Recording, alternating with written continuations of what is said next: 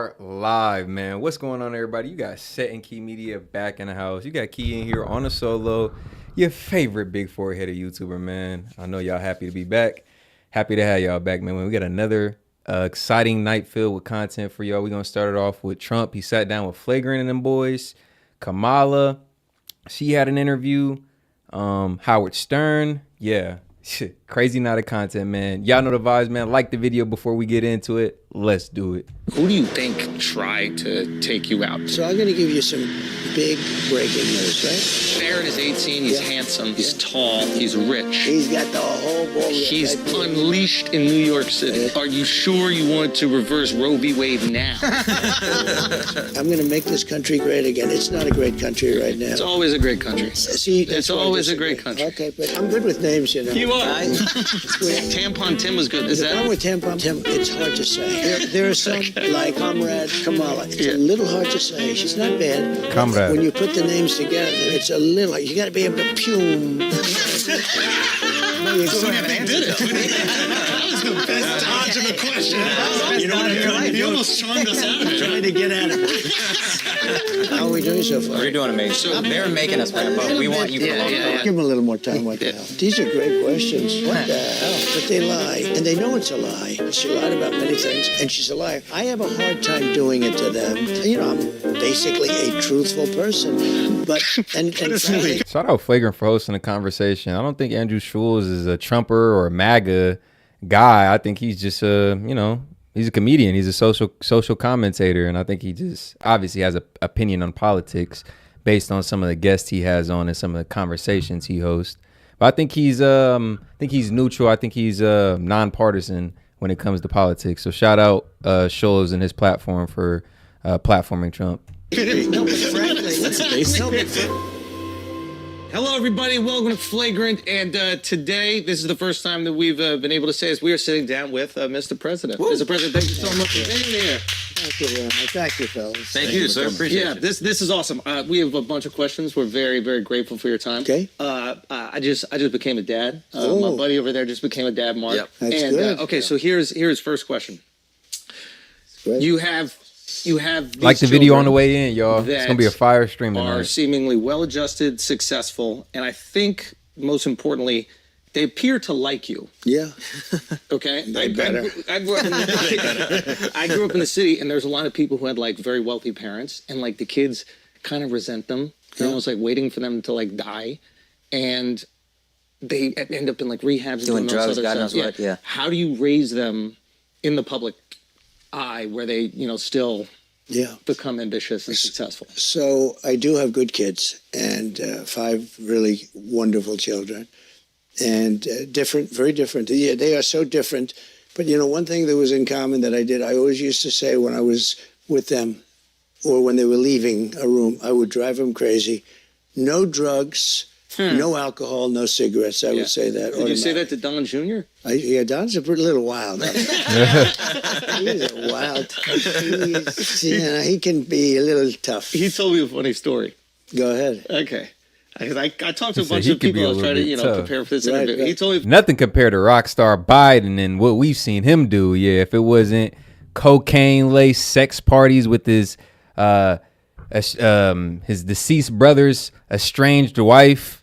Yeah, that boy Rockstar Biden might have took the cake when it comes to presidential candidate sons. funny story. And he said to me, he goes, once he asked if he could have a couple of his friends over for New Year's. Was it New Year? No, it was July 4th. Right. On top of Trump Tower. Right? And you said yes. He's They like, I still want trying to 5 make it friends. seem You're like that okay, wasn't I'm his out of town, bag go they for found it. at the White House. He brings 200 people over to Trump Tower. Okay? That's right. Okay. He says that you weren't supposed to be there. You end up showing up. You hear some noise upstairs. You come up. You go, what the fuck is everybody doing here? Get the hell out of my house. He said he cleaned for the next 36 hours. And he said, to this day, you have never brought up that it even happened. And he said, I'm starting to believe it might not have happened. So said that's all can you give him closure? No, it happened. No, I can never give closure. you can never forget. A lot of people like to forget things. You can't know. He's a good guy. And, he's taken a lot because he was always a good student. He went to the Wharton School of Finance, which is great, and he did well. But he went into the world of politics not because he wanted to, but because I was there, and I sort of automatically you drag the family in. Mm-hmm. And this guy, what he had to go through with Russia. He goes, Dad, they're asking me questions about Russia. I don't know anything about Russia. What's going on? And all of a sudden, he's in front of grand juries. He's in front of Congress. It was a hoax. It was a total hoax. Yeah. This was a made-up hoax by crazy Nancy Pelosi and these, the maniacs. Yeah. Hillary Clinton, who's totally nuts. Yeah. And this went on for 2 years. And he'd always say, Dad, I know nothing about this stuff. And he'd go before the grand jury. And, Comey, you have Comey, who's the worst, just a bad guy. But he went through a lot. And it actually made him tougher. Mm-hmm. I don't know. I think what makes Trump so funny, and this is just a side thought, I think what makes Trump so entertaining is just he's authentic to who he really is. Like, if you really sees how he's coming across, he's not trying to be particularly funny. He's actually just being very candid, very transparent. I think that just speaks to who he is as a person, but something about the delivery, something about his straightforwardness is just, it's hilarious. Like, it's hilarious. It's not like he's really pandering, trying to be funny, trying to throw jokes in there. He's just a funny guy, naturally, low key. Good or bad. But he's a tough cookie, that one. Yeah. Mm-hmm. And it made, in his case, it made him tougher. Ivanka did a great job. She didn't want anything. All she wanted to do was get people jobs. I would have made her the ambassador to the UN. I wanted to do that. I think she would have been incredible, the whole aura. She would have been great, but she didn't want that. She didn't, and that would have been a very glamorous position. Yeah. She would have been great there. All she did is go to see companies and hire people. She wanted, and she hired, I think it was like 10 million people, some incredible amount of people. She'd go to Walmart, she'd go to Exxon, she'd go to these big companies and see if she could get groups of people hired. Yeah. And she loved doing it. It was great. And there was no glamour, there was no anything, but she got people jobs. That made her. So how do you instill the ambition in the kids? I think a lot of kids that grow up with wealth, they kind of are lazy and they feel like they have no direction in life. And a lot of times they turn to like drugs and other shit. How do you instill the ambition? Well, I've seen a lot of wealthy families where the kids are mostly don't work out too well. Some don't turn out to be bad kids, but they end up hating the father, or the father maybe wanted them in business. I mean, I have one father that's very competitive with his son. If the son were more successful than him, he would hate it. He would be unhappy. I said, "Are you crazy? It's supposed to be the other way around." That's awesome. My father was so proud of me. He was a successful guy. But my father wanted me to be more successful. I mean, he was so proud of all the things. I wish he could have seen what happened. Because we did. And Donald Trump comes from like a lineage of successful people in his family. His father, wildly successful real estate businessman. And for those of y'all who try to be like, oh, he was started off with $1 million loan and fumbled it and went bankrupt how many times? Like, a lot of y'all would have got that $1 million loan and wouldn't have made it to the end of the month, let alone make a career out of it, be a successful businessman, entrepreneur, and entertainer like Trump has been. And he was able to turn that $1 million loan into $1 billion several times over. But some people would call him a failure, a failed businessman, but he's a billionaire. If this isn't the mark of success, and he was able to transition from a wildly successful entrepreneur to a politician that's beloved by many people, if this isn't the mark of success, I don't know what the standard is. Oh God, what's a successful show? Meat right in the side is just like, yo, you got to respect the work the man put in. Did things, but he was, he's just a proud father. What do you think? And I think most fathers are that way. I hope that. But I've known many fathers that are very successful that didn't want that broke up over their son's success. If in the few cases where the son was more successful, which was very seldom, actually. It's very seldom. You take people like in sports, because in sports you see it, because it's a microcosm of life, but it's quicker. And you'll take like the greatest golfers, and they'll have a son, and he'll be really good as a young. But they never supersede, almost, I can't think of any, they never supersede the father in terms of success. And in sports generally, baseball, you can go to a lot of different sports. And it really is a sort of a microcosm of life. But with life, it takes a lot longer to find out the end Come to result. fruition. I'm sorry Yes. to interrupt you, but we said you're a great father up top. First thing you say is, I've got great kids. You didn't take credit. And then your entire answer, and I thought this was really cool, your entire answer is about how great your kids are. That was a very cool Thank thing. you. That's Yeah. very nice. I think I like this interview. I think, That's a genuine. I think it's right. It was- And by the way, congratulations. I hear your show is is crazy monster success. We're doing Congratulations. pretty good. We're very we're interviewing presidents. Yeah, so yeah. No, it's really good. And right in the middle of a If they're campaign with only interviewing him, 29 that means days only to a matter go. of time. And you're taking up time. If they're interviewing, if Flagrant is Andrew Schultz interviewing Donald Trump, it's only a matter of time until he gets on Joe Rogan. Who? Trump. And I'm gonna say Yeah, that. I think The reason I say this is because, bro, you know how much times Adam Schultz has been on Joe Rogan? Oh, well, I don't think it's a matter of popularity. I think Joe Rogan just said he was trying to stay out of the politics conversation as far as endorsing a particular candidate. But I think he recently said like he's open to it now. Yeah. I think we were talking about that. Like he's open to And it's the funny. idea of having them As on. soon as he said he's open to it, one of his main people he have on has him on. Well, it lines up. Just to talk about your family. Yeah, we're just complimenting You know what it is? It's a different world out there. You guys and some others. Yeah. You know, we had the standard television stuff for many years, and that's still. I think it's underrated now. I think it's still very important. But Sure. but there's a whole new thing. Elon interviewed me on something. Yeah. And I think they said 275 million Wow. hits or That's a listeners. lot. That's a lot of people. That was a That's record. a nation. Yeah, that X But it's a interview whole between new Donald different and way Elon of, damn near broke the Can I internet. ask you a question? Getting the word Worldwide. out, right? About Elon specifically, is he your favorite African American? I'm weak. He's a piece of work, I'll tell you. You know, he's a great guy. Yeah. He's obviously a brilliant guy. Yeah. I mean, when I saw the rocket engines come back, I said, how he "What is answered that. that?" That was funny. Like He a said, couple "You know years what? ago, He's a I've great seen guy. He is a rockets go great up, guy." And then they crash Shout out into the Elon. water. And I see the engines are coming back, and they're landing. It's unbelievable. They're landing, and they land on a raft in the middle of the ocean someplace Yeah. with a little dot, and they land right on the top of the spot. And my wife can't parallel park. I know most people Yeah. can't, but no, he's great. But he's got a great heart. He was with me. I don't think any of my as you know, on girlfriends could the have other either, to night, be honest. and Yeah. we were honoring To a this man who day. got killed at a rally. Corey, firefighter, great guy, and it was a beautiful evening. But Elon went out, and he loved the crowd. He loves the country. Yeah. And he's picked a side. A lot of people don't want to pick a side. I have a lot of people that are big supporters of me. Yeah. But they won't go all out. You know, they can't. They're scared. Quite, There's a they're cost. Scared. Yeah. There's a cost. Yeah. There is a cost, but there's also a liability. I mean, you know, some people, I respect it a lot when this guy was up there doing jumping jacks. You got to vote for Trump. You got to vote He for was jumping high. Yeah. He was jumping high. Looked You know quite what? African. When he jumped, he's in good shape. I'm looking at his waist. I'm saying, wait a minute, does he work out or something? But he had a great time.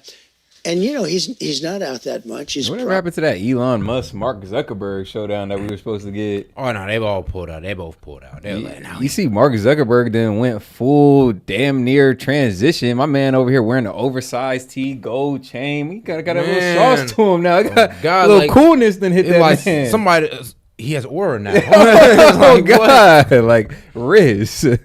probably maybe a little. Would you say he's a little reclusive, possibly? Yeah. He's also busy. He's got He like had 5 the, different he Chad was very pill. busy and maybe a little reclusive. But he, Oh, God. he had the greatest Came back time. from He an was saying, ayahuasca "Look at trip and these said, you know people." what? We had I'm gonna switch it up. 100,000, more than 100,000 people. Yeah, that's what I saw. It was a record. It was nobody's ever seen, and it was really. It was a celebration of a life, and it was really a MAGA. It was a MAGA deal. Yeah. And he was a big MAGA person. His family was there, and 2 other people that were very badly hurt were also celebrated. They Yeah. were very badly hurt. They weren't actually expected to live, Yeah. and they lived, and they had incredible doctors. Some of those country doctors are better than the big doctors that we spend a lot of money on, and they don't do as good. I will tell you right now. I don't want to knock anybody, but those country doctors saved 2 people because I was told that 3 would. No, think of that. Country 3 would be in trouble, and 3 were going to. Now Corey immediately, but the other 2 were so bad that they thought they wouldn't make it. Yeah. And those That is country funny. Bro, can you imagine getting doctor service from like an overly country doctor? That is funny. It would hilarious. throw you the fuck off. Like, no, I'm trying to hold hard not to laugh and answer your questions. Yeah, he kind of was in kind of one of those more rural districts in PA. I guess that's where the people got sent from the rally shooting. So Yeah. I guess the thought would be like, yeah, maybe the care wouldn't be as good. But hey, shout out to small county doctors, man. Shout out to small county doctors doing their part. Hey, they go to medical school too. Oh God, gotta put in the work respectively. They did a great job. Okay, so you're going back into this I don't place care if it's where staying there was this Timbuktu. assassination. Not like Yeah. you just gotta They hit you. dissecting animals. Headshot. Oh God, I gotta You do the same work. Yeah. It was not a good feeling. Yeah. Yeah. Are you Ear looks scared? better, by the way. No, I'm not scared. You know, I have an attitude. It's interesting.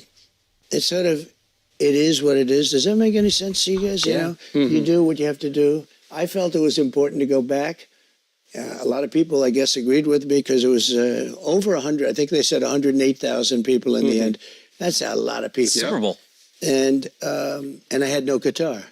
You know, if you have a guitar, it's easy. If you don't have a I guitar, thought you said Qatar. Yeah, me too. And I was like, I have guitar. I do have that. They like me very much, but I don't have a guitar. yeah, you have the right? guitar. Yes. So anyway, but that was amazing. It was amazing. I mean, no, I like it when somebody like Elon, who has a lot to lose, is Yeah. willing to do what's right. Yeah.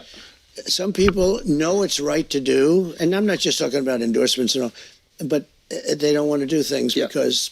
And I will say, for those of y'all who don't really like Elon, he has his own personal agenda. I could agree with that. He's a billionaire and he does have to protect his interests. But I would say when it comes to Elon, there's way more. The good outweighs the bad. Now, when I was watching it, the whole Elon interview, it seemed a little bit like ominous. He was like, "Look, bro, if we don't win this, is gonna be our last election. They gonna lock my ass up." And it kind of sounded like he said they're gonna lock me up to get X back under their control. So he's like, "Bro, He didn't even say I'm putting my life on the line for the Trump." Yeah, He's like, "I'm all in." I think when it comes to Elon specifically, or anybody with his amassed level of wealth, it doesn't particularly matter whether Kamala or Trump gets in there. They're gonna be good, right? Oh, God. But it does stand to reason that there's I'm sure a reason that he's supporting Trump over Kamala, right? Again, personal interests aside, I think when it comes to the topic of Elon, there's more good than bad. Like That and a $23 billion unrealized capital gain tax. Oh, that alone, right, might make you look in Trump's direction. But yeah, I think Elon kind of purports more good than he does bad. And double tap the screen and make sure to like the video, man. Let's go. They're They don't want it to cost them the opportunities. word in is the future. they want to be politically correct, and Yeah. actually they're doing a bad thing. I think for themselves and for a lot of people they may represent. Okay, opening line when you walk out there. Right. I mean, I amazing. was wondering what you were going to say, and as a comedian, you can seize the moment. Yeah, And I think he was a hell of a comedian, by the way. I appreciate That's what that. the word is. I would guess. So I hear you go. I see the video, and you go up there and you go, as I was saying. Right. Crowd goes fucking berserk, or what? They went, I would say, crazy. Yeah, yeah. And I wasn't Biggest sure. pop you've so- experienced. Yeah, I'll tell you how you have this as a comedian, or even not as a comedian. Just when you make a speech or you make some very serious statement. Yeah. So we're at a very serious and somber thing Event, because yeah. we're celebrating a life that is no longer with us. And I wasn't sure whether or not that thing, I had it in my mind for a long time. Once I said I'm going back, which I wanted to go back immediately, I wanted to actually finish my speech, okay? When I got up, I said, let me finish my speech. But I'm surrounded by like 8 very large, strong Yeah. men and a very wonderful woman. You saw that. Yeah, tape. yeah. But I'm surrounded by guys. They said, "Sir, no way, go." And I have blood pouring down. But I really wanted to finish my speech. I said, I think I had like 50,000. I had a lot of people there. Yeah. And when I went down, it was sort of like embarrassed. I said, I went down in front of all these people. That was my first thing. I don't want to be embarrassed. You were but embarrassed I that wanted you to- went down after being shot. Well, you weren't exactly sure what the hell was happening at first, Yeah. But also, you came back up with the fist I raise. did. That's one of the hardest I pictures. did, but I was also, Did you hear them say he's down, or were you just So like? when I got hit, I assume that it's funny. is it? When I Assume the worst. it is sort of strange, I guess. Make Now sure to like it's a the little video, bit, you guys. can smile a little bit, but not really, because the 3 guys, one killed, course, of course. 2 very What a badly. dick. Yeah. But when I went down, What's up, DMZ or DMW? I My had bad. total realization. Hey, good to see you, bro. It wasn't a surreal. You know, they talked about a surreal. That could be a surreal experience, like when something happens, some traumatic thing happens. People they lose focus. They have no idea where they are. I've heard many people where that happens. Something really terrible happens that. It was just the opposite. I knew exactly Marshall, what what's had going on, happened. dog? I got shot in the ear, and Secret Service thought I may have been shot. Actually, they were pretty sure that I was shot all over because there was a lot of blood. Just a little fact, if you get shot in the ear, it's the bloodiest place. It bleeds more than anything else. Oh, wow. Now, it's good to be shot this way, not that way. Bro. That way, Yeah, that's not bad. not So quick. if I don't turn, I wouldn't be doing this right now, So guaranteed. crazy. Guys, I got some stand-up You know what's so crazy? They ran the simulation on what happened if he'd have got shot, like, correct, well, with the How it's supposed to go? Yeah, The bro. trajectory of the shot? It'd have been a decapitation of a president on live. It'd have been live. Oh, his brains would have just been behind the people behind him, really. Yeah. It'd have been a Kennedy situation. Like it made me believe when they said Kennedy's wife held parts of his brain. Yeah. And when you actually look at the video when Kennedy got assassinated, it's almost like his head deflated. Yeah. The impact and the velocity of the bullet imploded his head. Yeah, it's something even like sometimes there's something that ignites in your head that makes the bullet ignite and just Wow. God damn. Head Like an explode. explosion. Yep. Great shooters. They're like better than find it scratch. sometime. Okay, if you use Yeah. and I they say bet. it's amazing because it was 130 yards. To me, that sounds like far away, but it's not. For shooting, it's not. He said that would be like sinking a 1-foot putt. Right. For just a decent shooter. Wow. And the ear is And mainly I don't know if you guys cartilage. are I hate when shooters, people but be like, they oh, said well, it looks like his if ear you're a healed up shooter, fine. It's almost impossible to miss. It's that close. Bro. It's really Yeah. considered that close. I mean, Shit. 300, 400, 500 yards is very doable, but this is supposed to Yeah, be some very people close. get it. Like, bro, it's cartilage, And bro. It's not so like he bone said, "Gee, or I think flesh. Don Or, became more religious. flesh, Actually, you want to obviously. know the truth. It had a big impact. He said Like it's he hit his impossible. whole ear. Right. It Like, just, it took it, the it doctor took a actually, when tip. I got to the hospital, they were fantastic. Butler Hospital. I get there, and the doctor greeted me and he looked at me and looked it over. Put it He like said, this. They weren't aiming for that "You ear. are the They were trying to get that man luckiest between the man eyes. I've ever met." Wow. He said, "You should immediately go out and buy a lotto ticket." Can you imagine? He's telling me to buy a lotto ticket. There's blood all over the place. Yeah. And he said, I've been doing this for 25 pretty years. goddamn I said, lucky. he said, Yeah. I've never seen a thing like this. Wow. Because it's just, just whacked it, but it was something that was, relatively not You so know bad. what's funny? That's like a common joke when people like get shot and it's kind of like a miracle that you survived. Or go buy a lottery ticket. Bro, I was told the same effing joke when I got shot. I was like, You go probably- buy a lottery ticket. Because it was this close to hitting your femur, G. I was like, damn, go buy a lottery ticket. Like, you got lucky. I'm like, how lucky? Real lucky. I was Like, like, nigga, patch me up, bro. I don't feel lucky like right yeah, now. I don't feel lucky. I'm kind of effed up right now, okay? Oh, man. Bad Yeah. compared to what could have It's like a happened. common joke. So I feel very lucky. It was an amazing be a experience, doctor a joke horrible or some experience shit. in most ways. In some ways, it was beautiful because I was somehow. Yeah, and regardless how you feel about Trump, that assassination attempt on his life was very, I would say, important, and it signified that instead of really an assassination attempt on Trump, it was an assassination attempt on the democratic process we have. Yeah. Low key, like in no way, shape, or form should political violence be accepted and Tolerated, championed in the media. It's regardless like of wild. what political affiliation you have. Like taking Trump out would have literally harmed our process. Like that's one half of the election right there. Like it's crazy. Somehow It'd have been an easy win for the Dems, hopefully, though. Yeah, for sure. Corey's protected too. I don't Corey's think the Republican firefighter. side would have been able And to he's rally in a after good place, that. maybe a better place than we're in Hopefully, here, yeah. because this world is a little bit on the tough side. But it was an amazing experience. Is Do there you any- feel like a increase in your spirituality after something like Well, this? maybe, especially when I'm hearing from people that do shoot and are good at it, that it was almost impossible to miss from, like Yeah. a 1-foot putt. You start to very, believe. like you got to miss it. That's a bad putt, right? Yeah. He equated it to a 1-foot putt. When they say that, I say, wow, that's so, you're saying, they said a bad shooter would hit you from that distance 100% of the time. Damn. That's pretty. Yeah. That's pretty good. Yeah. And here I am. A layup. We're doing this wonderful interview with four geniuses that are hot as pistols, right? Good hair on this guy. Likewise, sir. Pretty good stuff you got there. So anyway, but here we are. Who do you think tried to take you out? So, Oh, so I'm boy. going to give you some What's up, big Jess? breaking news, right? Love Hey. that. Because I know the kind of show and it's entertainment, but it's also very serious. I mean, I get the whole picture.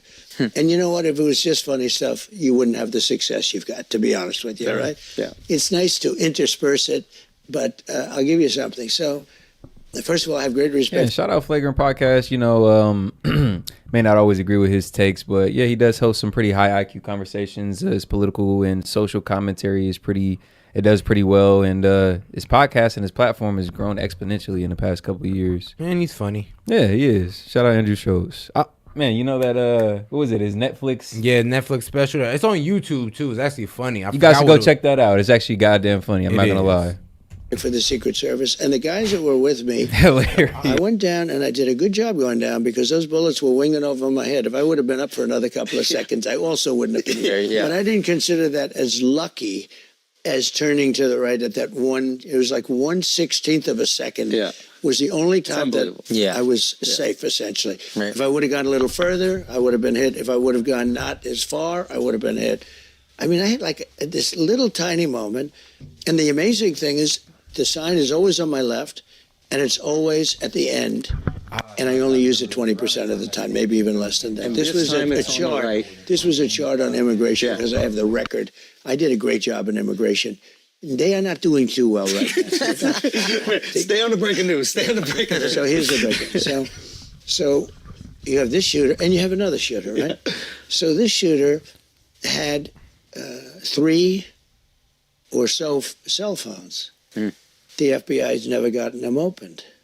Wow. The other shooter, 3 encryption. apps, they call them.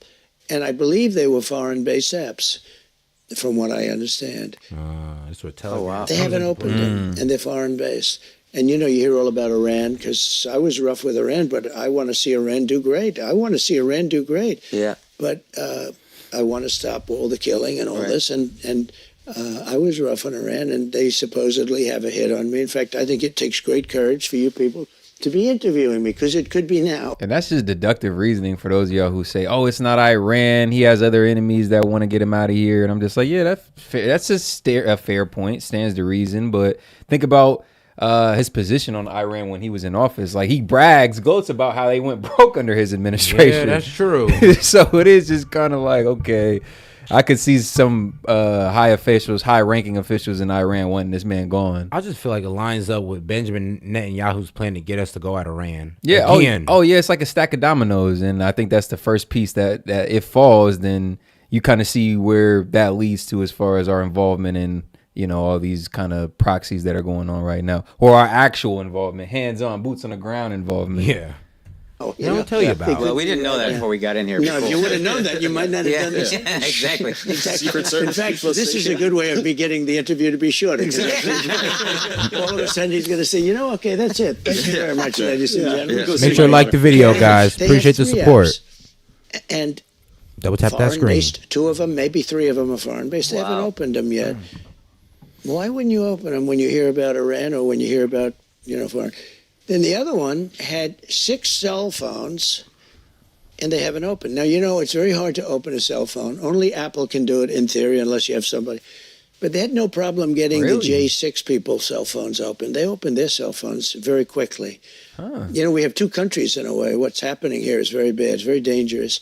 We So Apple was almost had encrypted. Who one knew? because I had the greatest End encryption on Apple's part. Shout out Martian Gamer, first super chat of the show, man. One of the mods, one of the supporters. Always happy to have you in here, dog. He says, "Yo, show that one video exposing Kamala's lies. I know I requested it a lot, but it's the best." You know what's so funny? We got you, dog. It's like my man Set was already ready. Like, we knew he was gonna pull up, bro. You one of the supporters, but Man, trust me. We always got you on there. We always got you on there. Now we Set got this man on the video on speed dial. It's in his back now, pocket. Of course, he wants the longer one, right?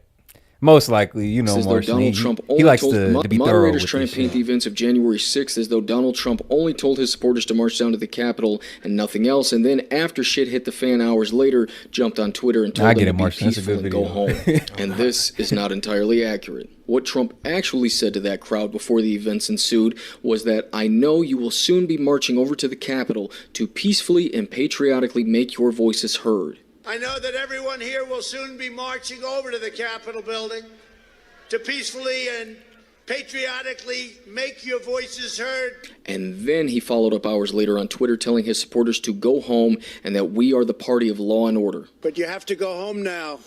We have to have peace. We have to have law and order. We have to respect our great people in law and order.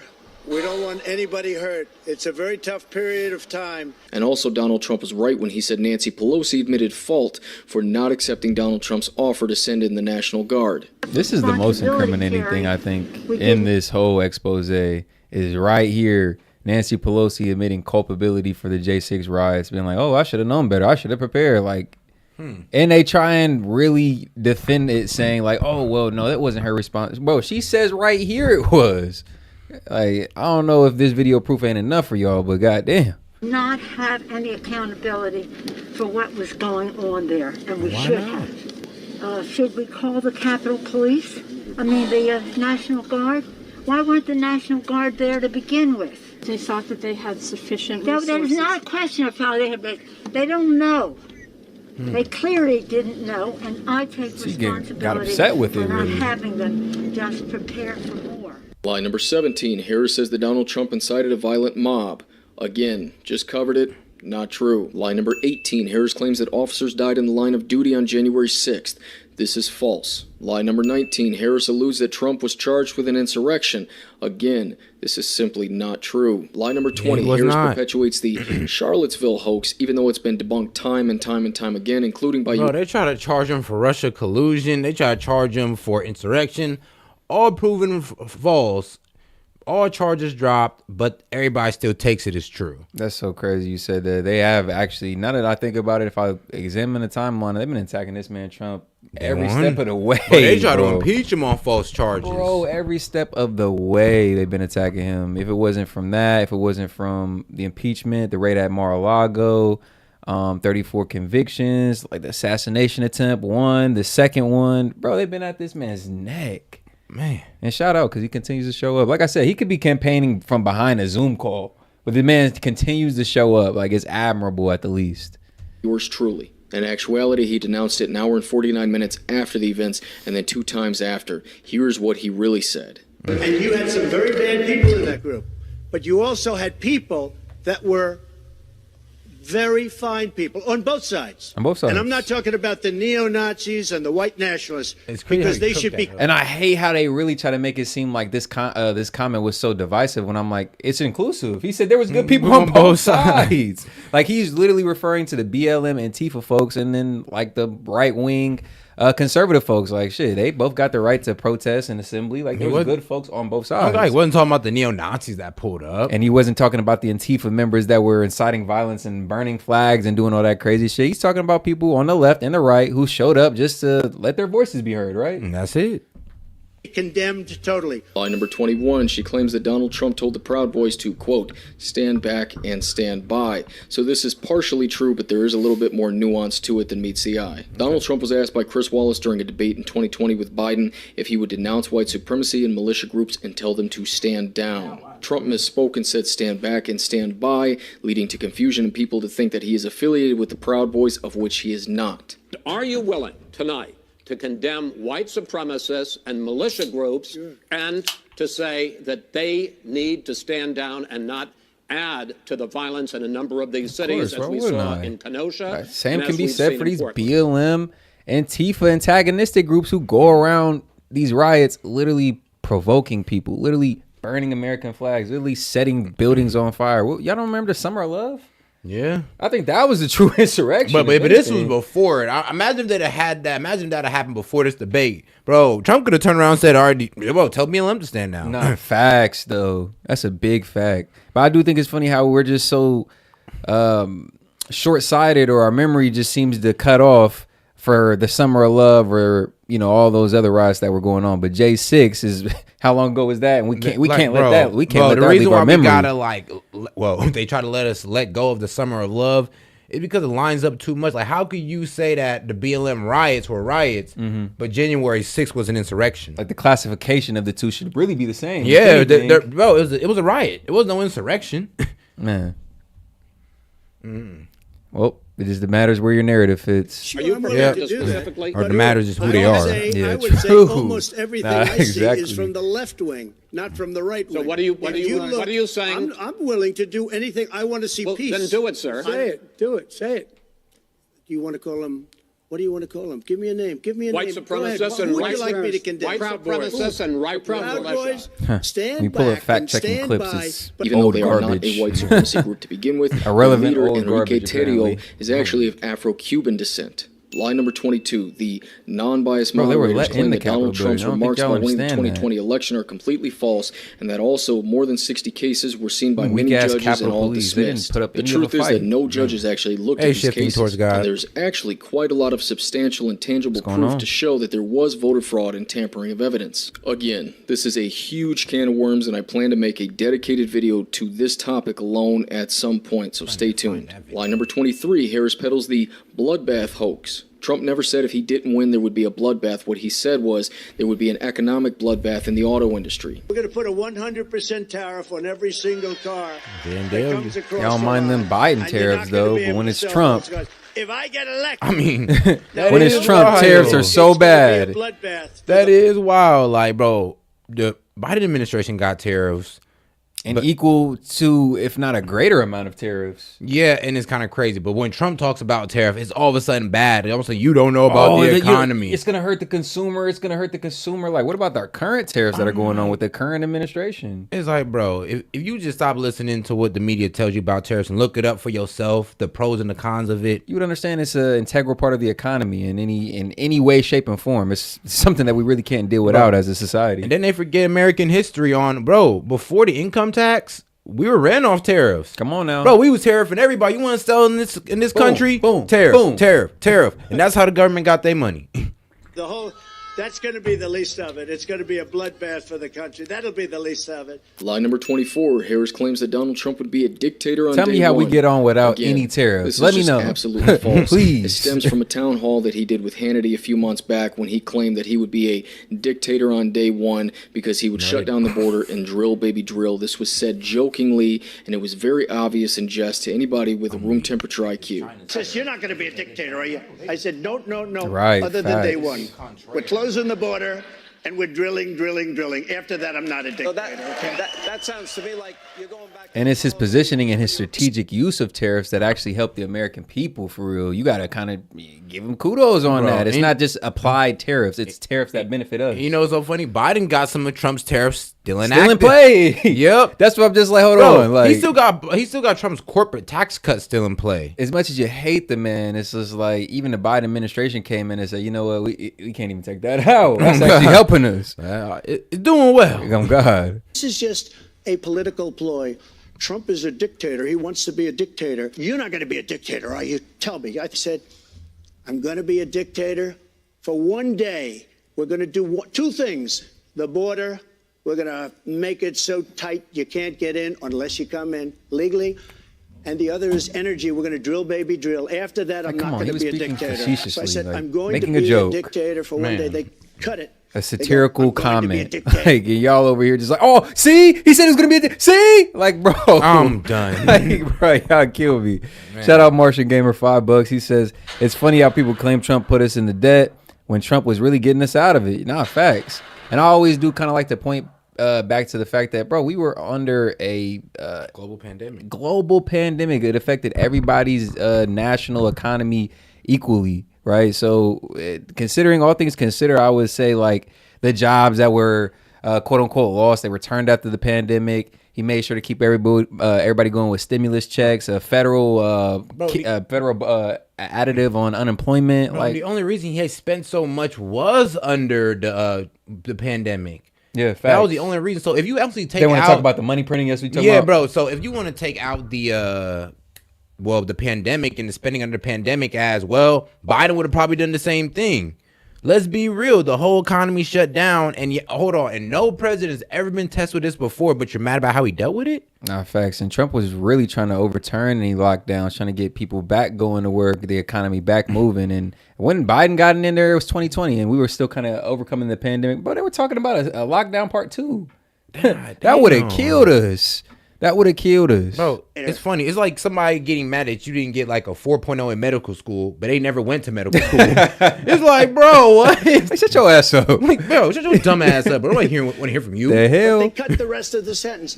No. Shit. I am not going to be a dictator. I'm going to. You went to medical school. They went to Coursera. Like we did. Shut up. 25. Harris claims that Trump told Putin, quote, "You can do whatever you want and you can go into Ukraine," end quote. This is simply not true. There is no evidence to support this wild-ass cockamamie claim, none whatsoever. Line number 26, Harris claims that Trump and Kim Jong-un exchanged, quote, love letters. What's going on? This one is just kind of elementary and a little silly. So the actual truth with this is, yes, Donald Trump made a joke about this years back in 2018 during a rally, claiming that him and Kim Jong-un used to be at each other's throats, and then they started exchanging letters, and then they fell in love. I was really being tough, and so was he. And we would go back and forth, and then we fell in love. Okay? No, really. He wrote me beautiful letters, and they're great letters. We fell in love. But you know what? Now they'll say, Donald Trump said they fell in love. How horrible. That was an imposed lockdown. Like, we had no choice in that first lockdown. That was really something we had no choice in. A global pandemic, everything was new. This is unprecedented event in really history for real. So that lockdown was more or less a matter of mandate rather than choice, I would say.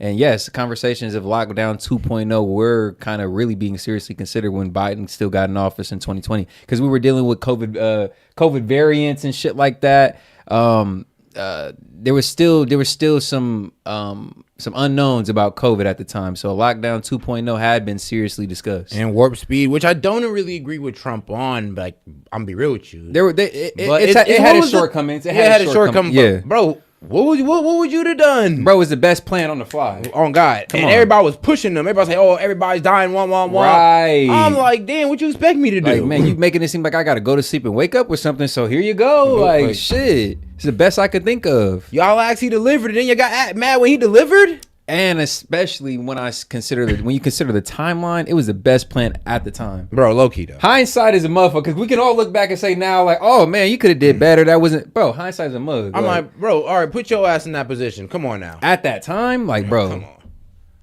It was a joke. It was said in jest. Whatever they Harris need. was trying to we gotta do something. That it's what you mean, mom and pops both is of closing them are down for dictators, good, and they bonded over being dictators again. That's simply not true. In fact, there was a point in time where it was getting very tense between the United States and North Korea, but then Trump broke peace and became the very first U.S. president to ever set foot on North Korean soil, which I think is a good thing. I don't know about you guys, but I tend to lean towards peace. Line number 27, here's... Shout out Trenton Mayer. $1. He ain't got too much to say. Just wanted to show some support. We appreciate that, dog. Thank you, bro. That Putin and other dictators are rooting for Donald Trump to get back in office, but the funniest thing is that Putin actually came out and recently endorsed Harris. Line number 28, Harris claims that there are no active duty troops in any combat zone anywhere around the world for the first time in a century. Martian, they don't want to, bro. They just want to talk. This is false. I'm going to be looking at my notes here. There are currently active duty U.S. troops deployed to Iraq and Syria who have been under frequent attack by Iran-backed militia forces over the past year. There are also thousands of active duty U.S. sailors deployed to the Middle East who are facing drone strikes. And just earlier this year, 3 U.S. soldiers were killed on the border of Syria by Iran-backed forces. Line number 29, she claims that Donald Trump called for the death of the Central Park Five. So again, I've already debunked this. Go look for my video called Epic Debunking that I mentioned earlier. I go much more in depth there, but again, I will just briefly say there is absolutely no not just some TikToker, as you like to call it, man. Did Donald Trump think they were guilty? Yes. Does he still think that they're guilty even though they were legally exonerated? Yes. Does that mean that he actively called for their execution? No, it does not. Read the article in its entirety. And I hate how y'all kind of, just a side point, I hate how y'all trying to... He called for their deaths. He called for 5 black men's deaths. I'm like, then you read the whole thing, like, oh, he He just still thinks they're guilty. Bro, their parents turned them in at the time, bro. There was so much social pressure on them people, bro. At the time, everybody thought they were guilty. Bro, there are people walking around that you think is guilty that you ain't this mad about. So Bro. calm down.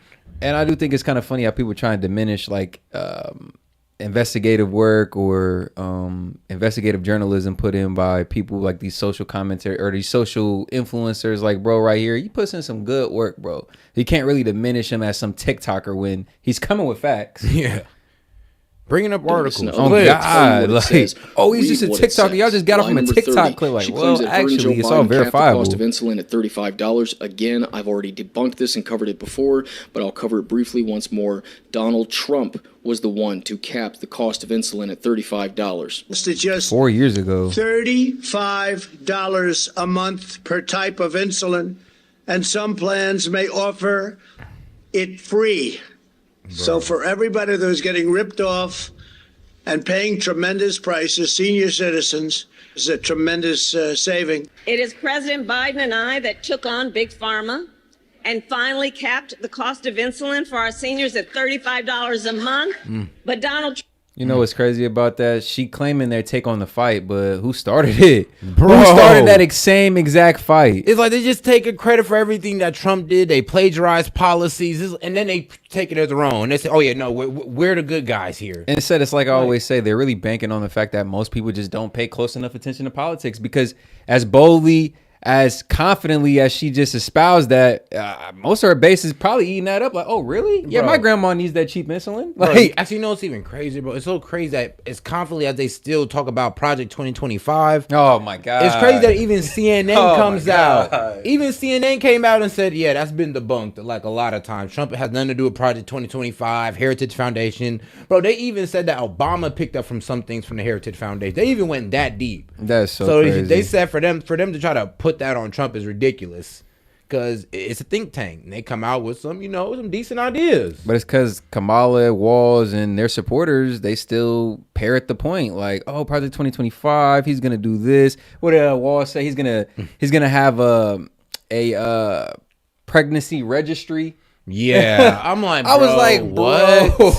What, bro? I was like, bro. Nowhere has he ever talked about that. It's fear-mongering, low-key. It's fear-mongering. Make it sound so Like, bad. and that's in Project 2020. That's not in Project 2025. It's not. Even if it was, they're not affiliated with Trump. And shout out Martian Gamer chiming in with 5. He says, well, we can at least expose another thing.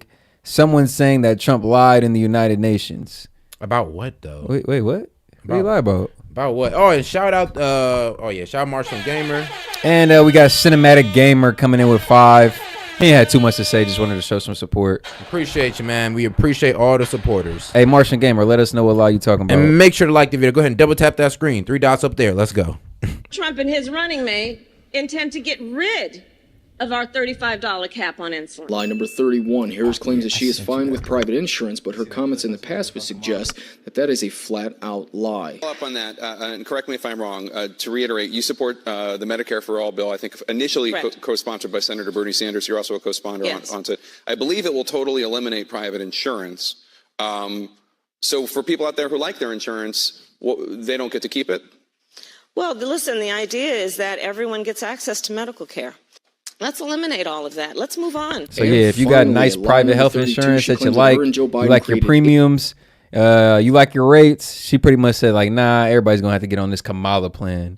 And that's really, honestly, now that I analyze it, now that I say it out loud, it's the opposite of Donald Trump's approach. He said, I'm gonna leave the Affordable Care Act alone until I come up. I already have a plan, but I'm gonna leave that in place until I finalize my plan, my Health Care Act. Replace it with something that's more efficient for both sides, healthcare providers and healthcare recipients.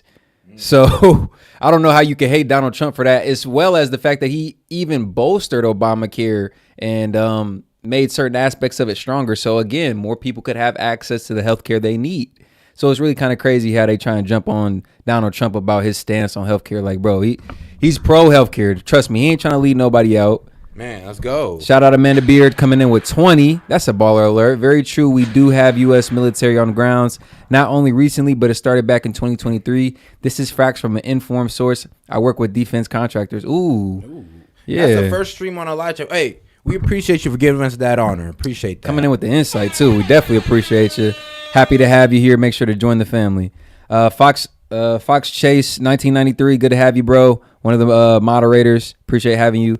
Should we check out some of the video when you guys want? Okay, yeah. We got you. We'll pull that up for you. Got you. 800,000 new manufacturing jobs. This is simply... Marshall Gamer coming in with another 5. Appreciate you, dog. Kamala's so bad at her job. With the border, you can actually see when she becomes borders czar or just by the spikes and crossing alone. Yeah.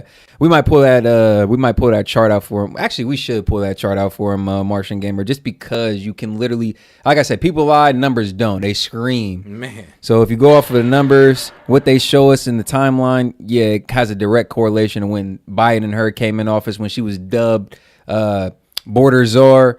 You can make that direct connection of the spike in the border crossings. Shout out Cinematic Gaming coming in with another 5. He says, let's not forget that Biden said we're with the people of Iran. When Iran's government were killing our own people, and then he made a deal with Iran oil. Or with Iran. LOL. Yeah, hilarious. And they say Trump put money in their pockets. Huh? Like how? It's like... How could you even say that? How, Sway? How? Not true. The BLS shows that 592,000 of those manufacturing jobs were recovered from COVID. Donald Trump alone created 414,000 of those manufacturing jobs, and the Biden-Harris administration only created 173,000 new manufacturing jobs. When you factor in all of her bullshit lies, Kamala Harris had absolutely nothing to go on in her debate performance, aside from trying to mislead the gullible public who doesn't follow this stuff as closely as a small subsection of us do. Take everything that this woman says with a grain of salt. That's the exact point I made. Shout out, bro. What's his name on TikTok? Y'all make sure to go follow Shattering Illusions. Make sure to go follow Shattering Illusions on TikTok. We done reacted to this video too many times not to get that man a proper shout out. He's spitting facts on that one. On God. Back to Trump. Economy in the history of our country. Fox Chase, give us a second. We're going to pull that up for you. We almost had one, but we really do have 2 right now, and it's a shame because I think we'll get them together. Success will bring us together, but they should get those phones opened.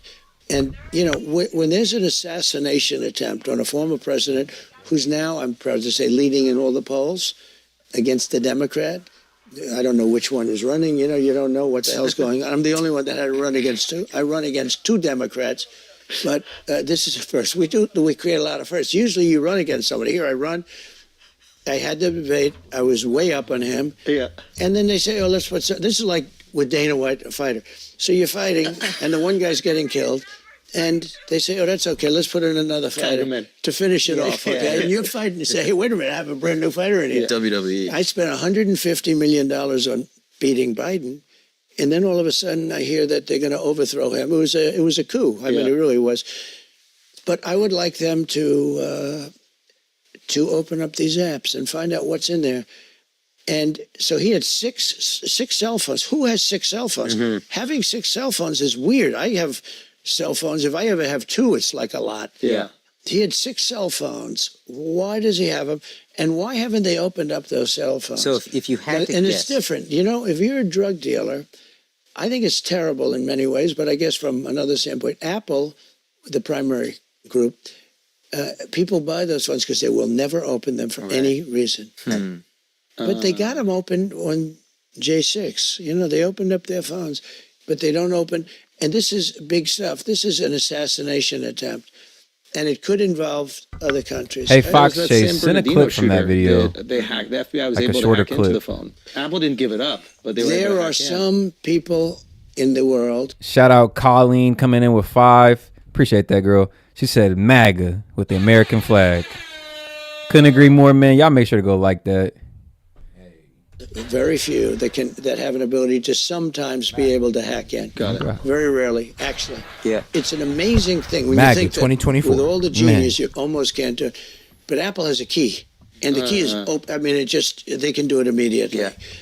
But they don't do it. I did not know there was any encryption on the Apple products. So iMessage I hate to is say encrypted. It, drug lords feel very confident that they'll never be exposed, and they use their cell phones their Apple phones, and maybe it's send a with clip other over, bro. companies. I don't It'll be a know. little They bit have easier Samsung, for they us have to other react companies. to a shorter clip. But it's very Timestamp. hard. Or Apple's very timestamp. strong in that. If you got when something it in comes there, to the like, assassination of a timestamp. president, leading candidate, former president, all that, I think the rules have to go out and they have to open those things and they have to find out. And In terms of national some security, people would say you have to either punish Apple or you have to get somebody that can do it.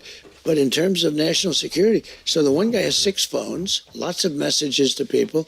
Who are those people he's calling when he's hiding behind a bush? So if you had to guess, I'm sure you've thought about this a lot. It's an assassination attempt. If you had to guess, who do you think is responsible? These are great questions. What the hell? I don't get these questions from the fake news. Yeah. Rosie O'Donnell's been asking like this. Deface the Nation. They have the woman on Brennan. She's on Deface the Nation. She was terrible with the way she handled Got a JD. funny little clip from y'all from Kamala. I don't know if y'all have seen it yet, but fell asleep at the wheel here, man. Should be in the history or in the likes. One of them. But it's hilarious, bro. I mean, you tell I thought me, this was AI, so I'm not gonna lie. Bro, it made sense. I'm like, bro, she can't go off the cuff? Oh, bro, this off the cuff. This was bad. Number 32. Today we got 32 days until the election. 32. So 32 days. Oh my God. 32 days. And the prompter Okay, we is got gone. some business to do. All right. 32 days. And we Mean know like a Wolverine. What's going we on? will do it.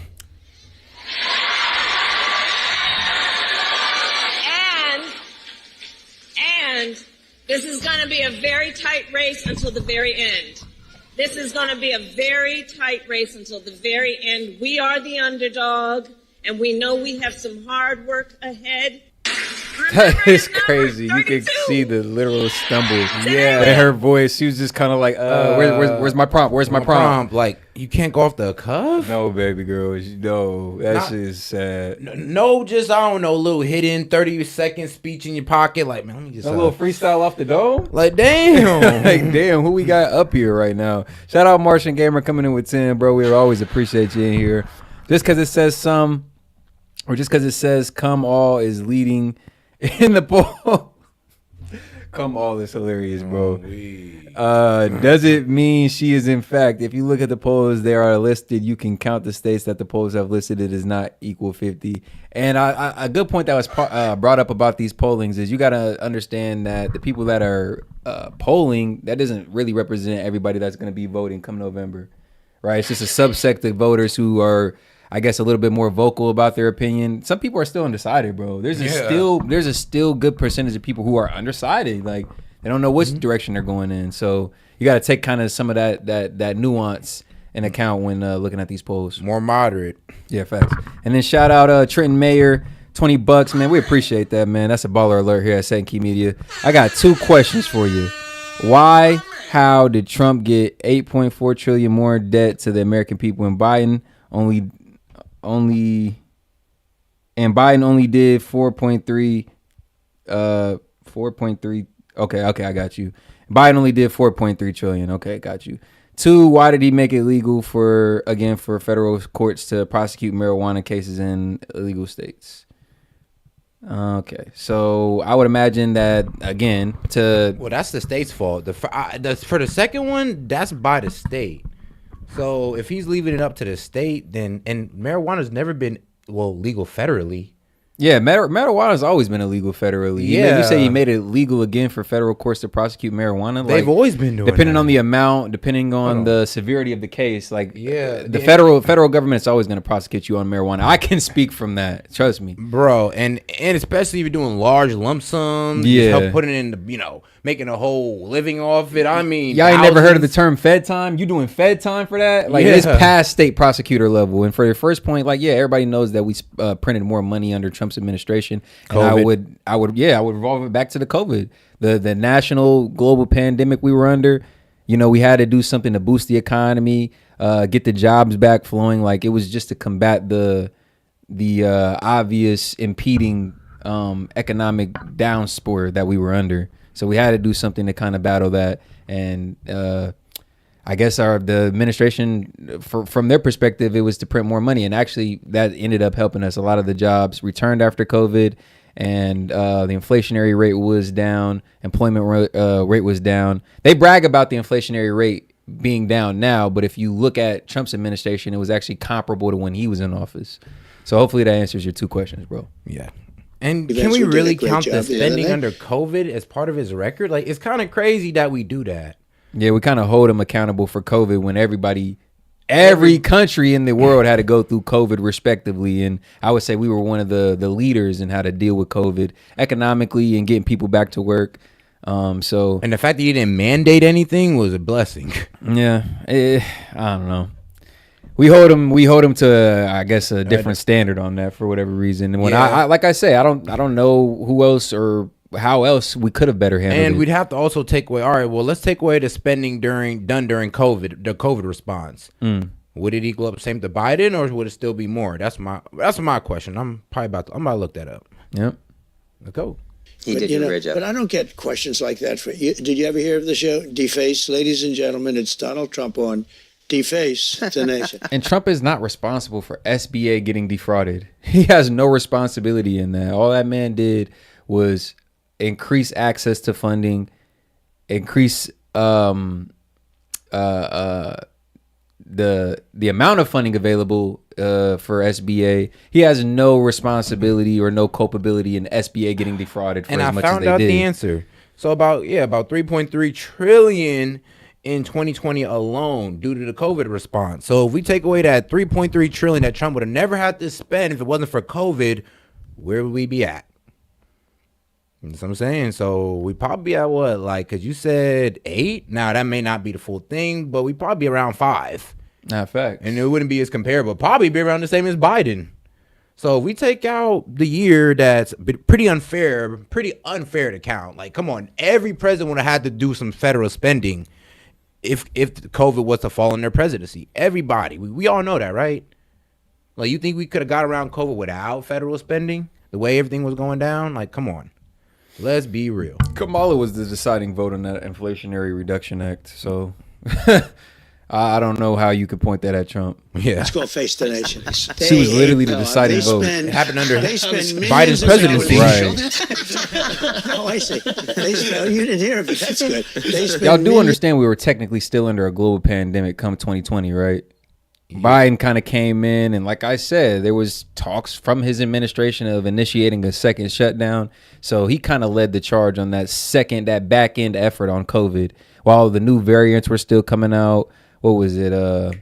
Omicron and stuff like that. So yeah, that was still an ongoing thing, even when Biden got in office. And for those of y'all that want to say, oh, well, Trump did so bad.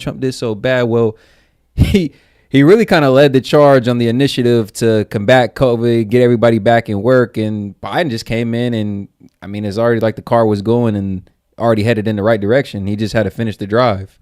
Well, actually, hold on. I stand corrected. Actually, it's even lower, or they're even higher. All right, this is coming from the federalreserve.gov. So on April 16, 2020, the board approved revision to its fiscal year 2020 order from 5.2 billion to 6.2 billion notes, and that's pretty much estimating about $4 trillion altogether is what we put up. Yeah, so they signed in even more. So at this point, we're pretty much saying that if we take off about $4 trillion, we're evening out to Biden. If we take away COVID's response, we're probably either 1 billion more than Biden.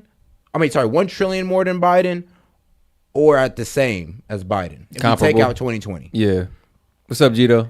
Dollars on the name CBS. Yeah. And then I come along and I say it's Face the Nation. Or Meet the Fake Press. Meet the press. You're good at this. I say Meet the Fake Press. And they spend all this money, and then I say it once, and it goes to millions of people. Yeah. But no, they are fake.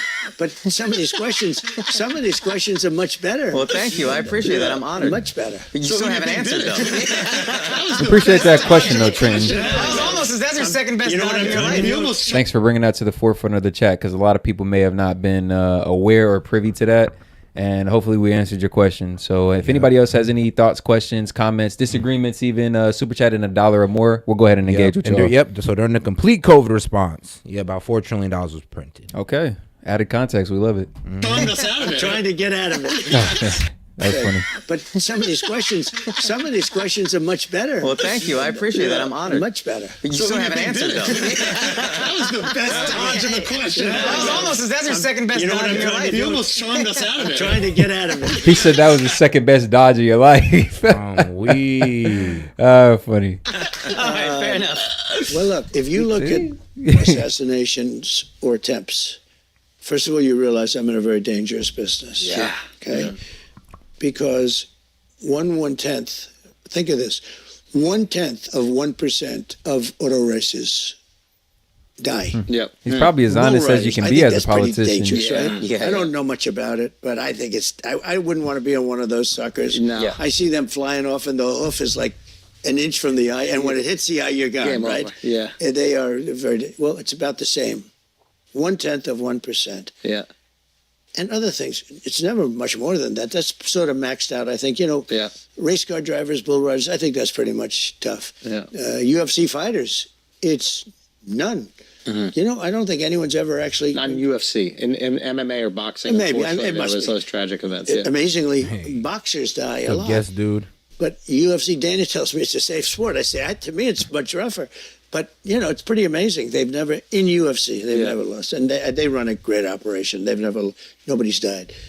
But with presidents, it's like a substantial percentage. Way higher than we When realized. you look at Lincoln and Kennedy and this and that. Attempts, you go Reagan. through McKinley. Yep. Garfield.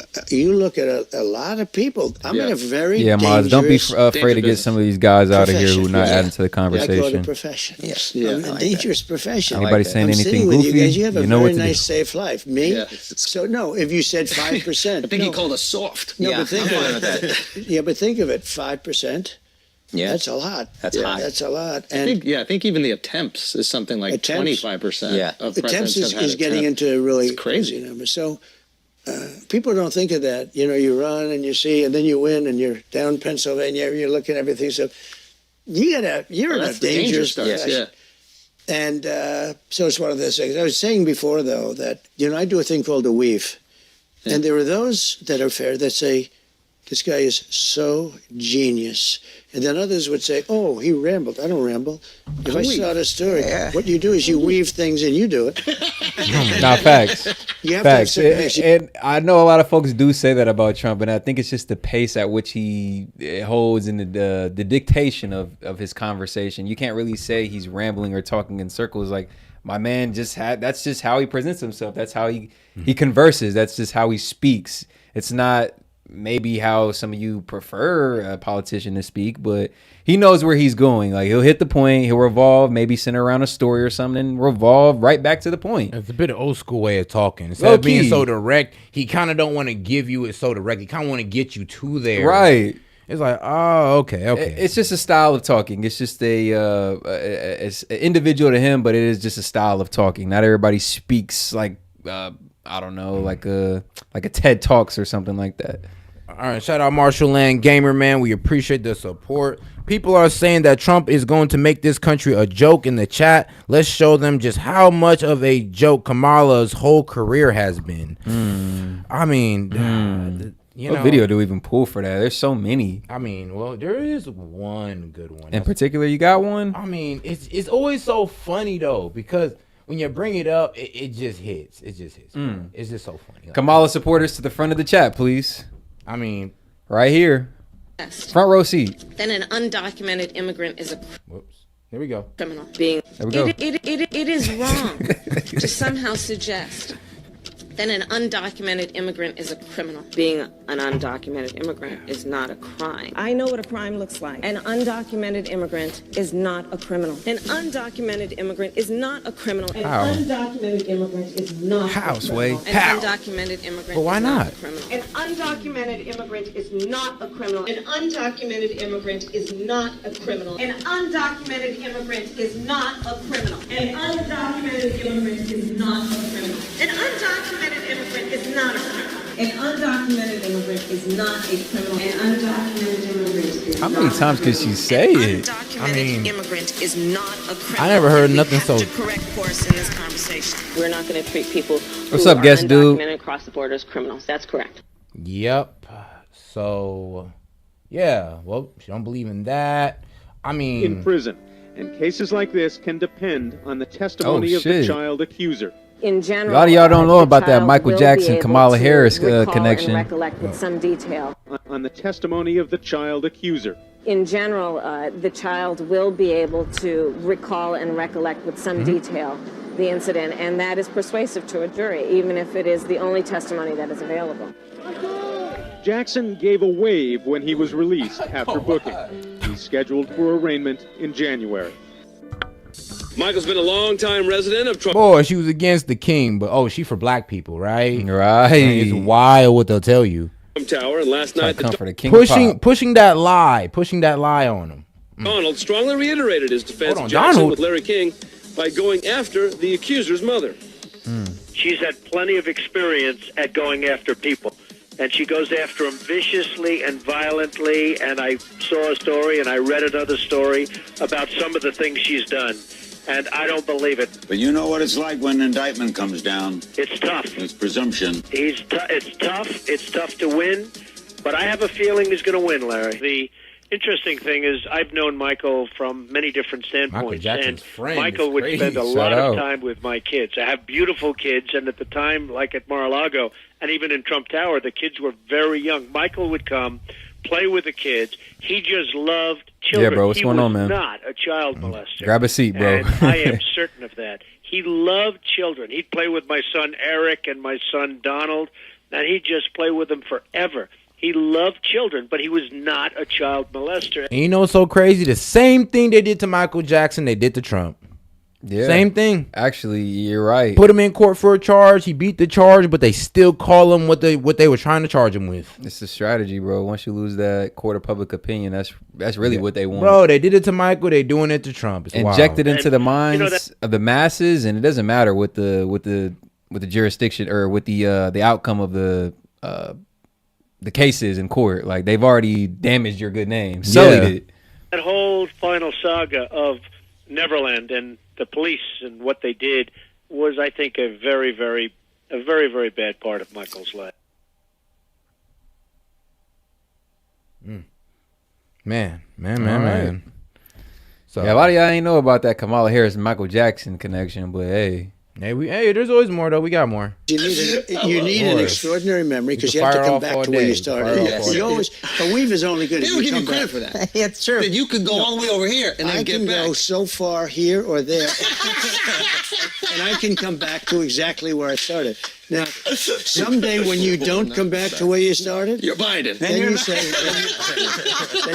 no, but the weave is the way. When you're telling like a story, I was telling a story at a rally the other day in front of thousands of people, and I started off, and then you were weaving something in the story. I actually mentioned Air Force One. Man, facts, guest dude. So shout out, he sent in 5. One of the mods, man. Appreciate you, guest dude. Always good to have you in here. If MJ was actual diddler, Corey would have told the world. Nah, facts. But all you had was parents trying to set that man up, libel his good name, and for everybody that does really know the story of Michael Jackson, he had a tumultuous childhood. So I do think he just had an inner child in him, even to the point of when he amassed all the fame and grew up, that he just had a love for children. The essence of childhood he had a love for, I think. Yeah. It was Air Force One was there. So I mentioned Air Force One, and then I said how I got 1.6 like if y'all know anything about Michael Jackson's childhood, like so, but then you have to come bro, back to his the dad story, was not easy on that. So anyway, I do a weave. I call it the weave. And some people think it's so genius, but the bad people, what they say he did is, not have a childhood, not a regular one. He was rambling. Yeah. It's not a ramble. There's no rambling. This is a weave. This is a weave. I call it the weave. Good name. I'm not sure. That's another name. We had fake news. We came up with lots of names. Yeah. But the weave is, I think we should make the weave a part of that stable. Yeah, you really weaved right answering my question twice. That's brilliant. So I don't even want to know the answer anymore. I'm not trying to keep weaving. I lost interest. We'll weave back. Let's weave back to his question. Because this is where it started. So we'll weave back to it. So really I sort of hate answering it because I don't want to give any false identities. I don't want to do anything having to do with creating something that isn't there. You would look at Iran. Iran has an open threat out for me, and that's bad. And Biden, if he were a real president, if he were the kind of guy he should be. Man, shout out Marceline Gamer, he said, and once again, history repeats itself. Ah, man, you ain't lying. You are not lying. Should say, if anybody shoots a former that's up to president critical who's thought, now bro. the leading candidate. A lot of times they present a story or a narrative one way, and they'd have you believe that certain things have been done. They'd have you believe, due to implication, certain people are guilty of said things.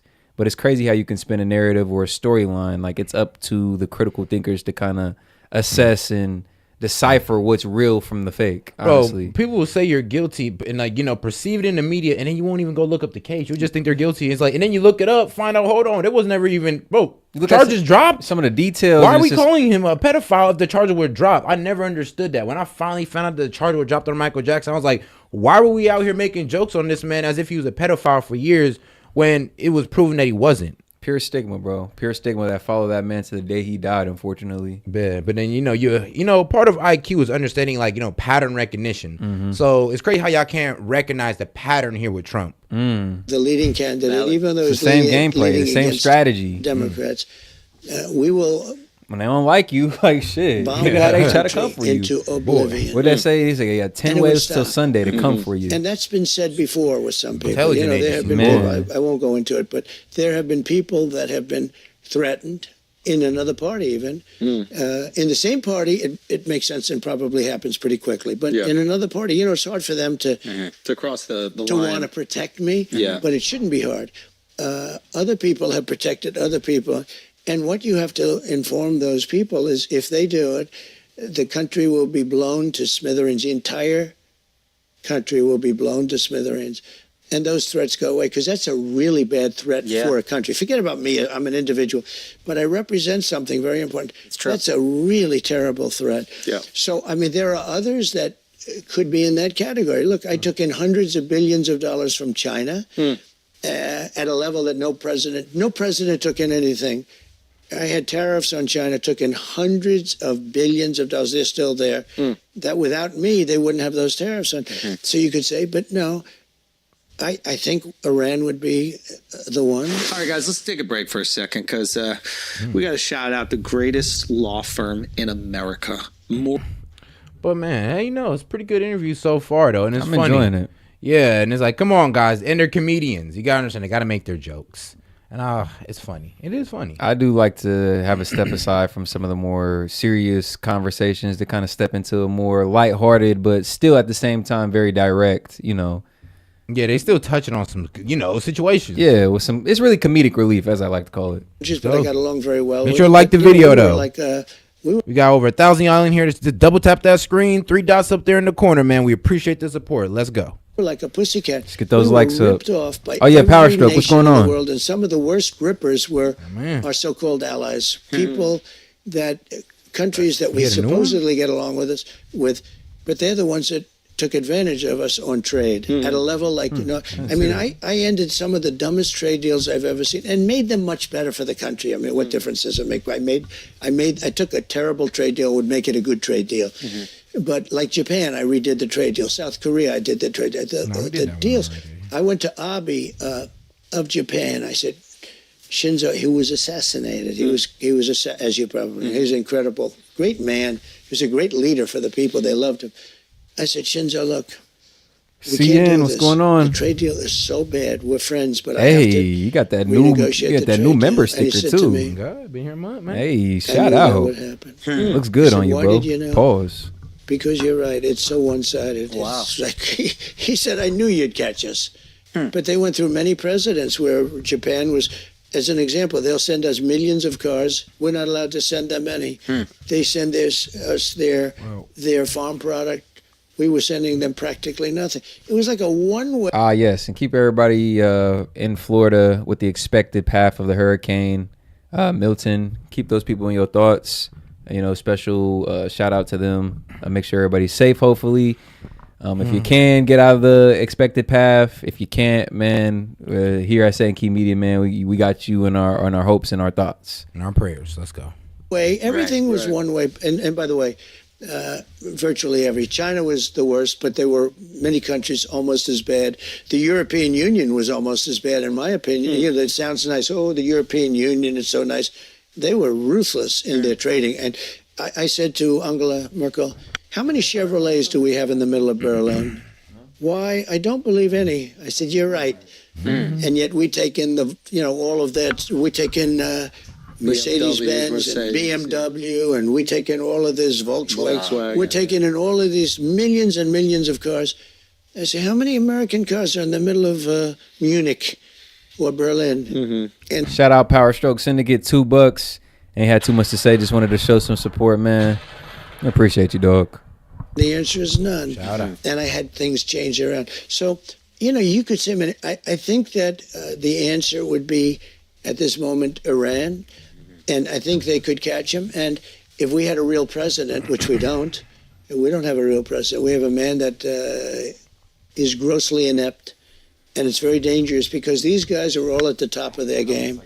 When you talk about President Xi and you talk about any one of the leaders in the world, Macron, he's a smart guy. He's all for France. I mean, he would take the shirt off your back if you didn't know what you were doing. So when you're with these guys, are these guys all sharks? Yeah. And you can sense the energy immediately?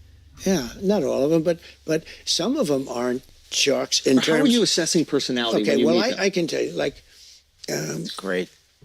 Modi, India. Yeah. He's a friend of mine. He's great. He's the nicest. India. This is for you. Oh, good. Well, I'll tell you. Do you like him or not? Yeah. Do you like him? I have family on both sides of it. Okay, I have well, family let me that tell loves you. everything and family I'll just that's tell not. you. You meet him. I know. Well, they had, before him, they were replacing him every year. It was very unstable. He came along. He's in a lot. He's great. He's a friend of mine. But on the outside, he looks like he's your father. He's the nicest, total killer. Because I asked him. Yeah. We're talking. They did a thing called Howdy Modi in Houston, Texas. Oh, yeah. And they filled up the stadium. It was me and him. Yeah. We filled up the stadium. It was beautiful. Like 80,000 people. It was going crazy. And we're walking around today. Maybe I wouldn't be as. Maybe you wouldn't do that. Yeah. But we're walking in the middle, waving to everybody. Anyway, but we have a very good relationship. He's the nicest human being. But we had a couple of occasions where somebody was threatening India. I said, let me help. I'm very good with those people. Let me help. I will do it. I will do it. And I will do anything necessary. We've defeated them for hundreds of years. Wow. He was talking about a certain country. Okay? Yeah. You can probably guess the country. Yeah. Can't fathom which. You know the country. Yeah. But I said, whoa, what happened there? What happened? So, no, they're all tough and they're all smart. And some are very good people. He's a good person. There's some are good people and some aren't good people. But they're all at the top of their game. And we have her, who is now more important than him, I guess, although he's still president of this country. And we're talking about nuclear war. And he's not capable. He doesn't even know what it is. Yeah. He said yesterday when they talked about should they hit Iran's nuclear, no, you shouldn't do that. I said, no, it's sort of just the opposite. Because the nuclear is the biggest threat we have in the world today. It's not global warming where the oceans are rising 1/8 of an inch in the next 500 years. Right. The threat that we have, the biggest threat is nuclear war. Yeah. He said there's one N-word you should never say. One N-word. Man. And it's nuclear.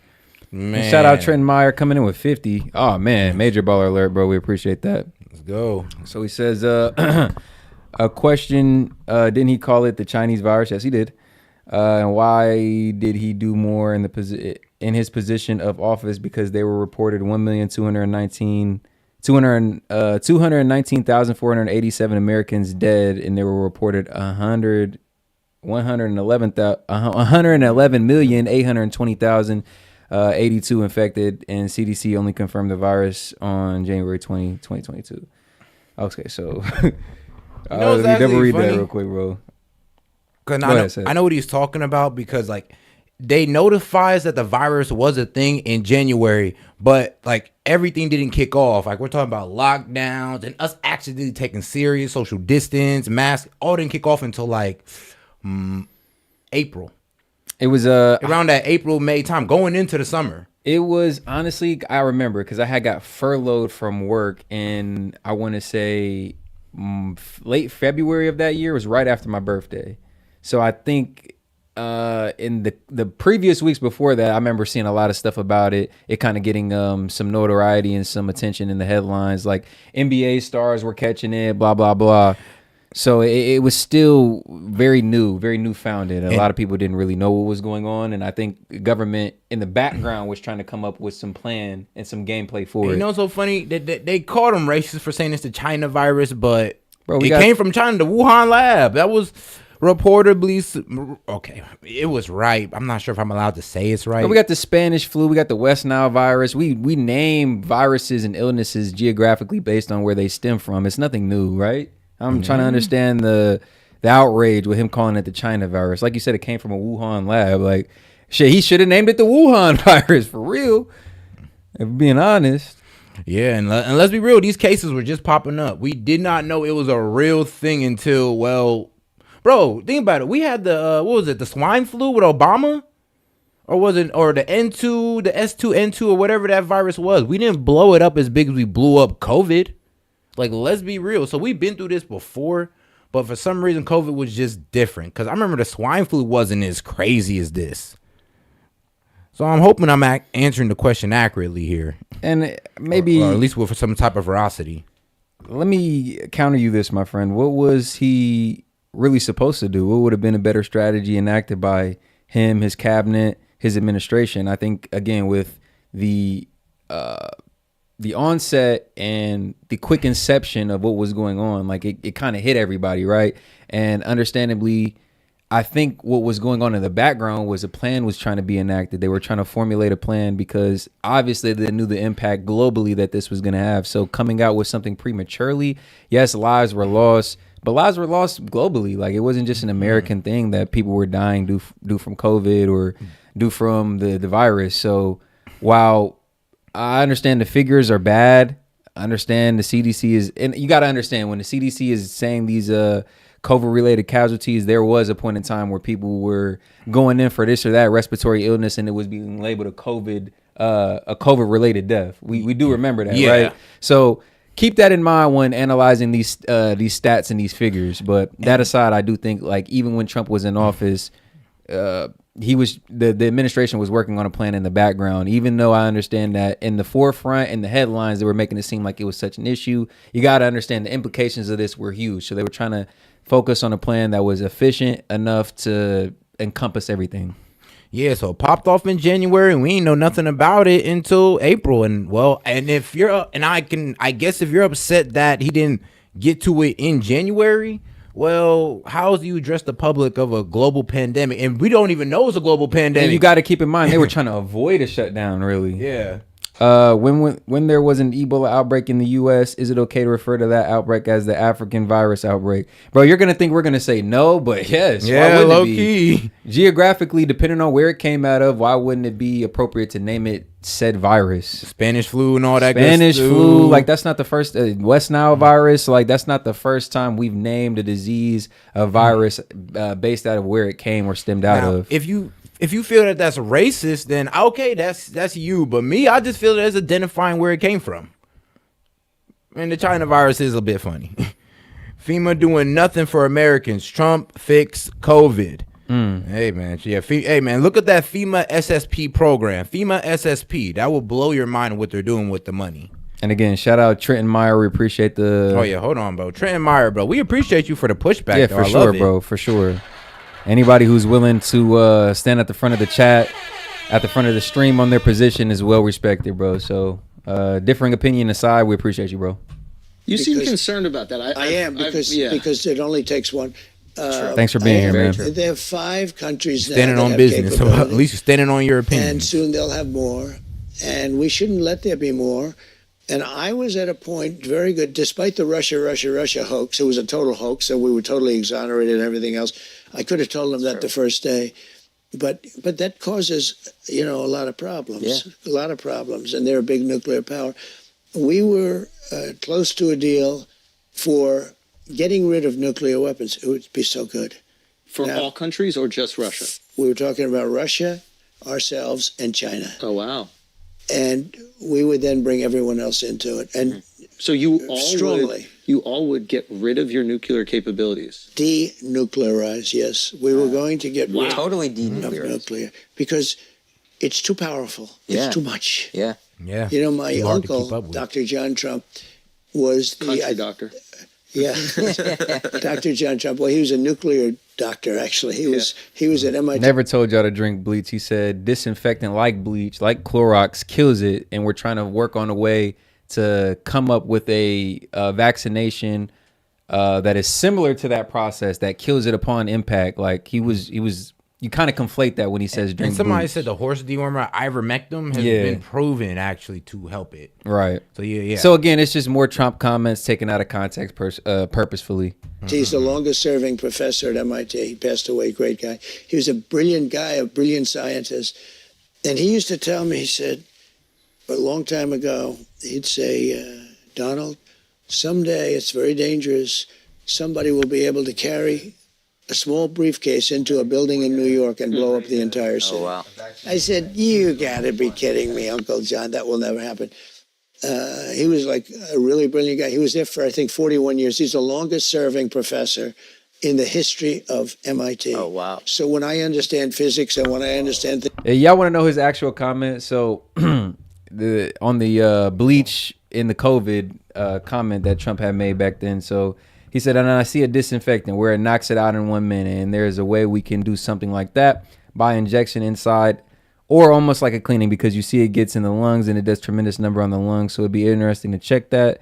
So that you're going to have to use medical doctors with, but it sounds interesting to me. So essentially he's saying how a disinfectant works, how a disinfectant kills the virus. We're trying to work on something like that, comparable to that, to where, we inject it and it kills it instantaneously. Yes, and just now imagine, we're going to be injecting Clorox. On God. And all you got to do is imagine Trump saying it with his hand gesture. On God, you know how Trump speaks. On God. And then even at the end of the statement, he says we're going to leave it up to the doctors, though. So come on, y'all. Come on, bro. He wasn't trying to tell y'all to inject bleach. Right. Like, come on, bro. Like, buy you some Clorox and then drink that suck. Y'all be saying some wild things. Like, bro.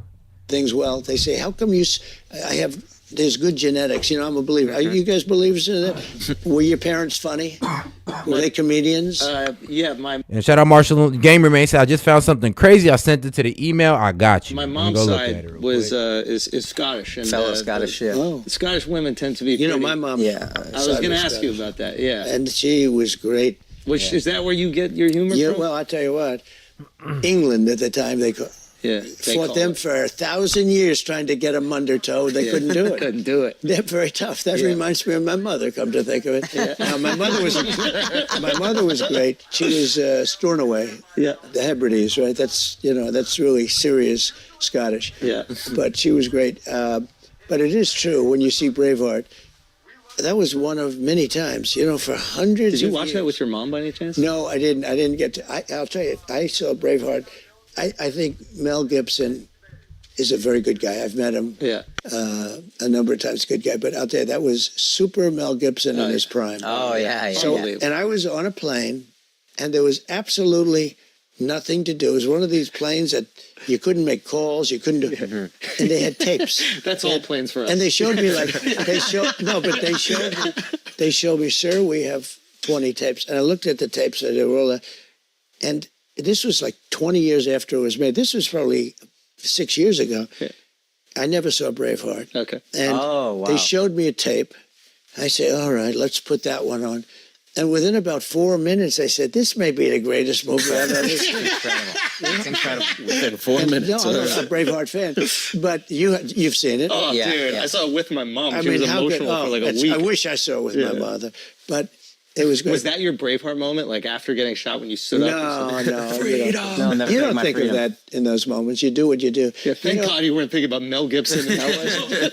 Nah, but he's good. But he was when he in prime time. He was unbelievable. I mean, at that his look, his way, you couldn't have had a better guy playing it.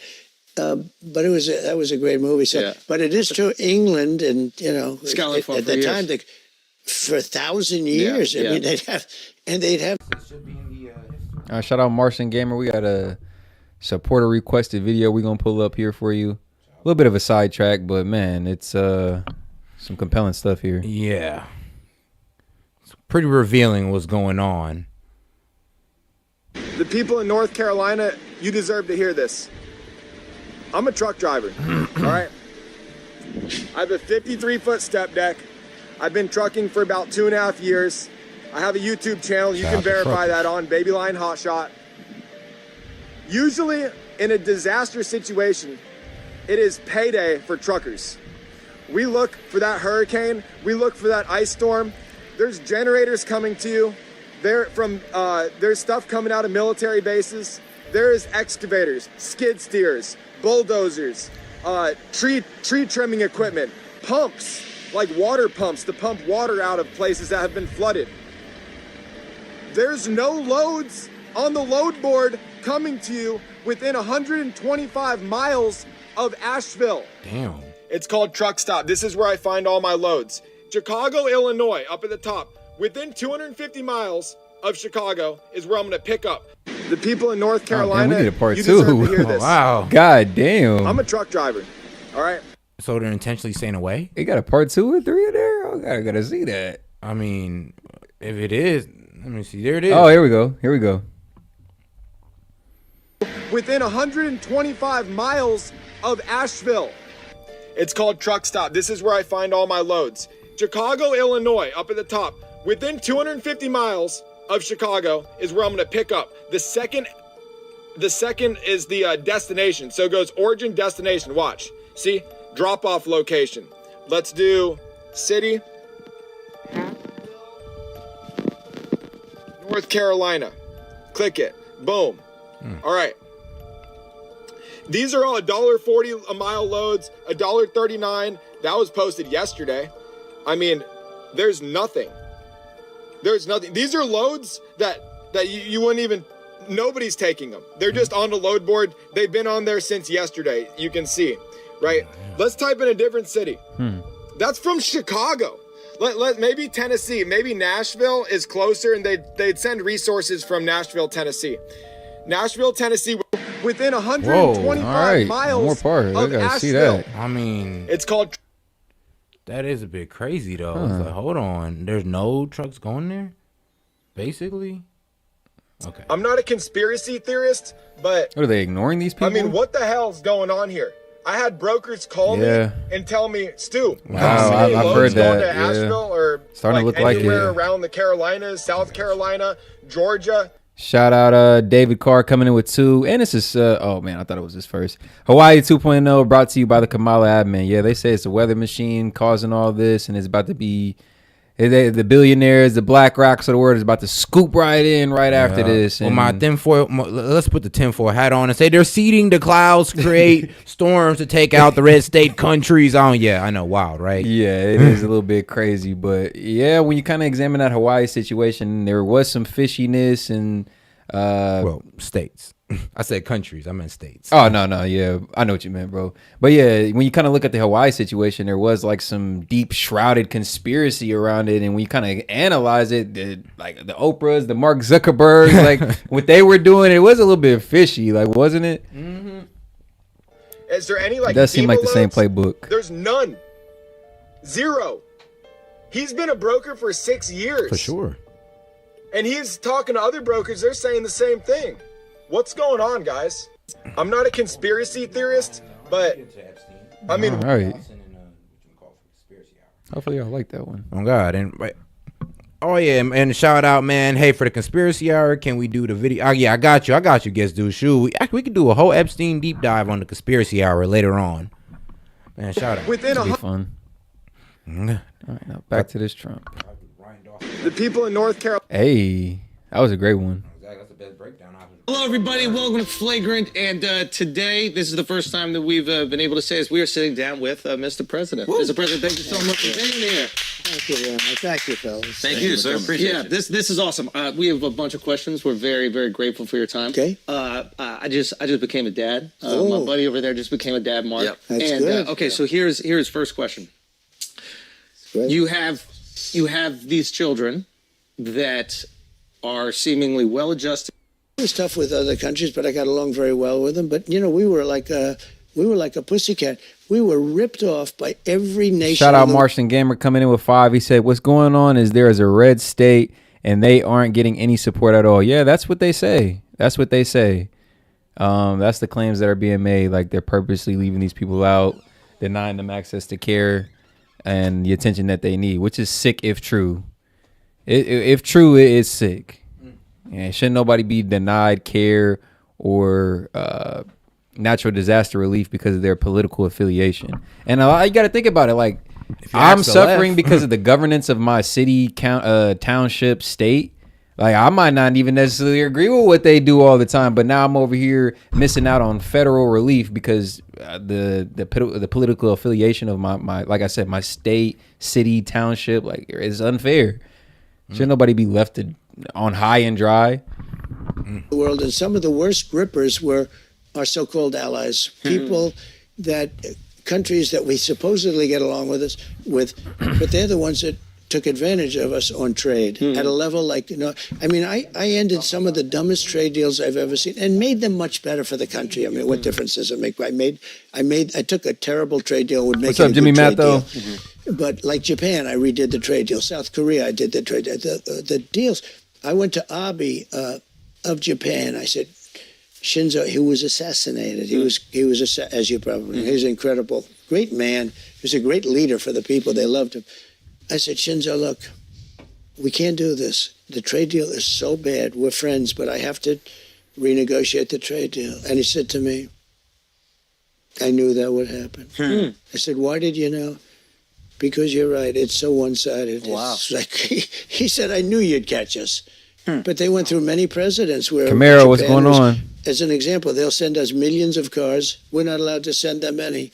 They send us their farm product. We were sending them practically nothing. It was like a one-way. Everything was one-way. And by the way, virtually China was the worst, but there were many countries almost as bad. The European Union was almost as bad, in my opinion. You know, that sounds nice. Oh, the European Union. I always did say, I'm like, you know what? I don't see much people drive American cars around the world for real. Nah, like BMW, Audi is popular over here, but they don't drive Ford and Chevy over there. That's what I'm saying. So it is a bit unfair. It's like, hold on. If there ain't the same amount of people buying our cars in your country, then why is your cars here? We can go ahead and make this. I'm sorry, but if there isn't that much, if you're not doing the same amount of, you know, purchasing of our cars in your country, then why the hell are we letting you over here in our market if our cars ain't even doing well in your market? Or it's either that or you're not promoting it as well as we promote your car.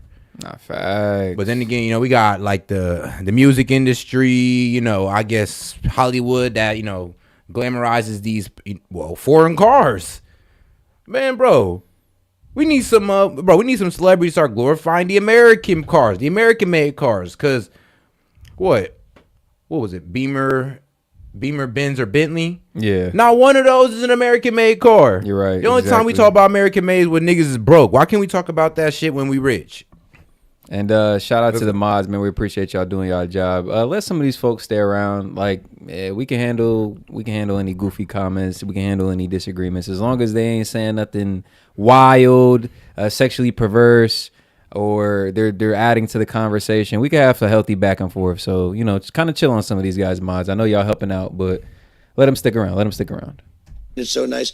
They were ruthless in their trading. And I said to Angela Merkel, how many Chevrolets unless they say something like, you know what they say, guest dude. We appreciate that. I said, you're right. Say something crazy like that, they got to go. We take in all of that. We take in Mercedes-Benz and BMW, and we take in all of this Volkswagen. We're taking in all of these millions and millions of cars. I say, how many American cars are in the middle of Munich or Berlin? And the answer is none. And I had things change around. So, you know, you could say, I think that the answer would be, at this moment, Iran. And I think they could catch him. And yeah, that was wild. If we had a real president, which we don't have a real president. We have a man that is grossly inept. And it's very dangerous because these guys are all at the top of their game.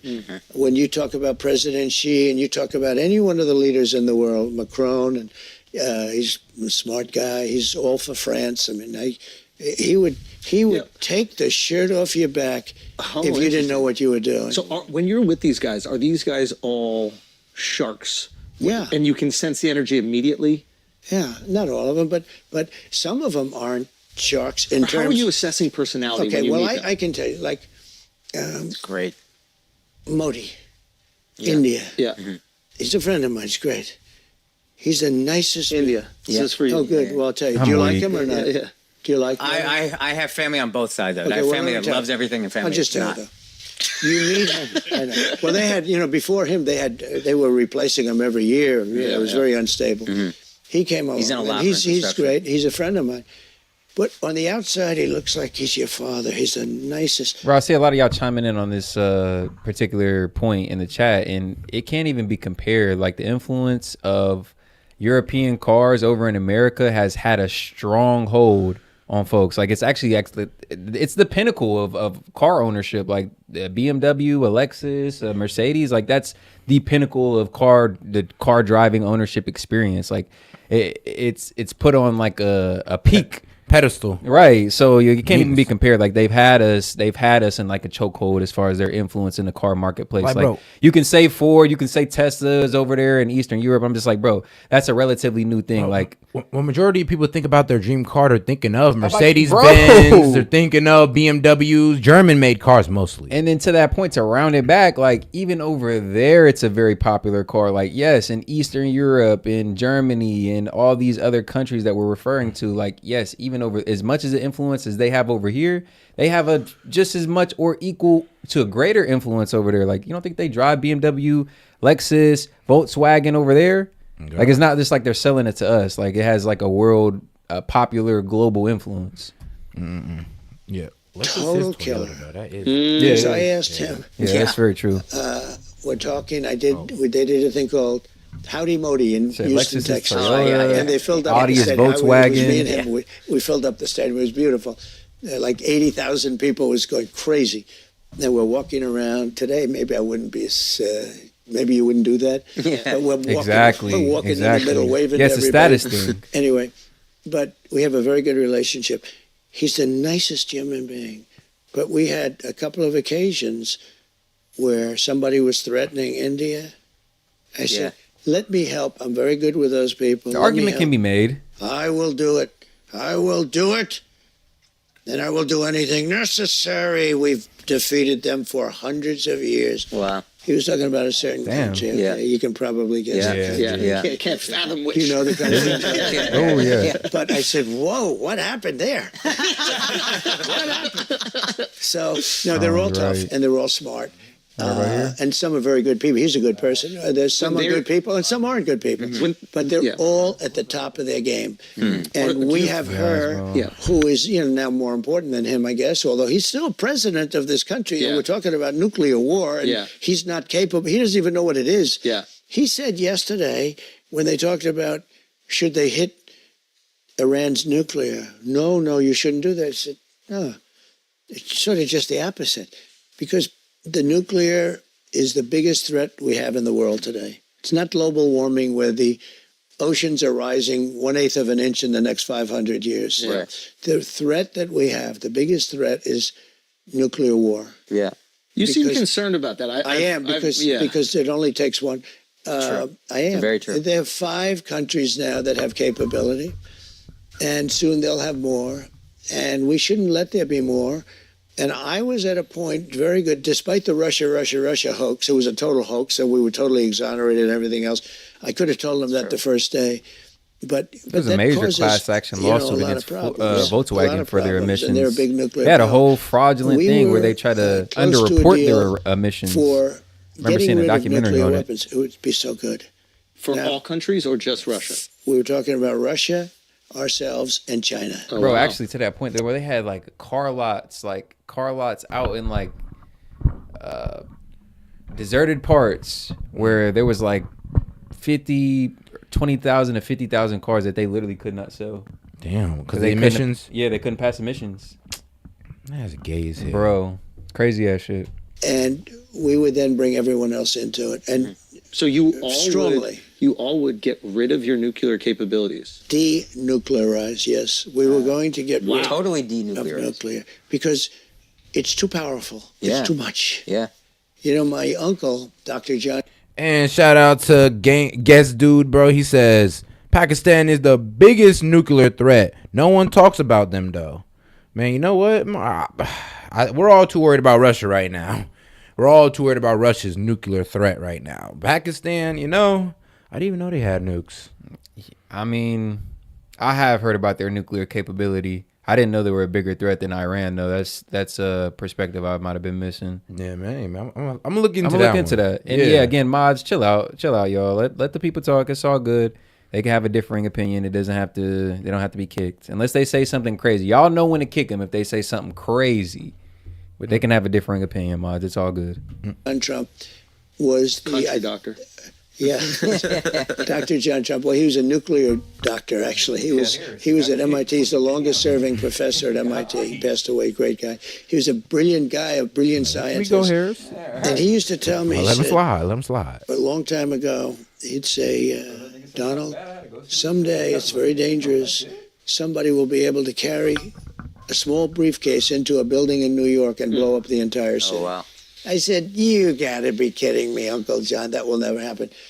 He was like a really brilliant guy. He was there for, I think, 41 years. He's the longest serving professor. Damn, he said that somebody will be able to take a small briefcase into a building and blow up the entire city. That's how far this nuclear advancements came? Yeah, bro. What you mean, bro? What? I mean, no, you could carry a nuclear bomb. They've got more powerful yet smaller? Bro, yeah. I heard about more that. More compact? That's crazy. Yeah, that's what I'm saying. I heard about that too. I'm like, what you mean? Like It actually makes sense though. Yeah, on the nuclear warhead, isn't it like the top of the warhead? Yeah. So if you can frame that down all the way into the suitcase to compress it, that actually does make sense. How it will be like exponentially more powerful. And then you just walk in and detonate. Boom. I mean, I'm talking about the whole building. Bro, the whole building's gone. You're right. That actually would be the best way to kind of go about it because you can get right into the center of the city, low key. Yeah, and just boom, gone. And you don't got to worry about the jets coming on your ass. You don't got to worry about them blowing it up in the atmosphere. It's going to hit ground just the way you like it. Bro, that is wild. Yeah, suitcase nukes is crazy. Huh. In the history of MIT. Oh, wow. You know he ain't so lying. When I understand physics and when I understand things well, they say, how come there's good genetics. You know, I'm a believer. Are you guys believers in that? Were your parents funny? Were they comedians?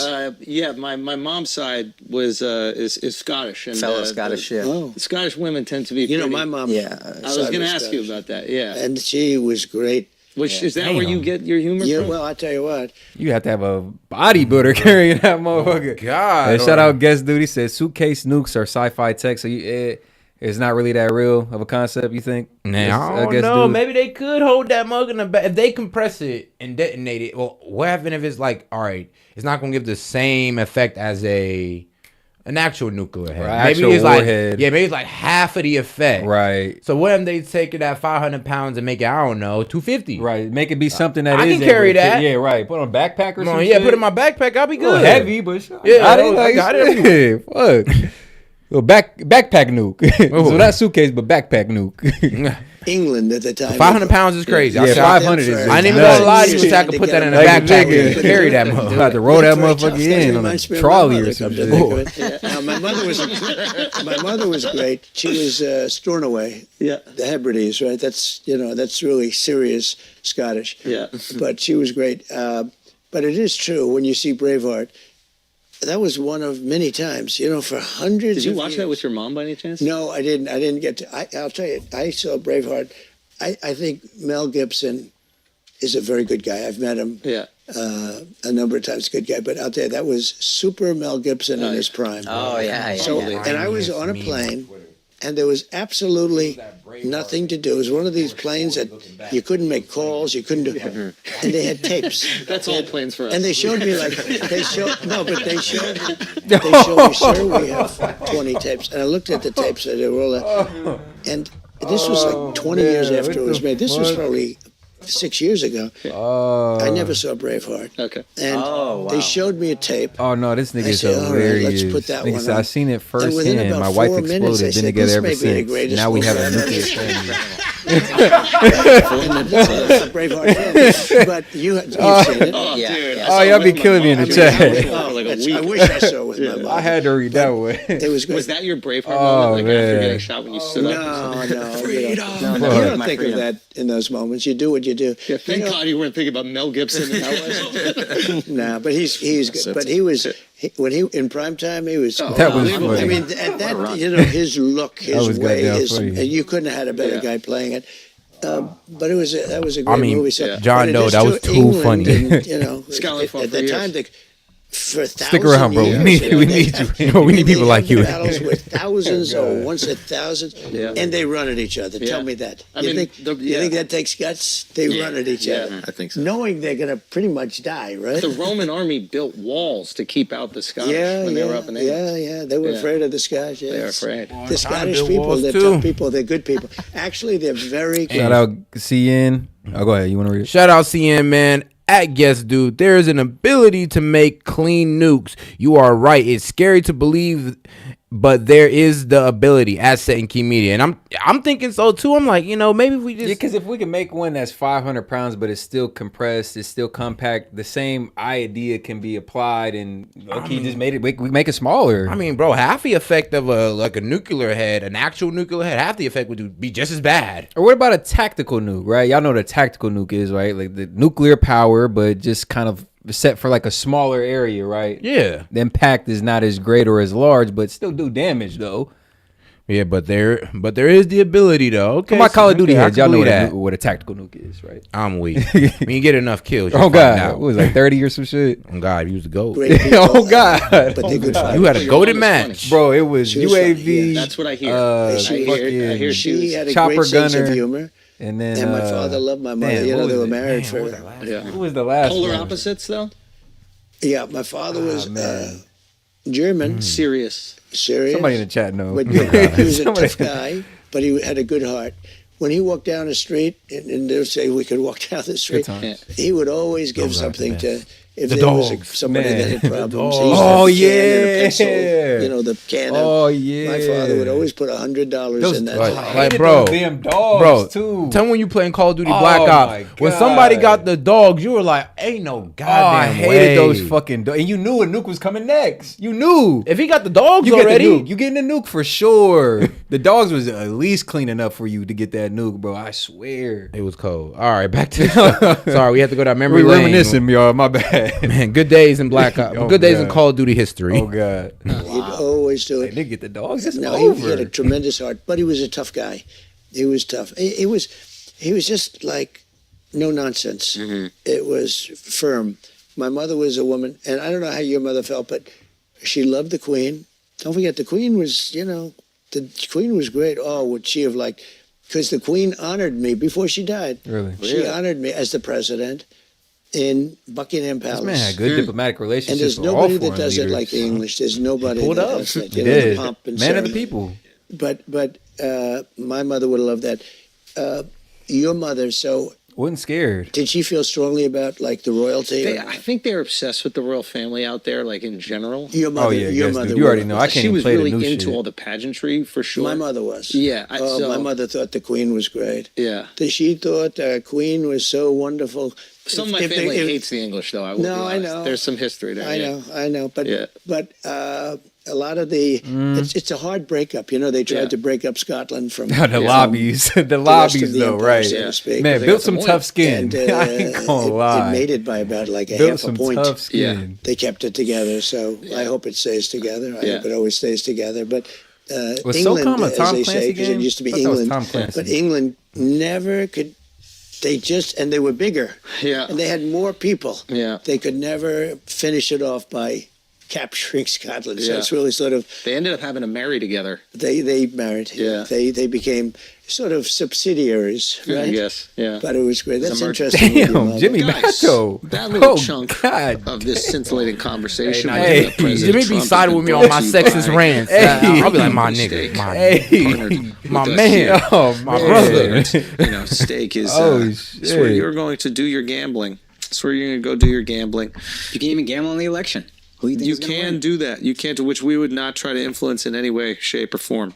Okay, so you make those judgments on your own. But you can also gamble on sports. Gamble on lots of different things. Oh man, we were laughing so hard. We letting the ad play out. Oh god. Okay, so the humor comes from there. Maybe some other things, because I think that's one thing that there's bipartisan support for you is even the people that are like, oh I don't man, like y'all that hilarious. guy, will go, hey, he's funny now. He says the funny things. Have you heard this before about Yeah, it? I've heard it. It's very disarming humor. Yeah, but in my business, in what I do, if you don't have humor, you won't even survive. Wait, why is that? Because I think you have to have a skin. light side. I see a lot of dark things. I see horrible things. I see things that are bad. I see political things that are hard. I mean, we have a lot of corrupt people in this country, and I see it. And horrible. And I think people. that's kind of what separates Trump from Kamala. You can appreciate the authenticity of his joking side, like whereas Kamala, like we don't know when she's joking. All she do is laugh for real. Oh like, god, she'll laugh when she's telling the truth. She'll laugh when she's telling a lie. She laughs whatever. When the teleprompter goes off, she'll laugh. Like, it's like god damn. Trump will kind of come with like a serious matter. He'll bring a serious conversation to the table, and then he'll kind of come in with some comedic relief at the end. I can appreciate that approach from Trump. Bro, Kamala give you like that false confidence. Like, because she's laughing, you think everything's okay. Even if she's about to crash the damn plane, she's going to do it laughing to make you feel better. Nah, exactly. Like, ain't shit cool? Like, come on now. We need you. Kamala is like the one that laughs in a serious circumstance. We kind of need a serious response. Donald Trump is leading with that seriousness and being like, okay, well, it ain't all doom and gloom. It is. Let me throw a little joke in there so y'all know it ain't all doom and gloom. And shout out Trenton Myers, man. Get that one real quick. Shout out. He said, respect and goodwill to both of you. Man, I appreciate you, bro. You've showed major support to the chat. Nick, it seems as if we have differing opinion on some things, but it's not about agreeing on all things, bro. We appreciate your perspective. And I'll at least say that he should have done quarantine zones in first case cities to slow infections. That was, bro, you should go check out. Smart. You should go check out that video we covered of Steven Crowder and Jay Varma. It was kind of left up to the city's government. Yeah, it was. And you seen how some of these bureaucrats ran they shit corrupt as hell. This man's having sex crazed parties underneath banks. So I would urge you to look up Dr. Jay Varma, Steven Crowder. Look at that video, and it kind of leads you to how we kind of got to this, like, I don't know, where certain cities was extremely locked down, certain states have extreme lockdown, and certain states was just, willy-nilly, like Florida, like, yay. Hey, and his last point, I know you like to speak on this set. You always have something to say about this. Last question, why did he call voting Republicans to cancel new southern border bill? Don't cook him too hard, Sid. All right, no, because a lot of people have that misconception that the border bill was a border bill when it wasn't. Not only did it try to allow a certain number of immigrants to come in a day, but it also had funding going to Ukraine, Israel, I believe Taiwan, and just a little bit going to the border. So due to that little bit going to the border, they framed it as the border bill, or so-called bipartisan. Now, when it did hit Congress, Senate, whatever, well, Democrats voted down on it too. Now, Republicans did also. Now, here's the problem, though. Trump couldn't have voted that down because, well, he wasn't in office. He wasn't president. He had nothing to do with politics. So I do believe that people is kind of funny how they view Trump. Like, you talk down on him, says he has no leadership, no pull, everybody hated him. But at the same time, you're saying that he phone call. Yeah, he said a phone call to these Republicans that y'all say that hated him, same ones, and he was able to tell them to kick the border bill. And not too much on your ass, Trenton Meyer. Just in general, that the point that gets made a lot of times can easily be refuted with that. And to the people that are like, "Oh, y'all watch Steven Crowder? He's a nut job." Like, there was no politics inserted into that video. It was a pure expose. Yeah, it was pure conversation with the man. To the point where the man got up and was like, "Man, you know what? You got it." You got it. Bro, it was crazy. Y'all need to go check that out for real. Amazing watch. We have people that search Jay Varma on our channel. We have from the inside, we have really bad people, and outside we do. But I think the outside is much. I think it's easier to handle China if you have a smart president who knows, some things. If you had who knows how to deal, let's say, you're not going to have a problem with Russia. Russia would have never attacked Ukraine if I were president. I used to talk to Putin about it. I got along great with him. They would have never, ever done it. I ended his pipeline, I ended the pipeline called Nord Stream 2. Nobody ever heard of Nord Stream 2. Yeah. I said, are you building a pipeline going to Europe? I said, I don't think so. And I told, I got them together. I said, you mean we're defending you from Russia and you're paying billions of dollars a month for oil? It's not going to work that way. And I ended it. And then when Biden came in, He gave it back. The biggest project they ever had, right? He gave it back. And then everyone said, Trump is friends with Putin and stuff. Putin would say, if you're my friend, I'd hate like hell to see you as my enemy. Think of it. And I put a lot of sanctions on. But I got along with Russia. I get along with pretty much everybody. Actually... And it wasn't about friendship. It wasn't about being buddy-buddy. It was about the demand of respect. It was about cooperation at the end of the day. Bro is like, oh, wait, hold on. You're my friend? And diplomacy isn't like all hugs and kisses. Like like you said, it's about cooperation. There's a mutual respect. Like, so just because you cooperated with them doesn't mean you have all this admiration in the background. And God, like we are the one of the two. Well, the 2 out of the 3 world powers. Yeah, we might as well be buddy. We have more in common than we do with China. I'm like, hey, we used to be all raised on Christian values. You're orthodox Christian values. You want a strong economy. I want a strong economy. We should be able to meet in the middle and work together, even if we don't like each other. This combined with the fact that we need to trade with these folks. And we have no choice. Come on now. Like, we can't be acting like just because America is the big dog, we can't be acting like there's not other major players out here. Nah, for real. The tougher they were, the better I did with them. That's a good thing, not a bad thing, because the other ones are easier to handle. But the ones that I got along with, and they're also the bigger threats. I got along very well with President Xi of China. But when COVID came, I was not happy with him because it came out of the labs. I mean, they released it from accidentally. You might as well just say it. The China Wuhan virus. Say, allegedly. They got hit very hard. They got hit purportedly as hard as anybody in the world. It was late. It was belated. It was a late hit. We go whatever the CDC But when says. COVID came,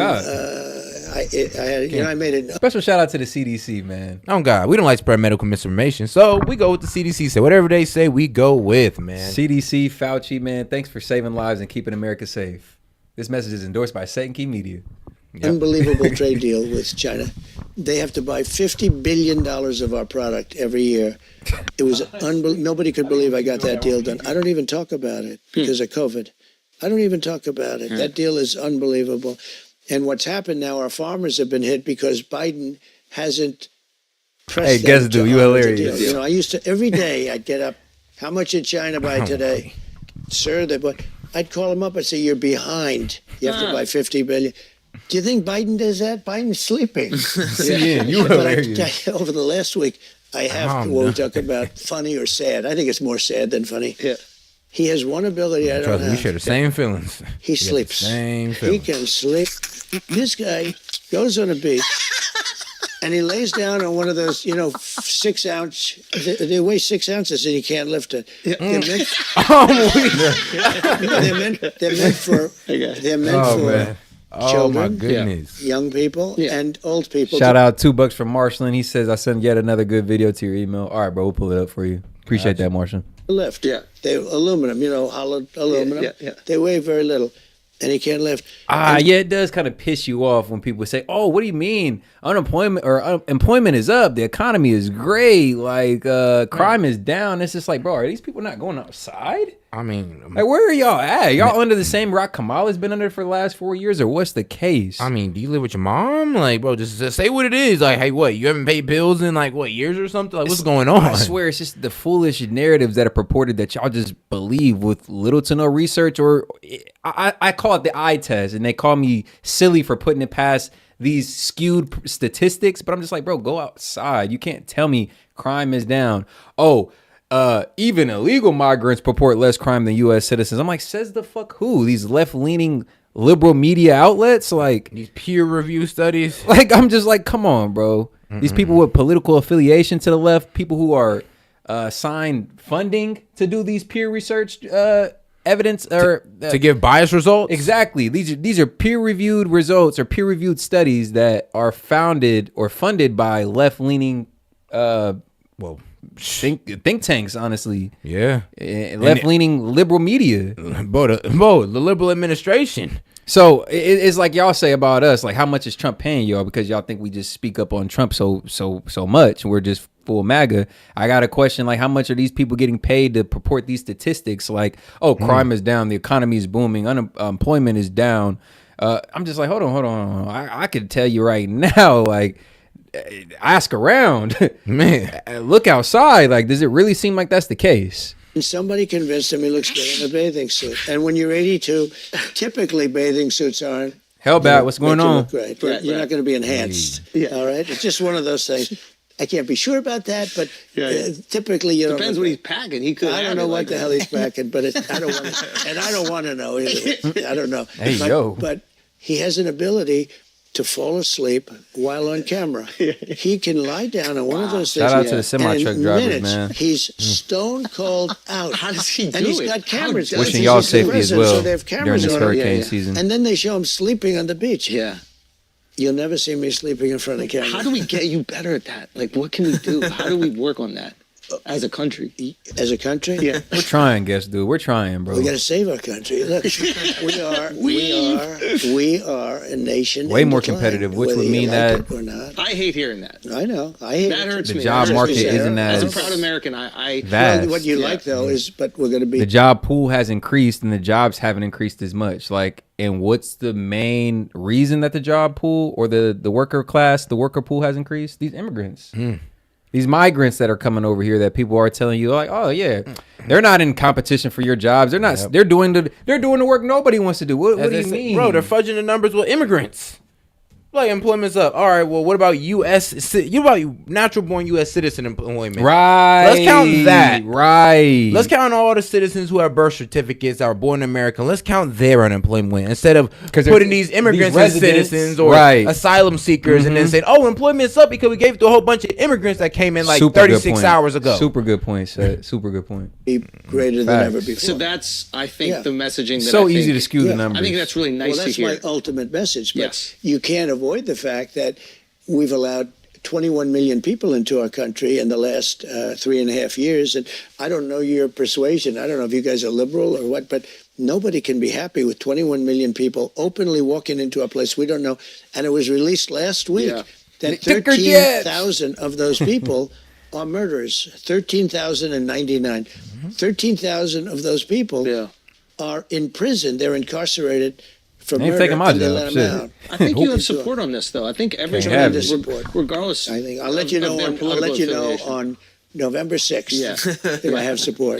But the day after the election. I don't November think there's pushback. 5th, the most important day. No, I think people are agreeing they want a strong border. And I think I don't think Shit, that's why wouldn't they hire these migrants though? We can and we should hold them accountable, but why wouldn't they? If you guys know anything about kind of how these migrants are coming in, they're coming in through these temp services where you really don't have to have ID, Social Security, and I'm speaking from experience. I've seen how a lot of these temp agencies operates. They deal more so with these people's background information and then send them right over to the job pre-qualified.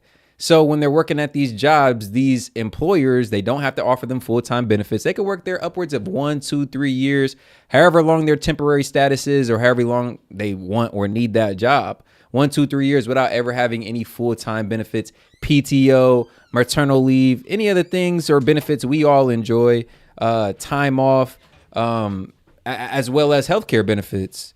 So it's a win-win for the employer. Like, I'm getting people who need to work. I'm getting people who are going to show up every day versus let's just face it, probably the lazy, the average lazy American, right? Let's be honest. I'll be honest with you. I wouldn't even say it's the average. It's just the youth of this generation. I always say, it's like, bro, me and your generation was like the last generation of good workers who showed up on time, did their job, did their 40 hours, didn't try to steal from their job or anything, bro. Yeah, you see what these young kids are doing? Privilege as hell over here demanding or dictating what they want to do at work. Like, nigga, you came in my shit. Like, hold on, bro. Follow the rules. Like, a very privileged worker exists nowadays versus, like I said, somebody who's over here with incentive to fall in line. I'll be real with you. With these with these corporations or these factories or whatever, what they do with these temp agencies is the closest thing to modern day slavery. Bro, I was just explaining the process. They don't have to offer them full-time benefits, and they kind of know they come in knowing they can pay them a little bit less, and that they're going to get full work from them. Or at least like the robber baron days where, people were making billions, but, you only paying people 10 cents. Crazy as hell. Yeah. And indentured servitude, really. And shout out David Carr sending in $2. He says they get hired and work for long hours and low money. Yeah, you're not lying. You're not lying, bro. I mean, that's a fact, though. You're not lying. It's an issue that's like tearing the country apart. But I do think that there is something There are some people that want to open, and they're either but they're like politicians that are getting some sort of reinforcement through this. The average American, I don't think is going to. And some of y'all are speaking from a position of privilege because y'all don't even work these entry-level jobs. Y'all don't even work these low-skilled these jobs that require you to have little to no experience. Like y'all aren't even in the market for them. I'm literally talking to people that I see come into the chat and make the same statements. Like, bro, y'all are career men. Y'all are people who have degrees and work somewhere higher up in the ecosystem. Hired onto a company. Yeah, like y'all work higher up in the food chain, higher up in the ecosphere. So it's just kind of like y'all are speaking from a very privileged position to say like, oh no, they're not taking anybody's jobs. Like, hold on. As somebody who's done warehouse factory work, I'm telling you, they're in there a lot more than you think. Especially coming up. Yeah, especially coming up. There was a lot of immigrants just automatically popping up. I mean, hey, when I was younger, it went from being mostly Americans, mostly African Americans, like, you know, lower class white, lower class blacks. Mm-hmm. It went into all Africans, Indians, so and to be further down in Africans, Caribbeans, Somalians. Yeah, like, whoa, bro.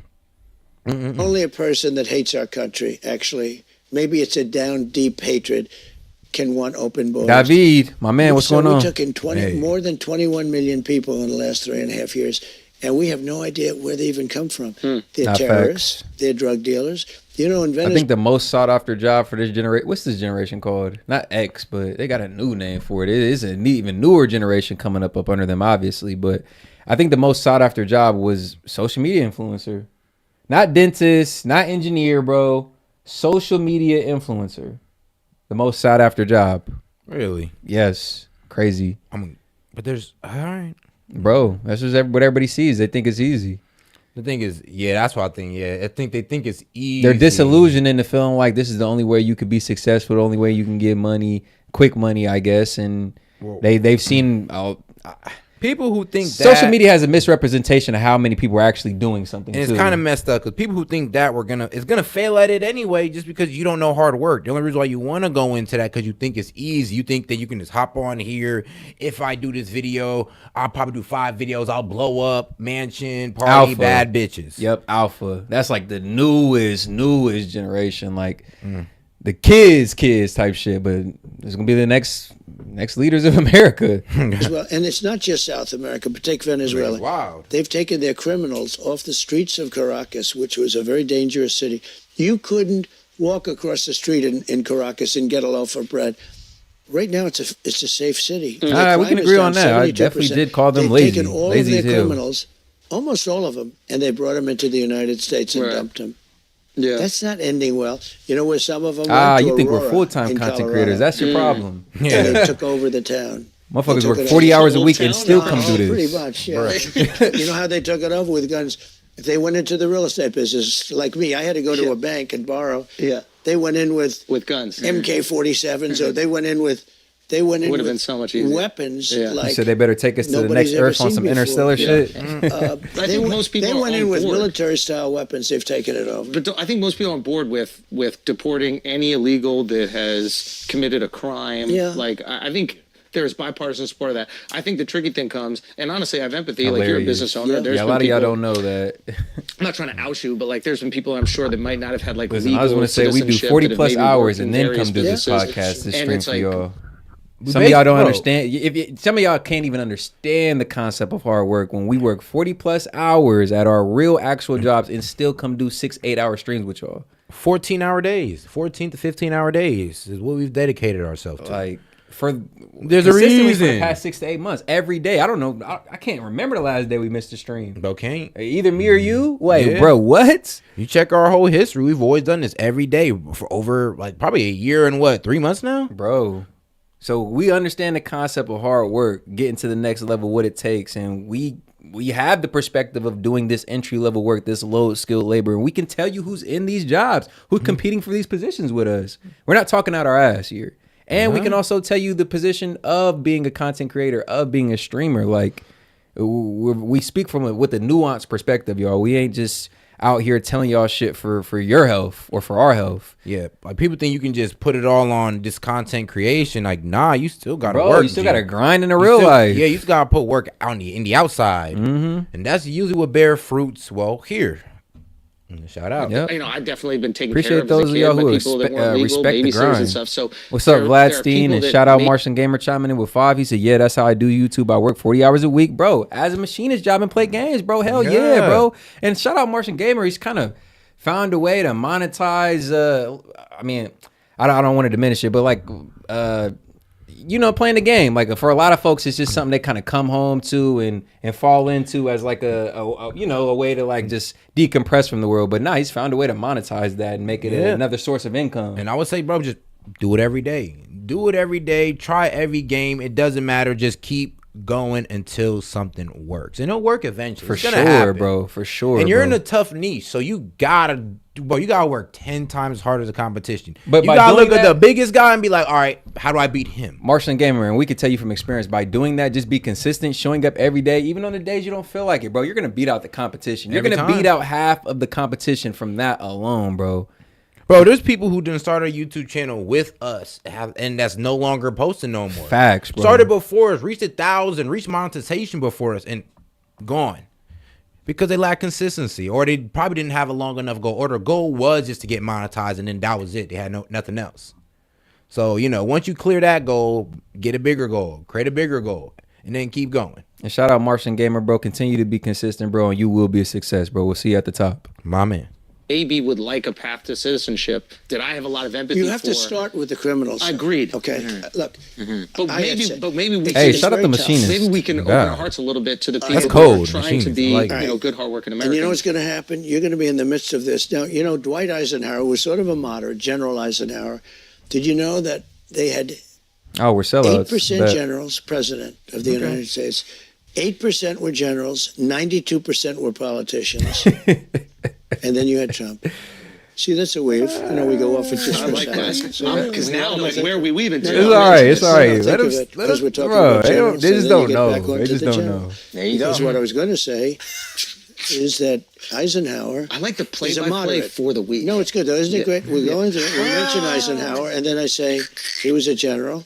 8% generals. I feel like we're 92%, and now you go back. Okay, it's part I of don't the say week. that to be Yeah. cocky, Then you but- go back. No, you got to Finger keep roll. it all together. You got to be sharp. If you're not sharp, you're dead. Think of it. Think of it.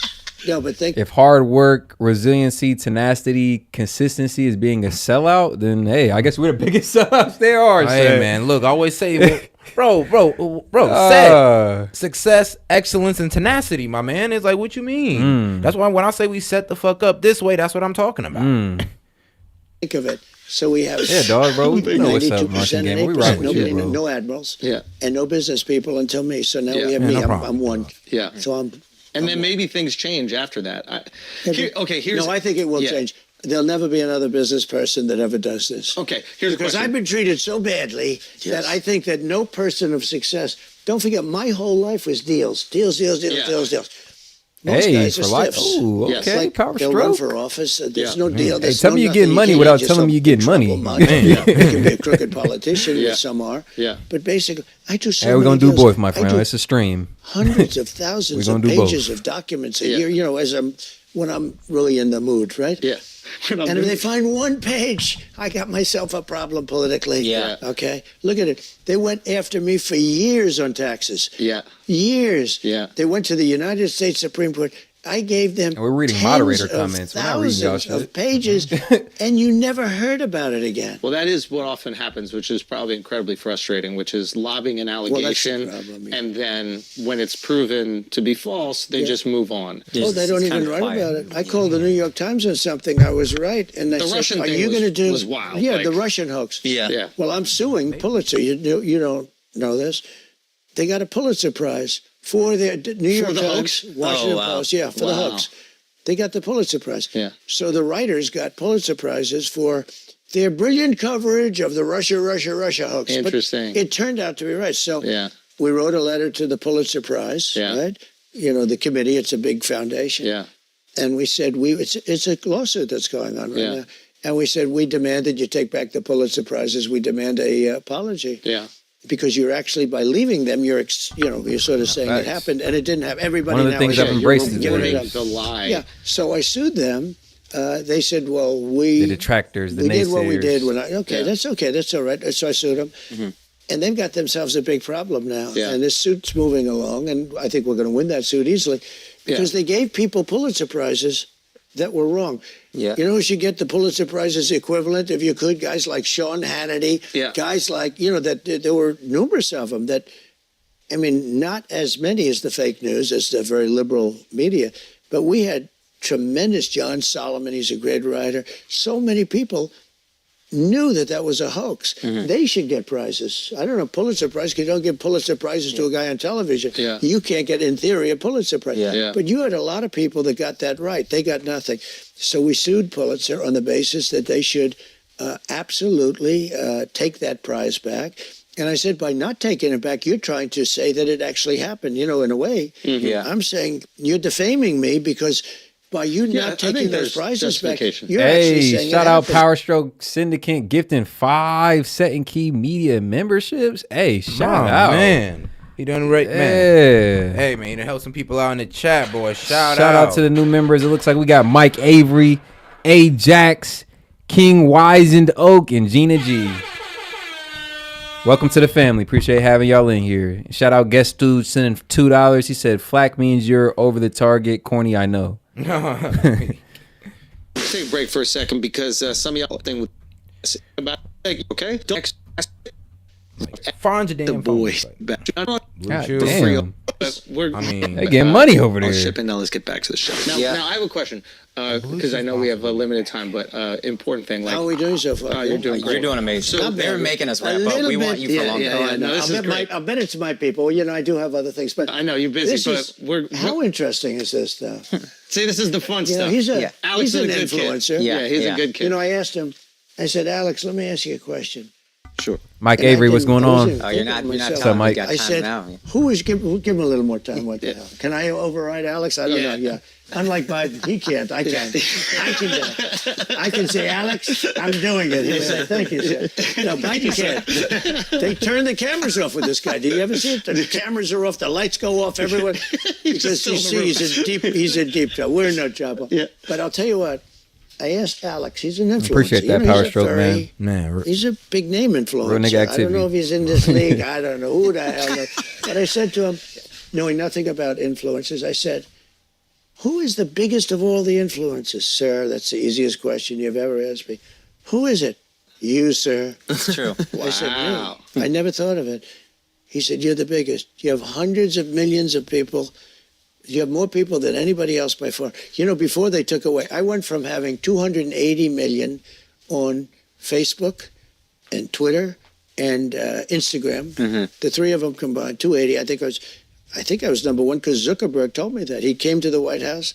He said, "Congratulations, you're number one on Facebook." You know, so I went from that to having nobody. Trump was huge on social media before he got banned. Cold turkey, right? You'd call that cold turkey. Like, that would be like if we didn't do business with China. One day I said, no more business with China. That's, you go cold turkey, right? And I went and I said, boy, but I had a lot to say. This was after the presidency, of course. You know, they do it after the presidency. During the presidency, they're a little bit. They're very nice. But anyway, I went totally off. I had nobody. And I had all these ideas. And I couldn't get the word out. And I had some good thoughts. And people wanted to hear my thoughts.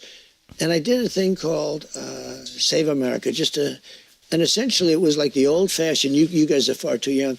In the old days, what we did, we didn't have tweeting and we didn't have truth. Truth is doing great, by the way. Would you please use truth? I love truth. Use truth, everybody. It's my voice. I also use that. Got you. Plug. Shameless plug. A plug.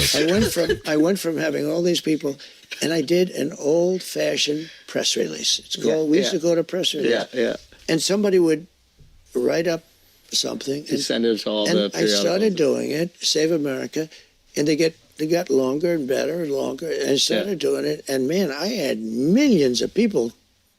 Now, nobody else could do that because, you know, if somebody puts out a press release, it just doesn't work out too well.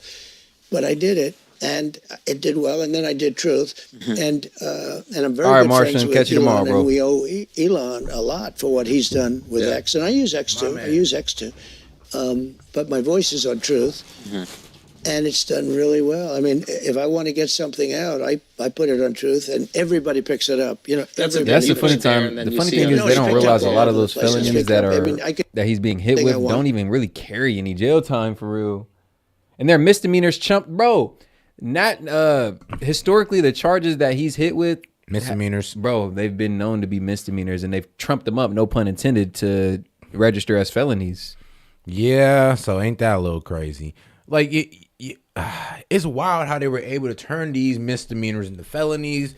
It was wild how they were able to catch them in a legal Connect 4 two-way. Corrupt application of the judicial system. Bro. I mean, bro, how unfair is it to pretty much say, all right, well, because you paid this MDA and because it was to, keep Stormy Daniels away, that's pretty much, you should have said that was campaign funds, but you paid it as legal expense. But if you'd have paid it as campaign funds, we'd charge you for misuse of campaign funds. I'm like, bro, what type of trick ass Connect 4 BS is this? It's like, bro, what am I in here? Like, so damned if I do, damned if I don't. If I'd have put it as legal expense, if you was to put it as a campaign expense, he'd have got caught up on it anyway. Anyway, that's it. A fishing expedition is really what I like to refer to it as. They ain't really had too much on the man, but they had to make it seem like they had something on the man, just so they could run with the narrative. Ooh, Trump felon all the way to November. All the way. Like, they needed it. They needed it. If it wasn't that, if it wasn't the assassination attempts, bro, if it wasn't the raid at Mar-a-Lago, bro, if he was able to just, I don't know, beat the most of the convictions, they wasn't able to hit him with anything, bro. Imagine how stupid that made the media look. They had to. Yeah. Because then it made him look even better. I'm like, bro, y'all probably put all these charges on this man. He still beat it? Man. He's still here, too. Still here. Yeah, I put it out on Truth, and it just gets picked up all over the place. So it's been very good. But he said I was the #1 influencer. See? The weave. The weave is great. Okay, question. Okay. You've got your son, Barron. Do you think I'm the #1 influencer? I think it's so Rogan. I think it's Rogan, you, and Kim Kardashian. Bro, but there's other people charged Kim with the same Kardashian crimes, influences the and shape they weren't of trumped up women's to be bodies felonies. and faces.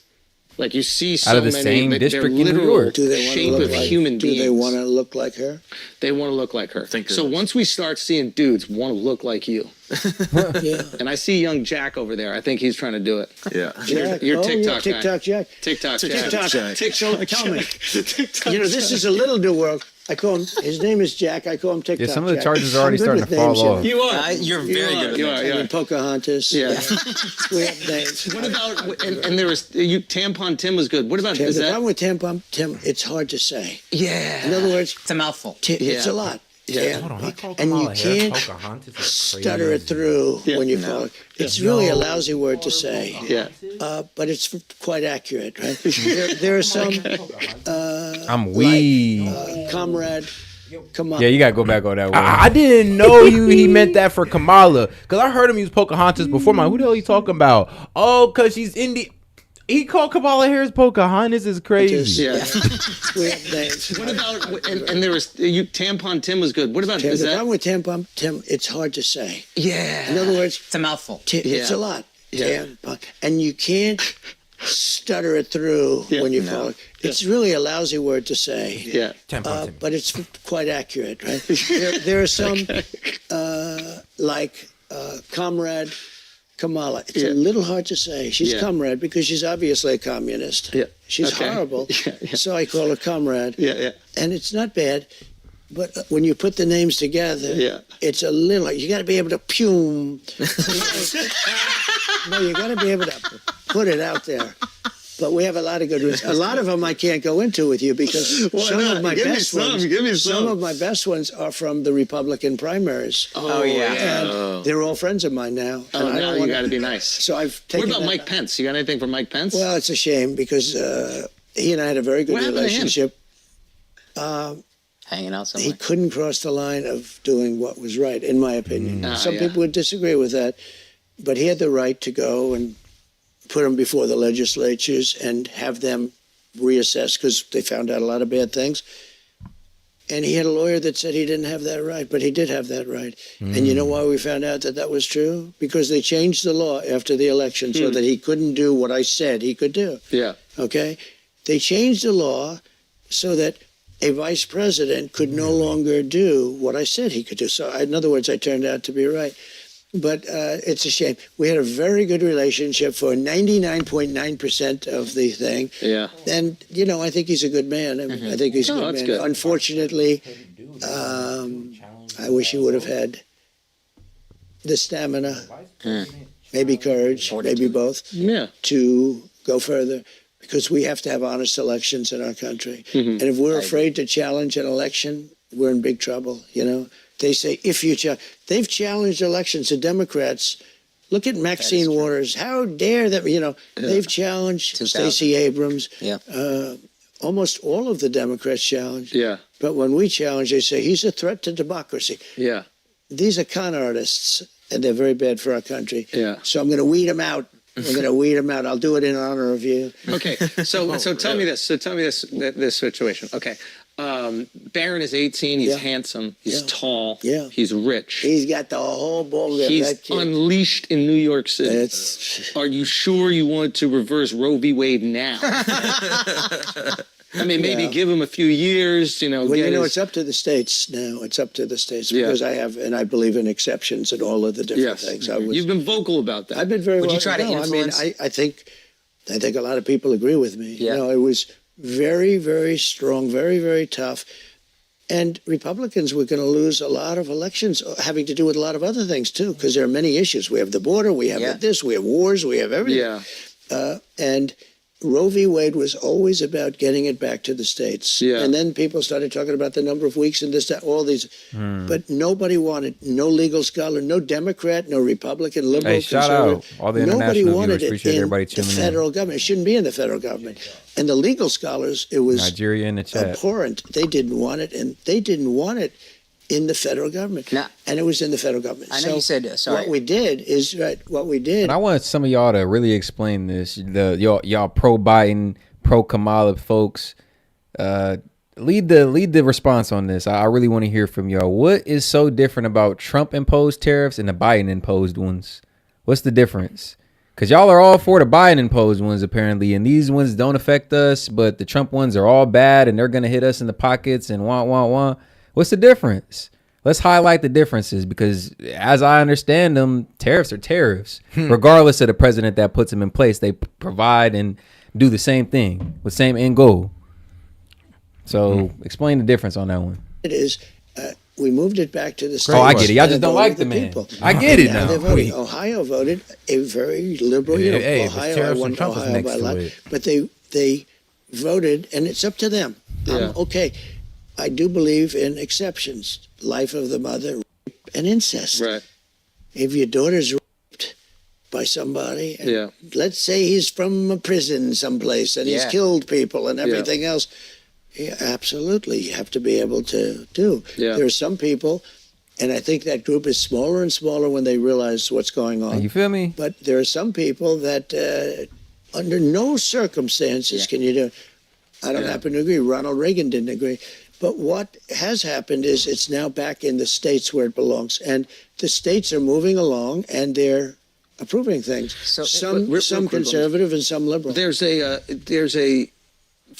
some places. My wife and I had a baby through IVF, and you've been very supportive of IVF. I was totally. I really love that. You said that you guys were going to pay for it, and I would love to get the refund or whatever once that's the government. But I actually said, we want babies in our country. And we do. Hell yeah. So there are some people using that reversal. Not just babies, but families. I think we need to highlight the importance of having families, right? Yeah. Especially in our community, right? So babies are damn near ain't the problem. We see hella mothers with 2, 3, 4, 5 kids. I know it's crazy. Actually, we do have a declining birth rate in the black community. Still, that is true. We are having more abortions in some states than we are having babies. Bro, the abortions outweighing the birth rate. It's crazy. In the black community? It's crazy. Wild as hell. But yeah, I think the real message in what Trump said, and I always like to take that and apply it to our specific community. Bro, we need families, fathers, mothers, and kids, nuclear families, not just babies. But let's highlight the importance of families with more babies, man. So we need families with 5 to 10 babies, right? And don't be selfish. Don't just go out here and have one. Get you 2, 3, 4, 5. Come on now. Don't be a bitch. Oh God. You can do it once, you can do it twice. Of IVF. Do it 5 times. Come on, man. That's heartbreaking. These are crooked politicians. These are politicians. Joking, of course. Now, I'll give you an example. I came out when it first came up, and it started in Alabama, where a judge ruled that you couldn't do IVF, and all clinics all over Alabama was going to shut down. Were going to be shut down. And I wasn't an expert on IVF, but I have common sense. You know, we're the party of common sense. Yeah.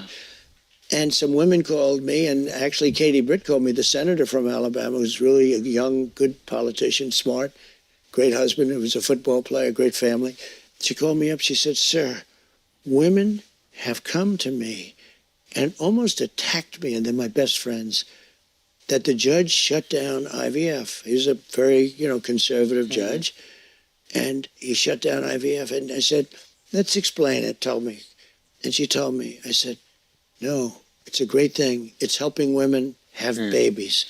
And she didn't know her friends were all going through IVF. It's so much more common than people realize. And shout out Fox Chase, man. Government killed the nuclear family, so moms have to work, and then you got two incomes they could tax.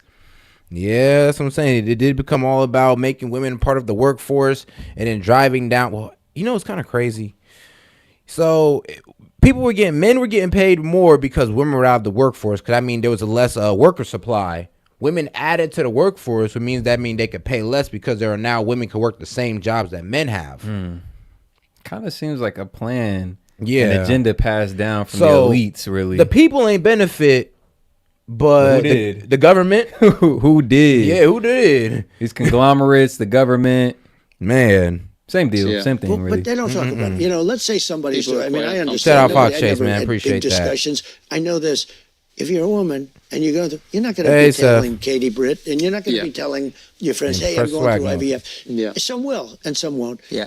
But she didn't know. Hey, shout out Mike Avery, man. And they were good friends of hers. She said they're literally attacking me. I said, "Well, what is it?" After about 5 minutes, I'm a quick study. I said, "That's a great thing." Come on, Mike, you got one more in you. It's like within 45 minutes of the decision, I came out strongly in favor on behalf of the Republican Party. And I have calls from senators saying, "Thank you, sir. You saved my political vote." Yeah, wow. Because they might have come out, Save their family, too. But here's what does happen, which is really, we get calls that just the other day, that this total lying politician that's running San Francisco. She destroyed San Francisco with her very liberal policies. And she destroyed the state of Newsom? No, it's her. But Gavin Newsom, I call him Gavin Newscum. Gavin Newscum. That's a good one. No, he's good. a terrible. That was Pume. No. That was Pume. He doesn't like that name. But he is. Good hair. My bad, Gavin, Seth. He probably does, yeah. Yeah, he is nice. I don't know. Yours? Yeah. So good, I don't know. Pretty good. Don't take your hat off. Because you never know. Sometimes the guy will take his hat off. He has good hair. I say, "Boy, you are." And usually it's bald. No, 95% of the time. There's always a reason. Usually a reason, and that's okay too. I'm waiting. He said, "You got a hat on. You're trying to hide something." What I do, I get a call, and they say that Kamala, said that I'm against IVF, okay, that I'm against it. They know it's untrue. Oh, I love the community we're curating. All of the lies, so many different things. The bloodbath, that was about the auto industry, but the word is a tough word. China's going to take all our auto business if we go all electric and all this stuff. And the head of the union, I said, is a fool. He sold the union down. I'm doing great with it. You notice where the Teamsters like me, and they all like me. The workers like me because I'm going to. It seems to be that way. Yeah, it seems to be. Even unions that have never been with a Republican before are endorsing me. Yeah. I mean, it's incredible. The Teamsters voted 61% in favor of Trump. Think of that. I'll tell you, the FBI would be in favor. Almost everybody. I think almost everybody would be in favor. Yeah. But they lie, and they say, and they know it's a lie. Charlottesville. The Charlottesville statement was perfect. If they take the next sentence that I gave, I made a statement on it. It was a perfect statement. And if you take, but they never take the next sentence. They cut it off. And then there's no even the other one, peacefully and patriotically. In my speech, I talked about peacefully and patriotically. I respect that, Mike. I respect that. They never talk about it. To show you how dishonest they are, the J6 committee, I call it the unselect. They call it the select committee. I call it the Unselect Committee of political hacks and thugs. They never talk about my speech because it was a good speech. It was a patriotic speech. Are you numb to this now, or no? I does never it get still numb bother to it. you? No, it bothers me. I'll tell you what bothers me. Kamala the other day said he is against IVF, and everybody knows that that's false. Yeah. When I came out, people were a little surprised actually because in theory, but I came out strongly in favor of IVF. She has an add-on that I'm against IVF. She knows it's untrue. She has an add-on that bloodbath. Bloodbath means like blood, and that's not what I was talking about. The automobile industry. It's going to be a bloodbath in the automobile. We're going to lose all our business. Yeah, that's what it's referring to. When they do things, and they do a lot, but I always refer them back to the simplicity of McDonald's. She lied about McDonald's. She lied about many things, and she's a liar. There should be some kind of a rule. When they know it's a lie, you can't do a commercial on it. But this is a thing that's going to end in 29 days, so they can say what they want. I have a hard time doing it to them because I'm basically a truthful person. But and frankly, she's given me so much ammunition. I don't really have to. I mean, she's a radical left lunatic. They're gonna go crazy on that. Yeah, right. Other than and that's what I was the point I was making earlier in the stream. I was like, well, as far as politicians go, I think he is as truthful as you can be. Like, who really thinks these politicians are giving us the full story, the full scope of what's going on? Like 100%. Like, part of being a politician is being a sycophant, like telling us what we need to hear in that very moment. And then they might go back on that in any given time for real. Like, it's politics, y'all. It ain't necessarily everything ain't always black and white, right? Yeah. And shout out Troutman because Keith's family out the way in Pensacola. Oh yeah. I figured that out earlier. Yeah. But she'll destroy our nation. So going there. when you take a look at it, it's closer to like the Panhandle area. I think that still close to the water, but not in the thought same expected path. Having it back in the States, the people are now voting. Shit, people in Miami supposed to be good. And we're going to put an end to a 52-year ordeal. This has been going on for 52 years. Yeah. It's back with the states, and it's a vote of the people. Yeah. And that's where everybody wanted it to be. And I think that issue is largely quelled because of this. You said, like, Arizona, you think went a little bit too far. If you feel a state goes a little bit too far, will you use a little influence and say, hey, maybe Brennan says we can make exceptions? I would. Oh, no, I won't back it. I won't back it. I think I think that's important for moderates to hear. That's why I want to give you the opportunity to say that. No, some states say no wait. But they're all changing. Because the people in the state won't stand for that. There are some states that say damn, Hurricane Milton did hit though. It's like midway through there. It's midway through Florida. Yeah, so it's made its impact. So prayers out to the people in Florida, man. We hope y'all doing all right. Please be safe, yo. Under no circumstances, you have a daughter and she's raped by the worst, most violent criminal in the country, and you cannot get, her. You cannot take she her has to live with and that for the rest of her life. She's got to live with this. And the father is a monster. He's from an insane asylum because he killed 50 people. And you're going to have that baby. And I can't you have believe to have empathy for that. No, I can't believe that people are forced to do that. Yes. And you have a tiny, right now it used to be a much bigger segment. No, I think I've done a good job in a lot of ways because I've convinced people that you just can't do that. No, that's important. It's always been complex. It's always been tough.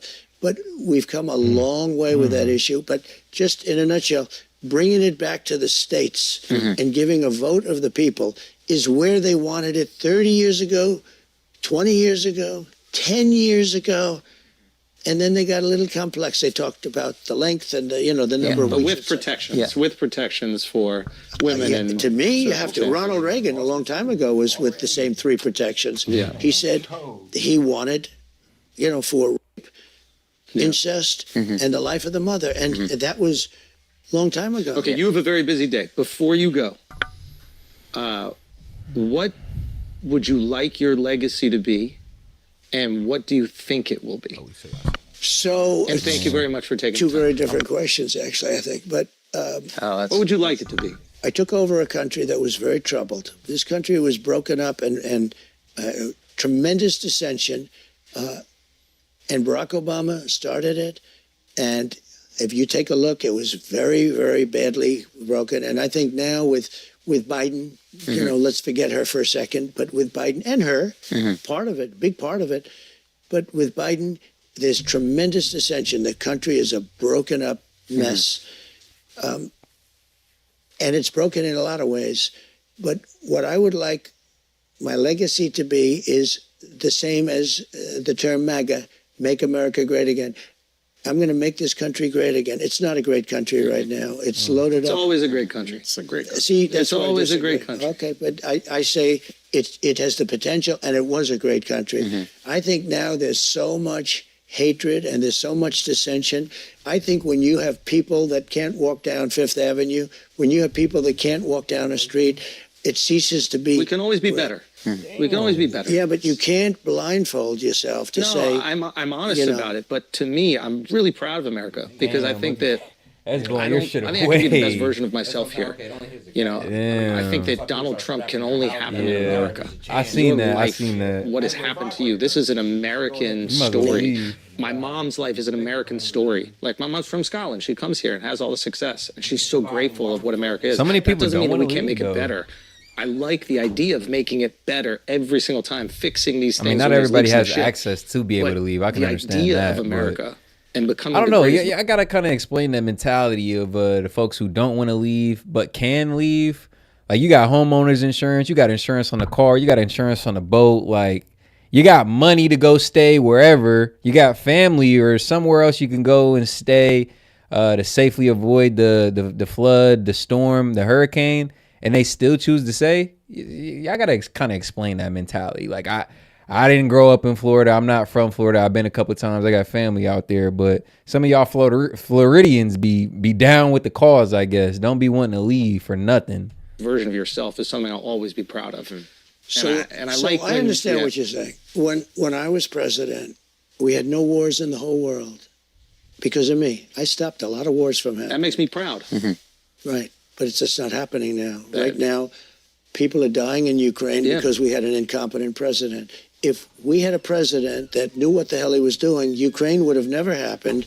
Israel would have never happened. All those people that are dying on both sides, that would have never happened. Afghanistan, people falling off airplanes from think of that, from 3,500 feet above the ground, 3 times the height of the Empire State Building, off the side of the airplane. All of this horrible stuff would have never happened. Inflation would have never happened because that was caused by energy and the stupid energy. So, look, we love our country, and it's had moments of greatness, but I think it's a declining. It's so sad what's happened. We're a nation in decline, and we can't let it be declined. I'll give you an example. We're going to lose our monetary base very soon because, countries are going off the dollar. I'm going to get them back on the dollar. I'm going to say, you got to go back on you're not going to do any business with, you got to do it. But I do think this, where I really agree with you, we have tremendous potential. And I say it, make America great again. And I just want to, I would like to have it. I used to have something, I was going to use it, and I didn't use it because the country started to do badly. CAG, not MAGA, CAG. I never liked the word CAG, but it was Keep America Great. You like that better. I like this. But see, I couldn't use it because we had so many problems. So I want to say, also sounds like that other word. It doesn't work as well. Look, there's never going to be another MAGA. I don't know. I came up with a phrase that just turned out to be MAGA. No, it's the greatest political movement in the history of our country. And these are people that really love our country and they want it to be great. And we're going to make it great again. That was what I would like to do, is make this country so great, better than what you're even thinking. And you are. I mean, I love your attitude because I think that's the way you should be. I think that's... Sorry, there's one thing I want to give you, a rumor I'd like to give you a chance to dispel. And then one question, if you have time, I'd like to ask selfishly. Rumor... The far left, I think, says this thing that, if Donald Trump wins, he's never going to cede power. Then they have some clip of you saying, just vote for me one time, you won't have to vote again. I don't believe this is true. I want to give you a chance to publicly say that's nonsense, just so you can publicly speak any moderates out there. So what I said, Christians tend to vote at a very low percentage for some reason, and so do gun owners. Would you believe it? The NRA gun owners tend not to vote. Maybe it's a rebellious thing. I don't know. Maybe. I said, look, our country's in big trouble, really big trouble with the border, with all the problems. We can solve the problem. But vote this one time. After that, we're not going to need. Quick pause for the cause, man. If you ain't here right now, and over 1,600 of y'all are, man, we appreciate everybody tuning in. But go ahead and like the video. Let's get it up to 300, y'all. So double tap the screen. You can also hit the 3 buttons in the upper right hand corner, man. Me and S.E.T in here cooking it up for y'all. Show some support, man. As well as feel free to engage with the stream. Thoughts, questions, comments, jokes, disagreements even can be shared with the chat, with the stream for $1 or more, man. We'll go ahead and engage with y'all, man. Y'all know how we like to do here at S.E.T Media. Let's keep it fun. Let's keep it engaging. This is the most important election in the history of our country. Vote for this most important election. And then if you don't want to vote, we're going to have elections, but you don't have to vote because it's going to go along swimmingly. That's how I interpreted it. That's how That's how they interpreted it too. Yes. They know what you're saying. You got to vote this time because we can't wait 4 years. Because you know what? In another 4 years, like we've just had with this clown that's a president, that's just a clown, a foolish man. Don't forget, he was a stupid man 25 years ago. He was never a smart man. He's run many times. Isn't it amazing? He's run many times. Yeah, there's no excuse not to get out and vote. Like, I ain't trying to hear none of that tired narrative. Oh, my vote doesn't matter. Like, bro, there's a lot of employers that'll even pay you to go vote. Like, they'll pay you for the time you went to go sit at the polls and vote. So there's no excuse. Ain't nobody missing out on no money. And even if you feel like it doesn't count, man, put it in. Pause. But you know what I'm saying? Just put your vote in and, you know, let the process be what the process is. Yeah. It's too much of a impactful moment in American history and in our electoral process for us not to show up in these polls and show up in good numbers. Too big to rig, as they say. Oh God! And so even if you get your unfavorable result, at least you know you put in. You tried. Yeah, I tried. All right, it is what it is. All right. And he gets it when he's in serious decline. Okay. But anyway, so everybody knows that. Okay. And that's what I meant by it. Yeah. It means we got to fix it. Yeah. And then the poor, the elderly, and the animals, man. I seen a video of somebody tying their dog up. Tying their dog up so their dog couldn't run off or presumably chase them as they ran off. I was like, bro, the most inhumane shit. Like, bro, if you in this storm, bro, why would you not take your animal? I don't get that. I don't get it. I guess that was the best way to let go of it without going to jail. Man.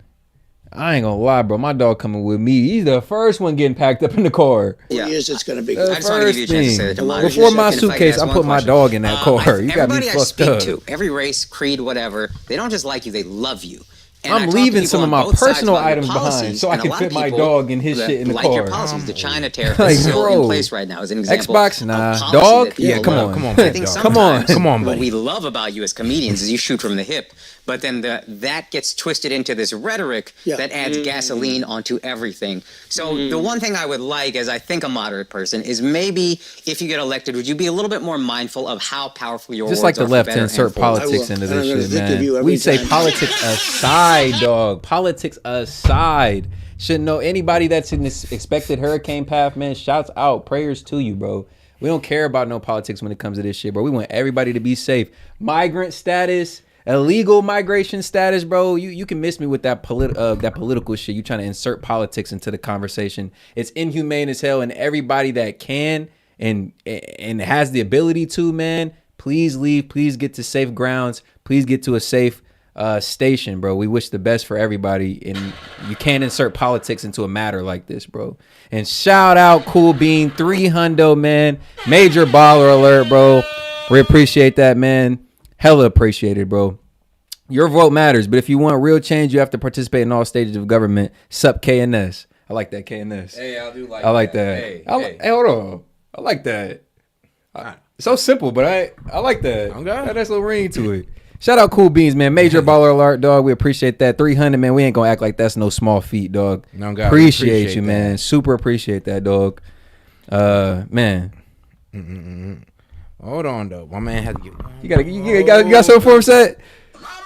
Yeah, dog. Yeah, swag muffin about politics. You can't insert that shit into certain conversations, bro. And it's a disingenuous, specious argument because I'm just like, bro, why are we even talking about this at this point? Like, this is about human lives. Like, dog, I thought it was sick when there was literally people hopping on TikTok going like, oh, well, they deserve it because they're racist, they're red states. And I'm like, bro, I don't give a fuck if they're racist. They're human. A flying fuck. They're human. It's not like I was going to go there and visit them anyway, but they still deserve to live. They still deserve, like, well, they pay taxes too, don't they? And you can't convince me otherwise. Yeah, like if they pay taxes, then their government funding should work for them. Yeah, huge dono, bro. Again, we appreciate that, Cool Bean, bro. Man, bro, thanks for joining in on the conversation, and thanks for the contribution. Let's go. I might actually vote. No, it's true. I understand that. Sometimes they say, "Oh, could you be a little bit more?" But you're doing a lot of things, and you're solving a lot of problems. Yeah. I stopped wars that nobody will ever know about. They won't write about. But countries that were fighting each other and didn't affect us much, but they did business with us. I called up 2 countries that have fought for thousands of years, killing each other for years. And I said, you guys are at it again. I heard it was going to start up. I stopped it when I first came in. And I said, listen, here's the story. If you go to war with each other, I can give you the details, but I don't even want to bother because it's nice now. I said, you're not going to do any more business with the United States. I'm going to cut you off 100%. And if you do get through, I'm going to charge you 200% tariffs. You won't be able to survive. So work it out. Work it out. You know, it was a country that split, and they've been fighting for years. The two halves, I think like thousands. I get a call, and I forget about it. But I had a rough call with them. And I said, I'm going to charge you tariffs, and you're going to be cut off. No more business. And if they don't have the United States, it's a problem. Yeah. And we have to keep it that way. We have to keep our country strong so we can do this. I mean, if our country is weak, we don't have that. You know, if we keep getting weaker and weaker, which is happening, we're not going to let that happen. So I get a call 2 weeks later, 2 days later. All right, Power Stroke. Catch you, bro. Sir, we've worked it all out. Thank you very much. And I go about my business. I saved thousands of lives, hundreds of thousands of lives. They've been killing each other for years, for centuries. And I saved thousands of lives. He said, one last thing before I go. Many people don't even know that's the reason, you know, things are good. And I had it out with them. I said, you guys are crazy. You do that, no more doing business with the United States. You're cut off 100%. You're dead. You're not going to do 10 cents worth of business. And I even said the tariff thing, but the first was actually even more powerful. And that's it. I forget about it. I go about doing my business. 2 days later, I said, congratulations. So what? On what? So-and-so and so-and-so. They're not going to have a war. They made peace. I've done so many things like that. And none of them hit the news most cycle. Of them aren't. None of them are noticed. No, most of them aren't really known. You know, I've made countries do things for us because they were treating us unfairly. And I've gotten things for our country that nobody else, I really think nobody else could have done. But I enjoy doing it for our country. And you know, just to get back to where you originally started, I want to make America great again. I want to make it so great that people won't question it, so that people can say what you just said, that, no, it's great. I don't want to have a question. Why should I or anybody else say, no, it's not great anymore? I don't want to be in that position. I want to make it so that when you ask a question like that, we can say, well, it's a great country. Yes, sir, Swagger Muffin. That's what it's all about, bro. Good to have you in here. Catch you next time, bro. I'll put that in our, we want to put that in our basket. I love that. And, well, first of all, thank you so much. This is an honor. I would be remiss to not even bring this up. You've said that you want to have peace in these places, not just Russia and Ukraine. It's obviously the Middle East. I know that is a very tough task. I don't think maybe you get enough credit for what you accomplished and your administration accomplished with the Abraham Accords. The Abraham Accords, and they did nothing. Again, Iran was willing to do a deal. I would have had a deal with Iran within 7 days after the election. I actually said, let's delay it till after the election because I was sure we were going to win the election. But things happened. You know, COVID happened. Of course, there's a lot of things going on. It was a mess. But still, I think it's something that a diplomacy out in that region that hasn't existed prior. Is that something I would imagine that would be at the forefront? We post notifications on so you get that notification when we go live, great man. Philosophers that said the world will end in the Middle East. We're not going to let that happen. You've heard that expression. Yeah. They said the world will end someday in the Middle East. We're not going to let that happen. Okay? Well, listen, thank you so much. Thank you so much, Mr. President. I really appreciate it. Guys. Thank you very much. Thank you so much. That was awesome. All right. All right. Hopefully y'all enjoyed that one, man. I'm gonna get out of here on this one because despite popular belief, we actually do got day jobs, y'all. So I'm a first shifter. Set's a second shifter, which is why y'all see him go later into the night. I'm gonna catch y'all tomorrow, man. Love y'all. All right, man. Perfect. Conspiracy hour. Yes. I am captain now. All right, man. Yeah. All right, man. Let's get this one started, guys. Man, Kamala Harris pulled up on the Howard Stern show. Let's get right into it. Let's go. Well, we'll listen to this for a second. First of all, it's me, Howard. I'm here on a special day. I was supposed to have a day off. I'd only come in for the Vice President of the United States because right now is my nap time. What? I'll try not to fall asleep during this interview. Do you nap at all? Not really. I wish I could. I don't mind, like in a different life, sometimes on a Sunday afternoon. Yeah. I know. Look what you... By the way, I'm playing Bat Dance because I knew you were a Prince fan. Yes. But I believe... I'm a huge Prince fan, but I believe that the Batman soundtrack was his best work. It was genius. Yes. Think about it. Listen to this. Go with a smile. All right, here we go. Softball interview, I guess. No. I mean, like, obviously, like 1999, I thought was spectacular. You can go back to his early days. Yeah. But like him on the guitar, there was just nothing like it. And so many people have, I mean, even you look at Bruno Mars today, right? Right. Who just been influenced by Prince. The night he passed, Doug and I were in LA and actually just, like, he and I have very different musical tastes, my husband and I. Yeah, what's Doug into? Like Cream like or... Depeche Mode. Oh, Depeche He's Mode. just, that's him. All I right. grew up kind of hip hop. But Prince is the one intersection where we both love. And we just played Prince all night long. We danced, we sang his songs. That was our little tribute. Did you ever meet Prince in real life? I never met him in real life. Wow. I went to see him. This is such a weird story. I forget me. Forget my stories. Tell me, though. I want to hear Well, it. it's very strange because I was a huge Prince fan like you. Yeah. And a friend called me who had worked on a book with him of pictures. And they said, Prince is going to perform for about 150 people. Come over. And I said, I'm going. Yeah.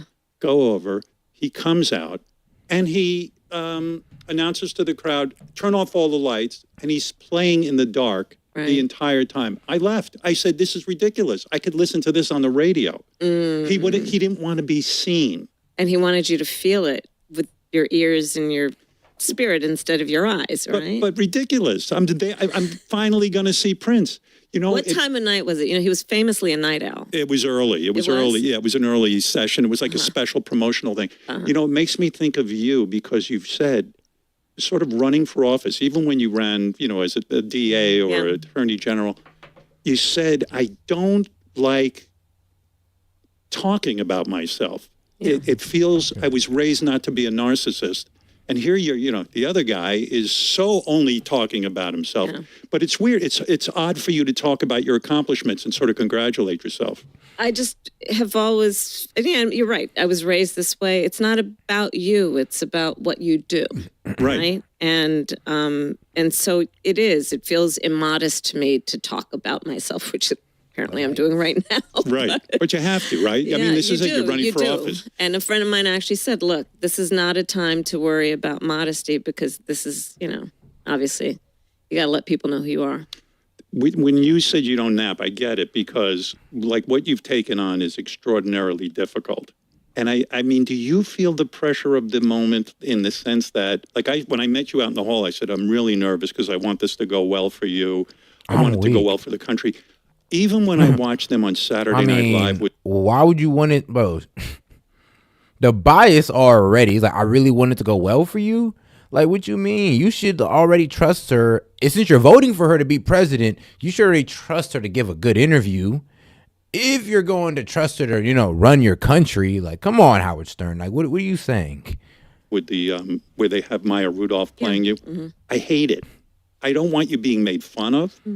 There's too much at stake. I believe the entire future of this country right now. I mean, as America, land of the free, home of the brave, I think it's literally on the line. I agree with you. And when I see them, how did you react to the Saturday Night Live bit? Well, I just saw it actually, and it was funny. I am a huge fan of Maya Rudolph's. I think she put a lot of time into doing the piece and the character. But to your point, I literally lose sleep and have been over what is at stake in this election. I mean, honestly, I end the day pretty much every day these days asking myself, what can I do more? Yeah. And what can you do? Stakes are so high. You're going out. You're coming here. You went on The View this morning. Yeah. You're going to the shows. You did 60 Minutes. By the way, I thought what was so amazing about 60 Minutes is the fact that Trump turned it down. Yeah. I mean, hold on. Are we really gonna look at her and say that 60 Minute was a success? Because, bro, they added political monologue over her word salad. That should have let y'all know what was up. It was actually pretty damn funny what they was doing to Kamala Harris. I was like, yo.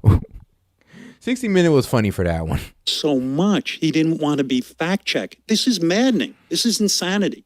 What do you mean you don't want to be fact-checked? I think that, like what? You know, Howard, people ask me, like, what do you think is going on and what is the tension here? What's at stake? And there are many things, and I can be much more articulate than what I'm going to say. But ultimately, I do believe that this is an election that is about strength versus weakness. Yeah. And weakness as projected by someone who puts himself in front of the American people and does not have the strength to stand in defense of their needs, their dreams, their desires, the work that must happen to make sure that we are a secure nation, that we are nurturing and protecting our alliances around the world, that we are supporting America's military, that we are fighting to bring the cost of living down for working families, that we are building businesses, building growth. Did you ever think in your lifetime you would see a Republican not supporting NATO and wanting to disassemble NATO? I mean, what world? Well, he didn't say disassemble NATO. He said, I don't want to be in NATO. And he didn't want to, and Trump didn't want to be in NATO because we were putting up most of the bill, and it's a military alliance. If Trump is anti-war, wouldn't it make sense for him to want to step away from a military alliance, especially since NATO has been agonizing or been antagonizing Russia lately? Like, I'd pull away from there too. I'd be like, bro, I didn't sign up for it to go to war with Russia. That's what y'all want to do. Y'all want to try to bring Ukraine in there, or Ukraine wants to go in there against Russia as well, I guess, liking. And the reason I say liking is because we never wrote it on paper, but we gave them a verbal assurance. Well, at least NATO did that. We weren't going to go past Poland. We weren't going to take Ukraine in. So I always say you can't really be mad at, well, Russia. Shoot, it's actually funny as hell. What world do we live in? And NATO, which is the greatest military alliance the world has ever known. It's what my father's general. This ain't a military alliance that's trying to get into it with Russia. I'd back the hell off too. It's like, bro, I didn't sign up for that. Y'all can go do that. We're funding it anyway. We're funding most of it anyway, or at least a good chunk of it. So I'd have definitely put out of NATO like, yeah, no, y'all good. Y'all got it. You want to go to war with Putin? Cool. Do that. Leave us out of it. But strength, that is strength to embrace that alliance as America, as Americans. I can understand. And he would walk away because he admires dictators. Well, what did you more think? Than he does. What did you think of this thing that just came out today? That Bob Woodward's book was saying that Trump was sending COVID tests to Putin, and Putin said, "Don't let anyone know." I mean, what is going on? What do you make of that? So I actually said it even in the debate. I believe that Donald Trump has this desire to be a dictator. He admires strong men, and he gets played by them because he thinks that they're his friends. Okay, cool. If he likes strong men, which I don't see a problem with that, but okay, well, why are you avoiding these strong men then? Why are you avoiding Putin? Why are you avoiding those conversations with Ching and all that? Or whatever the leader's name of China is. Like, why are you avoiding the smoke? Like you're getting mad at him for talking to these people, to actually chilling with them, and trying to negotiate with them, but she hasn't talked to Putin though. It's like, come on now, you can't sit there and say that when you have yet to talk to any of these people. And then what's with this strong man shit? I thought y'all hate Putin. Yeah. And they are manipulating him full time and manipulating him by flattery. Yeah. With favor. And so in the midst, to your point, as reported by Bob Woodward, in the height of the pandemic, and remember, and your listeners will remember, people were dying. I mean, you'd want to be nice to the man who can pretty much controls like a world currency. You'd want to be nice to the man that has the strongest military in the world. I mean, you'd want to be nice to the man that can tariff your ass out of existence or blow your ass up out of existence. I think you would pretty much flatter that guy as well. Like, well, why is flattering Trump a bad thing? Especially if he was, probably the strongest, the man with the most power in the world. Like, is that wrong?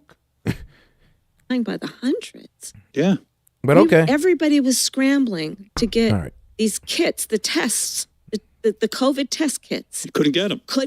Right. Couldn't get them anywhere. Right. And this guy who is president of the United States is sending them to Russia, to a murderous dictator for his personal use? Who you only wish Putin would have gotten COVID and dropped dead. Well, I wish that.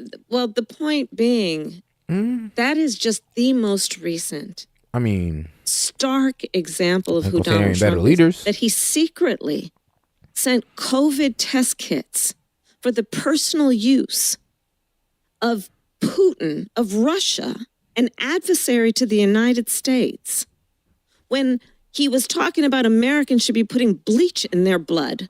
Think about what this is. Think about this person who wants to be president again, who secretly is helping out an adversary when the American people are dying by the hundreds every day and in need of relief. And instead, how did he handle it domestically?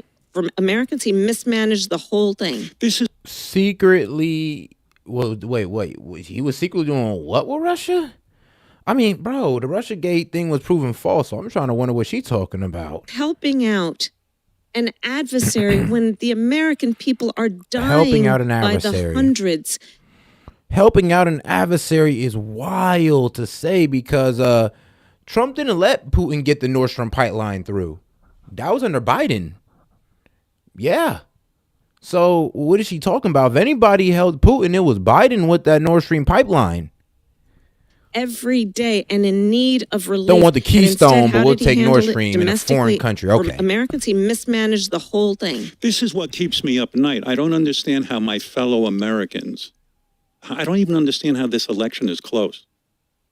And yes, I'm voting for you, but I would also vote for that wall over there rather than a guy who says, damn, where do I begin? Damn. A guy who says he doesn't support Ukraine wouldn't get on that stage with you and say, I support Ukraine.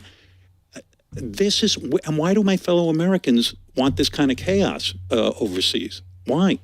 To your point, doesn't support our friend Ukraine, doesn't support, therefore, something America should always, and has always, by the way, been a champion of, which is the importance of sovereignty and territorial integrity, which means the importance of standing against anyone who tries to take another nation by force. Right. That's what we stand for as Americans, that you don't do that. And if you do that to our friends, we're going to stand. By force is crazy. I mean, well, he did walk up in there, but let's be real. He offered resolutions. He was like, look, bro, just don't go to NATO and I'll hop up out of here. They still want to go to NATO. He's taxing them, look, don't go to NATO. We can still do a ceasefire right now. Not only do they want them to go into NATO, but they want to accept money from the U.S. to fight Russia. Now it's just like, okay, what do y'all want me to do with them? And, bro, they need the Nord Stream pipeline. Putin owns a large percentage of that pipeline. To take that away from him would be devastating to the Russian economy. You think he's just going to let that go? I mean, would we? And shout out CN, man. He said, spooks look for money? Man, I mean, bro, pretty much. Hey, man. Shout out CM, bro. Shout out CM. Appreciate you, big dog. Let me see here. Let's go. With our friends. It's you're getting played. And some would say, look, I grew up in the neighborhood. Some would say you're getting punked. Yeah. If you stand in favor of somebody who's an adversary over your friends on principles that we all agree on. And look at it, it's not only that. He says he's going to be a dictator on day one. Understand what dictators do. They jail journalists. They put people who are protesting in the street in jail. He said he thinks he wants to go after Jimmy Kimmel, a comedian. He wants to go after Stephen Colbert and Seth Meyers. What, even if someone had said years ago when I remember presidential races, if someone said, "Oh, Kamala Harris isn't a black woman," they would have been out of the. They would have been out of the. Yeah. That would have been it. Would have been over. I mean, how do you challenge that? Well, what do you do with that? But back to the point deny. What it actually is, and then let's talk about it and call it what it is. What is it? It's a sign of weakness in a leader. Yeah. Do not stand in defense of your people, the American people.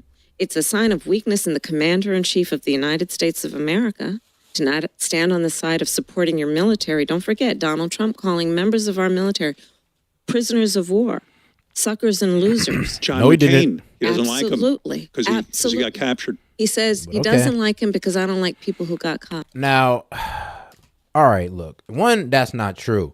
But let's go off actions, all right? Let's go off actions. Now, if he really thought that low of soldiers, why would he even bother going to soldiers' funerals that he didn't cause? He didn't cause their death. Biden caused their death. Biden's orders or Biden's administration caused those 13 soldiers' deaths. And he went there. If he didn't care about it and it wasn't even under his order, what's the point of showing up? You got to have some type of respect for the veterans or soldiers to do that. And then, bro, because Biden or Harris didn't show up, the left want to flip it like, oh, he was disrespecting. He was doing that as a photo op. Bro, get y'all dumbasses out. Bro, get out of here. Get your dumb ass out of here. Ain't no way. I mean, the president don't go visit these dead soldiers, these fallen soldiers. But what? Trump does? And nobody sees that. And nobody can see through now how they pretty much posted that as a lie. Yes, Trump went to go visit the soldiers, which means what makes sense? Why would that make sense for him to sit there and call them suckers and losers? If he felt that way, why the hell would he take time out of his day to go visit those so-called suckers and losers and their family? A prisoner of war, an American hero. Yeah. Think about this guy who, by the way, his former chief of staff, 2 secretaries of defense, his national security advisor, people who served with Donald Trump in the White House, have said he is unfit to be commander-in-chief and is dangerous. So the people who know him best have let us know. They've seen him. And shout out David Carman. He said, please, I know up cam. Wait. You said, please, I know up cam guns and patent chips. Please take them. All right, then. I'm not sure if I read that right. Please, I know up cam guns and patent chips. All right. They've worked with him in the Oval Office, and they know. Appreciate you, Carl, man. Appreciate you, David. Unfit to be president of the United States. I mean, his own vice president isn't voting for him. That's exactly right.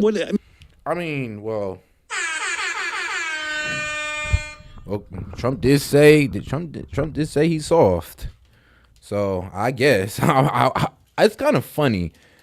Everybody who say, oh, Trump turned against him. Everybody who says that, use that, line. Oh, 20 people turned against Trump, his own president. Well, one, he fired a lot of people in the administration, in government. So of course they say that.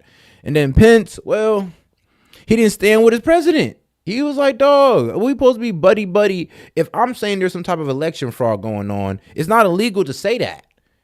It's just like, bro, just back me up, put it to the test. And if there's no evidence, then all right. But you didn't back them up. They didn't put it to the test. They just dismissed it. And that was that.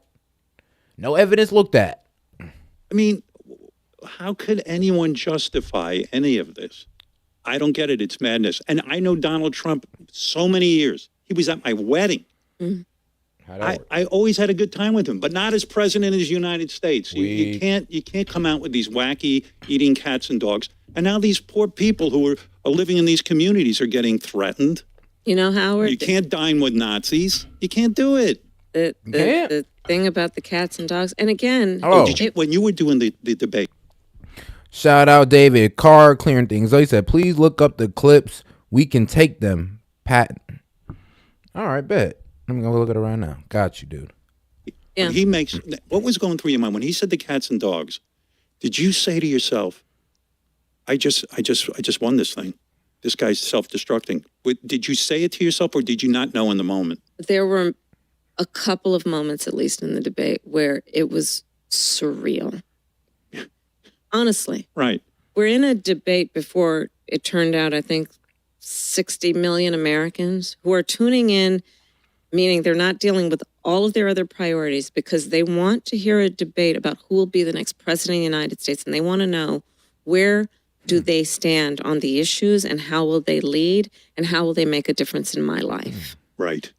And one of those two people, Donald Trump, on that stage spent time talking about how people are eating pets. One of those people on stage spent full time talking about his personal grievances, about himself full time, instead of talking about the needs of the American people. And there were moments when I was on that debate stage where I knew what he does at his rallies. But sweetheart, you don't talk about no policies. You just bashed Trump the whole time. It was a Project 2025, lie after lie after lie. I mean, we can go through a quick breakdown of the lie after lie after lie she told. It was absolutely crazy. I'm just like, okay, well, let's go. Lie. He will sign a national abortion ban. It's a lie.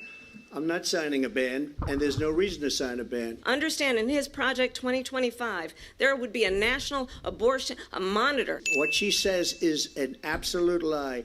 There is no state in this country where it is legal to kill a baby after it's born. Nowhere in America is a woman carrying a pregnancy to term and asking for an abortion. The infant would be delivered. The infant would be kept comfortable.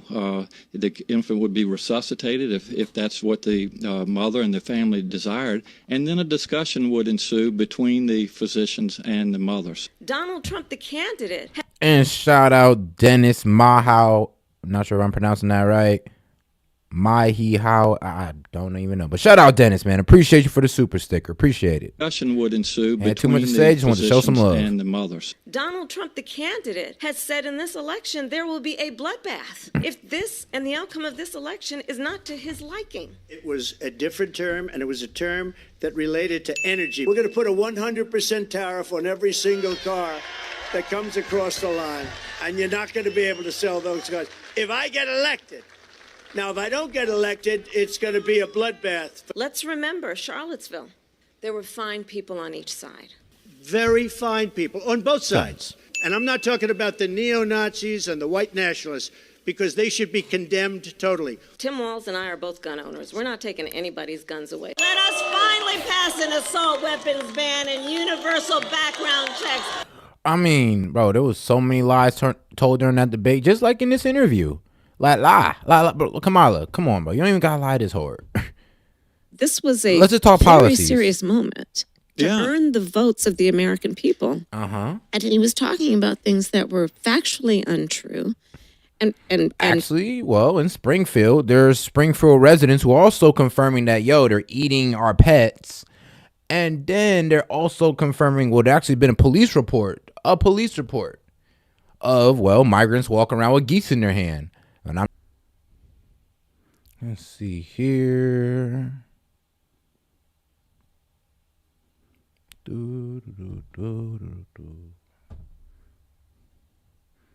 All right, chat, we good? We back?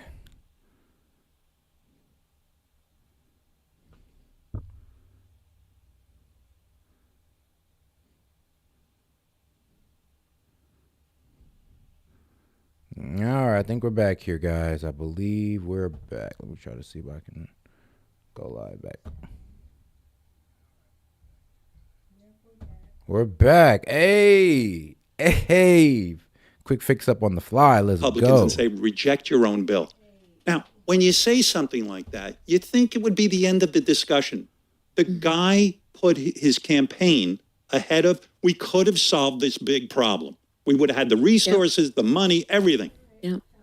And yet somehow during the debate, it somehow just goes away. I mean, to me, it should be like, we don't move on until we answer that. Why did you cancel the bill?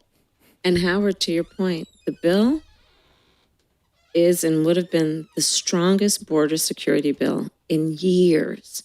It would have put 1,500 more border agents at the border. I've been down to the border. Those border agents are working around the clock. They need help. Right. They need support. And this bill would have done that. In fact, the Border Patrol agents have supported the bill. It would have stemmed the flow of fentanyl. I'm traveling our country, meeting with mothers and fathers and children of people who have died because of fentanyl. This would have put the resources into stemming the flow of fentanyl coming into our country, killing Americans. Yeah. It would have done work to allow us to go after transnational criminal organizations. I am a former prosecutor, as you know. I have prosecuted transnational criminal organizations who are trafficking in guns, drugs, and human beings. This is not theoretical for me. I know what they do, and we should have the resources to go after them. Don't you want to say to the people who support him, what are you not hearing? Are you not hearing that we had a bill to solve this big problem? You're all afraid of this. No, we're not afraid of it. We just know what it was. One, that Democrats voted it down. Two, that they had hella foreign aid funding to Ukraine. And three, it was allowing immigrants to come into the U.S., allowing a certain number of immigrants. What type of border bill is that? So, yeah, of course it got voted out, and Trump had nothing to do with it. Like, bro, y'all give him way too much power. I mean, goddamn. Understood. We understand that. I mean, I hear these interviews with people who are voting in the other direction, and I don't understand. There's no, it's all chaos. It doesn't make any sense to me. Speaking about being a district attorney and a prosecutor. You know what's crazy? It's kind of crazy how, like, well, why don't y'all blame the Congress members? Why don't y'all ask them about the bill instead of asking Trump? Because Trump wasn't president when that bill was going through. Let's be real. So why don't y'all ask the Congress members? Why don't y'all look up interviews on see who voted on it and look them up and see why they said, nah, I'm good on it. Because Trump had nothing to do with that. As much as power as y'all want to give him, we could just call up buddies and kick any bill. Yeah, he don't got power like that. I'm curious about that phase Especially of your life. President. So you go to law any school, office, official and power. really, it's sort of against all odds. But what's fascinating to me is you get out of law school and you get a job as a prosecutor. Yeah, in Alameda County. The seat is Oakland, California. And what is it? What prepares you to go? In other words, at first, I assume you go in front of a jury. Yeah. And they give you some kind of easy case. I'm hoping, like maybe You start with DUIs usually. DUIs. Yeah. Uh-huh. Were you a wreck the first time out of law school and you go in front of a real jury, in front of a real judge, and you have to prosecute, even though it's a DUI? What is that moment like for you? So I started by the first case I actually prosecuted was when I was a certified law clerk. So I won the case, but the great thing about, just pushing people out when they're young, they don't know any better. You weren't nervous? I was nervous and I was probably over-prepared, but I believed in my case. And, the great thing about being a prosecutor, and I've talked with many prosecutors over the years all over the country, is you only got one job, which is to do the right thing. Right. And so you have to believe in your case. And frankly, if you don't believe in your case, you shouldn't be bringing your case, right? You shouldn't be charging a case unless you believe this person is guilty beyond a reasonable doubt and you have the evidence to prove it. You shouldn't be making decisions based on emotion. You should be making decisions based on facts and the law. Right. So I believe that's really interesting because if you look up Kamala Harris's Truancy Act she put into place, where she's locking up parents who, kids miss 10 days of school and she'll end up locking up a mother who's looking after her sick kid. Yeah. That was proven to be unconstitutional by the Supreme Court. So as a lawyer, why didn't you know that? Like, such a successful lawyer and all this good stuff. Like, why didn't you know that was unconstitutional? Why did you enforce that on your own people?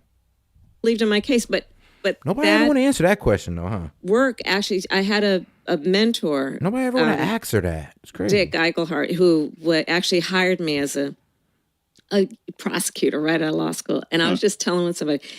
So the interview, you want to know what the interview was like? Yeah.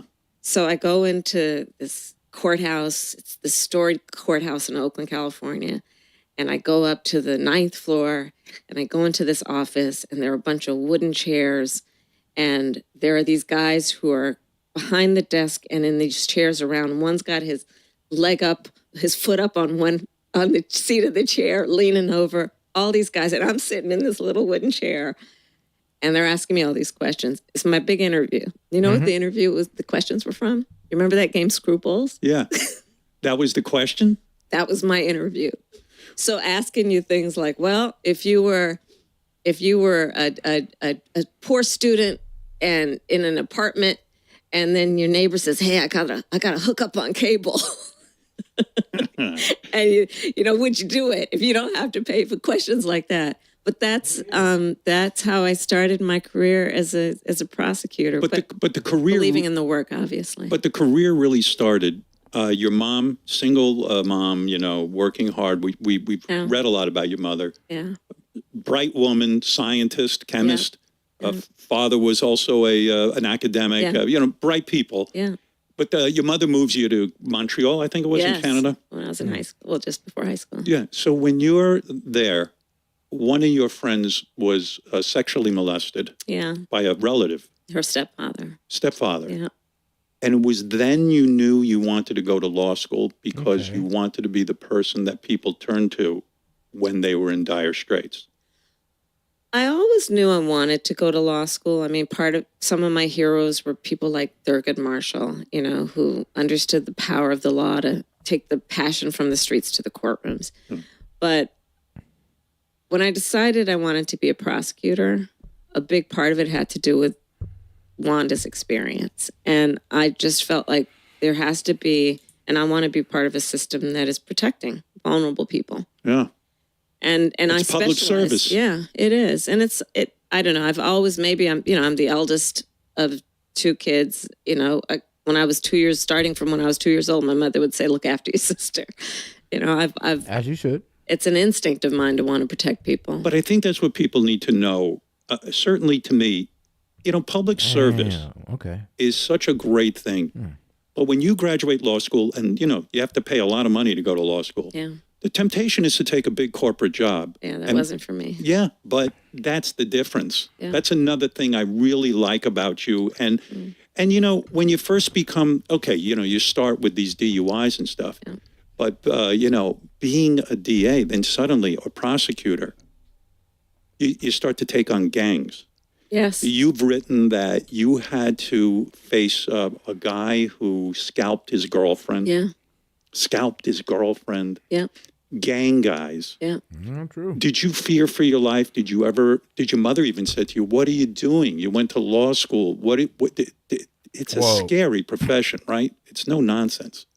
I mean, I've always been clear-eyed about what's involved. And yeah, there are threats and all of that, but the good that you can do standing in front of a jury and saying to that jury that this mother's child should not have been killed.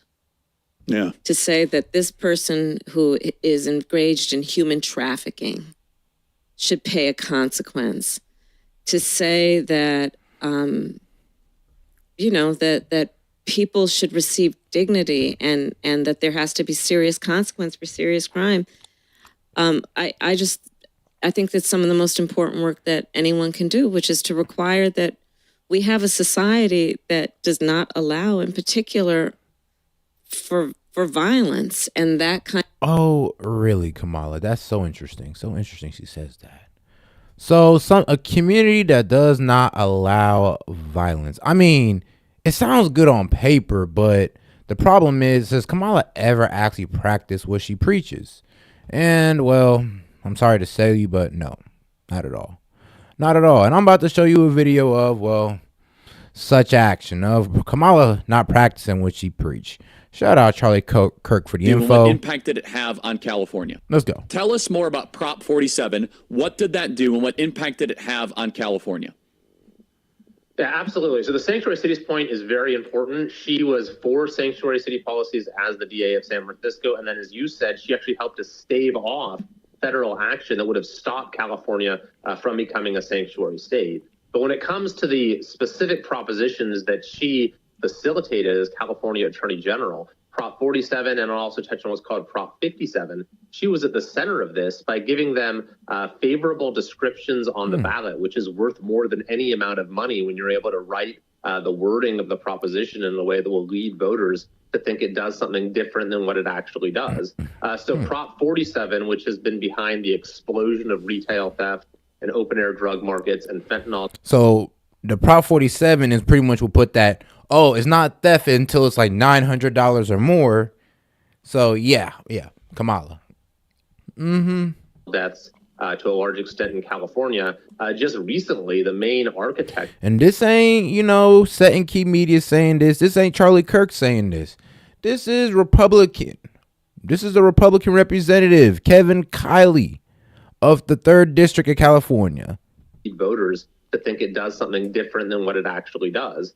So Prop 47, which has been behind the explosion of retail theft and open-air drug markets and fentanyl deaths to a large extent in California, just recently, the main architect of that initiative came out and said that he very much appreciated the favorable ballot description that Kamala Harris gave for that initiative as AG. And then even more egregiously, Prop 57, which came a couple years later and was this massive early release initiative that let tens of thousands of serious criminals out of prison early. She deceived voters into thinking that this was only going to apply to non-violent crimes. In fact, she, on the ballot itself, characterized as non-violent crimes such as rape by intoxication, rape of an unconscious person, human trafficking with minors, assault with a deadly weapon, domestic violence, drive-by shootings, the list goes on. She said these are non-violent crimes in order to deceive voters into releasing the offenders from prison early. And it's no wonder violent crime in California now far outpaces the rest of the country.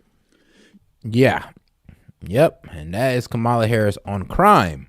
So I'll be wondering what the hell she be talking about when she talks about crime. I'm like, sweetheart, it's like, it sounds like you was making a safe haven for Epstein or something. Like, what's going on there? Kind of behavior to go without consequence, serious consequence. It's really weird, too, because to me, you're the law and order candidate. And yet they try to paint you like you're some leftist who, I don't know, who wants to have people running through the streets committing crimes. You were a prosecutor. I have put a lot of people in jail. I have personally prosecuted everything from, child sexual assault to homicides. And then as Attorney General, transnational criminal organizations, which I took on as a leader. But talk, the story that got me was this 6-year-old girl when you were a prosecutor. Yeah. It was a 6-year-old girl who you felt would not be able to recount to the jury the abuse that was going on in her home. Yeah. And you had to walk away. You had to say to yourself, oh, God, I can't put this kid through it. She won't win the case. And knowing she's going to go home to this father or whatever it was, stepfather, who was abusing her. That kind of work, you take it home. I mean, it has to eat at your soul. It does. Because you probably went home that night and said, that little girl's in the house with her abuser. It was one of the most difficult cases I've ever handled. I, to this day, remember exactly when I realized that was what was going to happen. To this day, I remember where I was. I remember exactly how I felt. And I still think about that and her. As a prosecutor, I would go up to the parents of homicide victims, would have a meeting every Thursday evening. No DA had gone up there. And I would go up and join them for their meetings. Wow. And talk with them about, and basically figure out what we needed to do more to figure out who the killer of their child was, and to be able to then bring those cases to justice.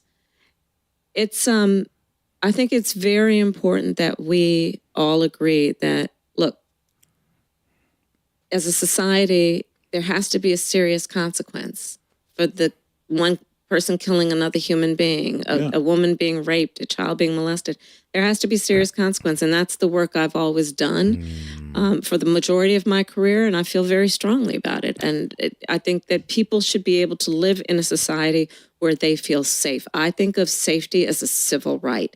And all people have the right to be safe, because think about a society that doesn't have that. But damn, I don't know, man. Like San Francisco, California, the crime in there is like, you're sure you know how to handle crime, Kamala? You're sure you care about crime the way you say you do?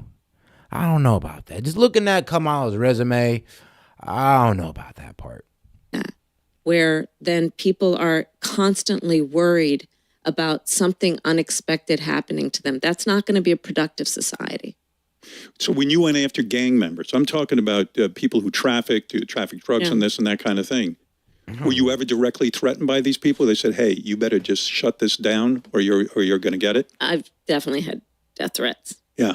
Yeah. I don't generally talk about them, but yes. Why don't you talk about them? Because you don't want to encourage any kind of nuts out there, or is it because it's just too hard to confront? I refuse to live in fear of the bad guys. Yeah. I can agree to that. Well, it's very brave. I can agree to that. I'm not doing that. I'm not doing that. Does it infuriate you too that, first of all, it's something drives me nuts with Obama. Shoot, I wouldn't fear the bad guys either if I'm letting them in and hoping that they vote for me. Yeah, I wouldn't live in fear either. His presidency, he had the opportunity to appoint someone to the Supreme Court. Mitch McConnell goes, F you, you're not appointing anyone to the Supreme Court, basically. You're the sitting president of the United States. The basic unfairness of that makes me insane. It makes me feel like America's going down the tubes. How can this be? The president could not appoint a Supreme Court justice, and now we have a Supreme Court. You know what? You want to get an abortion, you don't want to get an abortion. I trust any woman to make that decision for herself. What is this? I don't want Donald Trump and his party deciding. What you mean? They left it to the states. Donald Trump and their party's not deciding. These states are deciding with their women. Like, women can vote too, right? But I mean, what's the argument here at the end of the day? Nobody's taking away women's reproductive rights. It's just that your state, which also means the women in that state majority voted that they don't want long-term abortions, they don't want late-term abortions, or they don't want it at all. Sorry, abortions. So why are y'all mad? I just don't understand the argument on abortion. If it's being left to the state and your state says the majority of the women in your state go against it, then your beef is with the women in your state. Okay? Not Donald Trump. I don't want Clarence Thomas deciding. But here's the thing that is, again, really important that people understand about who Donald Trump is. He hand-selected 3 members of the United States Supreme Court to do exactly what they did. Take away the right of an individual to make decisions about their own body. Like, I ask people to take a step back. Let's just think about it this way. Whatever your gender. Right. And it's not about abortion. You have basically now a system that says you as an individual do not have the right to make a decision about your own body. The government has the right to make that decision for you. So regardless of how you feel about abortion, think about what that means. The strength of America includes that we have been committed as Americans, it's part of our spirit, to the expansion. Sweetheart, if abortions had disappeared today, America would be no stronger, no weaker. It'd be just the goddamn same. Actually, you know what? I'll say America would be stronger if there was no abortions. Not only would that might fix our, declining birth rate, but it would lead people to make more responsible decisions. Men and women, on both sides. Of rights. And for the first time, we're seeing a restriction of rights, fundamental rights, including what could be more fundamental than to make decisions about your own body. And that's what has happened. And Howard, to your point, look, this issue is not about trying to convert people, right? Right. Because one does not have to abandon their faith or deeply held beliefs to agree. Right. The government shouldn't be telling her what to do with her body. She will talk with her priest, her pastor, her rabbi, her imam, but not the government. Well, here's what I worry about. I mean, but that's what they did. They asked themselves inside, how do they feel? Or they asked God, how do they feel? And God told them no. I'm pretty sure God would tell you no to terminate an unconscious life. But there are people who dehumanize these, soon to be babies. They dehumanize them, calling them a clump of cells, parasites, and whatever scientific term they want to use to dehumanize, a soon to be human baby child. Or come on now. You got a guy who says probably you don't really need to vote if I win. You got a guy who says, hey, we're not stopping here. You know gay rights are next. Yeah. You know it. But Clarence Thomas said it. Yep. I mean, who doesn't have, here's the crazy thing to me. Who doesn't have gay people in their life? Whether it's your kid, whether it's your best friend, whether it's, the genie is out of the bottle, guys. And to your point, think about it. So I actually was proud to perform some of the first same-sex marriages as an elected official in 2004. Right. Okay. A lot of people have evolved since then, but back in 2004. Here's how I think about it. We actually had laws that were treating people based on their sexual orientation differently. So if you're a gay couple, you can't get married. We were basically saying that you are a second-class citizen under the law, not entitled to the same rights as a couple who are consenting adults in a loving relationship. You, therefore, when one of you is sick, when one, God forbid, passes away, will not have the same legal rights. We were saying literally you're a second-class citizen under the law. Now... What do you mean? I mean, shit, welcome to being a man. I mean, we're second-class citizens in our children's life. I mean, let's be real. I always just say women would ban abortion today if they had to get a double signature on it. I mean, shouldn't both parents sign off on if the kid lives or dies? Shouldn't one parent get a say? Oh man, let that happen, bro. Let a woman have to force to have a baby because a father say he don't want to terminate it, and she's gonna go to jail if she terminates it on her own. I mean, guarantee you that they just kill the whole abortion thing and just said nope. I'd rather God force me to do it than a man. They'll make up some excuse. You see, the court that Donald Trump created, that is insanity, openly talking about what else could be at risk. And understand, if Donald Trump were to get another term, most of the legal scholars think that there's going to be maybe even 2 more seats that'll be up. That means, think about it, not for the next 4 years, for the next 40 years, for the next 4 generations of your family.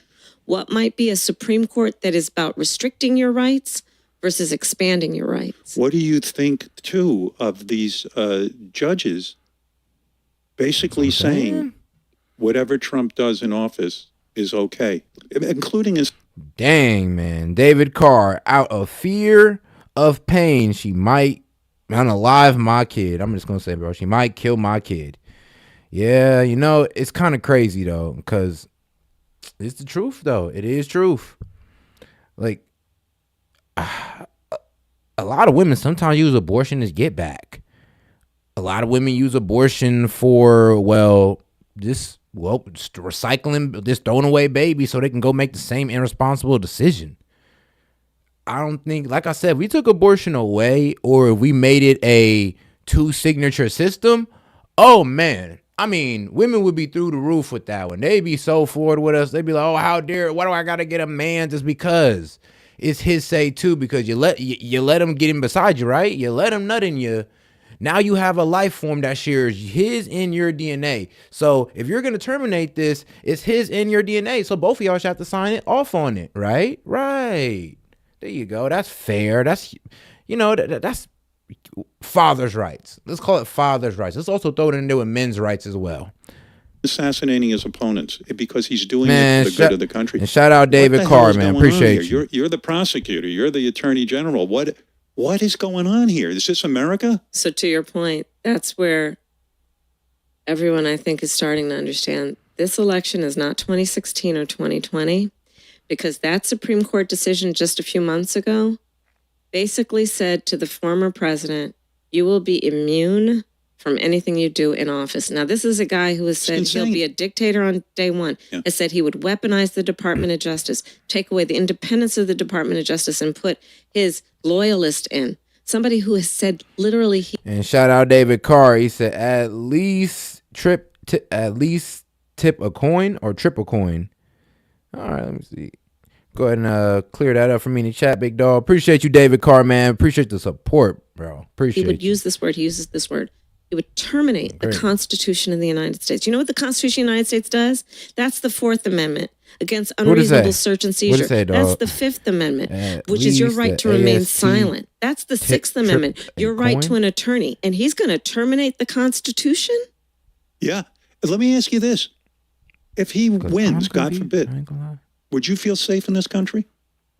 Would you stay in this country? Howard, I feel safe in this country with Trump. I mean, like, bro, sweetheart, you're letting immigrants across the borders, making sanctuary cities here, there, all willy-nilly. I mean, we have missing children, like hundreds of thousands of missing children.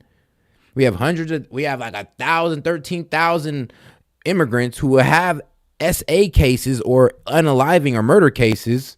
So what's going on here? We have like immigrants in here with terrorist ties. I know. I'm gonna take my chances with Trump. When immigration was low, real low. And shout out Hellbat, man. Appreciate the support. At this point, just have it to where the abortion doctors give the women abortion. Not ethical, but I don't care. I don't care. See how many will go through it with it. Then. Oh damn. Okay then. Oh wow. Give the woman a knife. Not ethical, but okay. God, hold on. My bad. You in a real knife. Whoa. Whoa.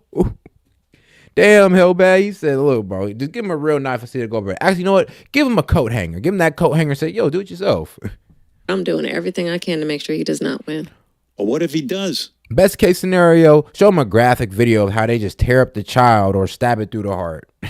How can you be safe? He's saying, oh, I'm just going to do whatever the hell I want. This time I know what I need to do.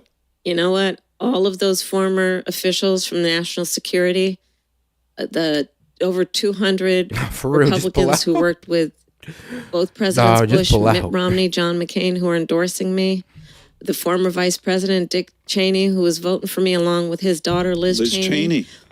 We are building a coalition of people that are Republicans, independents, Democrats, libertarians, all stripes of Americans who are coming together to say, you know what? This election is about putting country before party, that this is about saying, do we want a president who's going to abide by the oath to support and defend the Constitution of the United States, or someone who is full-time engaged in flattery from Vladimir Putin of Russia and sending COVID testing kits over to him when Americans are dying every day? It's remarkable. By the way, you have said something I've been screaming about for years. I believe the United States Postal, I believe you can tell a society by its post office. You go overseas, you can't get a letter. Mm-hmm. Like every time I hear Kamala speak, it's like you hear something new that you need to debunk or something. It's like, whoa. Sending COVID tests to Russia? Well, hold on. Is that really even bad? All right, hold on, guys. I mean, how do we hate Putin or do we hate the people of Russia as well? Do we hate everybody in Russia? Because I don't. Whoa, is that even wrong to send people in Russia COVID kits? It's not like he was sending them out to without giving us them as well. We know that. So I'm confused. Is that wrong to help out another country with COVID testing kits? I'm confused here. I'm confused at the point that she was trying to make with that. Post office here in the United States is so fantastic. We take things for granted. Right now, we're taking for granted how good things are. You're right. We really are. And you have said, and I was thinking back to when Trump was president. Remember who he appointed to be in charge of the post office? And remember the chaos at the post office? I couldn't get a letter. Yes. That's enough. Yes. I don't know. I don't know. I don't get it. But here's the thing. Let's not throw up our hands. Let's roll up our sleeves. Oh, goddamn. Because this is this is our country. And you know what? If you love our country, we got to fight for our country. We can't take our country for granted. I love our country. I love the American people. And I love our country. And what I too. see when I'm traveling all over our country is that people are coming together of all different backgrounds based on a common belief that if you love something, you got to fight for it. And that's this moment. That's this moment. And we can have our disagreements, but there's some foundational stuff that we got to agree on. And it includes rule of law. Free and fair elections should not be overturned just because you didn't like the outcome because you lost. Now, let's talk about that for a second. Okay. How crazy. How do you vote for someone who says, if I win, it was a fair election? If I lose, Kamala Harris and her buddies fixed it. That's delusional. That you can't have that. And you can certainly not storm the Capitol when you're the sitting president of the United States. In America, we call that a sore loser. And in this case, this is someone who has already lost, which would say that they are actually already a loser. And how do you vote for someone who says, find me 11,000 votes? What is that? It's on tape. Yeah. What is? It's so crazy.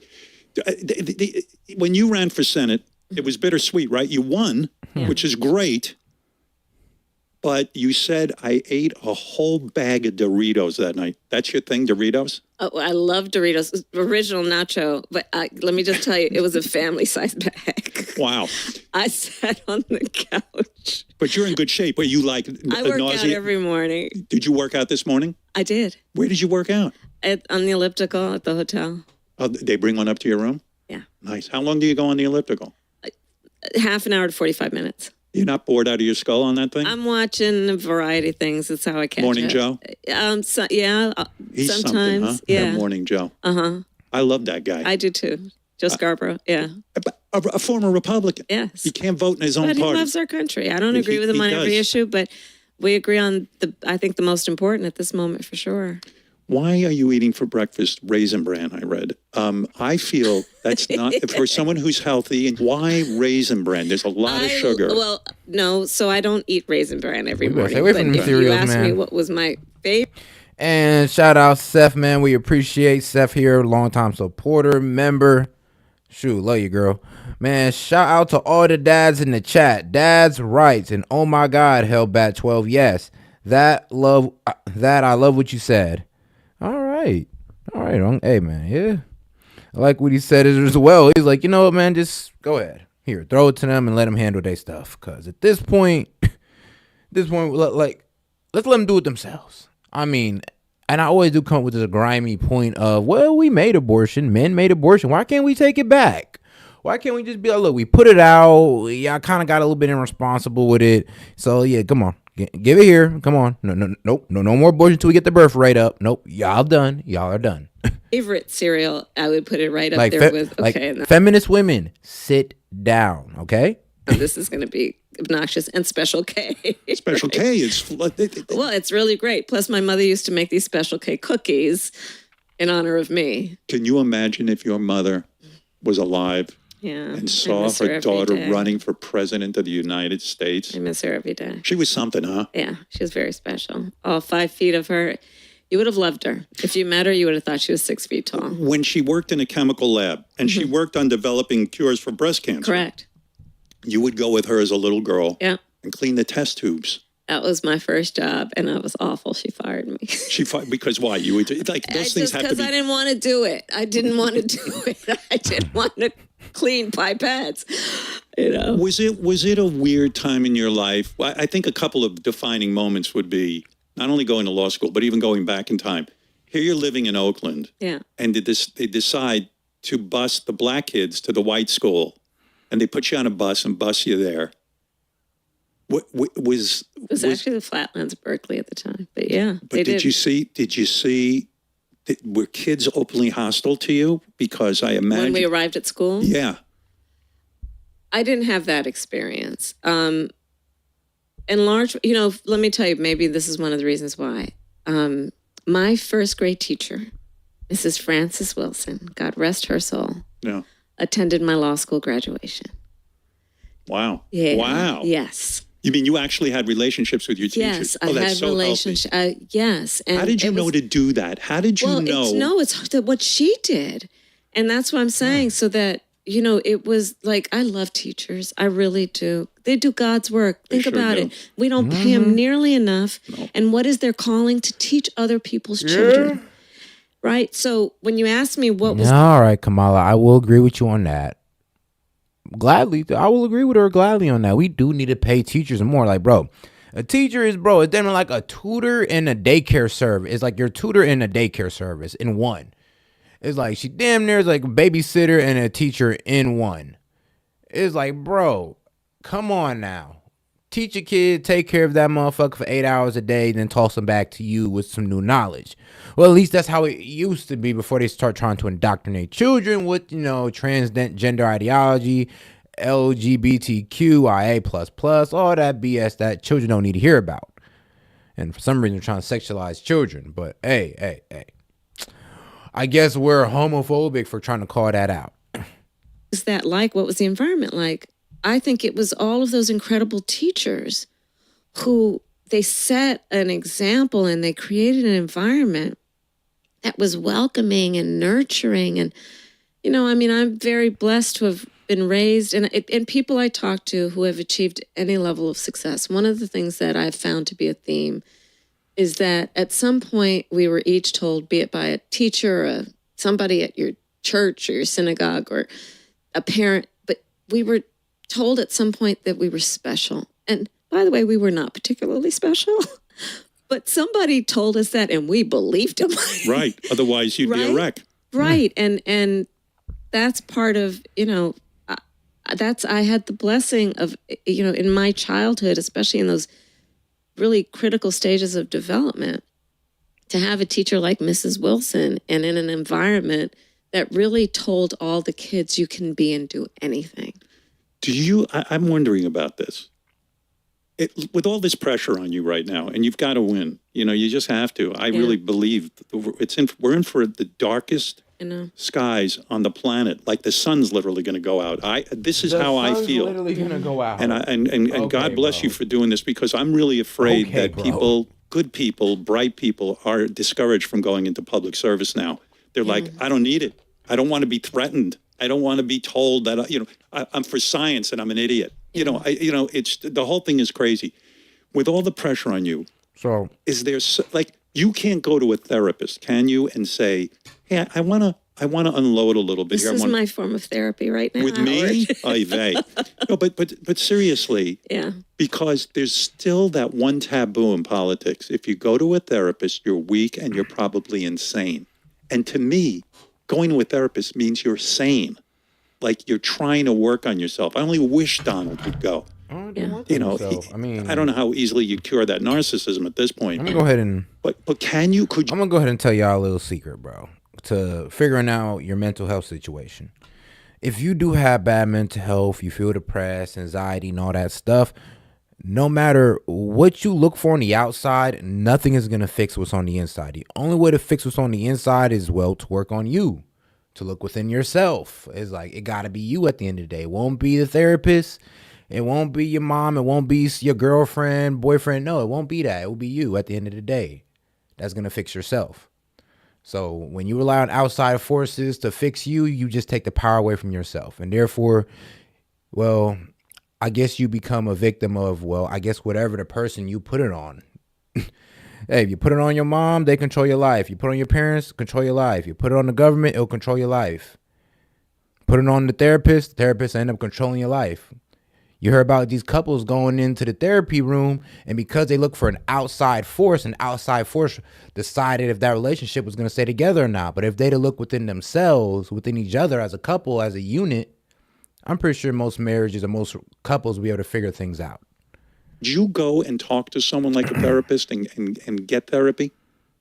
Well, let me just tell you, I have the great fortune of having a really incredible group of friends. My best friend from kindergarten is still one of my best friends. Really? Yeah.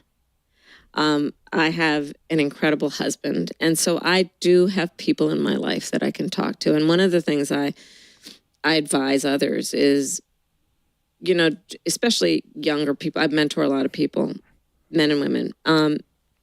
What do you mean by that? When you mentor someone, like a young kid comes to you and says, gee, I'm thinking of going to law school. I'm lost. Or well, just people I'll meet along the way who will express to me some goal or some desire they have, and I'll just make sure that I follow up with them. And one of the things I say, and I believe, is that we each should be conscious of the fact that there are certain choices we can make. And one of them is about who we choose to be in our life, in our inner circle.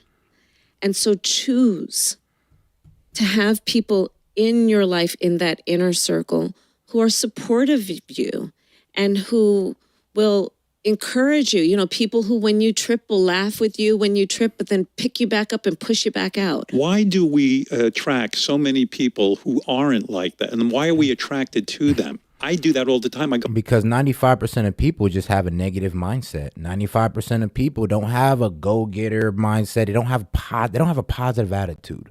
I always say, bro, a lot of people don't reach the upper echelons of success, or the 5 or 10%, because the 5 or 10% knows how valuable a good attitude is, how valuable consistency is, how valuable being positive is. There's a reason. There's a reason. Because 95% of people are just negative people. And they don't mean to. They mean well. They're good-hearted. It's just the energy that they just push out for some reason. They don't believe in themselves. They don't believe in others. Go, what am I doing with this? You have to be conscious of it. You have to be conscious of it, you know, to be very rudimentary. Like, choose not to have mean people in your life. Yeah. But it seems like the country's so angry right now. Well, I think that we should remember the good. And I don't mean to sound naive, but we have to remember the good. We have so many. And shout out Jasmine Lewis. Appreciate you, sweetheart. It's not just all women by themselves, but some men encourage abortions because they do not want to be fathers. Love this channel. I appreciate it. And thank you. That's your first super chat. Hey, appreciate you for honoring. Well, appreciate you for that honor.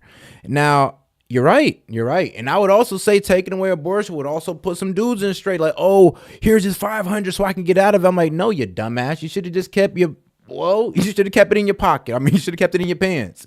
Congratulations, you're a father. But I already got a girl with a kid and all that. Well, you should have been smarter. It's like, for real, because you're right. Men do use abortions to clean up our messes sometimes. We do. It's way easier to pay $500 than probably $500,000 for the rest of this kid's damn life.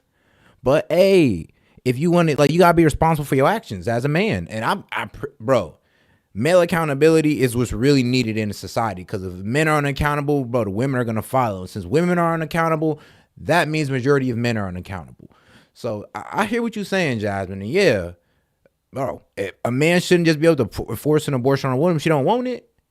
Nah, he should be like, God damn it. Well, guess I'm a dad. Oh, hey, I wanted to have sex like grown-ups, so why not take care of a kid like a grown-up? If you ain't ready for that, then don't get involved in it.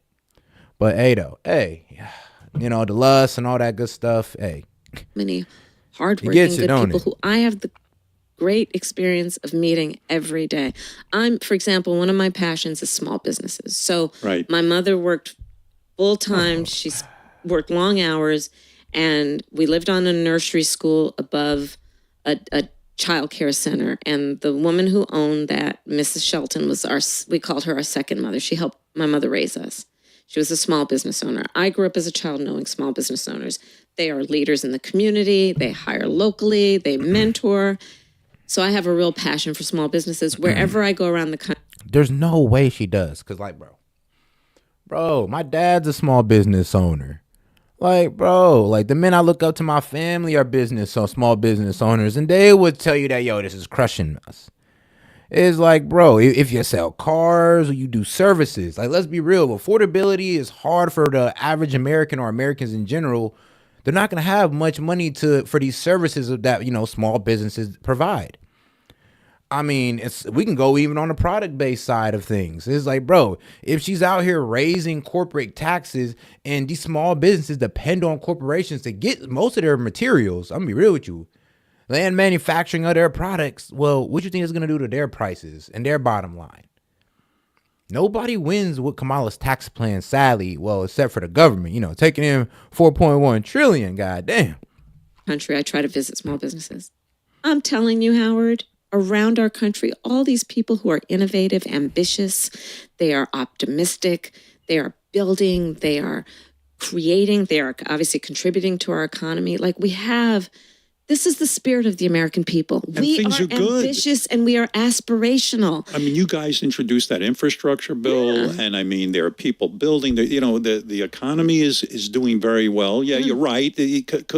Prices in every presidential election have been way too high. There's never been an election where we said prices are too low. We need to work on bringing prices down. I mean, part of my point is we need to go after price gouging. Right. I've done that before. We got to go after the bad actors where they exist, especially during emergencies. I mean, these storms and these hurricanes, I've seen it with wildfires in California where, when people are desperate in an emergency, some bad actors will jack up prices. We need to go after them.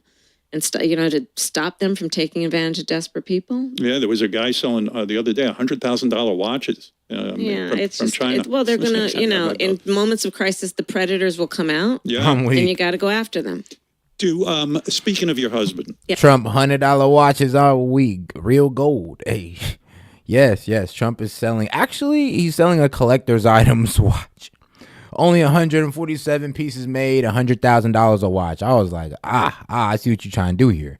You're trying to appeal to the big donors. He ain't worried about y'all. He's worried about the big boys. Yes. Was it hard for you because you were so successful at an early age? At least get a memento for the being a prosecutor, the DA, attorney general, all of these jobs. Was it hard for you to make a love connection, to make a romance with Doug? Because I would think most men I'll be right would back, be chat. intimidated by you. My husband, Doug, is one of the strongest, most self-actualized men I've known. You loved him right away, or was it a slow build? I did. Doug. So let me tell you about Doug. Doug grew up in Jersey. Oh. He worked for everything he had. We have a picture of him when he was employee of the month at McDonald's. And you were at McDonald's. I worked at McDonald's. By the way, you can't leave here because I have questions about McDonald's. Okay, I'll answer anything you have. All right, good, But he worked for everything he has, and he has the best sense of humor. He's very, I don't want to say simple, but he's really clear. He cares about family. He cares about working hard. Was he a lawyer? Yeah. He was a lawyer. He started his own law firm. Is that how you met? Because he would how do you meet him? So we met on a blind date. My best friend set us up. That's how we met. And it turned out that we have friends in common that we separately knew, and then it all connected. Have you ever set anybody up on a blind date? I think it's the most dangerous thing you could do. Maybe even more dangerous. It's kind of like roulette, right? It might hit, it may not. And but look, I think that as people, I'm on the campaign trail. I'm at various things, and people will come up to me. I know you met your husband on a blind date. You got anybody for me? Well, what he described was he was very nervous around you, left a rambling voicemail. Yes, he did. And he was sure that you thought he was a douche and that you were never going to see him again. And yet you hooked up. That was it. He is, I feel very fortunate to have a husband who is he's just secure in his skin. He's not trying to be anything he's not. And, he's an incredible father to the kids. He's an incredible son to my in-laws. Right. He's just good people. Do you think there are people who will not vote for a woman because she's a woman? I mean, yes. I think you're up against that. Which just, my best associations in radio and in business have been collaborating with women. Yeah. Going back to when I made my movie, I had a female director. And, and when I worked at the E! Network, I had this woman, Franche, who was so fabulous. And there's an energy. And I believe that women, I've said this on the air a million times, women have to work harder to get respect. So they actually go, like in show business, they actually have to go to film school and then intern and then work their way up to become a director. Guys can bullshit their way through it and get away with a lot. Huh? And I don't understand this philosophy, especially guys who have daughters and sisters and mothers. Hold on, G. I'm so confused. Run that back, because you lost me. Female director. And, and when I worked at the E! Network, I had this woman, Franche, who was so fabulous. And there's an energy. And I believe that women, I've said this on the air a million times, women have to work harder to get respect. So they actually go, like in show business, they actually have to go to film school and then intern and then work their way up to become a director. I mean, guys can bullshit their way through it. What are you talking about? That made no sense. I mean, nah, bro. Dude, the dude got to be an intern just like the female would have to be. It's just that, well, I'm gonna be real with you. It sounds like it'd be easier for the female to get through. Like we know what these dudes be doing in Hollywood now. So, depending on the producer's taste here, depending on what they hitting on, yeah, you never know. It could be the dude if we're dealing with a Diddy type of situation. It could be a girl if we're dealing with a Weinstein type of situation. It's pretty unfair, though, to say that, oh, guys get off easy in the movie industry and girls don't. I mean, bro, I can't name an industry where guys get off easy or easier than women. I mean, honestly, almost everywhere I worked, women always had, I guess, a lower expectation of output. It's like they weren't expected to do as much as a man, but they still got paid as a man, and I never got mad about it. I was like, well, yeah, I don't expect women to take on the same pressure as men. I don't think that's sexist. I just think that's, knowing most women. There's some women that can do it, but not a lot of them. And get away with a lot. And I don't understand this philosophy, especially guys who have daughters and sisters and mothers. What is the bias? I mean, what is it? They think a woman's going to be weak in the White House? Is that? I mean, I don't know how you combat that, honestly. I don't know what you say to those people. Not women. I'll be saying it, man. We'd be all right with Tulsi Gabbard. Like, Tulsi, yeah, cool. That's strong female leadership a man could get behind. Like, all right, cool. But Kamala Harris, no. Nope. Just can't do it. Can't convince me, man. You just can't convince me. Listen, I've been the first woman in almost every position I've had. Yeah. So I believe that men and women support women in leadership. And that's been my life experience. And that's why I'm running for president. When you made that call, well, first of all, when you got the call from Joe Biden, that said, I want you to run with me as your vice president, were you floored? Were you expecting it? I didn't know that I was going to get it. And I've obviously had put myself out as being open to it. And right. I was incredibly honored when he reached out to me and offered it to me. This guy, Tim Walz, I don't know I'm really curious. Maybe one day you'll write about this, like picking a vice president. Yeah. I mean, here you are running for president. Yeah. And, in an unusual circumstance where Joe Biden just said, okay, I hear you. Which, by the way, I had him on my show. Yeah, what a loving man. Yeah, he's such a good person. He said, for the good of my country, Yeah. that must have been the hardest thing in the world for him. He had the nomination. History is going to show it was probably one of the most, one of the rarest moments of any president to do with courage, with the deepest level of courage and love of country. Where were you when he called you up and said, look, this is my decision and I think I'm going to endorse you? And where are you at that point? I'm at home. It's a Sunday afternoon in my workout clothes. My niece, her husband, and their 2 daughters were staying with us. And I made pancakes that morning. They were asking for extra bacon. I was getting it for them. You love to cook. I love to cook. Right. And then we had this puzzle we were working on. And so we went to go work on the puzzle. Jigsaw puzzle? Yeah. You're into that, huh? Oh, yeah. I love puzzles, especially with kids. It's so fun. So we were working on the puzzle and the phone rings and it's Joe. And so I got up to take the call and then life changed. Wow. Yeah. What a call. How long did you talk? We talked a couple of times that day and that morning. I'd say probably for like half an hour. The first thing I asked him, to be honest with you, is, are you sure? I felt bad for him because you know what? He did a damn good job. Yeah, he did. He took over in he's chaos. still doing a great job. Wait, yeah. What? He's not done. He's not done. I know. A terrific guy. And You can't say that. Immigration? Bro, inflation? Wars? Well, proxy wars that we're in? I mean, for real. This is a success. This is what we call success. Oh, then Trump was a golden era then. If this is what we call a success, then Trump must have been golden. It's Tim Walz. I think he's fantastic. When you were at the Democratic convention, and he gets up with this energy. Yeah. Who tells you to? I guess it's a whole think tank, right? When you're, did Obama advise you on your pick for vice president? No, I made the decision. I made the decision, but how often did you meet with him too before you decide? Well, I had worked with him because he's also president of the Governors Association, so we had been working together, and then I obviously met with him to talk with him about considering him for my running mate. And let me just start with saying that there were a lot of incredible candidates, and ultimately my decision really was just my gut decision because none of the candidates lack for an incredible level of talent and experience. But the thing about Tim Walz is, people would look at the two of us and think, what could they possibly have in common? He grew up on one side of the country in a rural environment. I grew up on another side of the country in a very urban environment. We just look different. We look like we'd be very different. Right. Obviously. We have so much in common. Because he's a public servant. But also, here's the thing, Howard. Yeah. He reminds me of the people I grew up with.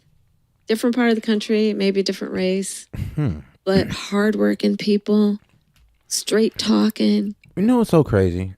People do have this misconception that, Trump don't like your black ass. Trump don't never liked a black person. He's racist. Yada, yada, yada, yada. All that good stuff. Cases like this can depend on that could mean life in prison. And cases like this can depend on the testimony of the child accuser. In general, the child will be able to recall and recollect with some detail the incident, and that is persuasive to a jury, even if it is the only testimony that is available. Jackson gave a wave when he was released after Now you know why she talks about Prince and never Michael Jackson. Booking. He's scheduled for arraignment in January. Michael's been a long-time resident of Trump Tower. So, Kamala against the King of Pop and last Trump. night, the Donald strongly reiterated his defense of Jackson For and Larry King my man. by going after the accuser's mother. She's had plenty of experience at going after people. And she goes after him viciously and violently. And I saw a story and I read another story about some of the things she's done. And I don't believe it. But you know what it's like when an indictment comes down. It's tough. It's presumption. It's tough. It's tough to win. But I have a feeling he's going to win, Larry. The interesting thing is I've known Michael from many different standpoints. And Michael would spend a lot of time with my kids. I have beautiful kids. And at the time, like at Mar-a-Lago and even in Trump Tower, the kids were very young. Michael would come, play with the kids. He just loved children. He was not a child molester. And I am certain of that. He loved children. He'd play with my son Eric and my son Donald, and he'd just play with them forever. He loved children, but he was not a child molester. And, that whole final saga of Neverland and the police and what they did was, I think, a very, very bad part of Michael's life. Man, my man Trump stood up for Michael Jackson when even the black community threw him away. I mean, come on. And if he's so racist towards black people, if you're racist towards black people, you think they belong in jail, they're animals and all that wild ass stuff. But then why would you release them? Like A$AP Rocky, Kodak, what was it? I think it was on the Ball brothers, Jamal Ball or something, whatever his name is. It's like, bro, all black. And only at all them black people he released, only one of them low-key thanked him. Shout out Kodak. Grounded in principles.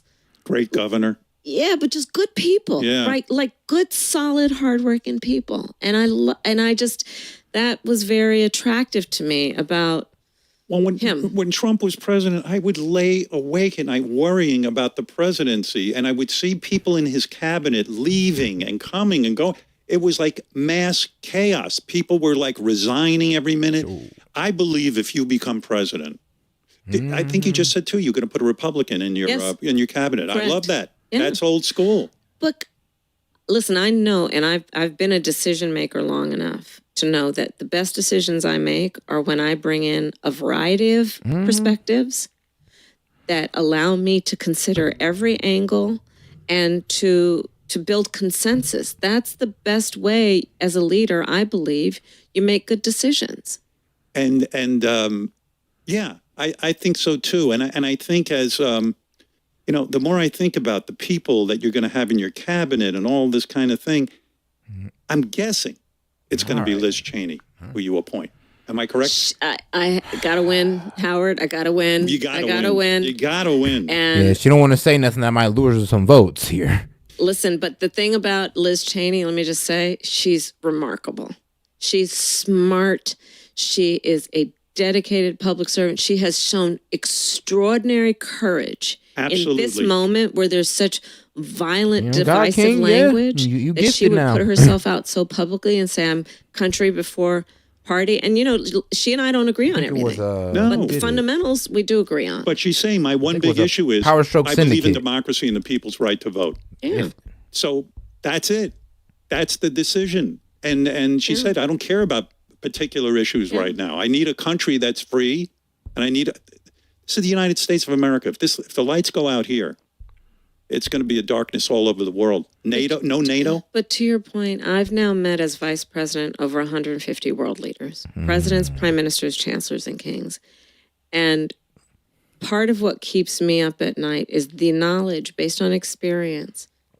America is so important to the rest of the world, Howard. Yeah, we are so important to the rest of the world. Yeah. Agreed. We are a role model for what it means to be a democracy. So we can look at other countries and our allies and our adversaries and say, these are the principles that must be upheld. And while we uphold these principles, we will also be the strongest economy in the world. We will have the most lethal fighting force in the world. All these things coexist, but you got to have a president who appreciates and understands that. On the issue of the military, we already discussed where Donald Trump is. He belittles the members of our military. And who's more important than our military? I mean, but right, you look at the economy. My plans for the economy. Listen, I am a capitalist. I'm also a devout public servant that knows government can't do everything by itself. Yeah.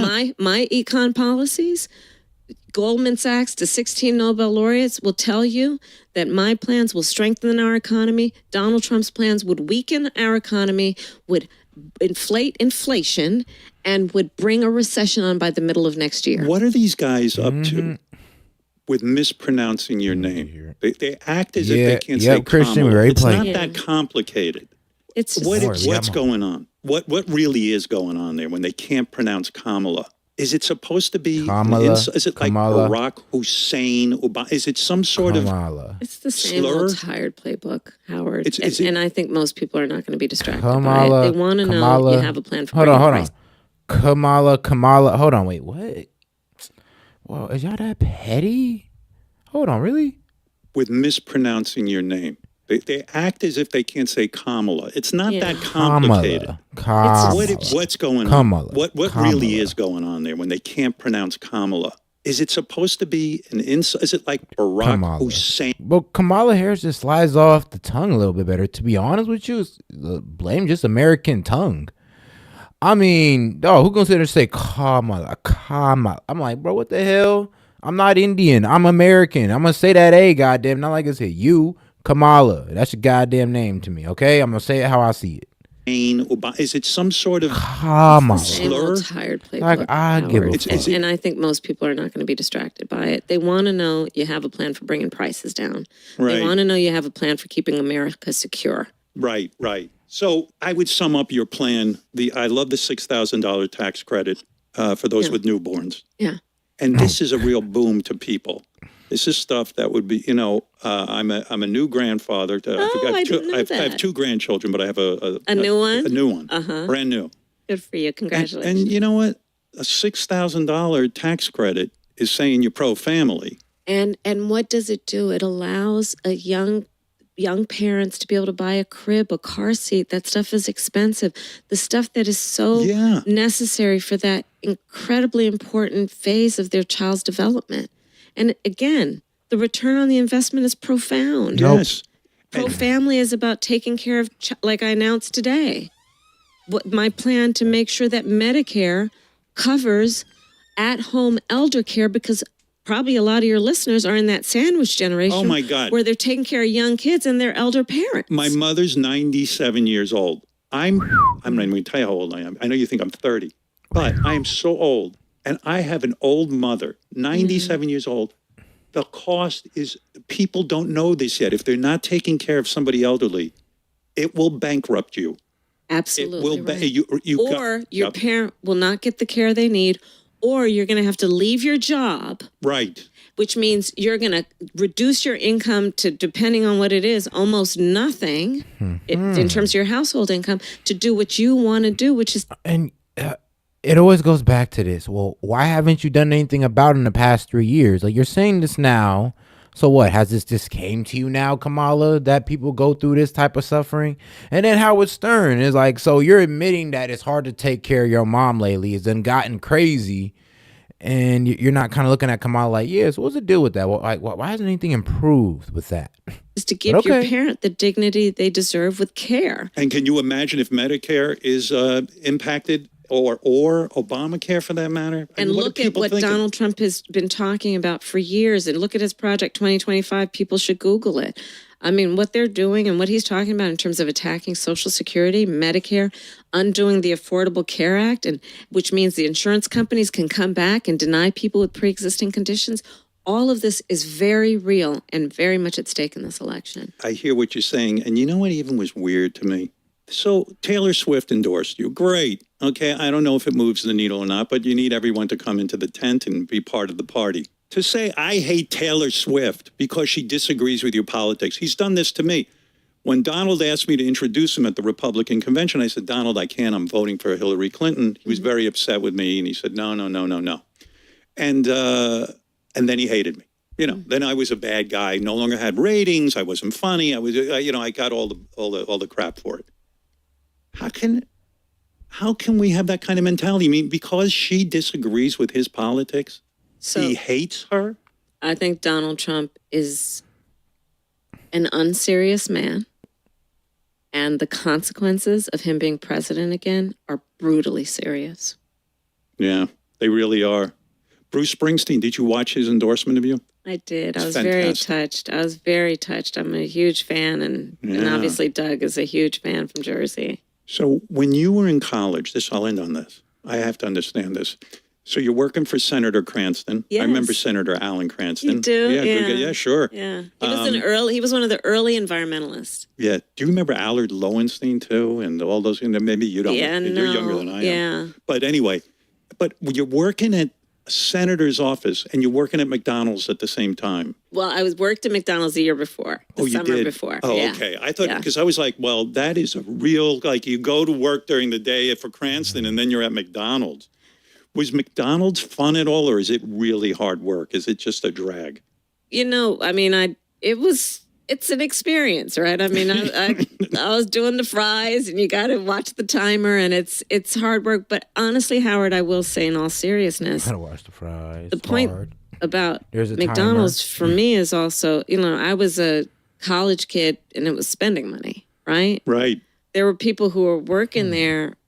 That was the source of their family's income. That's right. Right? Yep. And that's the thing that I think, that's my takeaway about that experience as much as anything, which is we still got a lot of work to do to make sure that folks cannot just get by, but get ahead. And that's why I'm so committed on what I call an opportunity economy. I think you'd be a great president. I think you're compassionate. I think you've had all the life experience. I love your experience as a prosecutor. And I want to thank you for all the years of public service. I appreciate anyone who really serves the public and serves them in a way. And I know even as a prosecutor, you got people out of jail who were falsely accused. Oh, yeah. And that to me says something. Yeah. And I love you as Vice President of the United States. I just want to encourage anyone who thinks similarly to me to vote. And if you don't agree with me, do not vote. I encourage people not to vote who are thinking in a direction of endorsing Vladimir Putin and all that stuff. I hope people get out and vote. I hope we wake up and just end this nightmare. And go to iwillvote.com and register to vote for Kamala Harris.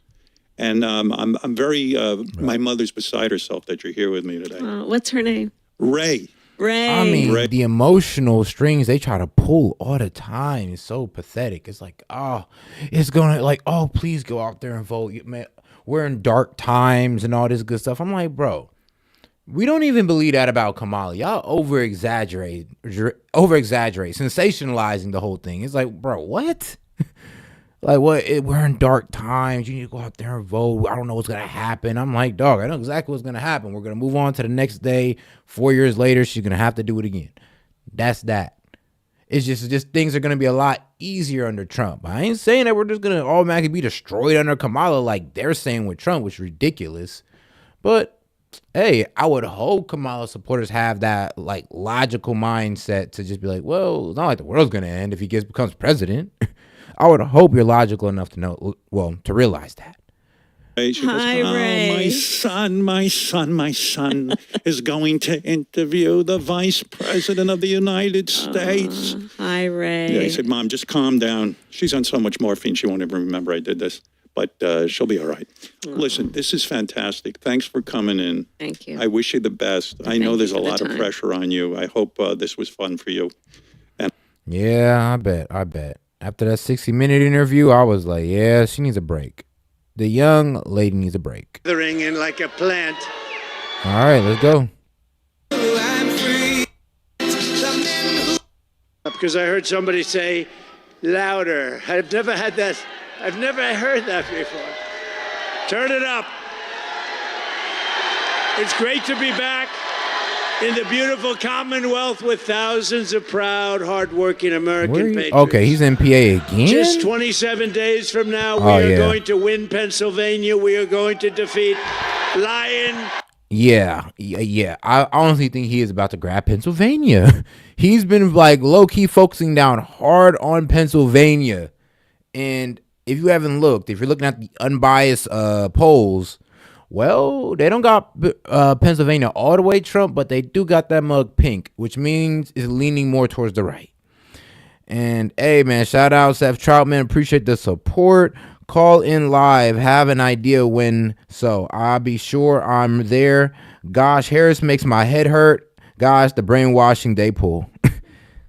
Man, I feel you on that. The brainwashing they pull, they just say repeated lies, and then when one lie gets debunked, they make up a new lie. I mean, hey, Kamala was saying stuff I ain't even heard the chat say. And I mean, hey, the TDS in the chat be crazy sometimes, but bro, what Kamala Harris be saying is like next level. And now I know tomorrow that, well, the chat's gonna be saying exactly what Kamala Harris was saying. At least I know where this stuff comes from now. Kamala Harris.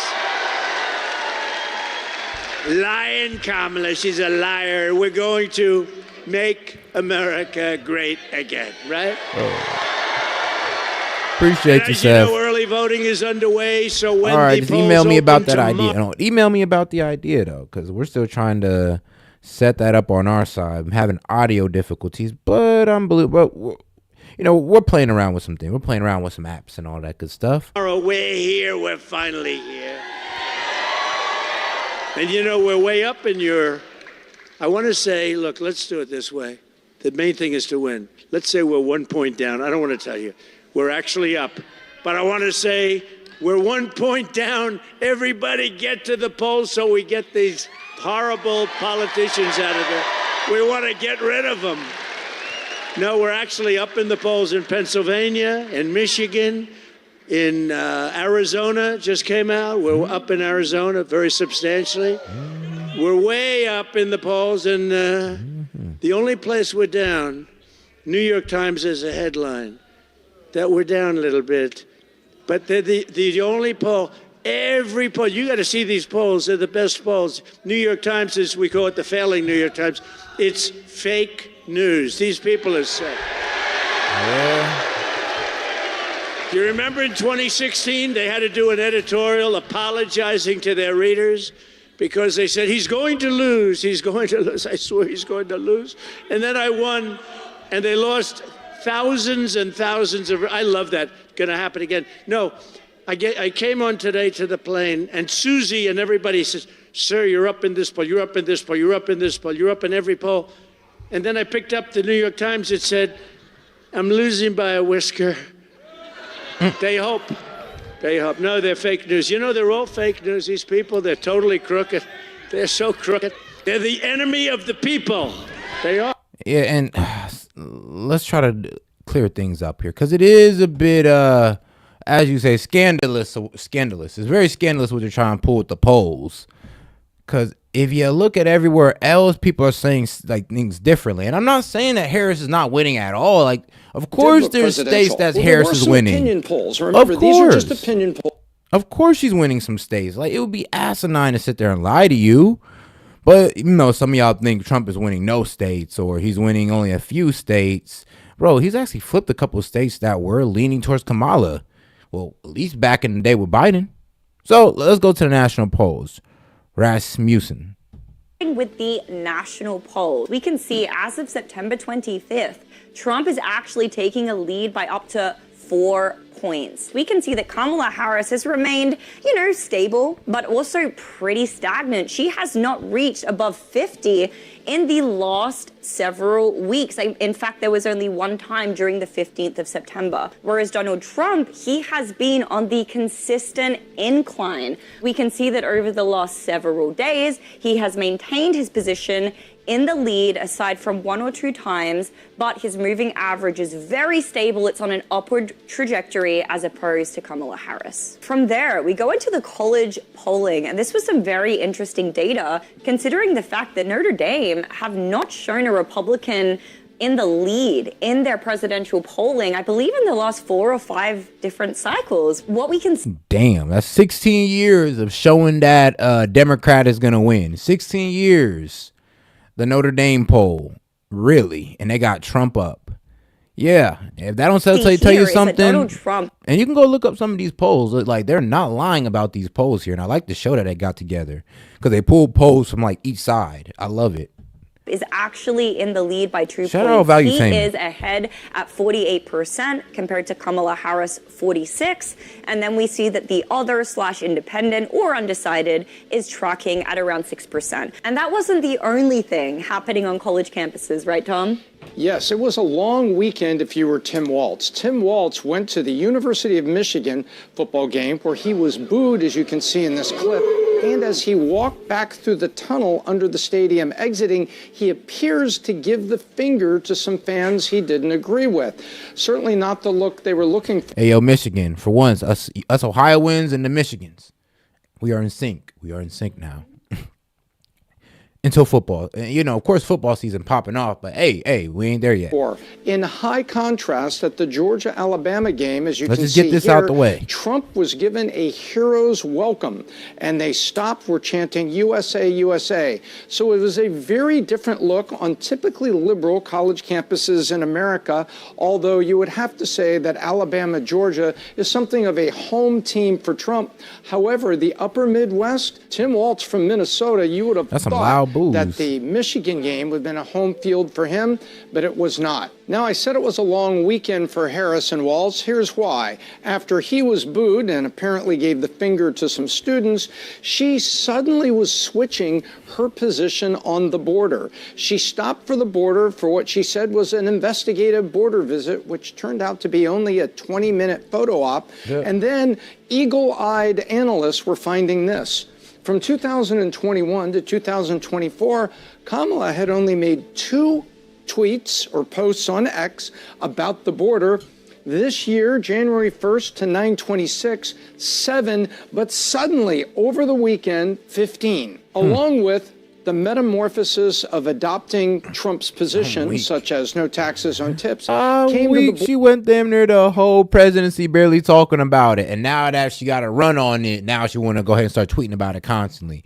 Yeah, the fakeness. The fakeness. Order where suddenly she was making very Trump-like statements about her position on the border. Roll it all together, something of a difficult weekend for Harris and Walz, but guess what?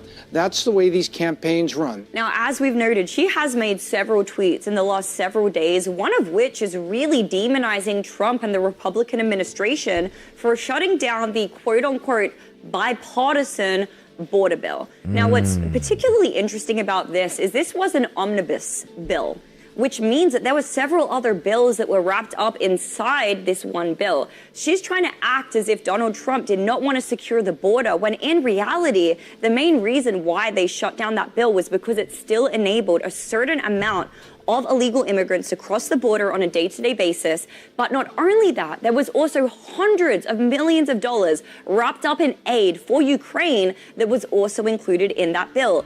Hold on. Let's go back and let's hear the white girl spit the facts for y'all. You know, because sometimes some of y'all be racist and y'all like to listen to black people, so let's let a white face say it. Particularly interesting about this is this was an omnibus bill, which means that there were several other bills that were wrapped up inside this one bill. She's trying to act as if Donald Trump did not want to secure the border, when in reality, the main reason why they shut down that bill was because it still enabled a certain amount of illegal immigrants to cross the border on a day-to-day basis. But not only that, there was also hundreds of millions of dollars wrapped up in aid for Ukraine that was also included in that bill. What type of Republican would want to support that? Well, it goes both. See. I knew some of y'all racists would appreciate, you know, a white girl saying it. It's okay. I understand. Ways to be objective about it, but that was a bill that's filled of what they call pork, that there was a lot of other things that were in the barrel, not just the title, which is usually deceptive. The Inflation Reduction Act that contained a bunch of basically charity for corporations, and now you have a bipartisan border bill that had a bunch of foreign aid and other things, and this is what we've come to see in Washington. So to say people were against a border bill is simply untrue. They were against some of the other spending that was in the border bill, but even as they're against it, a week prior, they were probably pushing bills of their own full of pork. Now getting back to the polls, Atlas Intel, known as one of the more reputable, top 3 in terms of their accuracy in the last presidential election. So, top 3 in the last presidential election. So, out of the top 3 polls, they were the most accurate in choosing the victor of the election.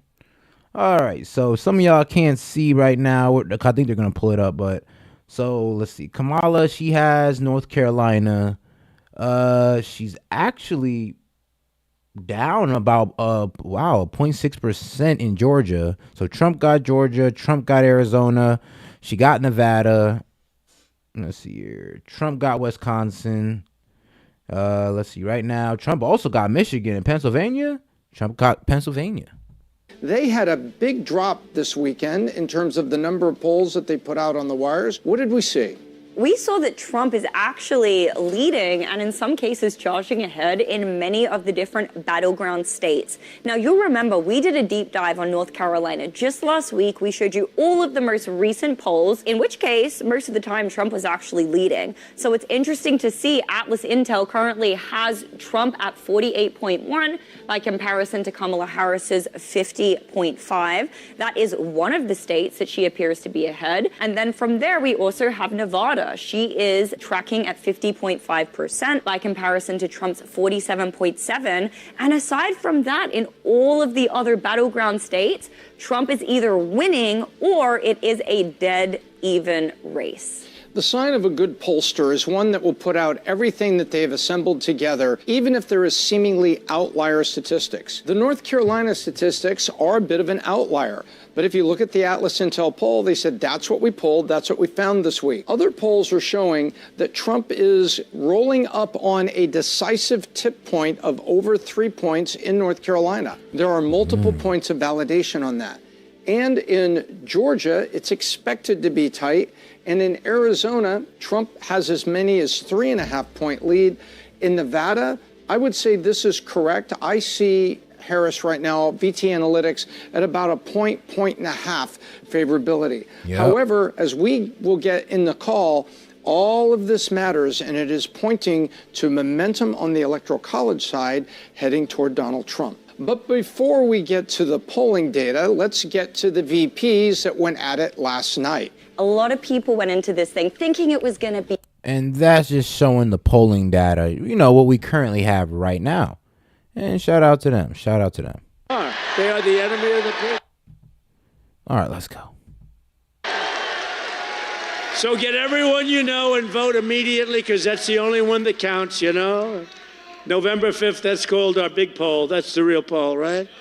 And they're going to cheat like hell and everything else. You know, if they only cheat a lot, we're in great shape. But if they cheat in record-setting numbers, which they're capable of doing, I can't promise, but they are cheaters. That's the way they do. When they have their first meetings, our first meeting is, where would be a good place to go? How about Scranton? You know what their first meeting is?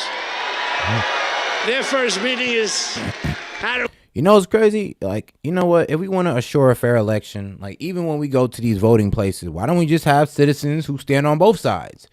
You know, a Kamala Harris supporter, a Trump supporter, both stand in, phones out, and record these people with the voting process. And if they see anything funny, then we can be like, yeah, I was right there and I seen it. If Trump loses, at least we know we have people in there looking at it and we know we lost fairly. Hey, you could prove to us we lost fairly. Nobody's complaining.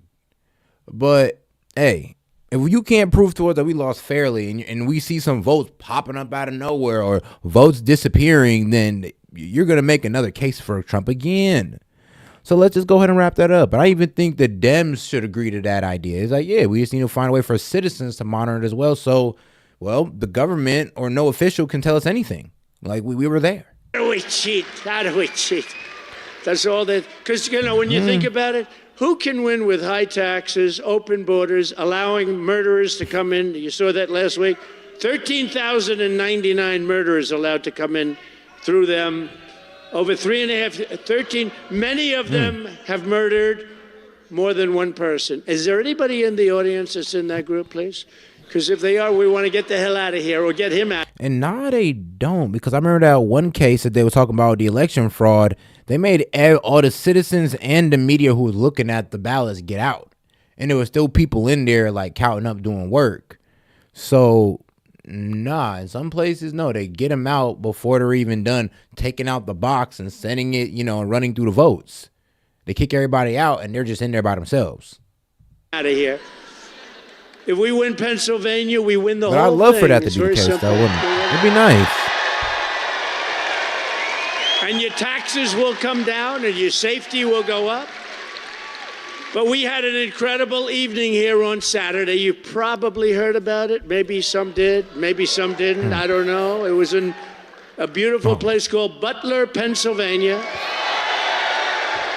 And we were celebrating the brave firefighter Corey, who sacrificed his life in the attack 12 weeks ago now already.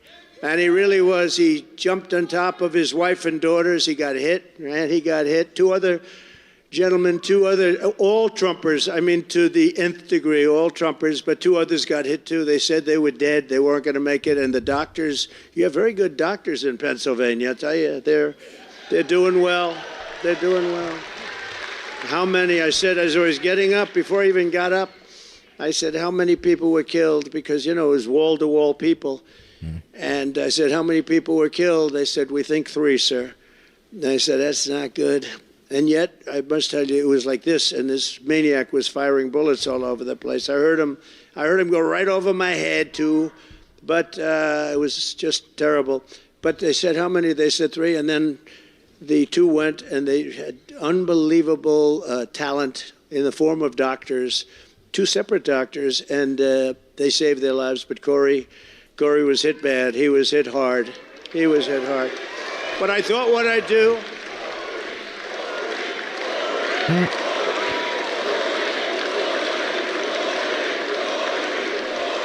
You know, one thing, and I didn't want to say it the other night, it wouldn't have been appropriate, but one thing nice, that we raised a little money for Corey, and you know what it ended up being for his family? For his family, it's beautiful. Like, I think around $5 million, right? Damn. I mean, they good for life. A friend of mine, a pretty wealthy guy, he said, do you mind if I give a check to the family of Corey? I said, you can do that if you want. How much? He said $1 million. And he handed me a check for $1 million. And then they raised another like $4 million. And we also gave some, or we were going to give some to the 2 gentlemen that got badly hurt. They got badly hurt. He misspoke. But we raised $4.5 million for the family. Okay. So he said billion when he meant to say million. Okay. So, I think it's good, and that's out of love for what they do. I mean, you know, this is the greatest movement in the history of our country, and we have to take care of our people, right? Billion, God damn. We have to take care of our people. Okay. They ain't set for life, but they You play know, it if is they play true. their cards right, they'll be all And right. you know, look at all that fake news back there. You know, I say that all the time. And you know, if I'm a little bit off with the statement, they say, Donald Trump, you know, he lied, it was terrible. Now you have lying Kamala, she lies about everything, including where she worked. Remember, I worked so hard at McDonald's, it was unbelievable. I stood over the French fries all summer, winter, fall, spring. She never worked there, she lied. You know the beauty of that? They'll say, oh, it's so terrible to bring that up, it's so simple. No, David, the beauty of that, it's so simple. It's so easy to understand. She said she worked like a dog in McDonald's, and it never happened. She didn't work there. That's better than some complex, long story that I have to before we get to the fact that she's a no-good liar. But you know what's more important about her? I don't like her. You know what's more important about her? She's just led the worst rescue operation in history in North Carolina. Facts. The worst. I could break that down. Now we have I'm not another gonna break big it down one in a coming second. in, but the worst, the one in North Carolina, Georgia, Alabama, Virginia, it was pieces of Florida got hit. I mean, it's incredible. The worst ever, they say. They had no money. You know where they gave the money? To illegal immigrants coming in, many of whom are killers, many of whom are drug dealers, many of whom are gang members, and many of whom came out of prisons from all over the world. You know, they come out of prisons all over the world, and they drop them in our country. And you know that the prison population all over the world is down because they put them in our country. They come from the Congo in Africa, many prisoners from the Congo. Welcome, everybody. Welcome. It's lovely to have you. They come from the Congo. They come from the Middle East. They come from Asia. They come from all over the world. They also... Now, if you say, oh, no, he's lying about FEMA. FEMA didn't send any money to immigrants. That don't even make sense, Seth. I'm like, really now? It doesn't. Well, before I pull it up, maybe you should Google something real quick. Now, look up FEMA SSP for me. Yes, FEMA SSP. If you look that up, honestly, you know, you'd probably take the fun out of watching the video. But, hey, though, you'd get a pretty quick answer. Straight line basis. Quickest answer would be doing it yourself, wouldn't it? But we do appreciate y'all for tuning in, though. And, you know, letting us be a part of your information gathering. You know, real infotainment. You got to love it here. Not doing a good job with it, then should we not allow the free market to respond to this? By the way, can you play the clip I just sent you, Rob? Here's Mayorkas saying 3 months ago, the keywords, we are fully prepared. You have to read So 3 months ago, right? So before hurricane season, 3 months ago, I guess we're in July about that time. August, July season. August, July time. And he comes out and tells us everything's good. Exactly what he says. Play the clip. He says, we are fully ready for hurricane season to come. Play the clip. FEMA is tremendously prepared. This is what we do. This is 90 days ago. This is what they do. And the key here, Rebecca, is also to make sure that the communities who are potentially impacted are prepared as well. And it's not just hurricanes and wildfires, also extreme heat, which certainly some parts of the United States are already experiencing. Secretary Alejandro Mayorkas sounding the alarm on FEMA funding right after the devastation of Hurricane Helene. Listen. We are meeting the immediate needs with the money that we have. We are expecting another hurricane hitting. We do not have the funds. FEMA does not have the funds. And he said this last week. So, no, we don't have the funds. FEMA does not have the funds. Needs with the money that we have. We are expecting another hurricane hitting. We do not have the funds. FEMA does not have the funds to make it through the season. This all comes as the Biden-Harris administration. You can let it play. Keep playing it. Spent over $1 billion from a FEMA program on services for migrants. Yep. So, Biden-Harris administration FEMA spending to migrants. So last year, you know, they snuck over a good little like $363.8 million for them, you know. But unbeknownst to us, of course, And then that last year they bumped it up. They damn near tripled it. And say, you know what? Let's give these migrants like, you know, 650 million. You know, this could have went towards the people, but hey, yo, the migrants, the asylum seekers, they need our help. All that wild stuff. Check this out. They post this, right? And this scares the crap out of them to the point where if we go to FEMA's website, FEMA is so worried about what's going on right now with the amount of hate that again. Just go to the homepage. And then if you go look at that, go to the next page. You know how it swipes right? Just go to the next one. Those 3 buttons on the bottom, go to the next one, and then go to the next one and watch what the next one is. Okay? Rumor response. Click on that. Go to it. What do you mean rumor response? So they're trying to say we never gave that money to illegal, to migrants. By the way, I have the notes here to read it to you on what they spend the money on. I have it from their website. I have to find it, but I have it here. You know what it says verbatim on their website? That this money, Brandon, if you guys can send it to me, I know I have it somewhere here. There it is. I found it. Ready? So they have this program called the SSP. FEMA has a program called the SSP. Rob, just go online and type in SSP FEMA.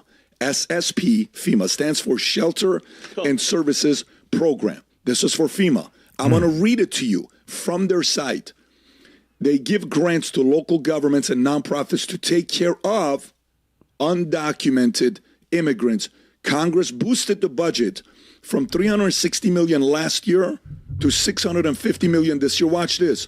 In the 2023 annual report says it provides shelter, such as hotel, motel, services, food. And I don't know, but $1 billion, that could pay for a lot of support.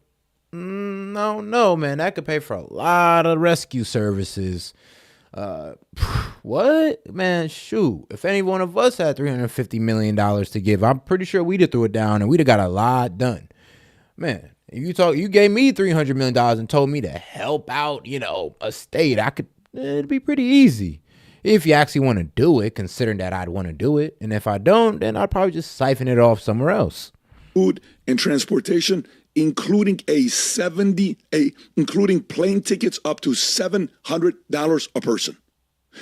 This is undocumented. By the way, when you go back to the last one you went on the FEMA side, Rob, there's a conversation about the fact that they have $73 billion of unaccounted money. I don't understand what that was all about, Rob. I want to read this to you. This is from their website, folks. This is not a blog. As of October 2022, FEMA estimates that 847 disasters declarations with approximately $73 billion. And shout out Mike Avery, man, one of the members. He said, didn't Trump want to get rid of FEMA and defund them altogether? I do not believe so, but because a lot of people even said that about Obamacare, and that didn't even turn out to be true. He just took the mandate off it, allowing people to get lower premiums and, you know, freed up the insurance market. Well, medical insurance market. Now, I'm going to go look that one up because I don't think he even wanted to touch FEMA. I'm going to be real with you, Mike. I don't think he ever wanted to touch FEMA, but I will look that up for you. But appreciate you for the support, though. Dollars in what? Unliquidated funds remains open. For this audit, we focused on 79 open disaster declarations from the list that were declared in 2012 or earlier out of the 79, and had 89 authorized grant programs open as of October 2022, totaled $8.3 billion of unliquidated funds. During the audit, FEMA completed the closure of 13 declarations of 16 grant programs associated with the open declarations in our spoke, returning an estimated $5.7 billion. What does this tell you? They have the money. Of course. If they wanted to do something with it. Tom, why don't you think they do? And you know, it's so crazy, bro. I mean, look what y'all just read, okay? Look what y'all just read. I mean, look at all the facts that's been laid out before you. And you can go to the Washington Post right now, and it will straight lie to you. Bro, you can go look this story up right now, and it'll lie to you. Say, no, Biden didn't take FEMA relief money to use on migrants, but Trump did. And it's right in their plan. The SSP was signed in December of 2022 by Biden himself. So it's crazy how the news is now spinning this, or liberal media. The Washington Post is the one who's spinning this. It's crazy. Why do you think there lacks the urgency? I have got no idea why this game went over the weekend. You know, there is, in a straight line basis, you usually have presidents and people running to the microphone and saying, I've declared it a disaster area. And then the president runs to the microphone because he wants points. I am giving Governor Vinny $1 billion in relief funds. I have also heard the cries of it. But all right, though. I kind of just wanted to get that point across to y'all because, boy, talk about mishandling funds. So come from South and America, Biden signed but that not in. as many as you think. So you can't even blame Trump. And the media's going to try to find a way to make you blame Trump because they don't expect you to do the research. You look up FEMA, you look up the SSP, you look up where the SSP came from. You look if it came from some type of Consolidating Accommodation Act that Biden signed in December of 2022. Most of y'all ain't going to do that research and find that out to figure out that, hey, yo, they just lied. Washington Post lied. And you wonder why I don't listen to liberal news. Like, why? Because, well, they'll lie straight to your face. A lot, but, everyone thinks they come from a few countries in South. No, they're coming from all over the world. They're dumping them in our country because they think we have stupid people leading our country. And on that, I agree with them. Sleepy Joe. Although Joe's looking pretty good lately, I tell you. He's looking pretty good compared to Kamala, right? First time I said, this guy's starting to look sharper. He's starting to look sharper because we're comparing it, and he's angry at her, and he hates her. The only question is, I think he hates her almost as much as he hates me. No. And I think he might be willing to, he can't take much more. It was an overthrow, okay? It was an overthrow. And he's having a hard time saying, he did it voluntarily. He didn't. They pulled out, you know what they did, right? Article what? 25. That's what they did. And they said, you're sick. You're not going to go on. He got 14 million votes. He got 14. Think of it. He got 14. She got none. And this was really, this was an overthrow. This is the first overthrow, or you could call it a coup. Do you want to call it a coup? This was the first coup in the history of America. David, you're an expert on this stuff, right? Wouldn't you say? First coup in the history of America. But look, I say to all Pennsylvania patriots, we have to, I just said, do me a favor, you got to see this, because we had over 100,000 people in a beautiful area, but not exactly highly populated. They came from all over, 100,000 people on Saturday night. Take a look. What that man saying?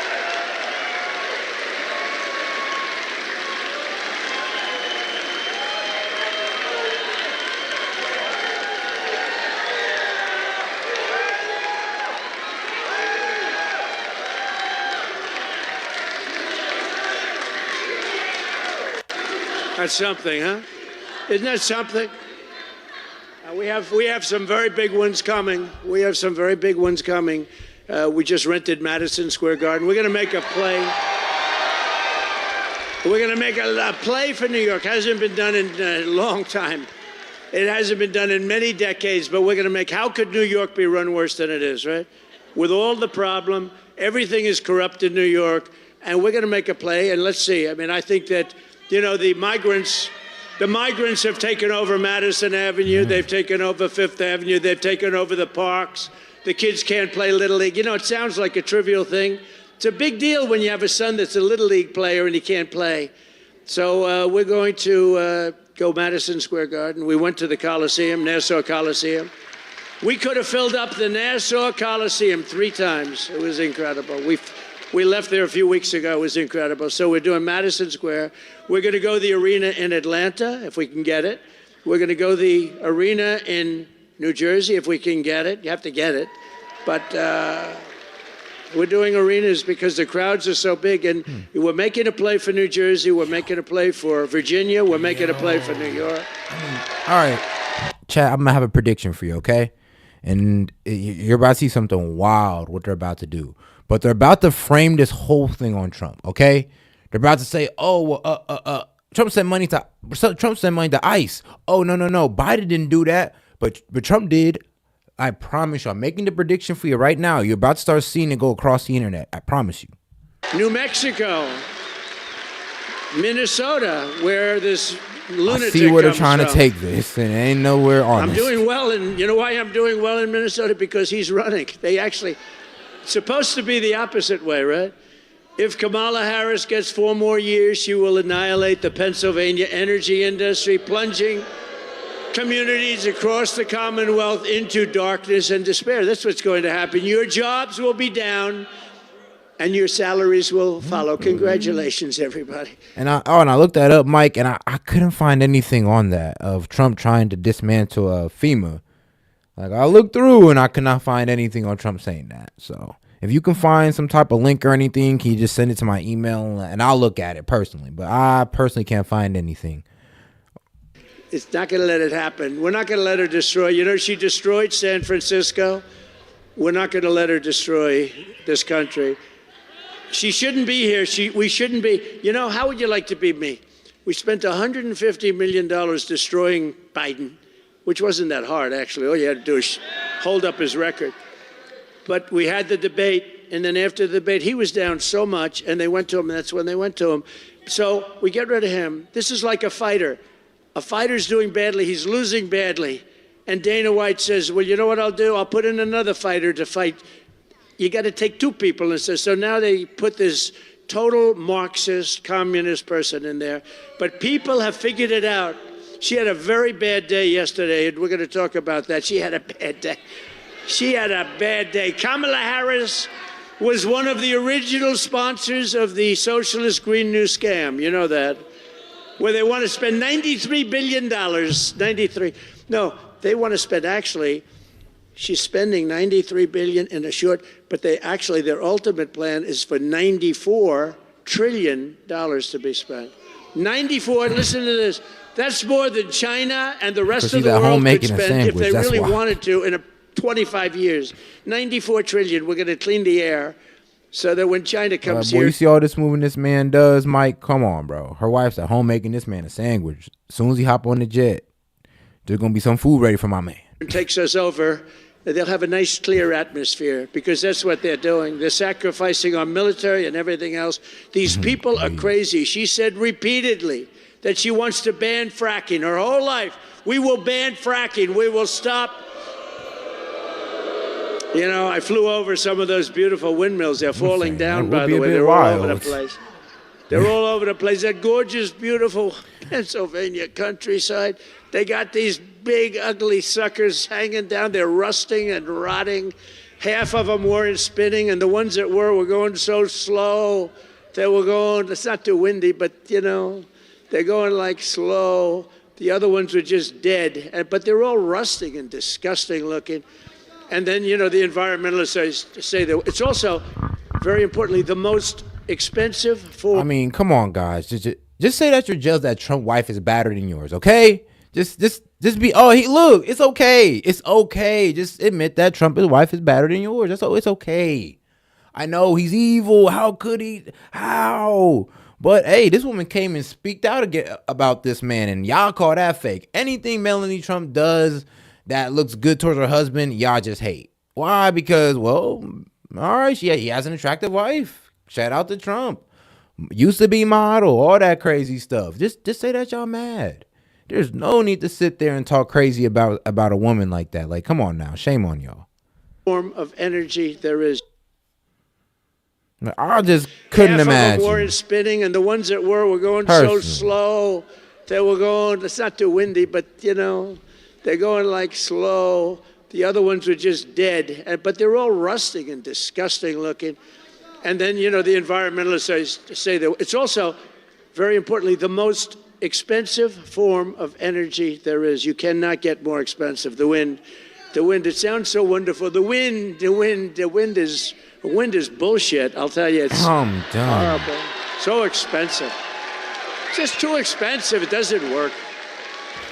You ain't lying about that. To do, you know, 1/10 of 1%. I mean, the whole thing is crazy. You remember when I used to say, darling, I want to watch our president tonight on television. And the husband looks, I'm sorry, dear. The windmills aren't wind. There's no wind tonight. You can't watch, darling. We're not going to be watching tonight. Maybe we'll catch him another time.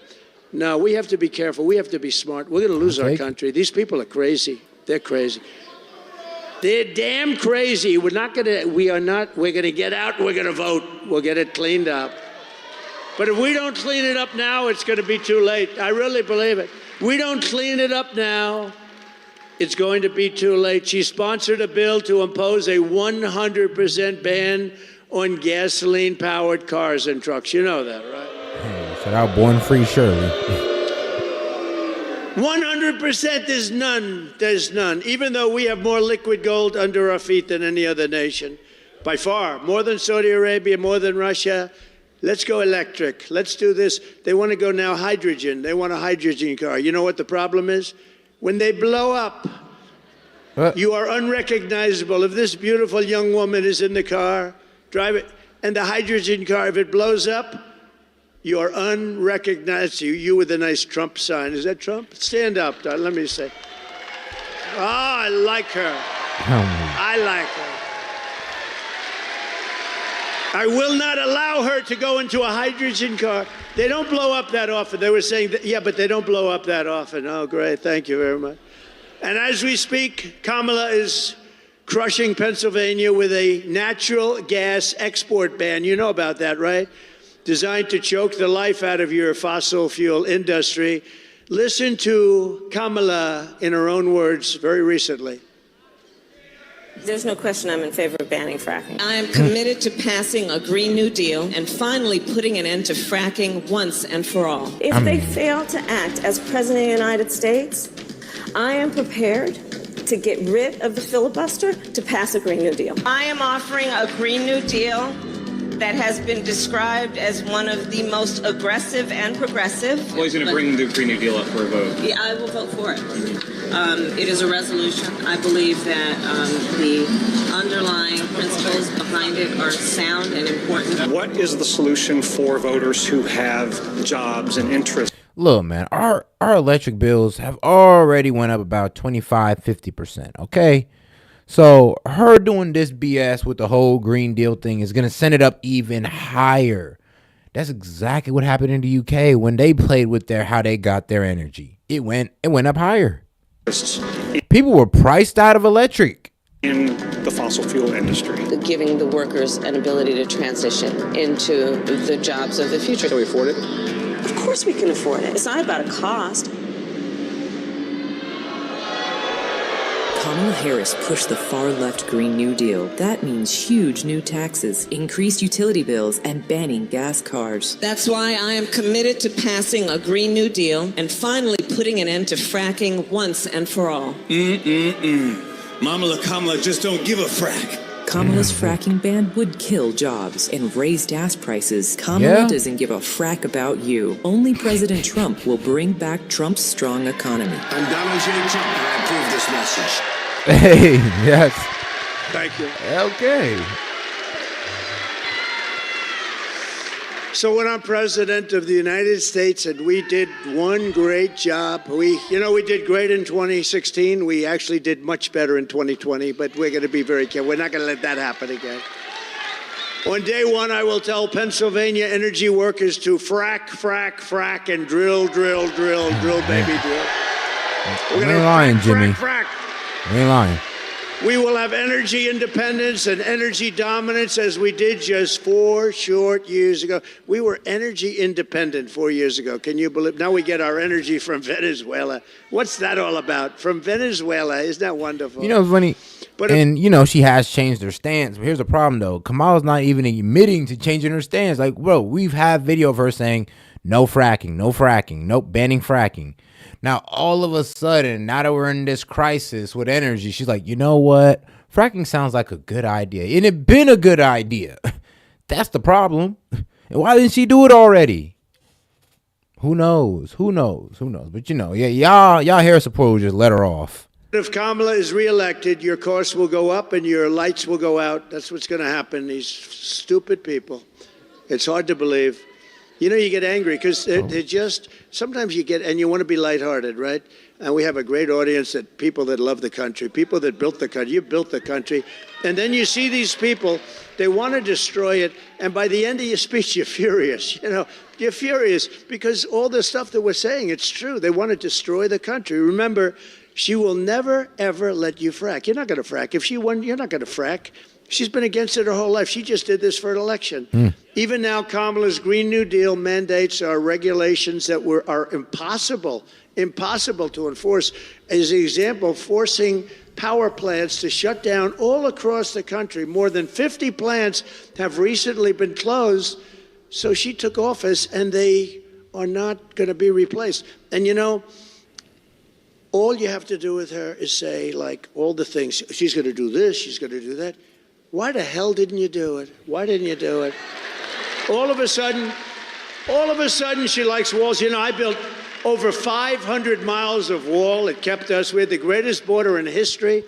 4 years ago, we had the best border in our country's history, and that included human trafficking, mostly in women, by the way. Okay. That includes, so when women say... So, you know, just like Kamala changed her stance on, you know, fracking.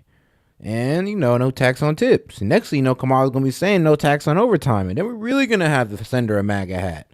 So, you know, hey, people can change their stance. It's okay. Like, it's okay to change your mind. Or to be convinced of a better way. Oh, I don't know if I like Trump. I was the one, that is the most heinous thing. Human trafficking, mostly in women. Gee, I wonder what that's all about, right? And then they say, oh, I don't know, Kamala's not going to protect anyone. They've allowed this country to be poisoned at our border. And you know, a lot of people say, and this is not part of the deal, but I like to go off teleprompter if you don't mind. I actually haven't, I don't think I've been on it yet. I haven't. They're waiting for me. At some point, I'll be on it. But you know, they're doing these things. Nobody can understand it. It doesn't make sense, like men playing in women's sports, like open borders where criminals are allowed in. And literally, by the time, I must be very good as a motivator, because by the time I finish my speeches, every time I'm angry as hell, because I can't believe what's happening to our country, what they're doing to our country. Last year, Pennsylvania's largest coal-fired power plant shut down in Homer City, throwing hundreds and hundreds of workers out, just devastating. They got nothing. A small little community of 1,800 people. Does anyone know where Homer is? Homer? Huh? Right? Stand up. Let me see you. Look at that. Are you the man? I remember. You know, that guy's become famous. Wow. Are you the guy, right? Behind me? Right behind me? You're the guy that was looking. You're looking. You know the guy? I love this guy. What's your first name? What's your name? This guy, he became like more famous than me because, you know, okay. Do we have time? Yes. The hell with these things. They're boring. Very boring. No, this guy, he was the guy. No, I'm looking at him in the audience. I see him.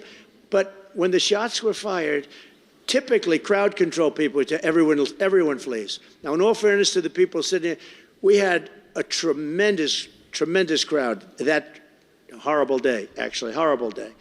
But we had a tremendous crowd. He was behind me with a group of people like, you know, 2-3 times the size of this. It was bleachers. But 99% of the audience was out there. But this guy was standing up. So they say that when a shot is fired in a stadium like a soccer game, everyone, they call them stampede. They stampede, they get out, and a lot of people get killed. They get crushed, they get stepped on. Nobody left there with the big crowd or there, but him. I mean, I don't want to say in particular because nobody left. Nobody left those stands. Normally, and there were a lot of shots being fired. There were 8 shots being fired right over me. But what happened is we look back, and it's such a famous thing now, and there's one guy that's standing. I didn't know you were going to be, and I didn't know he was going to be here. They gave you a good seat. They should give you a good seat. So listen to this.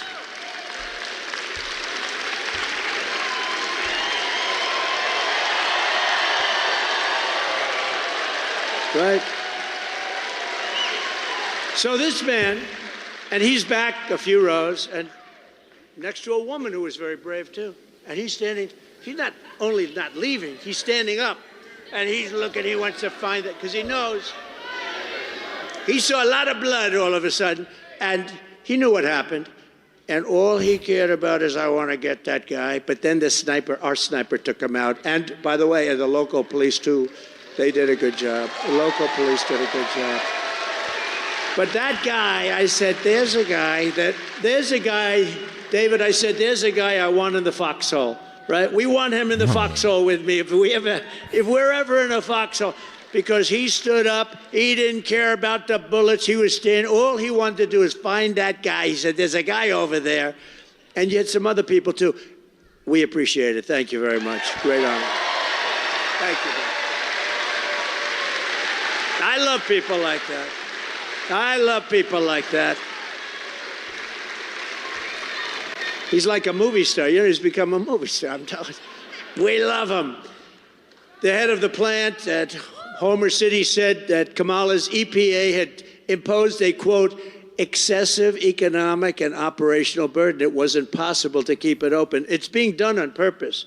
They're taking plants that are perfectly good, that are not polluting any more than anything else would, and they're closing them up, and they're forcing you to use energy that's 10 times and 20 times more expensive and doesn't even work. And it produced less jobs. So like I said, this whole EV mandate by 2025, yeah, that was going to mess us up. I mean, come on now. We've been making these gas cars for, man, like almost 100 years here. Why would we want to switch that up? Like, what sense does that make? Just to switch over to EV so dramatically? Honestly, I'd just wait until, well, our car markets pick up on it. Let them make the electric cars and not just get them in for China for the low. And come on, and what's that going to do to our economy if we switch to EV and most of these cars that are coming are made from China? Well, what does that do to, the auto industry? Pretty much decimates it. Well, at least employment wise. One local businesswoman said that her life had been turned upside down by what happened, and a local union leader called the closure, quote, absolutely devastating and totally unnecessary. And I hope whoever owns that plant can just keep it around for a few months, just keep going, because we're going to let that plant go for a long time, okay? So you got to tell them, Homer, you don't have long to go. I actually told the people in North Carolina who have been just devastated, I told them, I said, look, just hang in for a few months. It's tough to say, hang in for a few months. But we take office on January 20th. I said, everything will be beautiful once I take office. Everything's going to... They spent all their funds. They have no funds to take care. They have no funds. They have no workers. They have no nothing. FEMA, we had such a good FEMA. FEMA was great under Trump, that I can tell you. We had tremendous success. Under these demented and self-destructive Kamala Harris policies, Pennsylvania electricity prices are up 50% and are projected to rise by another 50% this year. So you're going to be up 100%. Does anybody mind? No, you're making a contribution to the environment, right? Except you won't have any money left, you won't have a house left, you won't have a country left, you won't have a commonwealth left. Even the grid operators themselves say that if the insanity continues, Kamala will crush the electrical grid of the United States of America. But we will not let her do it, will we? We're not going to let her do it. She's bad news. She doesn't even know where the hell she is. They ask her a question, she's like a vacuum. What? No, I don't want to be nice, Somebody said, you should be nicer. Women won't like it. I said, I don't care. No, they say that. A guy came up to me today. He said, sir, you really should be nicer to her. The women won't like it. The women want safety, and the women want to have a country that they can be proud of, I think. Not be afraid of immigrants walking up and punching them. Anyway, so today I make Pennsylvania this promise. I will stop the energy price hikes. I will stop the plant closures immediately, and we will restart the plants that Kamala has very cruelly closed. I mean, they don't know. There are thousands of jobs involved, people that have worked there for 25 years or longer, and we're not going to let it happen. I will terminate the Green New Scam immediately. I want the cleanest water. I don't know if you know, in my 2 last years, we had the cleanest water we've ever had, we had the cleanest air we've ever had, and we had the most jobs and the most factories working that we've ever had. And the jobs they picked up were what called bounce back jobs. They were bounce back. Yeah, I don't know about the cleanest air, but we definitely had more jobs, okay? And yeah, there were a lot of bounce back jobs. Like Trump signed in about what? 22.5 million jobs, and COVID hits. Those get put up on the shelf until COVID gets solved, and Biden gets in and he starts up about 15 million of them. Yeah, bounce back jobs. Nobody really want to admit that though. Or, well, y'all don't know enough. And that's okay. They were the people that took off for the COVID, the gift, I call it the China virus because I want to be accurate, and they bounced back. I will end the destruction of our electrical grid. They are destroying our grid. It's already in bad shape, I'll tell you right now, but they are destroying. Isn't it amazing? We don't have any electricity, but they want to go all electric cars. Think of that. Now think of these are, I'm just thinking, we're talking about all electric, and I love electric cars. You know why? Because I think Elon is great. Yeah, I just like him because I like the guy who makes them. I like them for what the market is. There's a market. I think they're great. I think it's incredible. But the long distances and they are more expensive to make, and a lot of them are going to be made in China. But you know the amazing thing about Elon Musk? He went to that rally. I think he had the greatest time he's ever had. Did you see him? He was jumping around. He was so happy. You know, he's always like, I envision him, he's sort of a reclusive kind of a guy. He's incredible. He's a total genius. We have to take care of our geniuses. But he comes up and he's looking at this crowd. He's never seen anything like it. And he started doing like jumping jacks and stuff. No, he was just happy. I said, what's he doing back there? I was just giving him a quick introduction. He had a great time. And you know, he got a black hat. I didn't even know we made black hats. And it said, Make America Great Again, but it was very low, you know, very sort of understated, but a black hat. He loves that hat, and he called it Dark MAGA, right? Who thinks of it? Dark MAGA. Dark MAGA. And I called him, I told him, thank you very much. We sold like 10,000 hats in the last 2 days. I didn't even know we made that hat. Now I find out it's like the hottest thing going, Dark MAGA. No, he's fantastic, and he's gonna do a lot. He's gonna be involved. He's great, and he's gonna be involved because we have so much fat in this country. We have so much waste and fat and fraud. But he's also, I will tell you, you know, there is the funny thing with Elon. He never, with all I talk about electric cars, and I'm totally for electric cars for the, you know, whatever the buyer wants to buy. That's good, but if you can't force them down people's throats, you can't do that. Like the mandate, we're not doing mandates. So you can't do that. So just so you understand, so he never wants, and he's a friend of mine. He's great. He endorsed me. He endorses me so much. We have to get him. Trump. We're gonna lose our country if Trump. You know, he's in Pennsylvania now campaigning, Elon Musk, because he feels so strongly. But you know the amazing thing, a big company is Tesla. It makes great cars. Great. I mean, it made really amazing cars. He never once said, could you ease up on the electric thing? You would think he would have said, hey, listen, do me a favor. I could take it out pretty easily, right? It's a sentence. It's a sentence in a speech. But he never asked me to because I think he knows I'm right. He's going to do great. And there's people that like him. I like him, too, for certain applications. But he never think of it. And he's close to me. He never said, do me one favor, just sort of low-key. I would, if I were him, I'd be saying, hey, listen, Trump, do me a favor. Don't mention electric cars again. That you're going to do away. And we're not doing away. We're going to have whatever the market wants. We're going to have gasoline power. We're going to have hybrids. The hybrids are great. They're working good. We're going to have everything. We will make Pennsylvania an energy supplier to the entire world, and I will cut your energy prices in half, 50%, 50, within 12 months of taking office. Your prices will be cut in half. Now, she, on the other hand, if her mandate, you look, number one, you won't have any energy because they can't produce enough. No matter what they did, they can't produce under what she wants to do.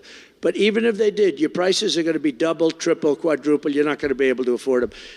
We have, we have more liquid gold than any country in the world. It's going to be so quick and so easy to do. We have more than Saudi Arabia. We have more than any country in the world.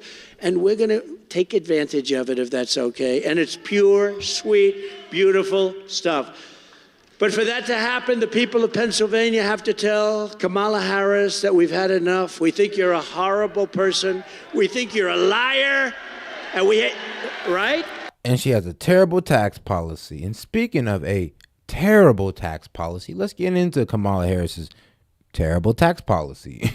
Yeah, I know. I'm gonna drill it home. Consequences, right? And this is what happens if Kamala Harris becomes a president. They have unveiled their tax plan of how much money they're going to take from you, and it's going to go to the U.S. government. By the way, when you hear this tax plan, we're going to break it down. Most people don't have time to go through this. We will in a very fast way, because here's what's going on. The constant narrative you hear is the wealthy don't pay their fair share in taxes, right? It's the poor that pay the taxes, but not the wealthy. Watch this. Bottom 50% of taxpayers in America versus the top 50%. What percentage of all the taxes in the U.S. do you think the bottom 50% pay? You ready? 2.3%. You know what the top 50% pays? 97.7%. Now, you may say you're a Kamala person. You may say, well, Pat, how about the top 1%? It's the top 1% that's not paying any of the taxes. Really? Here's a chart for you. The top 1% pays 42.3% of all the taxes the government gets. So yes, most of the money they're spending is rich people's money. It's not your money, it's rich people's money. The top 1%. Yes, the government, bro. So that's when you say, oh, we need to tax the rich, tax the rich, tax the rich. They need to pay their fair share.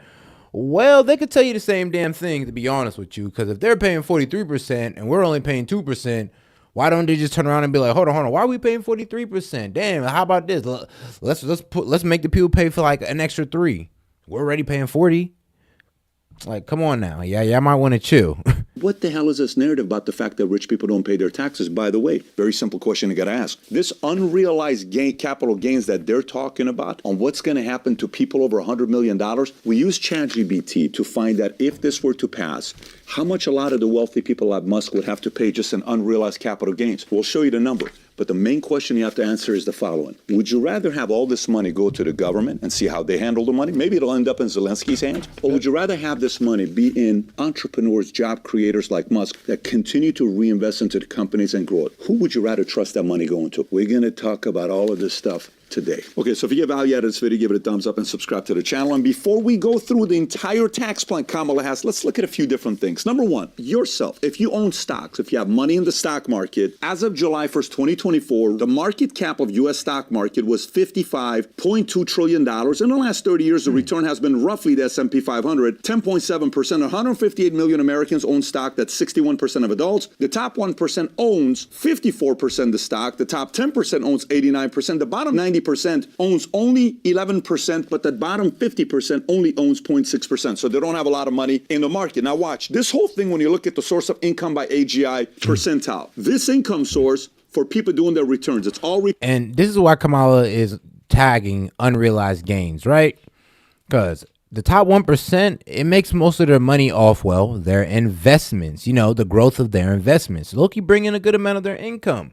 And, from the start, when you paid your investment to what the price is today, so let's say you bought it 2 years ago, it gained $10,000. Hey, congrats. But now you got to pay, tax on that $10,000 that you accrued in value.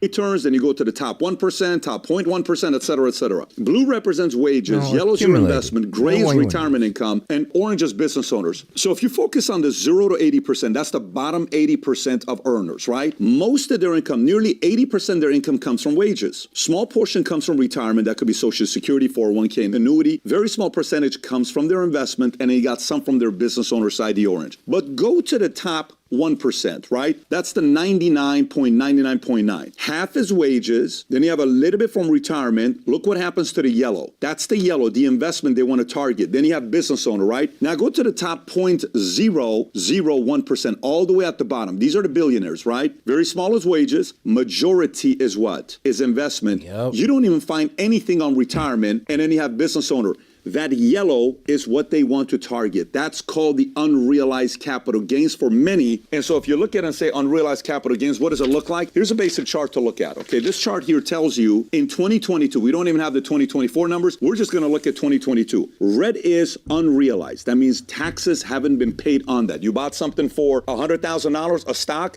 Now it's worth $1 million. The $900,000 that you haven't paid taxes on, that's unrealized gains. That's how much it's not been taxed. And even if we break it down a little bit more, this may give you a little bit more context. From 89 to 2022, $19.5 trillion of capital gains is realized and has been paid taxes of $3.4 trillion. The 48.2 is unrealized. The government wants to tax that. That's damn. Okay, so they want that 48 trillion. Okay, they gonna try to get it about us.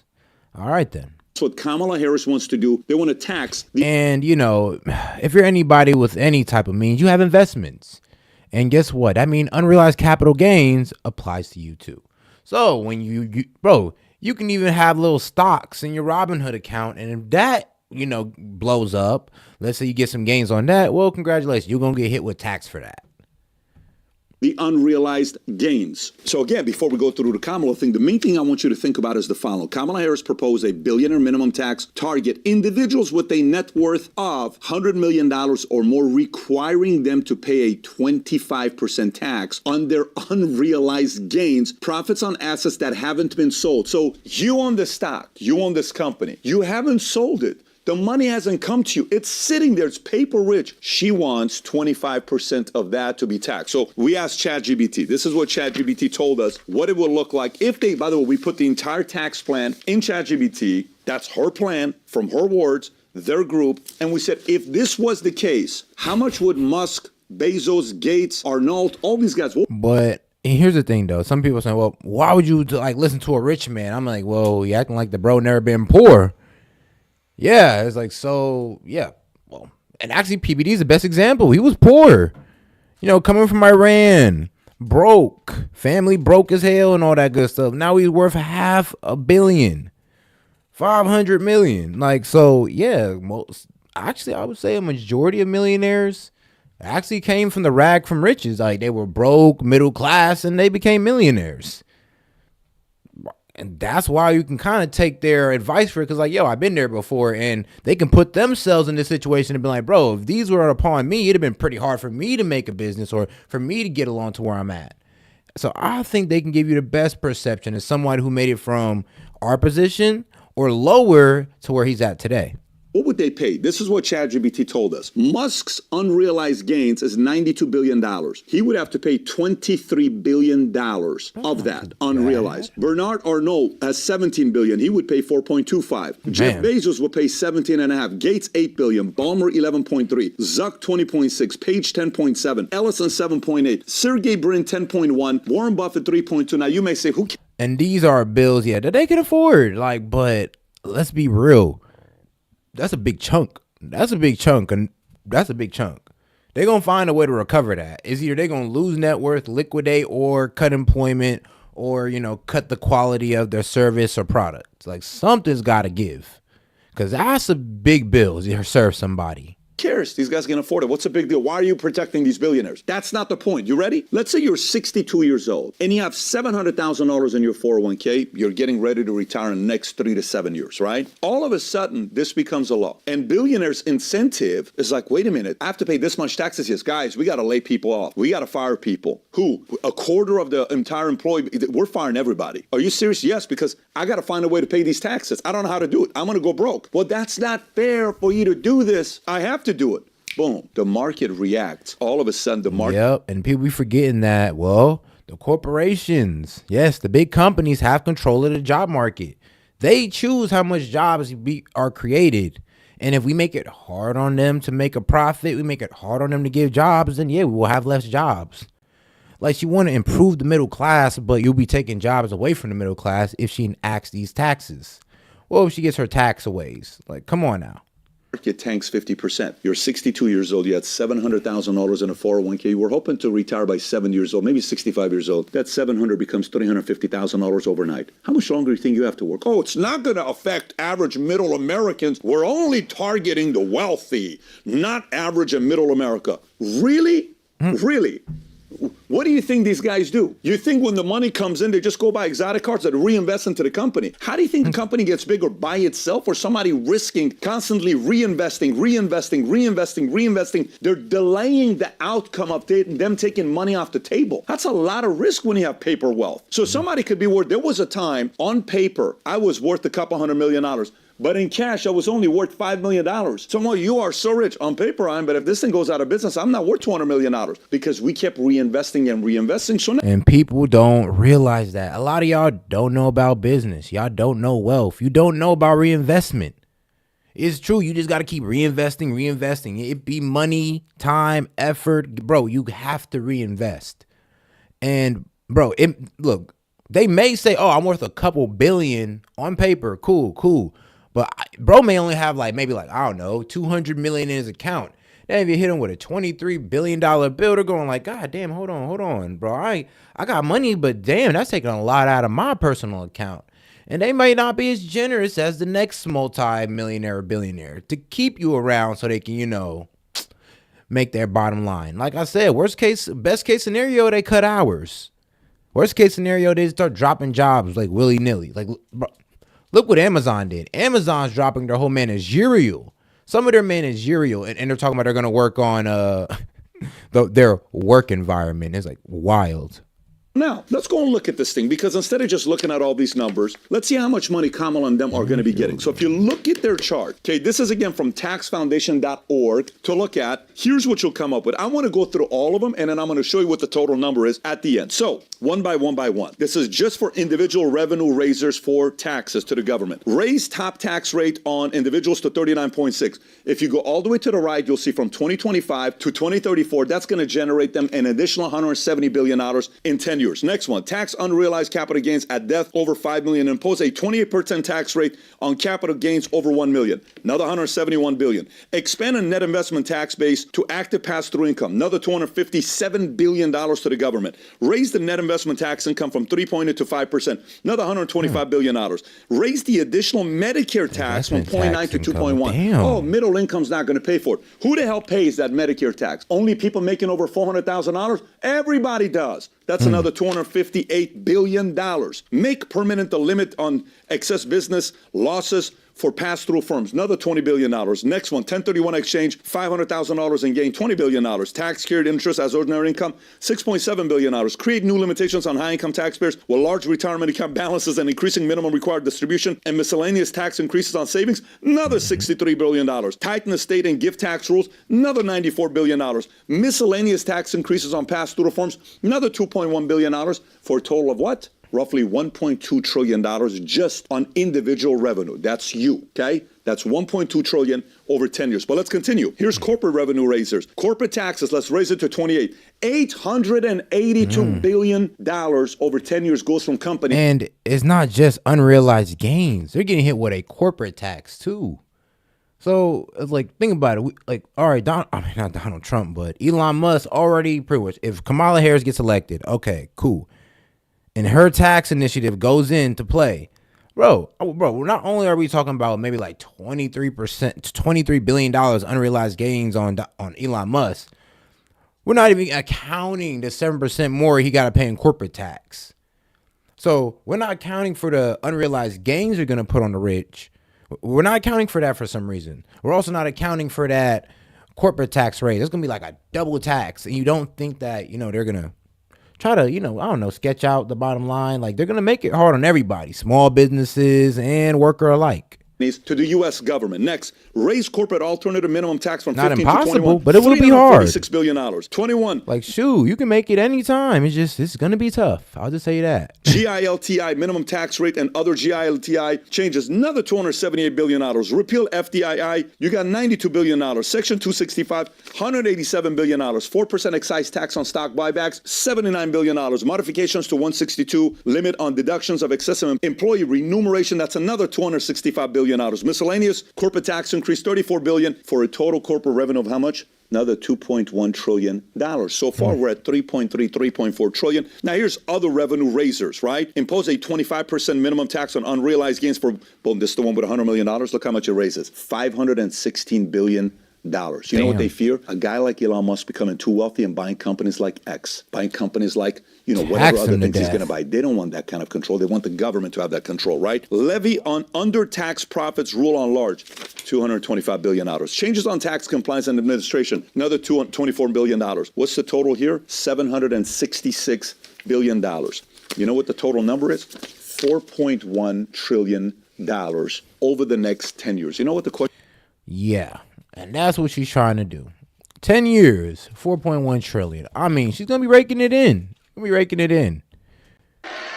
think you're a liar.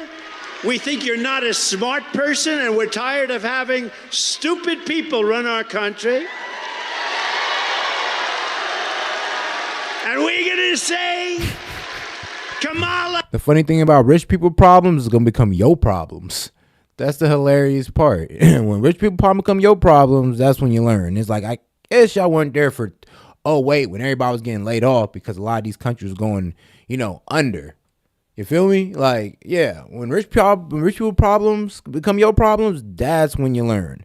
Or maybe you should ask your parents or something. They'll tell you. You're fired. Get the hell out of here. Get out of here.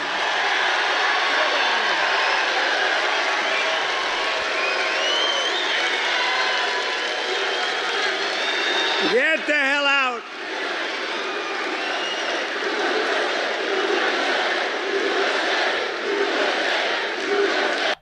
And she's caused your Commonwealth. And, she said yesterday she has no regrets. Did you see that? You'll see it in just about 2 seconds. Go ahead. Put it on. Well, if anything, would you have done something differently than President Biden during the past 4 years? There is not a thing that comes to mind in terms of, and I've been a part of most of the decisions that have had impact.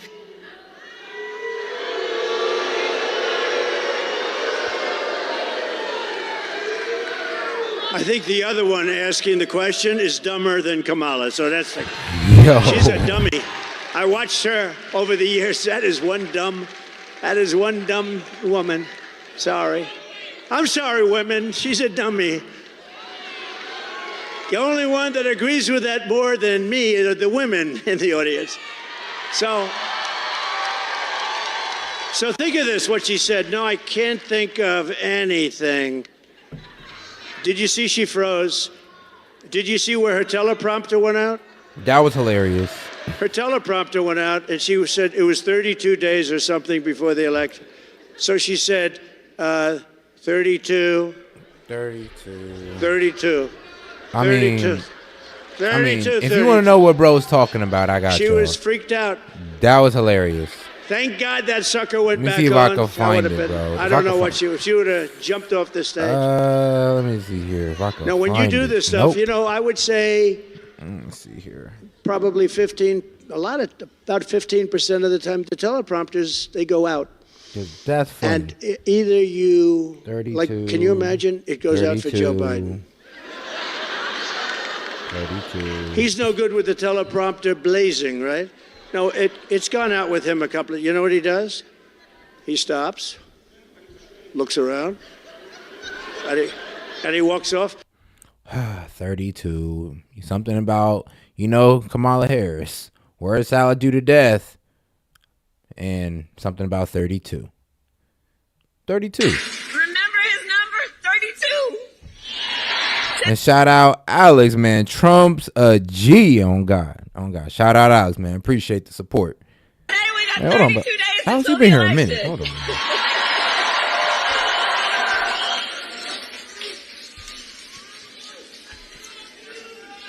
So 32 days. 32 days. Okay, we got some business to do. We got some business to do. All right. 32 days. And we know we will do it.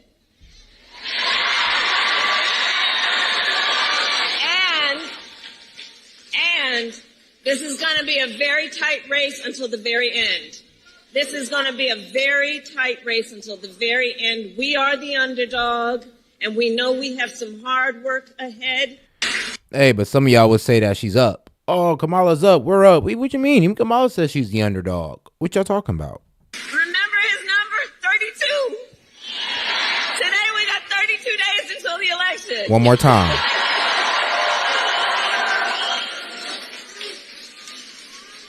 No teleprompter.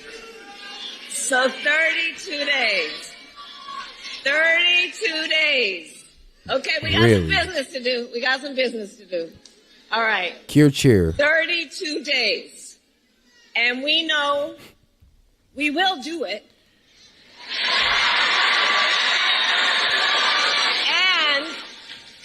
And this is going to be a very tight race until the very end.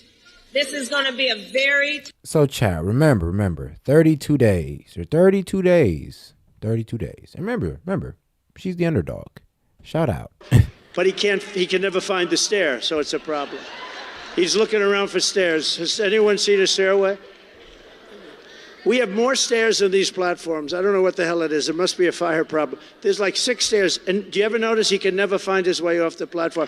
Secret Service does a great job in that respect. They come up, they get him, they walk them off. But he looks better, I'm telling you. As I said, he looks better now than I've ever seen him looking. He's angry. He's angry at her.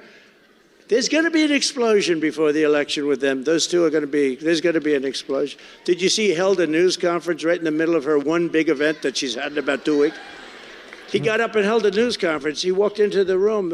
Nobody ever does that. He walked into the room and, this is a news conference. Oh. And then he just died after, but it didn't matter. Can you believe that our country is being run by these people?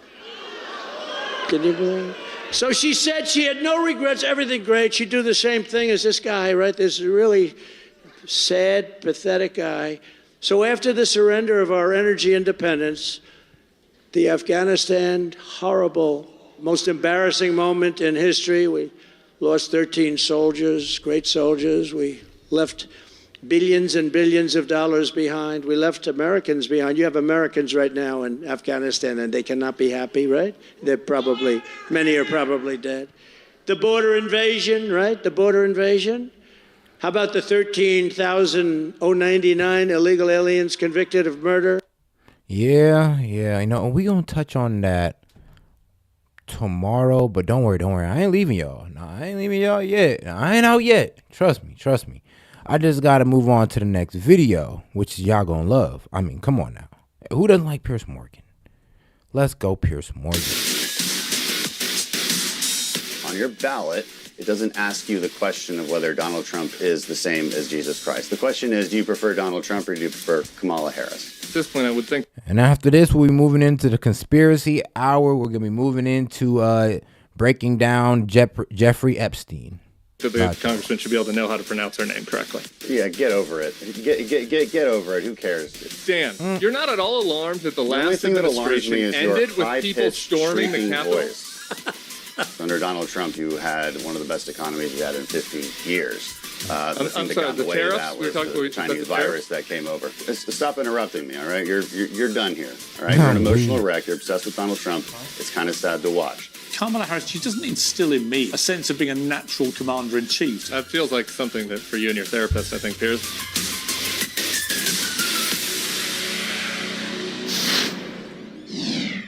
Kamala Harris interviews are a bit like bananas. You have to wait a very, very long time for them to appear, but eventually you get a big and bountiful bunch of them all at once, and some of them are extremely sweet.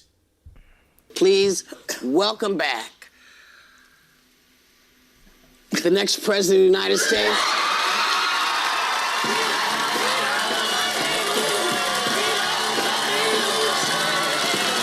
You're going out to see U2 at the Sphere. Was that any good, by the way? Oh my God, have you been to the Sphere? So would you like to have a beer with me so I can tell people what that's like? I personally cannot understand why anyone would vote for him. A lot of it is, I think, he's getting bad information. People are getting bad information from other channels. Really? But do you have an explanation for this at all? I am a privileged white woman that lives in Los Angeles, and I am so aware of that. Okay, the last time I had beer was at a baseball game with Doug. Why do you like Formula One? These guys driving around the cars over and over again in a circle. So good. One last question. When you become president, will you come back on The View? What a series of incredible grillings there. Of course, bananas are tough on the surface. But she was just shaking in her seat, man. It was like the hot seat interview we was waiting for, guys. Like, man. You peel them back, there's usually a pretty mushy inner core, and they tend to bruise quite easily under pressure or exposure. Sorry, what? What kind of answer is that? Some people have been saying that Kamala Harris is bananas for a long time, and you can see why. But putting fruit to one side for a moment, this is a clear gear change by her campaign. And so far, every gear change by the Democrats has made a significant impact. After 2 months of very limited media, leading to a lot of data showing that she'd failed to define herself, this is another calculated play. The question is whether it will change anybody's mind. Former President Trump dialed into Ben Shapiro's show to give his verdict on the Harris media blitz. It's fair to say it hasn't changed his mind. The woman doesn't know what she's doing. I watched her. I got to watch last night, 60 Minutes, and she answers questions like a child. This is not a president. She's answering questions in the most basic way. On the Ben Shapiro show. Getting killed over it. I didn't even know. And every time she does an interview, she sounds like a child. She sounds like a person with a very low IQ. This is not a president, he says, but the fact is that in 26 days, well, she could be. For all the drama and all of the twists and turns, so far the American people remain split, and this race is unbelievably close. Well, joining me for a head-to-head debate on the big issues that will decide this election, from economy to the border in the Middle East, the Texan Republican congressman and former Navy SEAL Dan Crenshaw, and the host of the Bulwark podcast, Tim Miller. Well, welcome to both of you. Dan, let me start with you. I tweeted yesterday that the more I see of Kamala Harris's interviews, the more word salady and inconsequential and unsubstantial the rhetoric that comes from her mouth appears to be. There's a lot of joy that she wants to sprinkle, but no real clear idea about how this is going to happen. What do you make of Kamala Harris, the candidate? Well, if you were in her position, you would also give word salads, because you don't want to actually contend with the fact that the last 4 years are indeed your positions. And it's even worse than that, because let's not forget, she ran to the left of Joe Biden. So her positions are generally far more progressive and far more crazy than Joe Biden's even are. She did want to ban fracking. She did want Medicare for all. She wanted all of these things, but even if she has come to Jesus and changed her mind on all of that, we can rest assured that she is completely in favor. And she said this in an interview recently, that she wouldn't change anything from the Biden administration. And so why was Biden so unpopular? Why was Trump going to beat Biden so easily just a few months ago? Because his policies are very unpopular, and people need to understand that those same policies and the outcomes associated with those policies belong entirely to Kamala Harris. So it doesn't surprise me one bit that she doesn't want to talk about policy, that instead she wants to talk about, I don't know, having beer on late night shows, or just having this a nice little laugh on The View, whatever it is. She wants people to like her and forget about the bad policies that actually affect their lives. That's what I'm saying. It's like, bro, it's like she word salads you. And it's kind of funny. I always say Kamala has a funny way of talking. It's like she hits you with the word salad to the point where you know she answered your question, but you damn near forgot your question. You asked her, so you're just like, all right, fuck it. You got it, sis. So it's kind of funny. And then we never want to talk about, all right, so do you understand that Americans are complaining about the policies under Biden? You co-signed everything with Biden, and you haven't really been held accountable for that. Like, all right, that's why when people say, yo, do you differ from Biden in any way? You say, no, me and him align. I'm like, sweetheart, that was your time to like low-key disalign yourself. So it low-key made her a little stronger, or made her look a little bit more stronger as a candidate if she just said, nah, I ain't gonna lie, there was some things I didn't like. There's some things I didn't like. Even if he had to throw Biden under, even if she had to throw Biden under the bus, it'd have been better than just saying, oh yeah, I just fully aligned with everything he did. I'm like, okay. Yeah, I mean, Tim Miller, I thought she won the debate against Trump. He fell into her trap, lured him in, and he nibbled hard, and she won it. So it's not that she's not capable, she is. I do feel, though, and I'd be curious what you think, would it not have been better for the Democrats when it was clear Biden couldn't continue and the knives came out for him? Would it not have been better for the Democrats to have had an internal battle to choose their nominee rather than just crown Kamala Harris and hope for the best? Yeah, I mean, maybe, Piers. I was pushing for Joe Biden to get out of the race because of his age, not because of his policies long before that. And unfortunately, it came too late. And he ended up with, kind of at a moment where there really wasn't time to do that. And his vice president has stepped up. As you pointed out, his vice president, Kamala Harris, crushed Donald Trump in that debate, absolutely annihilated her. So if her policies and if her rhetoric is that weak, and if she's low IQ, like Donald Trump said, it's unclear why he was unable to make a single coherent argument against her that was not word salad. And frankly, I also just disagree with the congressman when it comes to the policies. I mean, I think that the Biden... I mean, bro, why does this man look so deranged? Like he's been driving his head up a wall trying to defend the indefensible, which is Kamala Harris. Like the man looked like he lost sleep trying to figure out points of how to defend Kamala Harris. This man got a good night's sleep. So did Piers. But this man right here, oh, he looks deranged a little bit. The administration has had some policies that are too liberal for me, but much of what they passed has been bipartisan, including the infrastructure bill, including the CHIPS Act. The economy is coming in for a soft landing. The American economy is the envy of the world. And I think Kamala Harris has put out a pretty detailed economic policy that's far superior to Donald Trump's. What Donald Trump has put forth for his economic policy is a 20% across the board tariff, which I know Dan Crenshaw cannot possibly support, and just a budget busting $5 trillion more added to our deficit. That's Donald Trump's policies. So I think when it comes to... Prove it. Prove how it will add these $5 trillion to the deficit. Stop just saying this shit. Like, bro, you see how PBD came out and pretty much just said, all right, well, Kamala Harris about to drag all this money up out the upper class and some, some from us. See how he explained it? So why can't these people come out and just be like, yeah, this is how Trump is going to charge us $5 trillion. This is how he's going to add it. I'm like, all right, cool. Explain it to me. Don't just say it. Rhetoric, preparation, and policy. She's superior. And lastly, I would just point out that at this point, I would think that the congressman should be able to know how to pronounce her name correctly. Yeah, I mean, look, the obsession with how you pronounce her name, I think, is a bit ridiculous. It's not obsession. Just pronounce it right. She's Kamala. I've heard Democrats pronounce it about 8 different ways. What do you mean, who cares? Just do it. It's the first. I've been called Piers by every American I've known for the last 20 years. My name is Piers. And yet every American's called me Piers. I made some intellectual points as well we can argue about, but you could just get it right. It's simple. It's not emotional. It's just get it right. It's not hard. Yeah, but my point is it doesn't matter, right? Dan, just on that point, though, about Trump, pronounce it about 8 different ways. What do you mean, who cares? Just do it. It's the first. I've been called Piers by every American I've known for the last 20 years. My name is Piers.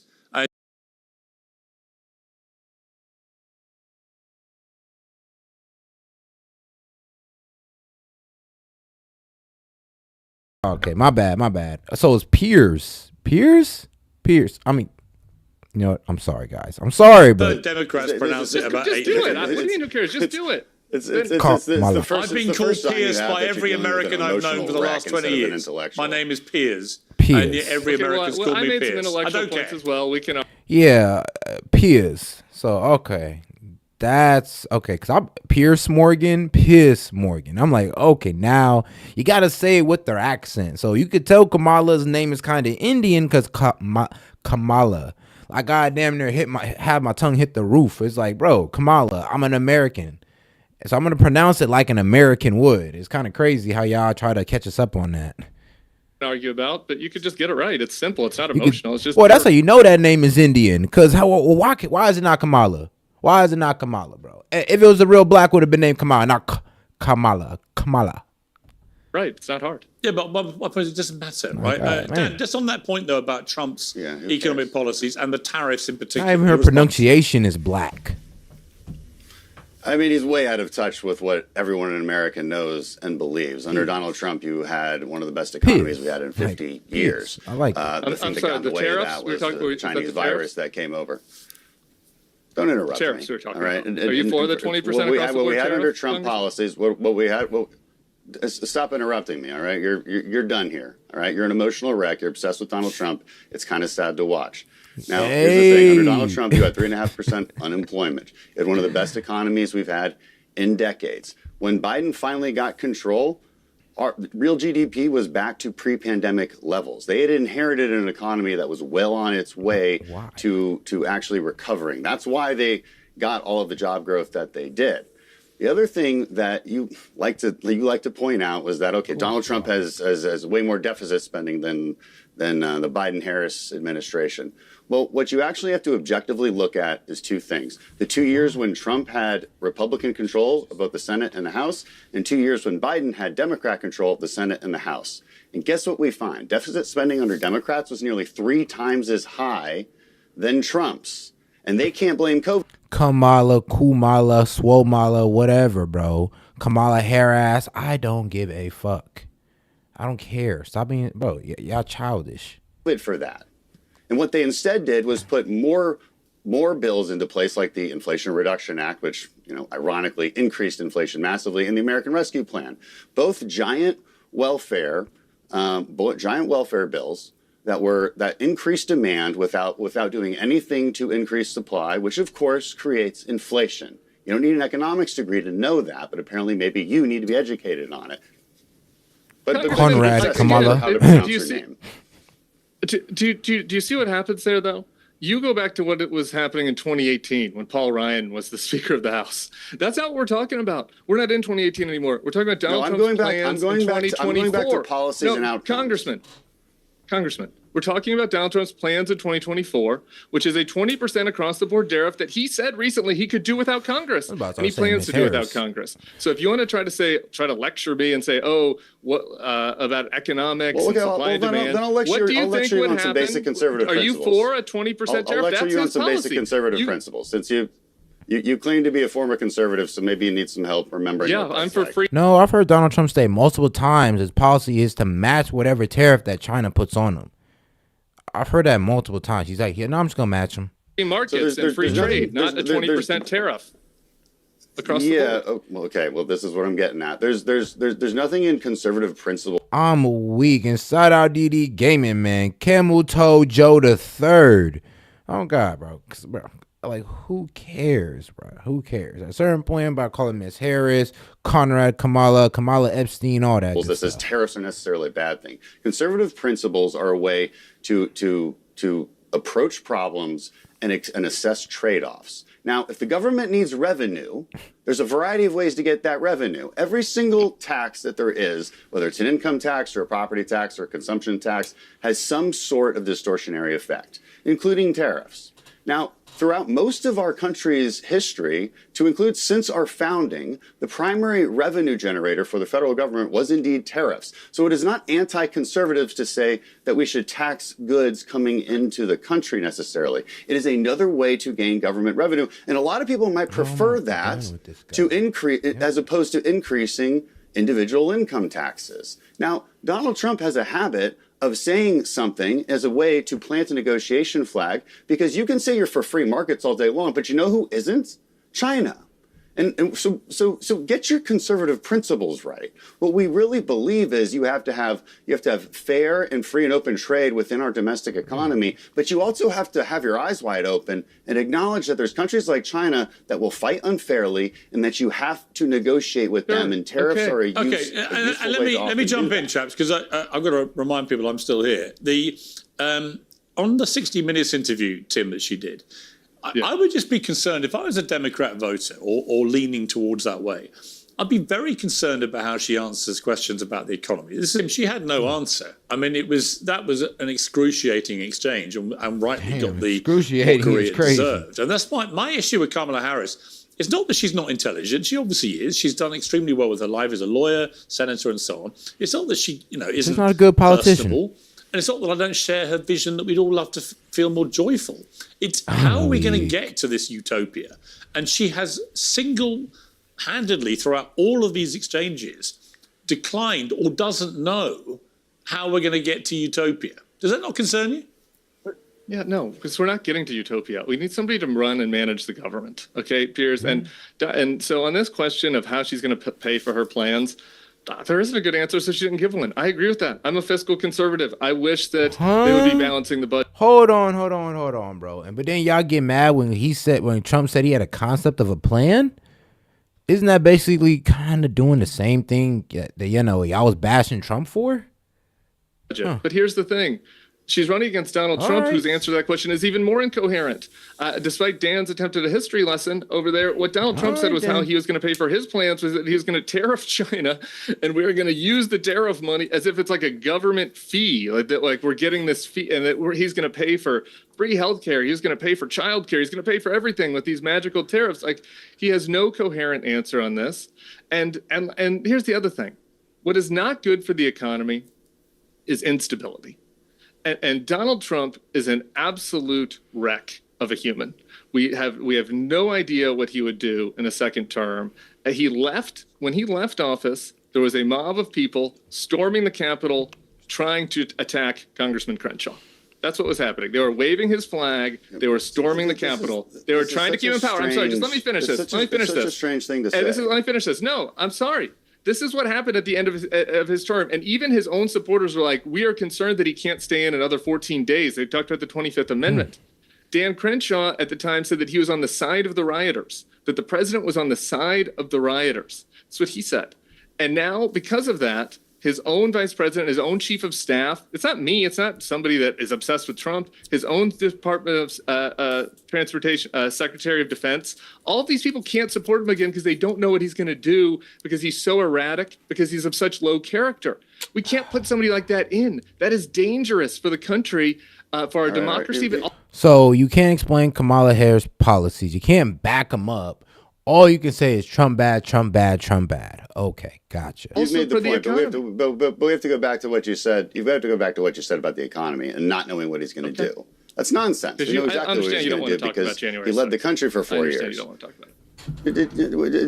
Well, I want to talk about what actually matters to people. And if you actually poll people and talk to regular people, what matters to them is the economy. What matters to them is immigration. Why did you guys for you to say that we have no idea, we have no idea what Donald Trump's going to do in the next 4 years. Of course we have an idea, because he governed for 4 years. And you know what he did? A really good job with the economy. And I realize that you don't know that, but like 60-70% of Americans do know that. Congressman, it's for you to say we just have no idea. It's all going to be all over the place. That's nonsense. We know exactly what he's going to do. It will. Congressman, the people that were that were running the government with him last time don't support him again. Most of his cabinet doesn't support him. He fired a new him. vice president. In the box at the RNC convention. Okay, in the presidential nominees box, it wasn't Dan Crenshaw. It wasn't Pence. The people around him was Tucker Carlson. Since you know so well. What's that?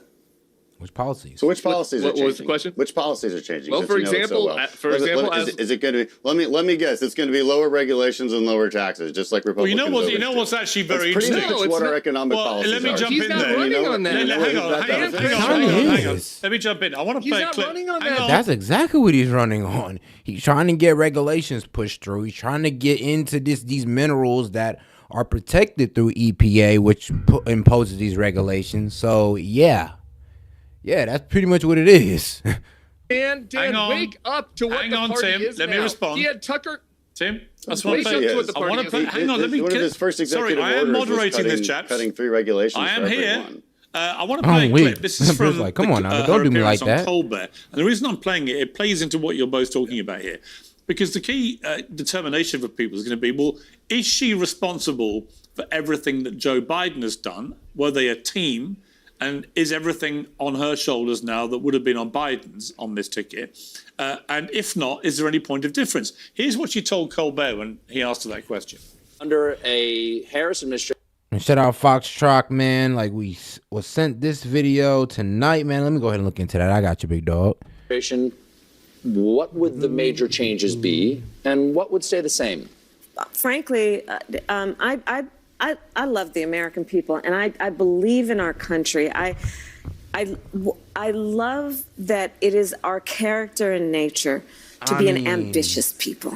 You know, we have aspirations. We have my man, like dog, Fox Chase. Imperfect timing though. Imperfect timing. Like what? Perfect timing. Let's go.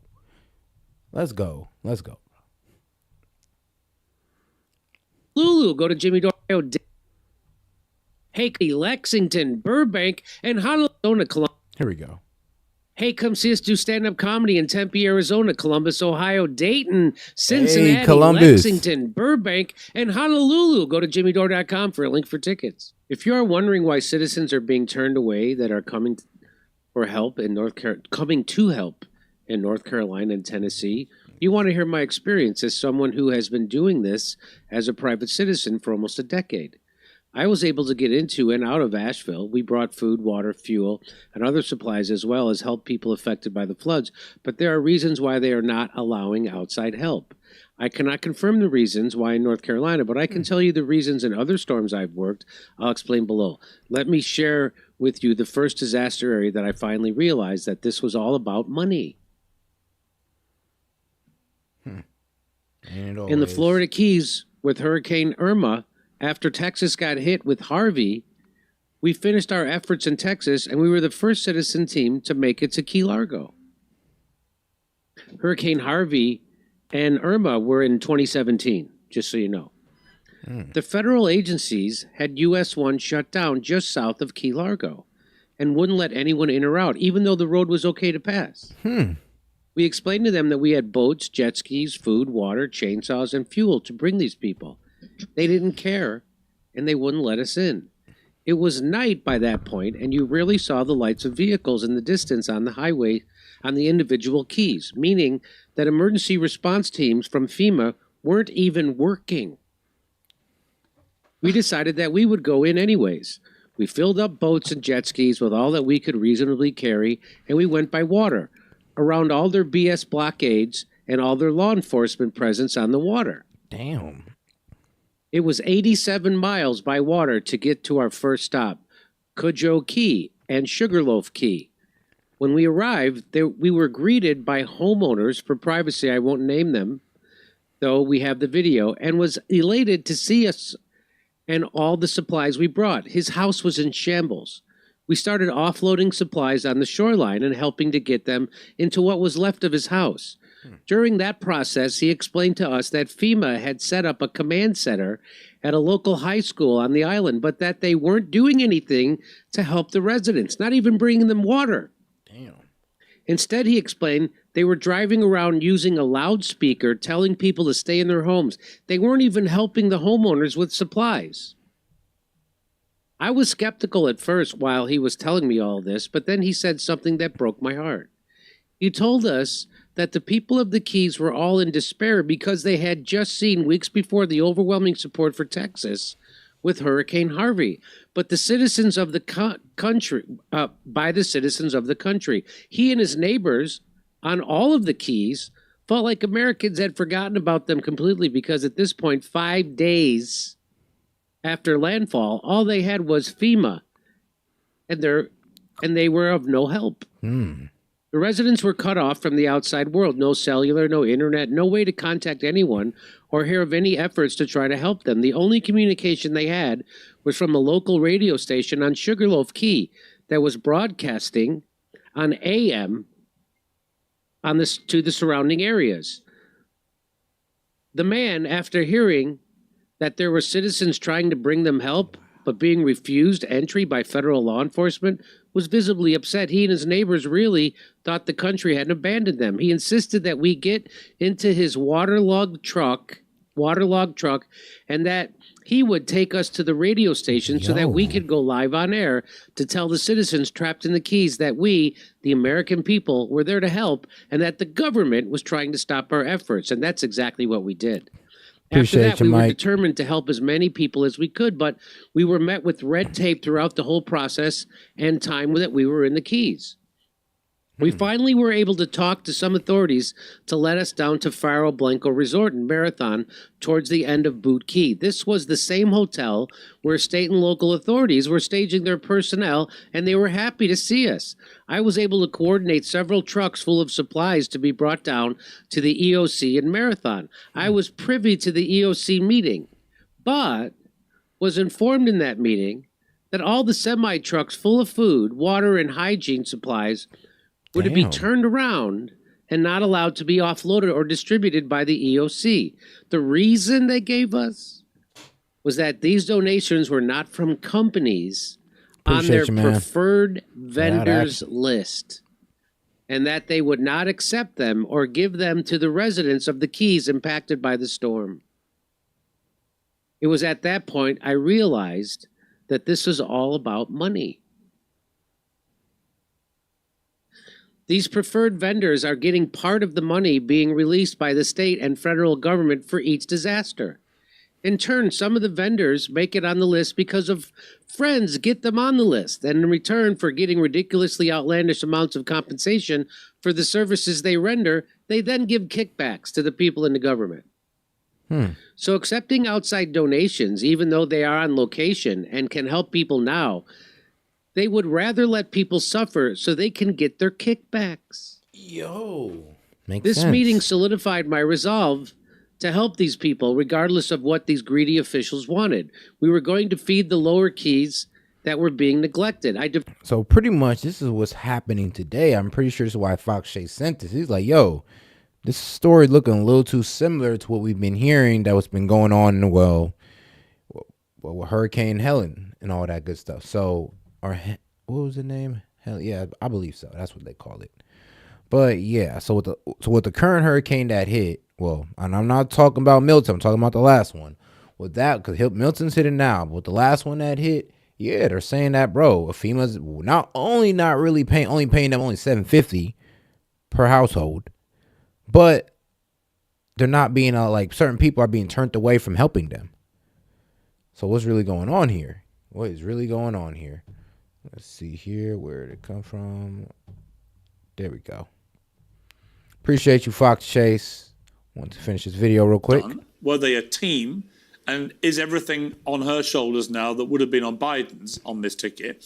And if not, is there any point of difference? Here's what she told Colbert when he asked her that question. Under a Harris administration, what would the major changes be and what would stay the same? Frankly, I love it was the kickback part that killed me. As soon as they said kickback, I was like, oh, hell no. It's like, hold on. I'm like, what you mean? We can't help them. We don't get no money. Pretty much. It's like, bro, we can't just give you the money. It's like an insurance company. Even though FEMA shouldn't act like an insurance company, it's acting like one. It's like, all right, you're paying us this premium, America, we're paying them this taxes, but they're doing everything they can to get out of, actually using the money for what we paid them to use it for. Just like insurance. American people, and I believe in our both country. A scam. I love. Ain't that wild? It's insurance, the scam we all need. That it is our character and nature to be an ambitious people. We have aspirations, we have dreams, we have incredible work ethic, and I just believe that we can create and build upon the success we've achieved in a way that we continue to grow opportunity and in that way grow the strength of our nation. So for example, my economic policies, I think of it and I have named it as creating an opportunity economy. So it's about things like investing in small businesses. I love our small businesses. And she went on, Dan, on The View, and when they asked a similar question, she was not able to articulate a single thing in which she would do differently. Because she missed that earpiece. So she's wedded completely to everything that Joe Biden did as president. That seems a very, very risky strategy to me, given how unpopular Biden was before he pulled out. She doesn't say at all how any of her policies would actually help small businesses. I talk to small business owners all the time. The one thing they need more than anything else is less regulation, easier to permit, less taxes. They need it to be easier to create a business. Republican policies do that. And you have to associate the policies with outcomes before you lay any blame or before you give any credit. She can't even articulate what she's even talking about. And nobody knows what her economic policy is based on these answers. And in the end, it's what we actually want is what we got under Donald Trump. I mean, under Donald Trump, you actually had wage growth. And the lowest quintile of earners had 16% wage growth. Under Biden and Harris, 0%, because wage growth didn't outpace inflation. Inflation was created by too much government spending. Do not take my word for that. You can look at the Fed minutes and their assessment of it under a Biden administration, by the way. And what happened was when you add too much money into the economy, which is in the form of welfare or in the form of corporate cronyism under the IRA with hundreds of billions of dollars spent that's going to NGOs and nonprofits and venture capitalists that are then going to green renewable energy, what are you going to get? You're going to get massive inflation just like we got under Biden and Harris. That's what people are going to remember. And we can actually associate those outcomes with the policies that they implemented. All right, Tim. Surely, Tim, you must recoil a bit when you see the way she responds to those kind of questions. I mean, she literally says nothing. It's just, I don't. It's just blather. I don't because this is the thing. You guys don't want to show Donald Trump's answers because they're even more word salad. It's lies and it's conspiracies and it's dangerous. And like that's why we're not showing his interviews where he's lying about what's happening with Hurricane Helene right now, or any of the debate where Kamala mopped the floor with him. Here's the thing: Congressman Crenshaw wants your audience to think that the Republican Party right now is the same as it was in 2017, and that the Donald Trump administration will be the same as it was when he brought in a bunch of traditional Republicans to be around him in his cabinet and to work in his staff. And I'm sorry, that's just an imaginary world that the congressman wants to live in to feel comfortable. Because what the world we live in now is all of those people. No, I'm sorry, Piers, let me finish. All of those people are gone now. And at the RNC at the box, the people around Trump are Matt Gaetz, Marjorie Taylor Greene, Tucker Carlson. Tucker had a prominent spot to speak at the convention. Congressman Crenshaw did not. This new party is a nativist party that's going to be about mass deportations and tariffs and revenge on Donald Trump's enemies. If you don't believe me, listen to what Donald Trump says. And I just want to know why Congressman Crenshaw thinks that he can't defend the indefensible. All right, I get it, bro. I get it. You can't defend Kamala's policy, so you got to attack Trump. Trump, but you can't sit there and, help Kamala out with, articulating her points. But okay, I get it. He understands where the party is better than Trump's own vice president, Mike Pence, who assesses this and says, no, this is not someone we can trust. Why does Congressman Crenshaw think that he knows better than Mike Pence about Donald Trump's character and what kind of policies he would put in place? Dan, do you want to respond to that? Yeah, so I'll just remind everybody that we're about to vote in November. And on your ballot, it doesn't ask you the question of whether Donald Trump is the same as Jesus Christ. That's not what the question is. The question is, do you prefer Donald Trump or do you prefer Kamala Harris? And so any reasonable and objective person is going to look at that question. That was funny. And they're going to say, well, okay, well, what things matter to me? Do I want better immigration policy? Do I want my border to actually have law and order around it? Do I want my cities to be safe? Do I want a peace through strength type of foreign policy? Do I want Abraham Accords or do I want October 7th? These guys can't answer this. Do I want a better economy with less regulations? Do I want my oil and gas industry to be pummeled by regulation after regulation? Or do I want my electricity prices to go back down? That's the question. And that's the question that people are going to be answering. That's a damning non-answer, to borrow a phrase. Mass deportations, a vast majority. That's not a non-answer. I'm the only one actually giving facts. It is a non-answer. Why mass deportation is broadly supported by the American people, including Hispanics. Why shouldn't we listen to Donald Trump's vice president as chief of staff? Then, Tim. Please, Tim. Why shouldn't we listen to Mike? I'm not here to answer for them. I'm here to answer for me. Doesn't it alarm you? I'm here to lay this out very simply. You don't. And shout out, man. Shout out Otis, bro. Appreciate the support. He said SKM MAGA gang, Harris Waltz supporters. He rolling his eyes. Vote smart, people. Vote Trump, bro. And appreciate the support, Otis, man. Hold on, dog. Cause you done hit us with a 20, dogs. We gotta go ahead and give you the proper celebration and all that good stuff. And really for the rest of y'all, man, shout out. Like, let me get you again. My man. Let's go. Simply for the American people and what the choices are. Dan, Dan, you're not at all alarmed that the only last thing that alarms me administration is your ended with people high-pitched, storming the shrieking Capitol? voice. Yo.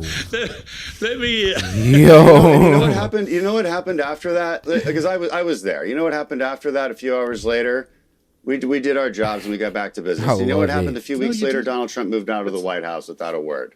He didn't move out of the White House. That's true, though. He did. It's not true because for starters, you didn't go back. Am I confused or are you confused? I mean, who's shrieking now? For starters, you didn't go back to business. There were votes to overturn the election, and as you said, your colleague Ted Cruz of Texas voted on the side of the rioters. And then Donald Trump didn't go to the inauguration for the first time in history. He went home like a petulant child. I want to read something that Dan Crenshaw wrote. Here's Dan. Okay, so you're mad that he didn't go to the inauguration. That's what it is. He didn't. I mean, we didn't have a peaceful transfer of but power. all right. He didn't. In every other transition before this, the outgoing president, their team invites the incoming team in. Okay, so this is what we do in a normal democracy. So let me just get this straight. Because he didn't sit there in January and watch President Biden get inaugurated. No, Dan. Because that's not a peaceful transition of power. That is such an absurd statement to make. But go ahead. Okay, Dan. He said, "Go ahead, bro. Cook. I appreciate it. Make it make sense." Dan, fine. Then that's not the sitting there that I care about. How about when he sat there off the Oval Office for hours watching TV while a mob of people carrying his flag attacked police officers and stormed the Capitol? The President of the United States was not on the side of the Capitol Police. He sat there and watched his DVR and he ate his well-done hamburgers and did nothing. Hold on, G. Hold on now. What was her name? Big Money Pelosi. Nancy Pelosi. Like I call it, Big Money Pelosi.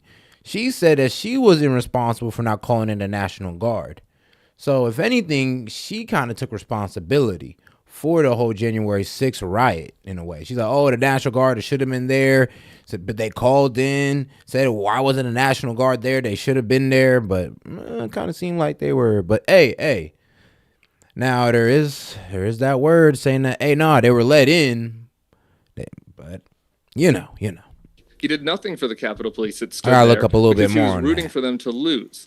That is not a peaceful transfer of power. That is Donald Trump's behavior that is unacceptable. And honestly, if anybody else in American public life but he did tell them to go down there and peacefully protest, though. Was running against him, I would be for them, including you, including Nikki Haley, who I voted for, including almost all of the elected Democrats. All right, listen. That was unacceptable behavior, Dan. That was unacceptable behavior. Do you think many people would agree with? I thought that was unacceptable behavior, but let's move forward to you, Congressman. Congressman, was it unacceptable behavior for you?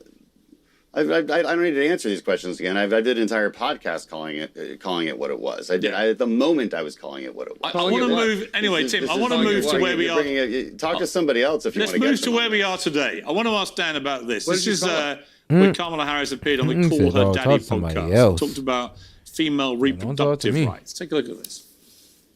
Here's the thing: is that you don't have to abandon your faith or deeply held beliefs to agree. The government shouldn't be telling her what to do. If she chooses, she'll talk to her priest, her pastor, her rabbi, her imam, but not the government telling.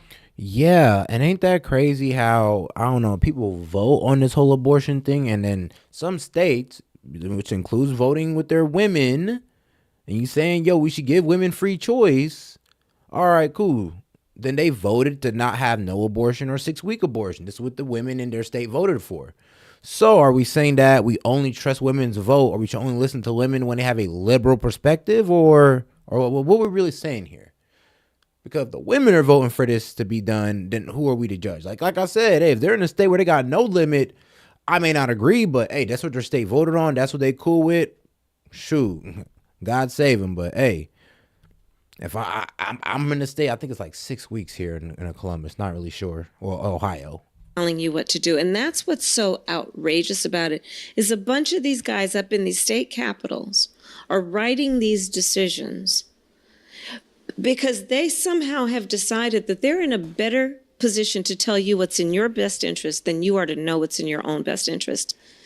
Well, no, they voted on it. Dan, that Trump is doing much better this time in 2020 with African Americans, with Latinos, with working class men. But I can imagine quite a few women listening to Kamala Harris talking about stuff like that in the way she talks about it and thinking, yeah, I could vote for that person. I could vote for a first female president. Do you think that is an Achilles heel for Trump in this campaign? That's always been a demographic that Republicans, fail to sweep, of course, as younger women, and abortion tends to be one of the issues that comes first and foremost to their minds. It doesn't mean we're going to change our position on it. I can argue all day for the pro-life position. I would argue all day that what Kamala Harris is doing is spinning the issue in a very, very dishonest way. We're not talking about somebody's body. We're not talking about doing what you want to do with your body. Unless your body magically suddenly has 2 different heartbeats and 10 more fingers and 10 more toes. We're not talking about your body. We're talking about a separate body. And so there's a human element to this. That's the argument I'll always make about why I'm pro-life. And I think Americans largely agree with that. 60-70% of Americans believe there shouldn't even be abortions after 12 weeks. Ours is one of the only developed Western countries with abortion laws that go well past that. And, we need to have a better discussion about that as Americans and stop gaslighting people. Stop with these dishonest descriptions of what abortion actually is. It is killing a baby. It is taking a human life. And it's as simple as that. Now, as far as the politics of it go, they are what they are. Trump has done his best to navigate that by saying it's a state's issue. To be fair, that's what Republicans have been saying as we have sought to overturn Roe v. Wade. Leave it to the people. It can actually be a democratically held decision by the states, and that's exactly what's happening right now. Tim, the thing I have a problem with, and people aren't liking the results. People are discovering how pro-life people are. They're like, oh, hold on, what you mean our abortion bill ain't passed yet? Because most of the people don't believe in it. And and some of y'all have like this regressive tolerance where if some of these people speak out, you'll start getting belligerent towards them. So they can't really tell you what their true feelings are, but hey, no, they gonna vote their true feelings. Oh, trust me. That's why some of these people in these abortion banned states are, and some of these liberals be surprised as hell. Like, what do you mean we can't get no abortion? Yeah, because people are more pro-life than you thought. With the way Kamala Harris and Tim Walz have come at You gotta this, is they respect keep that. perpetuating the myth that Trump is advocating for a federal abortion ban. He's not. It's unbelievably disingenuous to keep saying that when they know he's not. He's repeatedly said he's not. Everything that I've seen with Trump around abortion is that actually he hovers around the kind of 15-week term limit, which makes him actually, certainly by Republican standards, extremely moderate. Why do the Democrat leadership keep pretending and lying, frankly, that he wants a federal abortion ban? Look, I think that some of this is standard politics. I don't actually agree with that. Do we know, have we gotten a clear answer? Trump didn't really give one at the debate. If the Republicans take the Senate and the House this time, which is very possible, Mike Johnson does support, who would be the Speaker of the House, does support a federal ban. Are we sure Trump wouldn't sign that? I don't think that that's out of the realm of possibility. I would be 100% sure, not least to which because his wife, Melania, in her new book, has just come out and said the complete opposite. Well, then we agree. Okay. But here's my point. You're very, but Tim, Tim, hang on, Tim. You're keen, and I understand why you're keen to hammer Trump about not telling the truth and telling lies and so on. And there's no doubt he often tells lies. But when I see Kamala Harris and Tim Walz both deliberately lying in the way they are about abortion and Trump's intent on that, I think that is also very unacceptable and disingenuous. Do you agree? Yeah, I guess I wouldn't use the word unacceptable. Look, I think it is a little disingenuous. What I would call it is doing politics. I think both sides do politics. I think Dan's been doing politics over here on this interview. I don't think it's 100% sure that the Trump administration would. I just think that's to say that you are certain that they wouldn't sign a federal abortion ban. I think is wrong. I think it's a legitimate. I'll bet you $100,000 that he doesn't sign a federal abortion ban. I would bet. Yeah, I would bet too. I'd be like, I bet you my damn channel that Trump is not going to find right into no federal abortion ban. I bet you my channel at this point. Shoot, I bet you I bet you 10,000. There you go.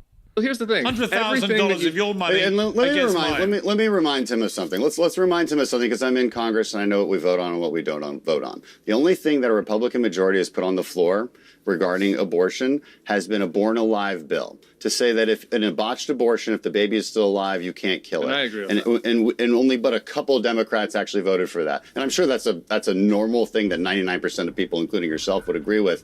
That's the only thing that Mike Johnson or Kevin McCarthy have ever put on the floor. So you can guess, you can do all the guesswork in the world that you want. All we have to do is look at our own history about what we actually have done on this issue. And you're going to get a pretty good answer about what we will do on this issue. Yeah. Let me turn to... Hang on, Tim, I want to move on to immigration, because I think it's another potential big Achilles heel for Kamala Harris, which is that she, whether people want to admit it now on the left or not, indisputably was the border czar. You know, MSNBC and many other Democrat skewed television pundits and networks and so on all perpetrated this idea that she was the new border czar, that Biden had put her in charge of sorting out the southern border crisis. And it's clearly been a spectacular failure, which is why they're desperate not to call her the border czar. Now, she was asked again about this on 60 Minutes. Let's take a look. The problem, Tim, is that she can spin it any way she likes, but the reality is the reality, that the southern border remains an absolute basket case of a crisis with unbelievable numbers of people coming in on a daily basis. And it's on her, isn't it? And this could be proven. It doesn't remain that way. It's getting better. I'm not going to disagree with your point about I think there's a legitimate criticism of the Biden administration in the first few years. Whoa. Biden-Harris administration, my friend. Biden-Harris administration. I like how you try to word that. It's like, no. Biden-Harris. She was appointed to be head operation of the southern border, a.k.a. border czar. Come on now. The border. But again, I don't think that the other offering is better. The idea that you would trust a Donald Trump and a Stephen Miller administration to do a mass deportation of tens of millions of people. Do you know who deported Tim? Did you know who deported? You interrupt me and not Dan as much. Do you know who deported the most people in the history of the United States? Obama deported a lot of people. I don't know if that's where you're going. Not a lot of people. Barack Obama deported over 3 million people, which pro rata made him the biggest deporter of people in the history of presidencies. Right, a Democrat. Thank you for Barack Obama. Thank you for that fact check. But I'm not saying I'm against any deportations. Obviously, we need to deport some people.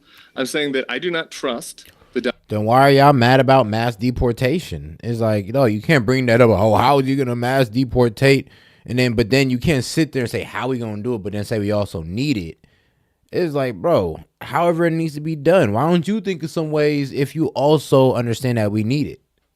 Not just criticize him for saying that we need it. Donald Trump administration that did child separations, that is going to have Stephen Miller in charge of the immigration regime. Obama separated people, kids and families. Could I please? To do a mass deportation. And another good reason not to trust them is you're doing this performative thing where I'm a little bit upset about how Kamala's exaggerating on this or that. But like Donald Trump is making up just flat out lies, inhuman lies about people that are in this country illegally and planning to deport them, saying he will deport like the Haitian migrants who have legal status here in this country. He went on a national TV stage and said that they were stealing pets from their neighbors and eating them. Like, this is so mean and so inhumane. Think about I thought that was completely wrong, and I think it backfired. It backfired hideously for him.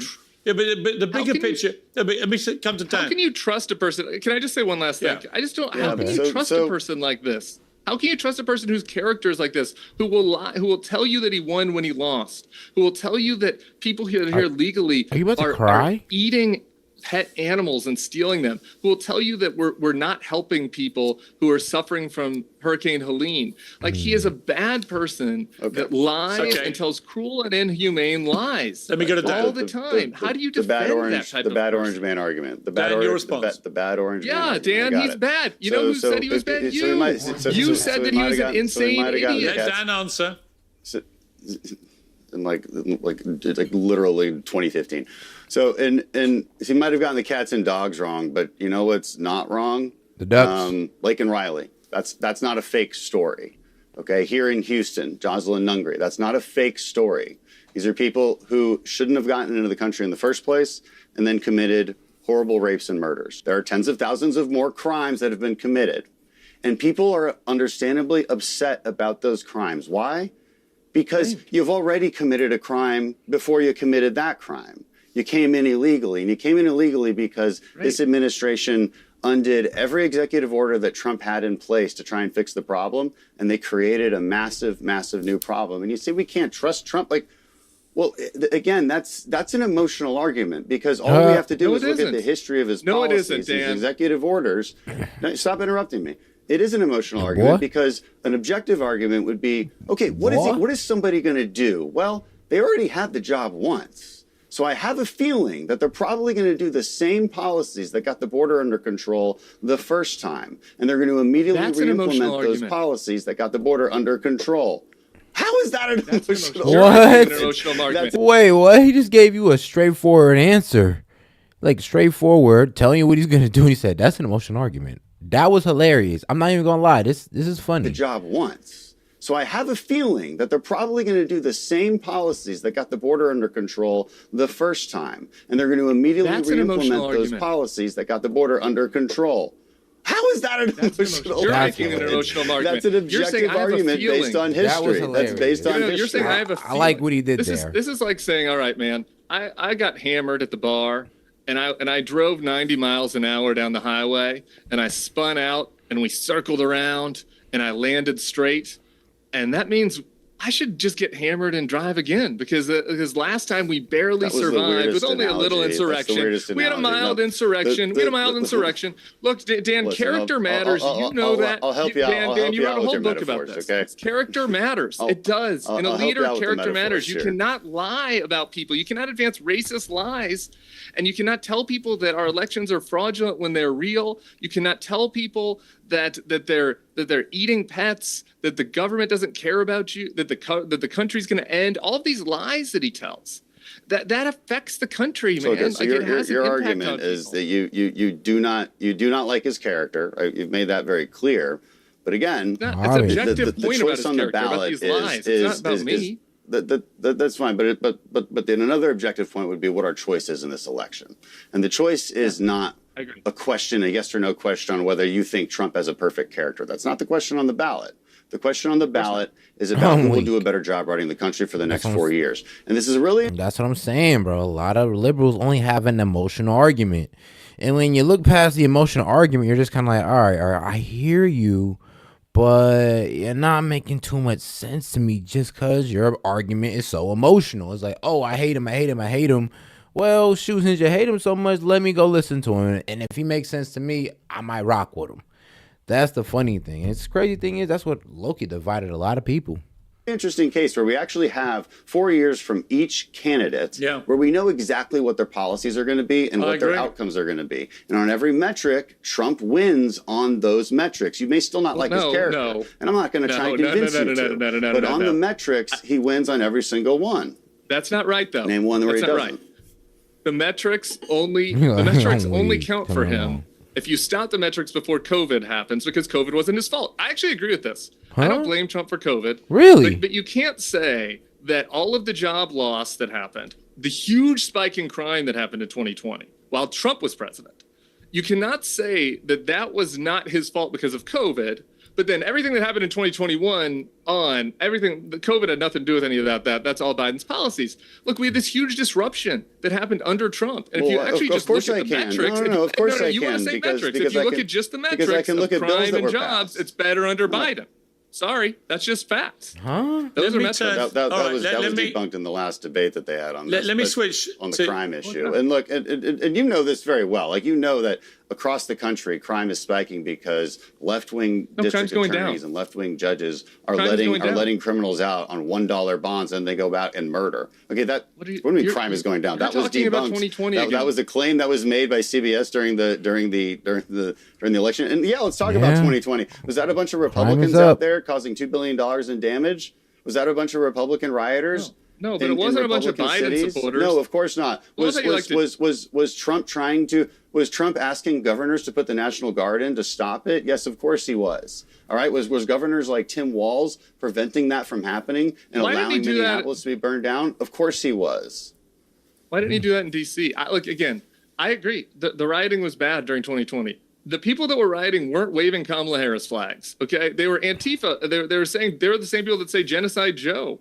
This is not the Democratic establishment. There were Trump flags over the Capitol as cops were getting attacked. Really? Trump flags over the Capitol as cops were getting attacked. That was Donald Trump's fault. Okay. He sat Yeah, there. He also sat there. That was not his fault. We've already done January the reckon 6th. with that. I want to turn chaps to foreign policy. Dan, I love that. With your military record, I'd be interested in what you feel about this. There are obviously going to be three big issues, it seems to me, for the incoming president, whoever that is. One, the Russia-Ukraine war. Secondly, the Israel war with Hamas, now Hezbollah, and potentially a war directly with Iran.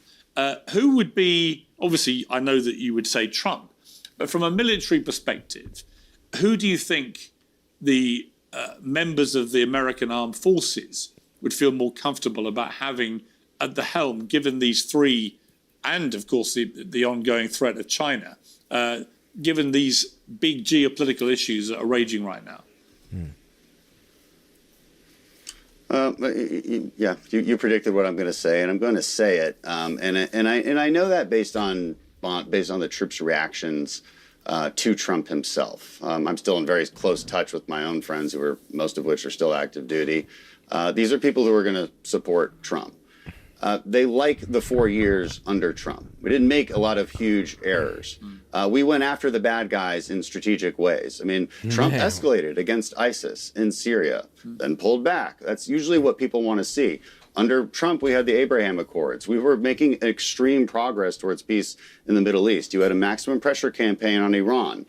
We were not soft on Iran. We didn't pay them off in the hopes that they'd provide a better future. No, instead we killed one of their generals, Soleimani, and which was justice for a lot of Americans that he was responsible for killing. We said openly that we supported Israel, no questions asked. He told Putin, do not invade Ukraine. And by the way, gave Ukraine the javelins and the stingers, and they're the only reason that Kiev wasn't taken by Russian tanks, because of those weapons that the Obama administration had refused to give them. We didn't pull out of Afghanistan, right? And people like to blame Trump. Well, you would have pulled out. Well, he didn't. And we didn't give up that strategic base in Bagram that was close to China, Pakistan, ISIS, keeping the Taliban at bay. All of those bad foreign policy decisions happened almost immediately after Trump left. And so when you ask American military service members who they prefer, they tend to prefer the guy that actually means what he says when he says peace through strength. And I get it, like a lot of people on my side don't understand the strength part. You know, you mentioned Tucker Carlson, not a fan of his. Okay, he's one of them. He doesn't get the strength part, but Trump does, and that's important. I think the people coming in on the national security front back into this administration are very much adults in the room. Mike Pompeo, Robert O'Brien. These are good people who truly understand the nature of the world and do not see it through these starry-eyed glasses that I think the Obama administration did and this last administration did. Yeah, I mean, Tim Miller, when I hear Kamala now suddenly boasting about being a gun owner and firing off her weapons, it all sounds a little bit desperate to try and present herself as a potential commander-in-chief who at least knows how to fire a gun. There can't be much doubt, though, that Kamala Harris, she doesn't instill in me, and I'm sure she wouldn't in you, a sense of being a natural commander-in-chief, does she? It feels like something that for you and your therapist, I think, Piers, because she does seem like that to me. I mean, she was in full command again in a debate with Donald Trump. He had plenty of opportunities to demonstrate why she would not be strong on the national stage and national security, and he didn't do it. And if you just listen to our allies, many of them, certainly in private. Well, shoot, if he didn't do it, J.D. Vance definitely did. So we can at least agree to that. He's like, well, why didn't she do it? Why didn't she do it already?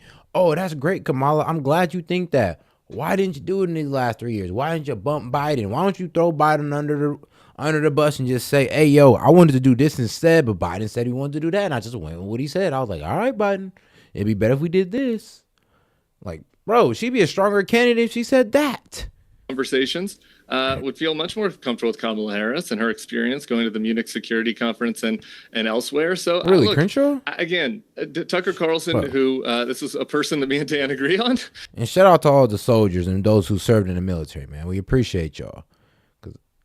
He looks like he a soldier. I ain't even gonna lie. Does not have smart foreign policy. He was influential in picking Trump's VP.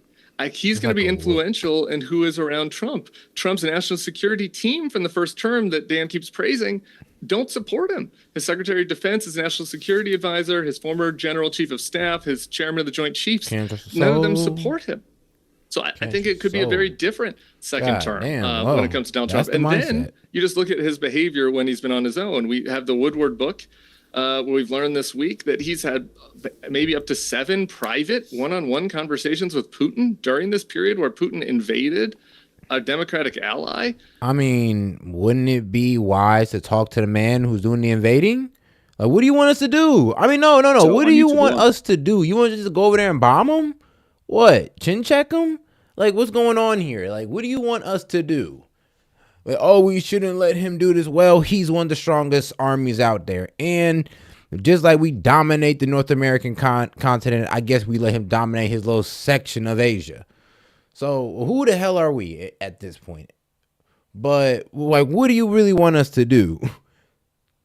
Support them? What? In a losing battle? You think they're ever going to beat Russia? You're tripping. You're tripping, bro. Russia will nuke them before they even get a chance. That is deeply alarming. He was sending Putin back channel COVID tests, apparently. I think that the risk here is very high. I kind of agree with Dan that I thought his foreign policy was pretty good the first couple of years, but the people that were executing that plan are not coming back. There's going to be a new group of more nationalist, more isolationist people and Trump says this himself. He says, I know who the MAGA people are now. So I would be deeply alarmed about a second term, and I'm deeply alarmed about his relationship with Putin that has been reported between 2021 I mean, all I would say about his relationship. And I was deeply alarmed. Finally, speaking just on a public thing, even if you don't buy the Woodward, he stood next to Zelensky and talked about how great his relationship with Putin was. I just think. I mean, that's a good thing. Bro, okay, here's the problem, because this is not like, this is where y'all lose logic. You can tell Putin's winning the war if if we have to sit there and be like, yeah, we got to go talk to Putin. We have to have a relationship with Putin. We got to go over there and cooperate with Putin because he's the dominant force. So, yeah, Putin's like, think about it. If it was Zelensky who's the dominant force, we wouldn't be even saying anything. We wouldn't say anything. We just let Zelensky do what he do, but he's losing. Why do we think that, bro? I'm gonna be real with you. The only small country that ever beat Russia was Japan, and Ukraine is no Japan. So I'm not even sure where we're getting this like idea that Ukraine could have beat Europe. That's where they got you at. It should be noted, though, Tim, that Putin didn't pull any stunts under Trump. It just shows leadership if you're able to work with other leaders. And I do think there's something about Trump's way with dealing with these leaders of Russia and China and North Korea, which is oddly quite effective. I do. I think that's none of them pulled any stunts on his watch. I mean, it may be coincidence, but they didn't. Yeah, it's kind of a child's way to look at the world. It's kind of like saying that 9/11. See, but y'all being foolish. You can't just say we never want to talk to Putin because you have to talk to Putin. Bro, we've been talking to the Soviet Union for a long time, so I don't even know where this new attitude of anti-Russia came from when we used to low-key be cool with them, where we were cordial. We didn't intrude on them. They didn't intrude on us. So I don't even know where this comes from. Like, y'all don't even make sense. We talk to China, and China's a whole communist state, and we don't believe in communism, but we work with the communist state. Y'all don't call out that. Here's the crazy thing, though. Russia's an Orthodox Christian country, but nobody mentioned that. At least we align with them on Christian values. At least. And so I'm gonna be real with you. It kind of makes sense that we would work with Russia a little bit more closely than we working with China. But for some reason, y'all just want to mess up something good. Because if we keep Russia at bay, or at least keep them in our back pocket, or just know what they're up to, then that's better for us. Because obviously you see what they're doing with Ukraine, and we honestly can't do nothing about it but send taxpayer money. What does that do? Trump didn't lose Afghanistan. Sorry, Dan. Well, yeah, I mean, it is, again, we're just engaging in guesswork here when all we have to do is look at 4 years of history. And you see, and cool is, I mean, we compromised. It means we weren't always at their neck like we are today, which don't make sense. Because honestly, trust me, the government ain't even as mad as Putin as, well, they make the people are. Like, they know what's up. Like, our government knows what's up. They know Ukraine's not winning. But even Trump knows. When they asked Trump, oh, do you want Ukraine to win? He said, I want the war to stop. And that's how I feel too. It's like, I know Ukraine ain't winning. I just want the war to stop because we're really throwing away Ukrainian lives just so weapon companies can make a profit. These people are gone, but they're not gone. Mike Pompeo is not gone. They're not supporting him. Robert O'Brien is not gone. Yes, they are. Did you hear the name I just said? Not They as Secretary of absolutely are. Defense. There's a high likelihood they'll be in Neither the of his national administration. security Chad, well, these advisors are people- supporting him, Dan. Dan, neither of his Yeah, national look, security you can have a advisors, long neither list of John people- Bolton you can nor have H.R. McMaster are Robert supporting him. That's just a O'Brien. fact. Robert O'Brien is definitely supporting Trump. I think you're confused on that. Okay, let's move. Okay, let's move on. And Robert O'Brien sees. Let me things move the way on. we I want to see move it. on. I want to move on to Right, somebody. You're engaging in total guesswork. You're Let's engaging in total guesswork, and all I have to do is compare 4 years to 4 years and show people what that looks like. Let me move on to Whose Elon. argument's stronger? I want to move on to Elon Musk. And shout out Jasmine Lewis. Appreciate you. She said, communication saves relations.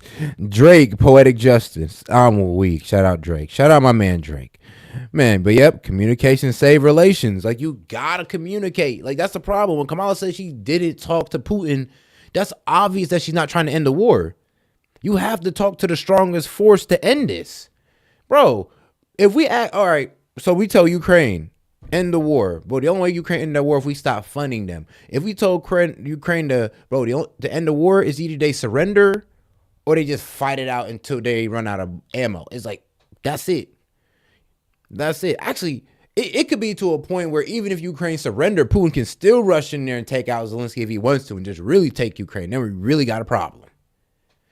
Like, I don't know. I think we messing with the big dog and y'all don't really understand how much of a big dog Russia is and why we kind of just leave each other alone as two superpowers who can take each other out any day of the week. Who leapt around the stage with Trump at a rally back at the scene, of course, of the assassination attempt. Let's take a look at this. It's not Russian propaganda. It's just respecting, the other powers. It's like, well, you can be mad at them all you like, but you gotta respect them.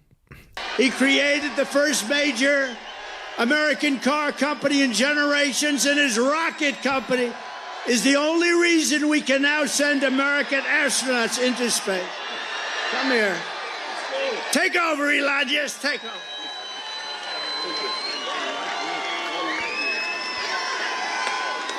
Hi, everyone.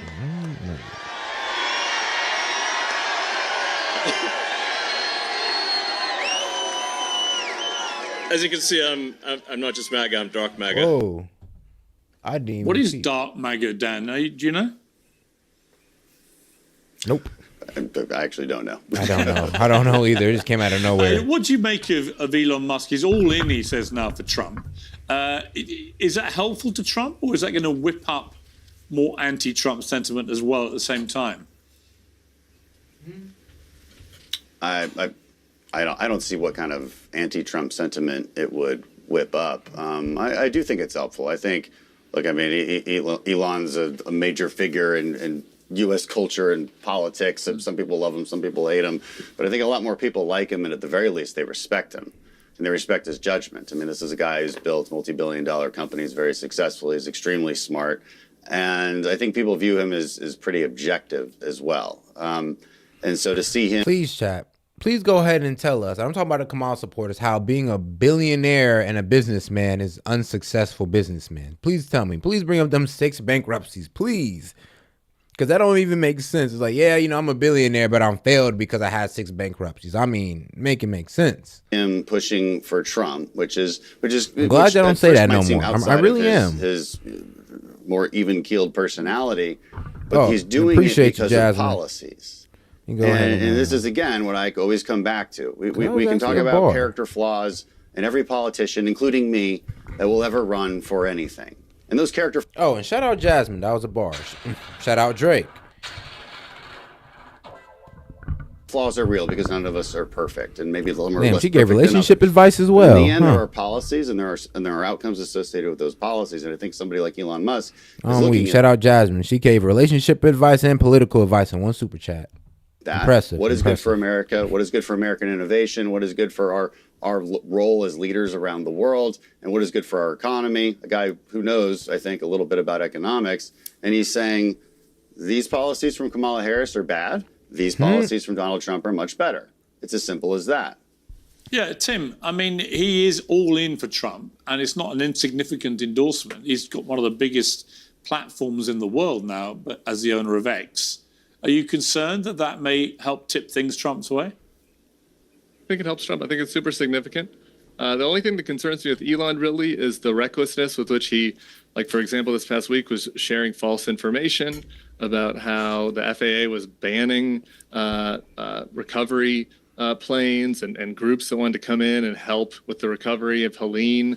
He was spreading a bunch of false stuff about how the FEMA is blocking that, which is untrue, until the Secretary of Transportation, Pete Buttigieg, had to call him and give him the facts. Like that's a little alarming that he's engaging in that, but I do think he helps Trump. I do, just because Congressman has kept coming back to this. If you don't mind, I'd just like to say very briefly that he ended the last answer by saying that his argument is stronger because if you just look at the 4 years. And again, I do just need to remind us that kind of just acts as if 2020 didn't happen, because Donald Trump left the White House in 2020 with record unemployment, with crime skyrocketing, and with blood of police officers on our Capitol. That's how he left and went back to Mar-a-Lago. That's how he left. So I think on the weekend went back to Mar-a-Lago. Look at those 4 years. I like how you put that. I think you can see why his character brutal. flaws and his policy failures, really, but mostly why his character flaws led to bad outcomes. Really? And I got cut off earlier, but I mean, the immigration policies kept immigration low until Biden came in. Wages were going up until Biden came in. Inflation was at its perfect little point until Biden came in. I mean, it's kind of crazy. It's like, well, we kind of had everything going pretty well until Biden came in, of course. He wrote this in his book. He wrote that a culture characterized by self-pity, indulgence, outrage, and resentment is a culture that falls apart. And I think that's true about a country and a party. That if you're led by someone that is full of self-pity, indulgence, outrage, and resentment, that describes Donald Trump better than anything I've ever heard, actually. I think that is going to lead to a country that falls apart. I think we saw that with the chaos surrounding. Now, you listen to a convicted felon? Damn, you ain't never listened to 50 Cent? I don't know, maybe. I don't know. Hey, white people, do y'all have like a convicted felon musician that y'all listen to?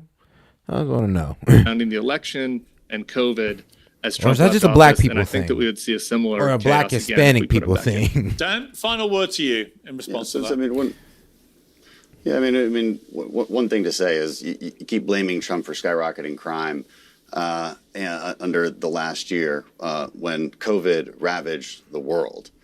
We're one of the few countries that I think came out of that much better off than others. And to the extent that certain states didn't, and this is the data all shows this, to the extent that certain cities had worse crime and worse outcomes under COVID, it's because they were run by Democrats who kept their businesses locked down too long and also did not enforce the law against criminals that were rioting in the streets. Now, you cannot blame the president for that. And you know that because you know your civics lessons pretty well. You know that, and yet you're making a dishonest argument and trying to lay that blame on Trump. Really? You have to be objective about whose fault something really is. Now? And even with all of that, the reality is that Biden took control of an economy that it was already back at pre-pandemic GDP levels. With jobs massively. It's false? Fact check it. It is not false. I never say anything that I haven't fact checked. Go look at the January 2021 number. It was back at January 2021 unemployment. It was back at pre-pandemic real GDP. No, I didn't say unemployment. I said real GDP. Unemployment was back down to 6% from 11%. It was well on its way in a recovery phase. That's what happened. And then the Democrats shoved through the American Rescue Plan, almost $2 trillion in just welfare spending, massively increasing demand in an environment where supply was not ready to catch up. And you wonder how you get 9% inflation. God damn. Okay, so I'll be happy to give you civics and economics lessons all day long. And you mentioned my book. Look, that thing that I'm worried about, the pity and the self-indulgence and the sense of resentment, yeah, that's true across all populist movements. The left is the definition of a populist movement, because what do I mean by that? Telling people what they want to hear instead of the truth. And that's the Democrat way. Hey, something else is your fault. Somebody else is at fault. Maybe it's because they're a different gender or a different skin color, but they're at fault for your problems. You're not at fault for your problems. So here's a free check. Just vote for me. That's populism, and it's bad. It doesn't matter who's doing it. It's facts. Bad. And we should, as Americans, understand that and not fall for it. Not fall for this idea that we should burn it all down and destroy everything because the other side is so evil. Okay, well, you know what? We've reached the point. Again, I think we've reached the point, I have gentlemen. 4 years to look at how we govern, and I'm comfortable with it. We have a point where Tim nods and says, "Do the right thing." Where Tim nods and says, "I." All righty, now I'm gonna go ahead and be right back, chat. In the meantime, The other one asking the question is dumber than Kamala. So we're about to get into conspiracy hour with Epstein, so I'll be right back, and after that, we get into the conspiracy hour. Let's go. She's a dummy. I watched her over the years. That is one dumb woman. Sorry. I'm sorry, women. She's a dummy. The only one that agrees with that more than me are the women in the audience. So think of this, what she said. No, I can't think of anything. Did you see she froze? Did you see where her teleprompter went out? Her teleprompter went out, and she said it was 32 days or something before the election. So she said 32, 32, 32, 32, 32. Right? She was freaked out. All right, man. Now let's get to it. Check us out, rumble.com/freshfit. We're going to definitely have to go to Rumble on this broadcast. But also check us out on freshfit.locals.com. Check us out also on Megaphone. Make sure you wear headphones, especially for this episode. Make sure you wear headphones. You're not in the workplace because we're going to be dropping a lot of facts on this one. Get the merch, freshfitpodcaststore.com. I got my Chris the Bum shirt on right now. They just came in. Yeah, just came in. Yeah, man, because you came in late, bro. That's why we started late. Fresh off the press. Chris is a bum shirt live right now, guys. Go get it. And then also check out our clip channel, Fresh to Fit Clips, guys. As you guys know, we post the best parts a day and during the week. Awesome Zoom calls, a lot of value. Hop in there. And check me out, guys, on Fed at 1811. As you guys know, I do criminal cases over there. Criminal cases. The last one I did was the DC Snipers, and I'm going to be covering the Bonanno crime family with Donnie Brasco. And then after you are a wealth of knowledge, a damn near an encyclopedia. It's hard for me to keep up sometimes with all the information that you have, but I know who you are, but a lot of people might not know who you are. A lot of people owe you a goddamn check for stealing your information and plagiarizing, by the way, as well. Yeah. Can you talk to the people real quick, man? I will. And by the way, I got to compliment you on your Chris is a Bum t-shirt. That's some live action trolling. I got one too, but we'll save this for Rumble. For Rumble. Yeah. I scared you, didn't I? Yeah, I've been a geopolitical analyst for 23 years, I believe. And yeah, mostly I'm well known for research into September 11th, the adult version, not the kook stuff that's all over the internet. Which we're going to cover on Friday. Yeah, and we've covered all the wars. And I'm kind of like sketched out about saying my bio because this is YouTube. And Here we go. Guys on Wikipedia, just to show you guys who he is, etc.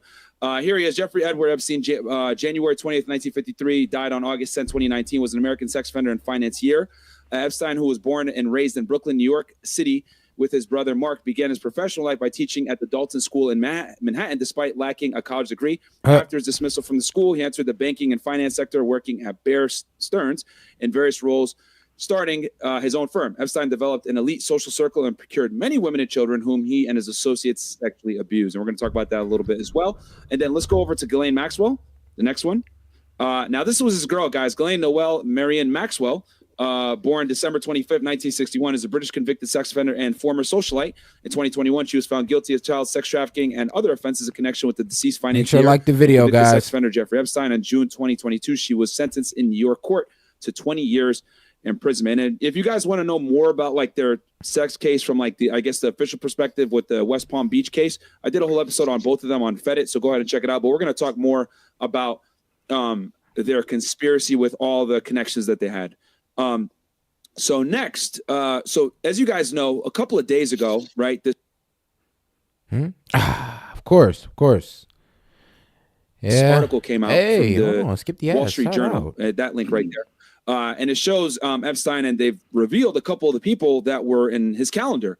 Okay, and you guys can see here pictured from when we can go ahead and scroll down a little bit. Clockwise from right to left, you got Jeffrey Epstein center, and clockwise from top right, Ariane Rothschild, William Burns, Joshua Copper Ramo, Noam Chomsky, right? Did I pronounce it correctly? Noam Chomsky and Joshua Cooper. Yeah. Catherine Rumler and Leon Botstein. And can you tell us a little bit about these people, Ryan? Because you probably know them a lot better than I do. Missed a couple bells in there, but yeah. Yeah. Sure. I guess the most prominent name, although he's probably the least influential, would be Noam Chomsky. He's a linguist at MIT, but he's been a prolific writer. And it's odd because in 20, 30 years ago, Noam used to be very pro-Palestine and would speak a lot about the plight of the third world. And a lot of people love him, especially on the left, but and on the right. He did Manufacturing Consent, although he was a co-host of that book. But suddenly, he just started to do a 180, saying Assad must go, supported the war in Syria. He's against the BDS movement, which is boycott, divest, and sanctions on Israel. And now we find out that Epstein had set up meetings between him and Ehud Barak, who's also an Epstein client, and the former prime minister of Israel. Like, why is Noam Chomsky meeting with Ehud Barak at all? Or Jeffrey Epstein? Yeah, you're out of here, And, dog. he's going to MIT with his little cohort of young women. But we know that a lot of people at MIT were actually on Epstein's list, and he even forced Bill Gates to donate millions of dollars on his behalf because it looked bad to take the donations from a sex offender. So he was really, we call it flexing his nuts, getting Bill Gates, who used to be the richest man in the world, to donate on his behalf. And of course, Bill Gates was dumb enough to even write about having dinner and staying late in the night on Epstein properties where he met beautiful young woman and her daughter, which is referring to Ava Dubin and her 16-year-old child.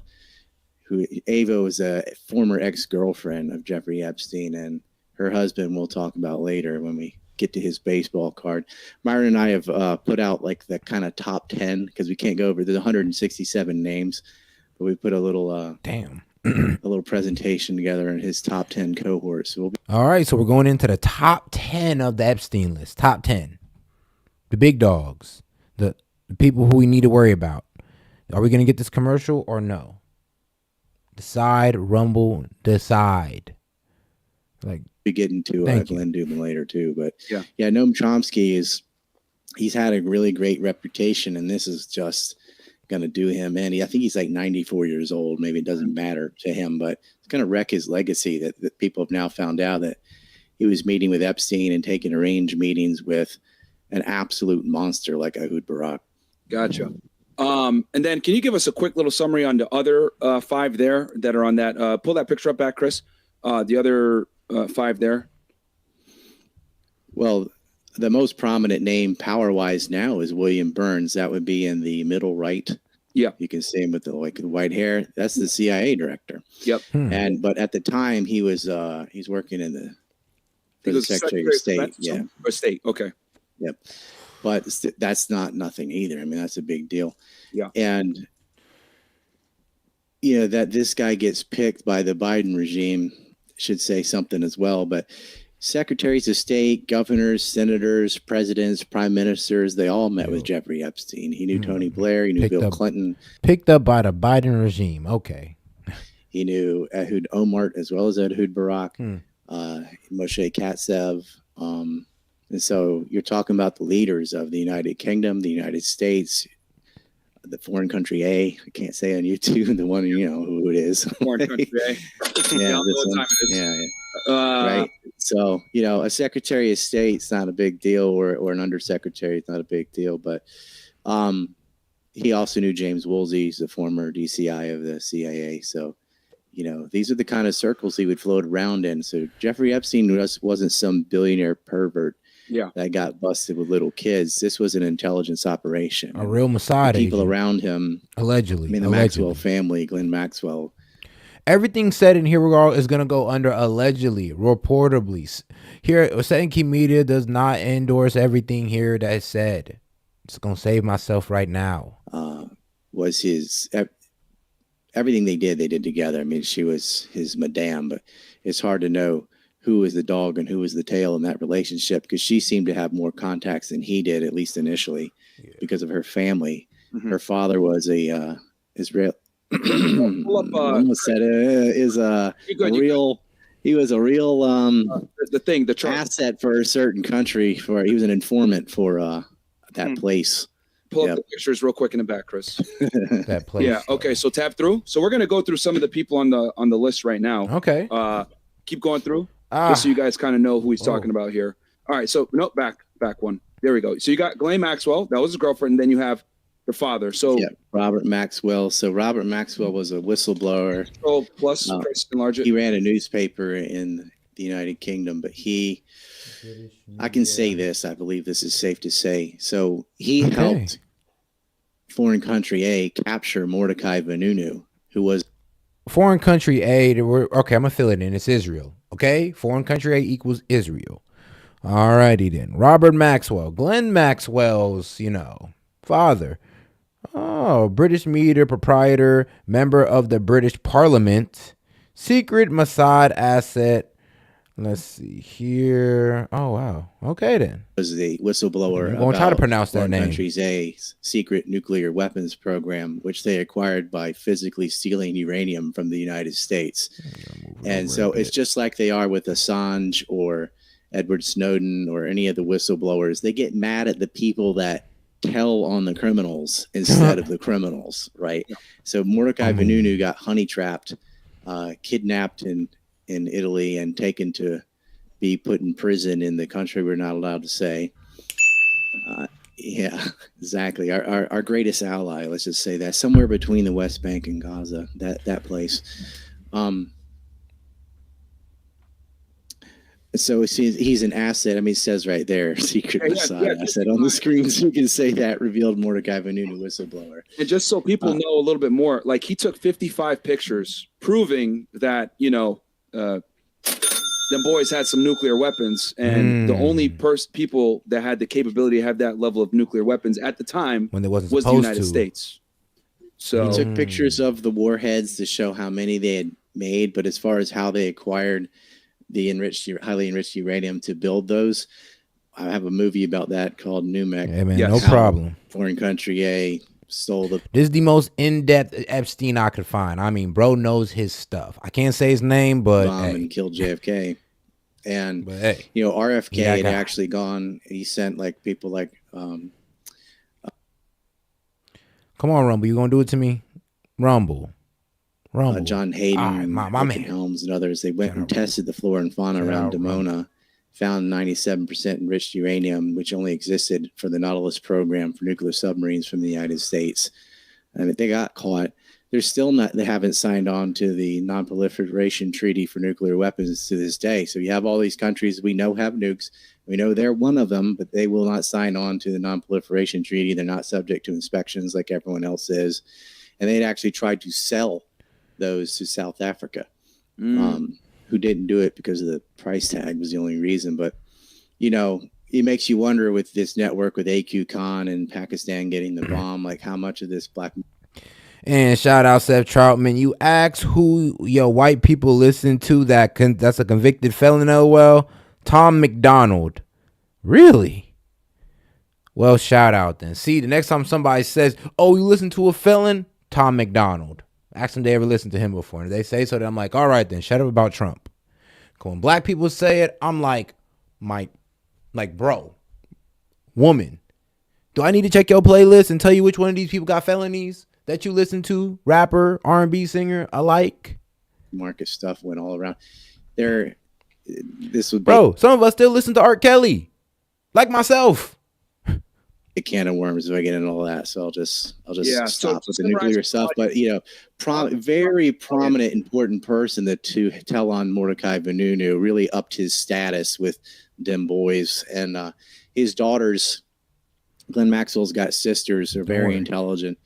The NSO software, the Pegasus, which came out of Tom McDonald, a copy of what was stolen from the Pentagon. Appreciate you, Charles. So Let me see here. It's a family of spies, and they're related. There's some property receipts with Elizabeth Johnson from Johnson & Johnson that made one of the mRNA therapies for the Mexican beer. Oh, yeah, that boy committed some felonies.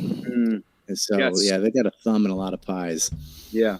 Yeah, that boy committed some felonies. I'm looking picture of right. This boy done committed felonies. So going back to Ghislaine Maxwell to summarize for the audience real quick. Pull up that thing real Never fast, heard of him, though, Chris. till now. Sure. Huh. I'll just summarize it for y'all because Ghislaine Maxwell, as you guys know, is Epstein's girlfriend. Her father ran a newspaper company that outed a whistleblower that exposed that country had nuclear weapons, okay? And the only way they could have procured those nuclear weapons at that specific time, this is back in like the 40s, 50s, Okay. was through stealing technology from the United States at the time because the way they had nuclear. Which they weren't supposed to have. Yes, foreign country A, Israel, wasn't supposed to have these nukes or nuclear capability at all. Somehow they got today, though. Nuclear weapons was very specific to American technology at that time. Her father was involved in exposing that whistleblower that did that. Okay, guys. So that's the summary with Maxwell. And then also I want to say this too, Ryan. So she, from our conversation before, so Ghislaine was the one that had all the contacts, not necessarily Epstein, correct? Yeah, she brought him into a pre-existing network, and he threw his hat in the ring at several failed businesses working for Dim Boys. Yeah. But they found their niche in this child, we'll just say abuse, because this is YouTube. Everybody knows what they did. So yeah, that was their thing. But I mean, he was also a pretty prevalent white collar criminal on top of that, and that kind of gets lost in the story because I guess the sensationalism of the kitty fiddling portion takes up more oxygen out of the room, and it is.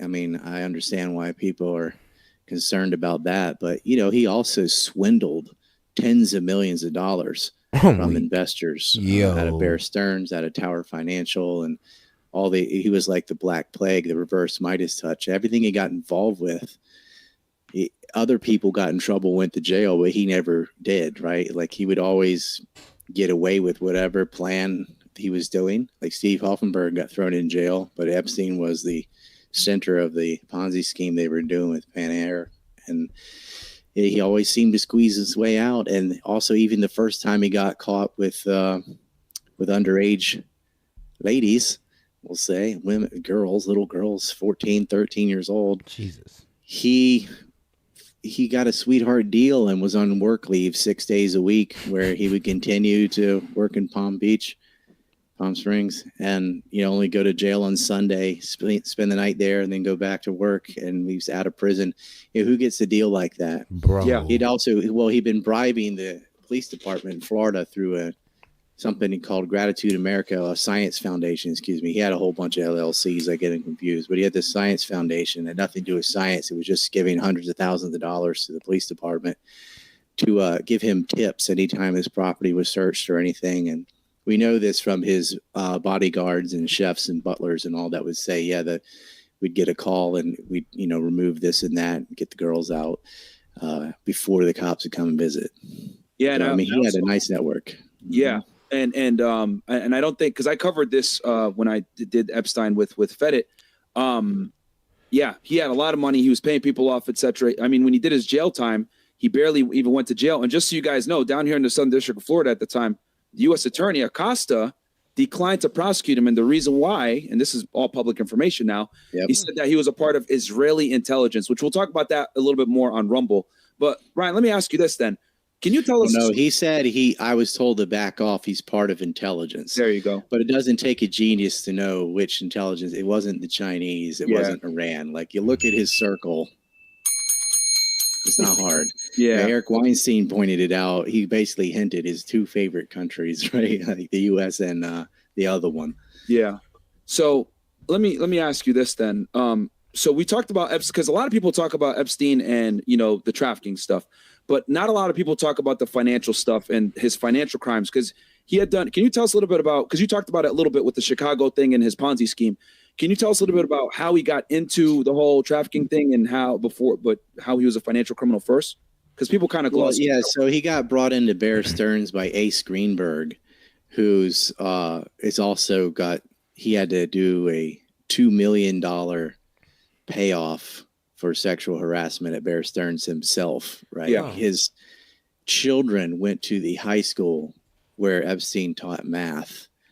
And so I'll leave the kids out of it, but because they were high school students, but Epstein knew them, and that's how he met Ace Greenberg. Okay. And so you have this guy who flunked out of college or dropped out of college, who's teaching math. I'm gonna give him a listen. At a high school, gets to work at Bear Stearns, and he got introduced to every nook and cranny, every kind of position at Bear Stearns. He was privy to see the entire operations. But, when Ace Greenberg's got to pay off basically $2 million for his own sexual harassment, you can understand why he was friends with Jeffrey Epstein. But he did a lot of Ponzi schemes there too. One of the things they did in the Caribbean was not that clever, really, but it's a common Ponzi scheme where they would move toxic. Are you gonna do it? You gonna do it to me, Rumble? Assets to a subsidiary, so that the rating agencies could come look and they wouldn't be in the red because they'd, sold them all to someone else who would take a huge loss, and then they would buy them back again at the first of the month. And he created this little outfit. They had Bear Stearns Ireland, which has less regulations, and then he created something called Liquid Funding Limited, which was where they would dump all these bad assets temporarily and then buy them back again. And it was a little bit more complex than I just sort of oversimplified, but it wasn't some genius idea. I mean, that's common mafia stuff, cooking 2 books, but the important part of it is he would get away with it, right? He would do something that easy to figure out, and it didn't matter because a lot of these rating agencies he had also compromised. You saw this in the mortgage-backed security fraud where they're emailing each other and bragging about the piece of S they sold to so-and-so, and of course, the collateralized debt obligations that they would do. And they did that whole subprime mortgage scam was not because of incompetence. That was intentional. It's a way of getting property that has intrinsic value by doing predatory loans to people can't pay it back. So whatever they buy, you end up with because they can't pay the loan, and then you get the properties, right? But then they couldn't liquidate them fast enough, and we get in a housing bubble. And of course, they all got bailed out, too big to fail, which involved the New York Federal Reserve as well as the major Federal Reserve. And I have this all mapped out, actually, of the amounts and figures they did, because this dovetails with the Bronfman family. Just let me explain. Jeffrey Epstein had a sponsorship. And let us pull up any of the baseball cards, Ryan. If you want me to pull up any of the baseball cards, let me know.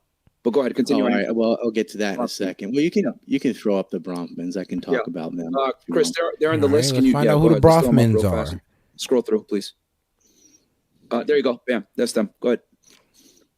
Yep. So they had this thing called Maiden Lane LLC, which was and there, of course, there's J.P. Morgan Chase. We're going to talk about them later, and the Federal Reserve Bank. All right. So let's see. Charles Bronfman. Let's see. President of the World Jewish Congress. Then we got Edgar Bronfman Sr. And what my man do these days? What he be doing? Let's see here. You know what? I can't even read it. Of New York. Not the Fed from D.C., but the New York. All right, so let's kill everything except for YouTube and Rumble for now. Let's get off Twitch, Facebook, and Twitter. Continue on, Ryan. I'm sorry. Please. Okay. So they had a number of fronts. They were trying to do a corporate takeover of St. James Mineral Corp.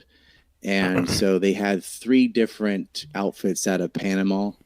It doesn't matter. Transatlantic Financial Company, SA, Naira Investments, and something called Finvest Panama. It was just a complex way of moving money around.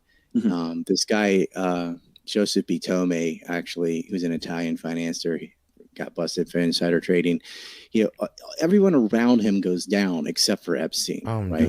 But they pumped in $1.2 billion from the to Bear Stearns to Maiden Lane in the Federal Reserve, and it's just he is just moving toxic assets around, and so you had the JP Morgan money market funds, Frank Russell Investment, and Dreyfus Money Market, and that none of this should have been commercial paper. None of this should have been approved, but it was, and they're swindling billions of dollars that they're getting through bailouts, because these people often, you look at a lot of these Wall Street tycoons and things, they're not genius. They're not good with money at all. They're constantly losing billions of dollars. Look at FTX recently, 32 billion in the hole. Janet Yellen and Sam Bankman fraud, as I like to call them, and all these people get to come to these meetings in New York and lecture people about finance when all they've ever done is lose billions of dollars. Zelensky was another one. I mean, he lost a third of the country. But yeah, they're not good with money. They're good at getting the government to bail them out when they screw up. So it's like, if you win, you win. If you lose, you still win. Man. And Epstein's in the middle of it, but every time, whatever he was involved with financially or otherwise, they left him alone.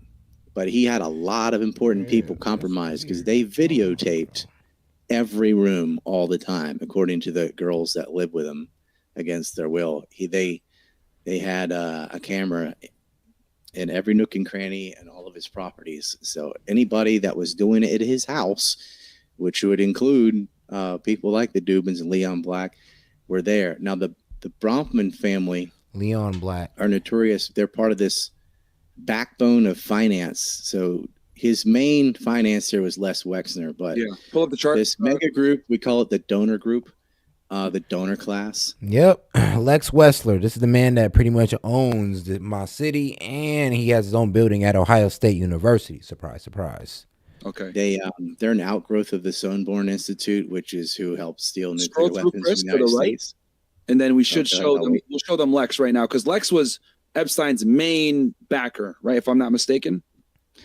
Yeah, he's a billionaire. He owned Victoria's Secret in LL Brands, and so he's very important as far as being able to get the prime real estate as far as women go, which gives you leverage. I mean, punani is power, right? And so they would go fishing at these parties and things. Glenn Maxwell has this Ocean Terramar Save the Planet type organization, so she could go to the UN and rub elbows with the most important, powerful people in the world, get invited to these cocktail parties.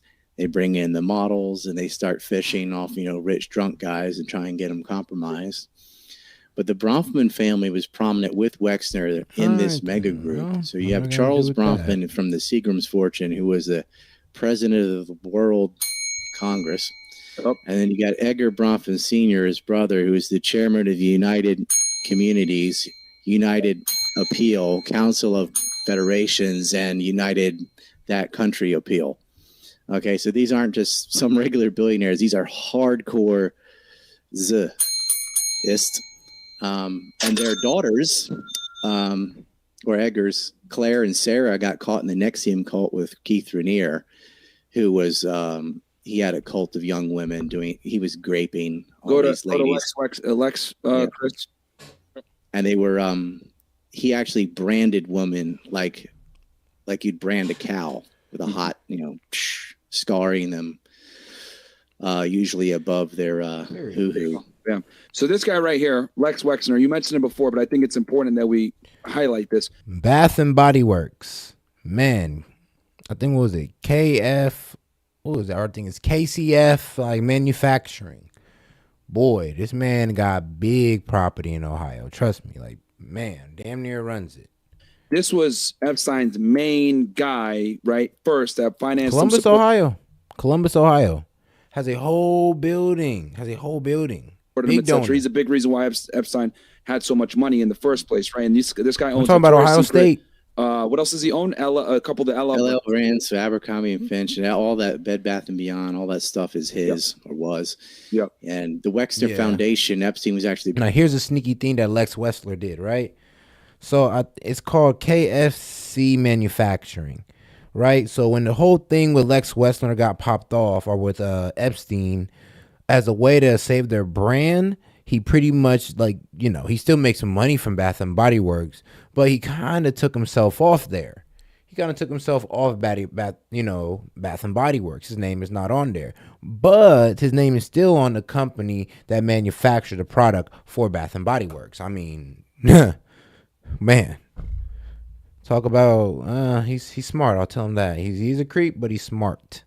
Part of the Wexner Foundation, and it used to be called the Wexner Heritage Foundation. And the first president of this organization, Rabbi Herbert Friedman, was part of the Sonborn Institute with Rudolph Sonborn and the boys that stole uranium from the United States. So, yeah, nice bridge to that. So that would go back to Robert Maxwell and blowing the whistle on Mordecai Benunu. It's just a big network. Like Wexner is old. He's in his 80s. So he's one of these second generation guys that was around for the whole thing in the 60s and today. Right. He's got one foot in the grave. And he's also been accused by his own employees of sexual harassment. Wow. Yeah. So just so people understand this. So just to summarize real quick, because we threw a lot out there. So I'll summarize real quick for the audience, and you correct me if I'm wrong here. Right. So rewinding it back. So you got Jeffrey Epstein, right? Basically a failed math teacher. He gets into financial crime. He's out here doing Ponzi schemes out of Chicago, etc. He meets Ghislaine Maxwell. She's the one that actually has the powerful contacts. We're going to talk about how she was able to network here in a second. And he gets backed by Lex, who owns Victoria's Secret, owns these companies, etc. He's a billionaire. Yeah, he's a billionaire, and he also gets access to young models, right, that are attractive, right? And we're going to talk about how they had their scheme and how they had a whole scheme for this. We're going to talk about that as well. Probably more like going on. They had child models too, because not for Victoria's Secret, but for his other brands. You have 12-year-olds that sell to other 12-year-olds, right? Yeah. Or you have someone that looks 12 but's an adult, so they advertise for your child clothing line, right? Yeah. Yep. And so there was several modeling agencies. There's another one. Well, I'll go ahead and talk about Burnell now too. He's dead. He did get arrested during the Trump regime in Paris. He's also on the list. Chris, can you pull him up? Yep, he's on there. This guy was a monster. Like he started with Karen models out of that country, and then they changed the name to MC Squared. Jean-Luc Burnell. It's Burnell. French. There he is. It's not his real name. This guy ran MC2. So it started in Tel Aviv. They had one in Paris, one in Miami, one in New York. Oh, wow. And so that's why it says MC2. Wow. Modeling agency, leading a modeling agency, and accused of grape and accessory to grape. Close friend of Epstein's. Oh, wow. Karen Models is actually the same. It's the same company, just rebranded. Crazy. With a bad reputation. He would drug women. What they accused Bill Cosby of. He would knock them out and then go grape them in the limousine. Yeah. And this is well known. There was a 60-minute special about it, like how often he did it. And so many people have come to me about, Burnell's parties where he would find club rats basically and slip pills, roofie their champagne or what have you, and bring them back and grape them. Boy. And he procured young models and foreign models, often from Ukraine, Romania, areas like this, and they would take their passports away and force them into servicing Epstein. Some of them couldn't even speak English. There's a particular incident on Epstein's birthday where he got triplets who were 12 years old as a birthday present for Jeffrey Epstein. So these were some sick bastards, man. And he died in prison. Allegedly, he killed himself. He did this for sport and for money. Okay. Yeah, allegedly. That's sick. Wow. So going back, right? So he had Leslie Wexner, right? He was the one that basically got him in with the money, and then obviously Epstein was a financier. I say this with quotes, and he managed people's money, but he didn't really manage that many people's money. Wexner gave him a house. Yeah, like that New York mansion that used to be a school, right across the street from Cosby. Yes, that was Wexner property. $77 million dollar home for $1. Right? Here you go. So this guy provides him an HQ. His first headquarters is the one in New York, right? Yep. And he's really his only client at first. So, but this is just a conduit for state money from country A. Give him like $170 million or something crazy like that. Insane amounts of money, because we're still finding Wexner would use different conduits too to get the money to Epstein. Of course, Epstein was part of the Wexner Foundation as well as Reporty Carbine. So there's a tight relationship there between Ehud Barak, the former prime minister of Israel, the one that I was talking about meeting with Chomsky, and Les Wexner and Jeffrey Epstein. Wow. Okay. And Chris, scroll through. We have Barak in here as well. Scroll through. There we go. Bam, right there. Former Prime Minister of. Yep, he was. He's also commander of the That Place Defense Force, and he was the chairman of Carbine, which got renamed Reporty. But that was a way of doing illegal campaign financing, and Epstein gave him over $4 million. Wow.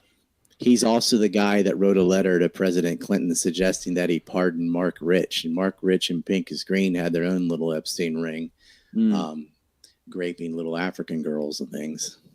And if I'm not mistaken, and this guy got convicted, right, for raping? Was he the one? Israel? Oh, no, that's the president of that country. Damn. That was Moshe Katsav. Ehud Barak got money from the Wexner Foundation. Damn, co-commander of Israel Defense Force, witnessed at Epstein's New York location, receiving funding from Wexner Foundation. Okay, and Carbar. Okay, this is wild. But this is who he is, Ehud Barak. Which is really from Epstein, right? Gotcha. Because Wexner would pay off the people on Epstein's behalf. But so he was the prime minister, but there was an overlap. While he was prime minister, Israel has, they have a president and a prime minister, just like France, And Moshe Katsav, who was the president from 2000 to 2007, was convicted of raping 4 women. Yeah. Gotcha. Now there's another Ehud. It's another prime minister, but his last name is Omert, and he's the former prime minister 2006 to 2009. So he overlapped also with Moshe Katsav, and he got convicted of fraud, obstruction of justice, taking bribes, and he was accused of sexual assault. And in one instance, he pinned a journalist.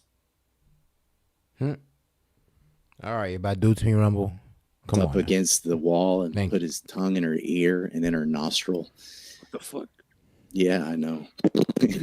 Yo, man, crazy, man. You want to hear like some super stuff freak. that doesn't matter? Allegedly. But so we can get into their fetishes if you want to. Yo, fresh sweating, bro. Listen, man, I'm quiet, bro, because I'm sweating bullets, dog. Dumb boys. Yo, man. This ain't no joke, bro. Yes. Man. All right. And Ken. All right. So before we go, because everyone is fucking freaking out over here, I don't think it's that crazy, man. We haven't even. I haven't even hit the gas pedal because this is YouTube, so I gotta be like, Yeah, and they're over here sweating, bro. Like, come on, man. We got the bells.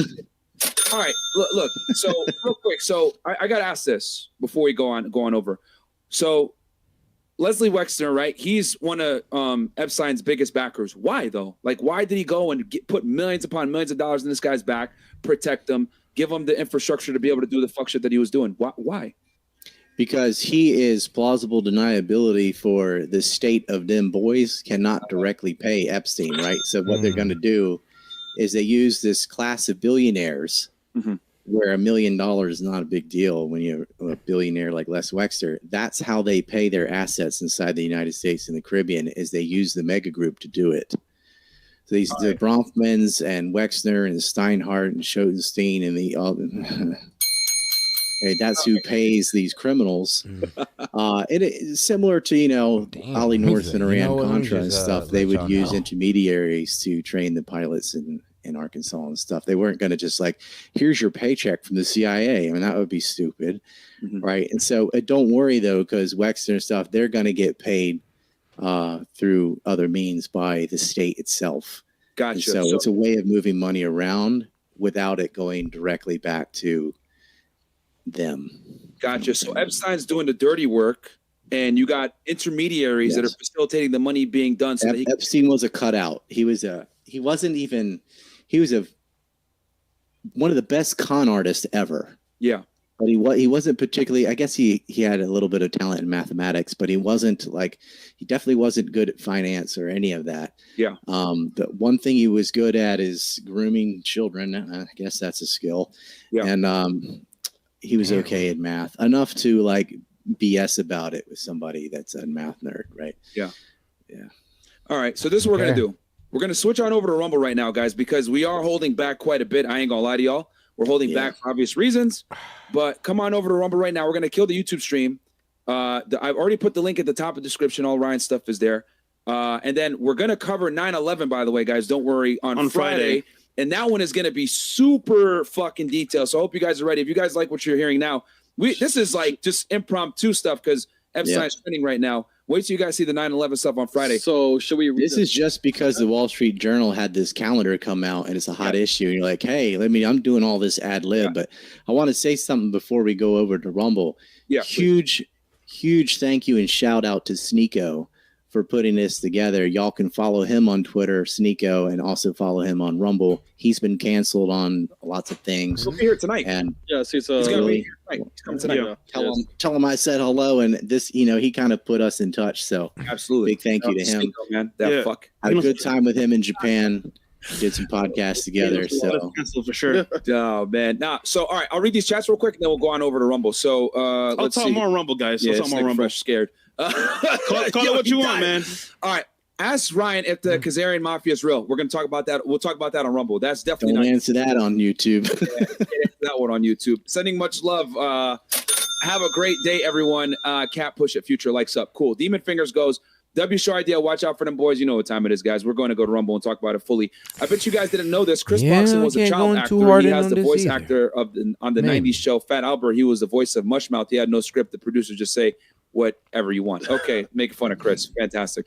Jake Parker goes, WC conspiracy theorist. When the news broke on Epstein, no one was surprised. Literally everyone predicted his ending. The world woke up for a day, then all of a sudden forgot again. And I just want to let y'all know, Ryan has been researching this since 2006, and I'll show y'all when we get over to Rumble. He has a forum, right? But y'all probably don't even know what the fuck forums are anymore. But in 2006, man, that's where it was at. In oh, y'all want to get banned? The first half of the title alone is enough to flag this video, even if you toe the line. RIP YouTube and FNFC on Rumble. Don't worry, bro. Everyone's talking about Epstein right now. We're fine. Martin Fresh, effing awesome show. Always impressed. Ryan, your work is so very important and so spot on. You the man as well. Okay, so how is it all these people are known and linked to criminal activities? Trump is the only one that seems to get taken in for questioning. Well, we're going to talk about that in detail. He already alluded to it a bit here, guys, if you guys know what I'm saying. Ask me that again, because I will explain it.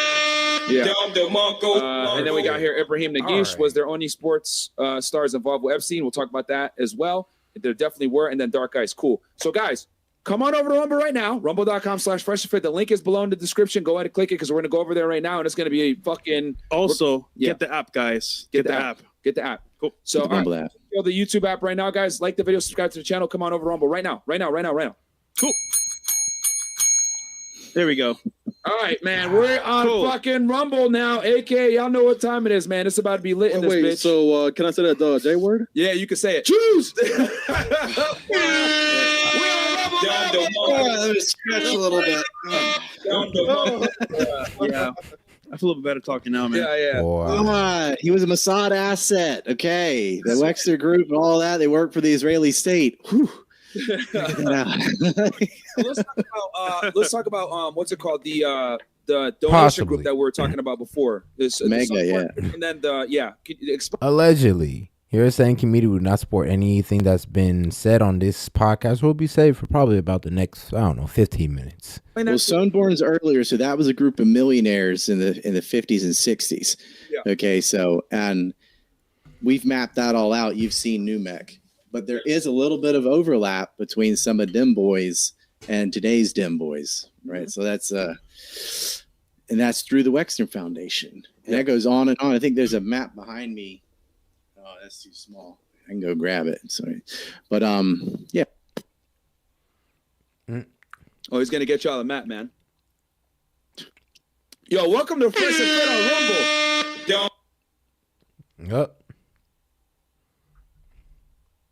Rumble. Shit is different over here, motherfuckers. Woo! Try to get the link for Rumble real quick. Cool. Yo, your mic is muted, Ryan, I think. Yeah, we can't hear you, bro. Yeah, we can't hear you, Ryan. Your mic is muted. Or unplugged. Holy. Check the other can't hear you. Plug. Can't hear you. Oh, them boys got him. Check the other side of the plug. Yeah, check the other side of the plug, dude. It might have plugged out of your mixer or out of your computer. Still muted. His side, it's muted. Yeah. So he unplugged his mic is what it means. Oh, yeah. Probably when he got up. Yeah, when he got up, he might have to fix his sound right now. If it doesn't happen, great. I'm just saying. Hey, man, fuck it. It's my show. You guys, nigga. I feel good about this. The people need to know. Guys, hey, shit is fucking awesome. He talks about how to summarize it for you guys real quick. I mean, I'm not gonna it's all historical fact. So we talked about Jeffrey Epstein, and we talked about how he was kind of doing the dirty work, and the rich billionaires, the millionaires, etc., out of the Sunborn Group and the donators, they were the intermediaries to fund Epstein's shit that he was doing. Now, yeah, so the Israelis, they had this backbone donor class out of Canada and the United States that it's ethnic nepotism. Like these companies, it started with organized crime, which you've been covering, right, with Lansky and so on. Yeah. And then it grows into legit businesses, but they always have state assistance. So they're not really, it's not like a free market enterprise. They're always getting bailed out when they screw up or getting money from the Israeli states or their conduits. So they create this donor class. So there's two ways to manipulate people in power. You can bribe them or you can blackmail them. Yep. And bribes go a long way in the beginning, but when someone's super rich, bribes don't really work. You always bribe the poor, you blackmail the rich. Yep. So if you can get someone compromised, right, they've got everything to lose. So if you can get them kitty fiddling on camera, you got them by the shorties. And so a lot of these bankers, they would, I don't have to hit that, I guess, but like they get them compromised. And it's also a way, it's sort of insurance on black market deals. Like you're definitely going to follow through with your end of it or else. Yep. And so that's what they're doing. And a lot of speakers of the House and prominent officials have been hit with Israeli honey traps and bribed as well. So they get the carrot and the stick. Like you're going to take this money. And if not, we've got you or someone in your staff or one of your relatives. We got them on tape doing this and that. So, and they have, the media will report it. So if they wanted to get rid of Vitter, they can. They want to get rid of Elliot Spitzer, they can. Like anybody that was blowing the whistle on their financial crimes, suddenly, look, you have an 18-year-old mistress, and that's all over the news. Yeah. But as long as you played ball, nothing happened. Nothing was in the news. The media doesn't cover it. But if you look at the relationship with people like Rupert Murdoch, who owns Fox, with people like Boris Berezovsky, one of the Russian oligarchs now deceased, and all through that map, right? They're all in there, right? It's a long, giant network. Yep. Epstein's lawyer. You're going to pull up Alan Dershowitz's card and get in it. Chris, let's pull up his, Epstein's lawyer. And then I want to get into Ghislaine Maxwell and how she was able, because she was the one that actually recruited these people. Yep. Epstein was just kind of like, he would kind of be involved, but it was really Ghislaine Maxwell that was pulling the strings and getting him in rooms with these people. And I do want to mention as well, if let's say you're one of these people that are blackmailed, right? For the most part, you're going to sit quiet. But if you choose to go against them, they're going to discredit you by calling you crazy, calling you psycho, and whatever you say is going to be kind of like pushed down. So, and how do you go against them? Who are you going to tell? The media is not going to report it. The media won't report it. So you can't really fight them. Go back. You can't beat them, bro. You can't. Oh, yeah, I think Chris, pay attention to the top left, man. Good point, Ryan. Like I've had this information, but who am I supposed to? That's great, bro. You know what's funny about this, Ryan? Like this information is so important. There you go. But it will never be shared. So it's kind of like, I don't know, bro. It's just I mean, we were scared to talk about it on YouTube because we all know that YouTube supports pedophiles, and that if you say this stuff on there, you lose your channel. Yeah, pretty much. Whoa, Alan Dershowitz. Well, yeah, it's. You know what? We're going to have to leave it on to be continued on this one. Because seeing Alan Dershowitz, famous lawyer, grape accusation, massage received on Epstein's property with underwear on. Quote. That's his quote. But anyway, all right, man. I'm going to go ahead and tune out on this one, man. I'll catch y'all tomorrow, but don't worry. We can go ahead and finish this up if y'all want to, man. Just let me know in the comments. I got y'all. This is Set with Setting Comedian, man. Y'all make sure y'all have a good night. And let's make sure we pray and let our prayers go out to those in Florida. And let's hope they get through this one, man. Hey, man, it's Set with Setting Comedian. I'll catch y'all tomorrow, man. Have a good night. Peace.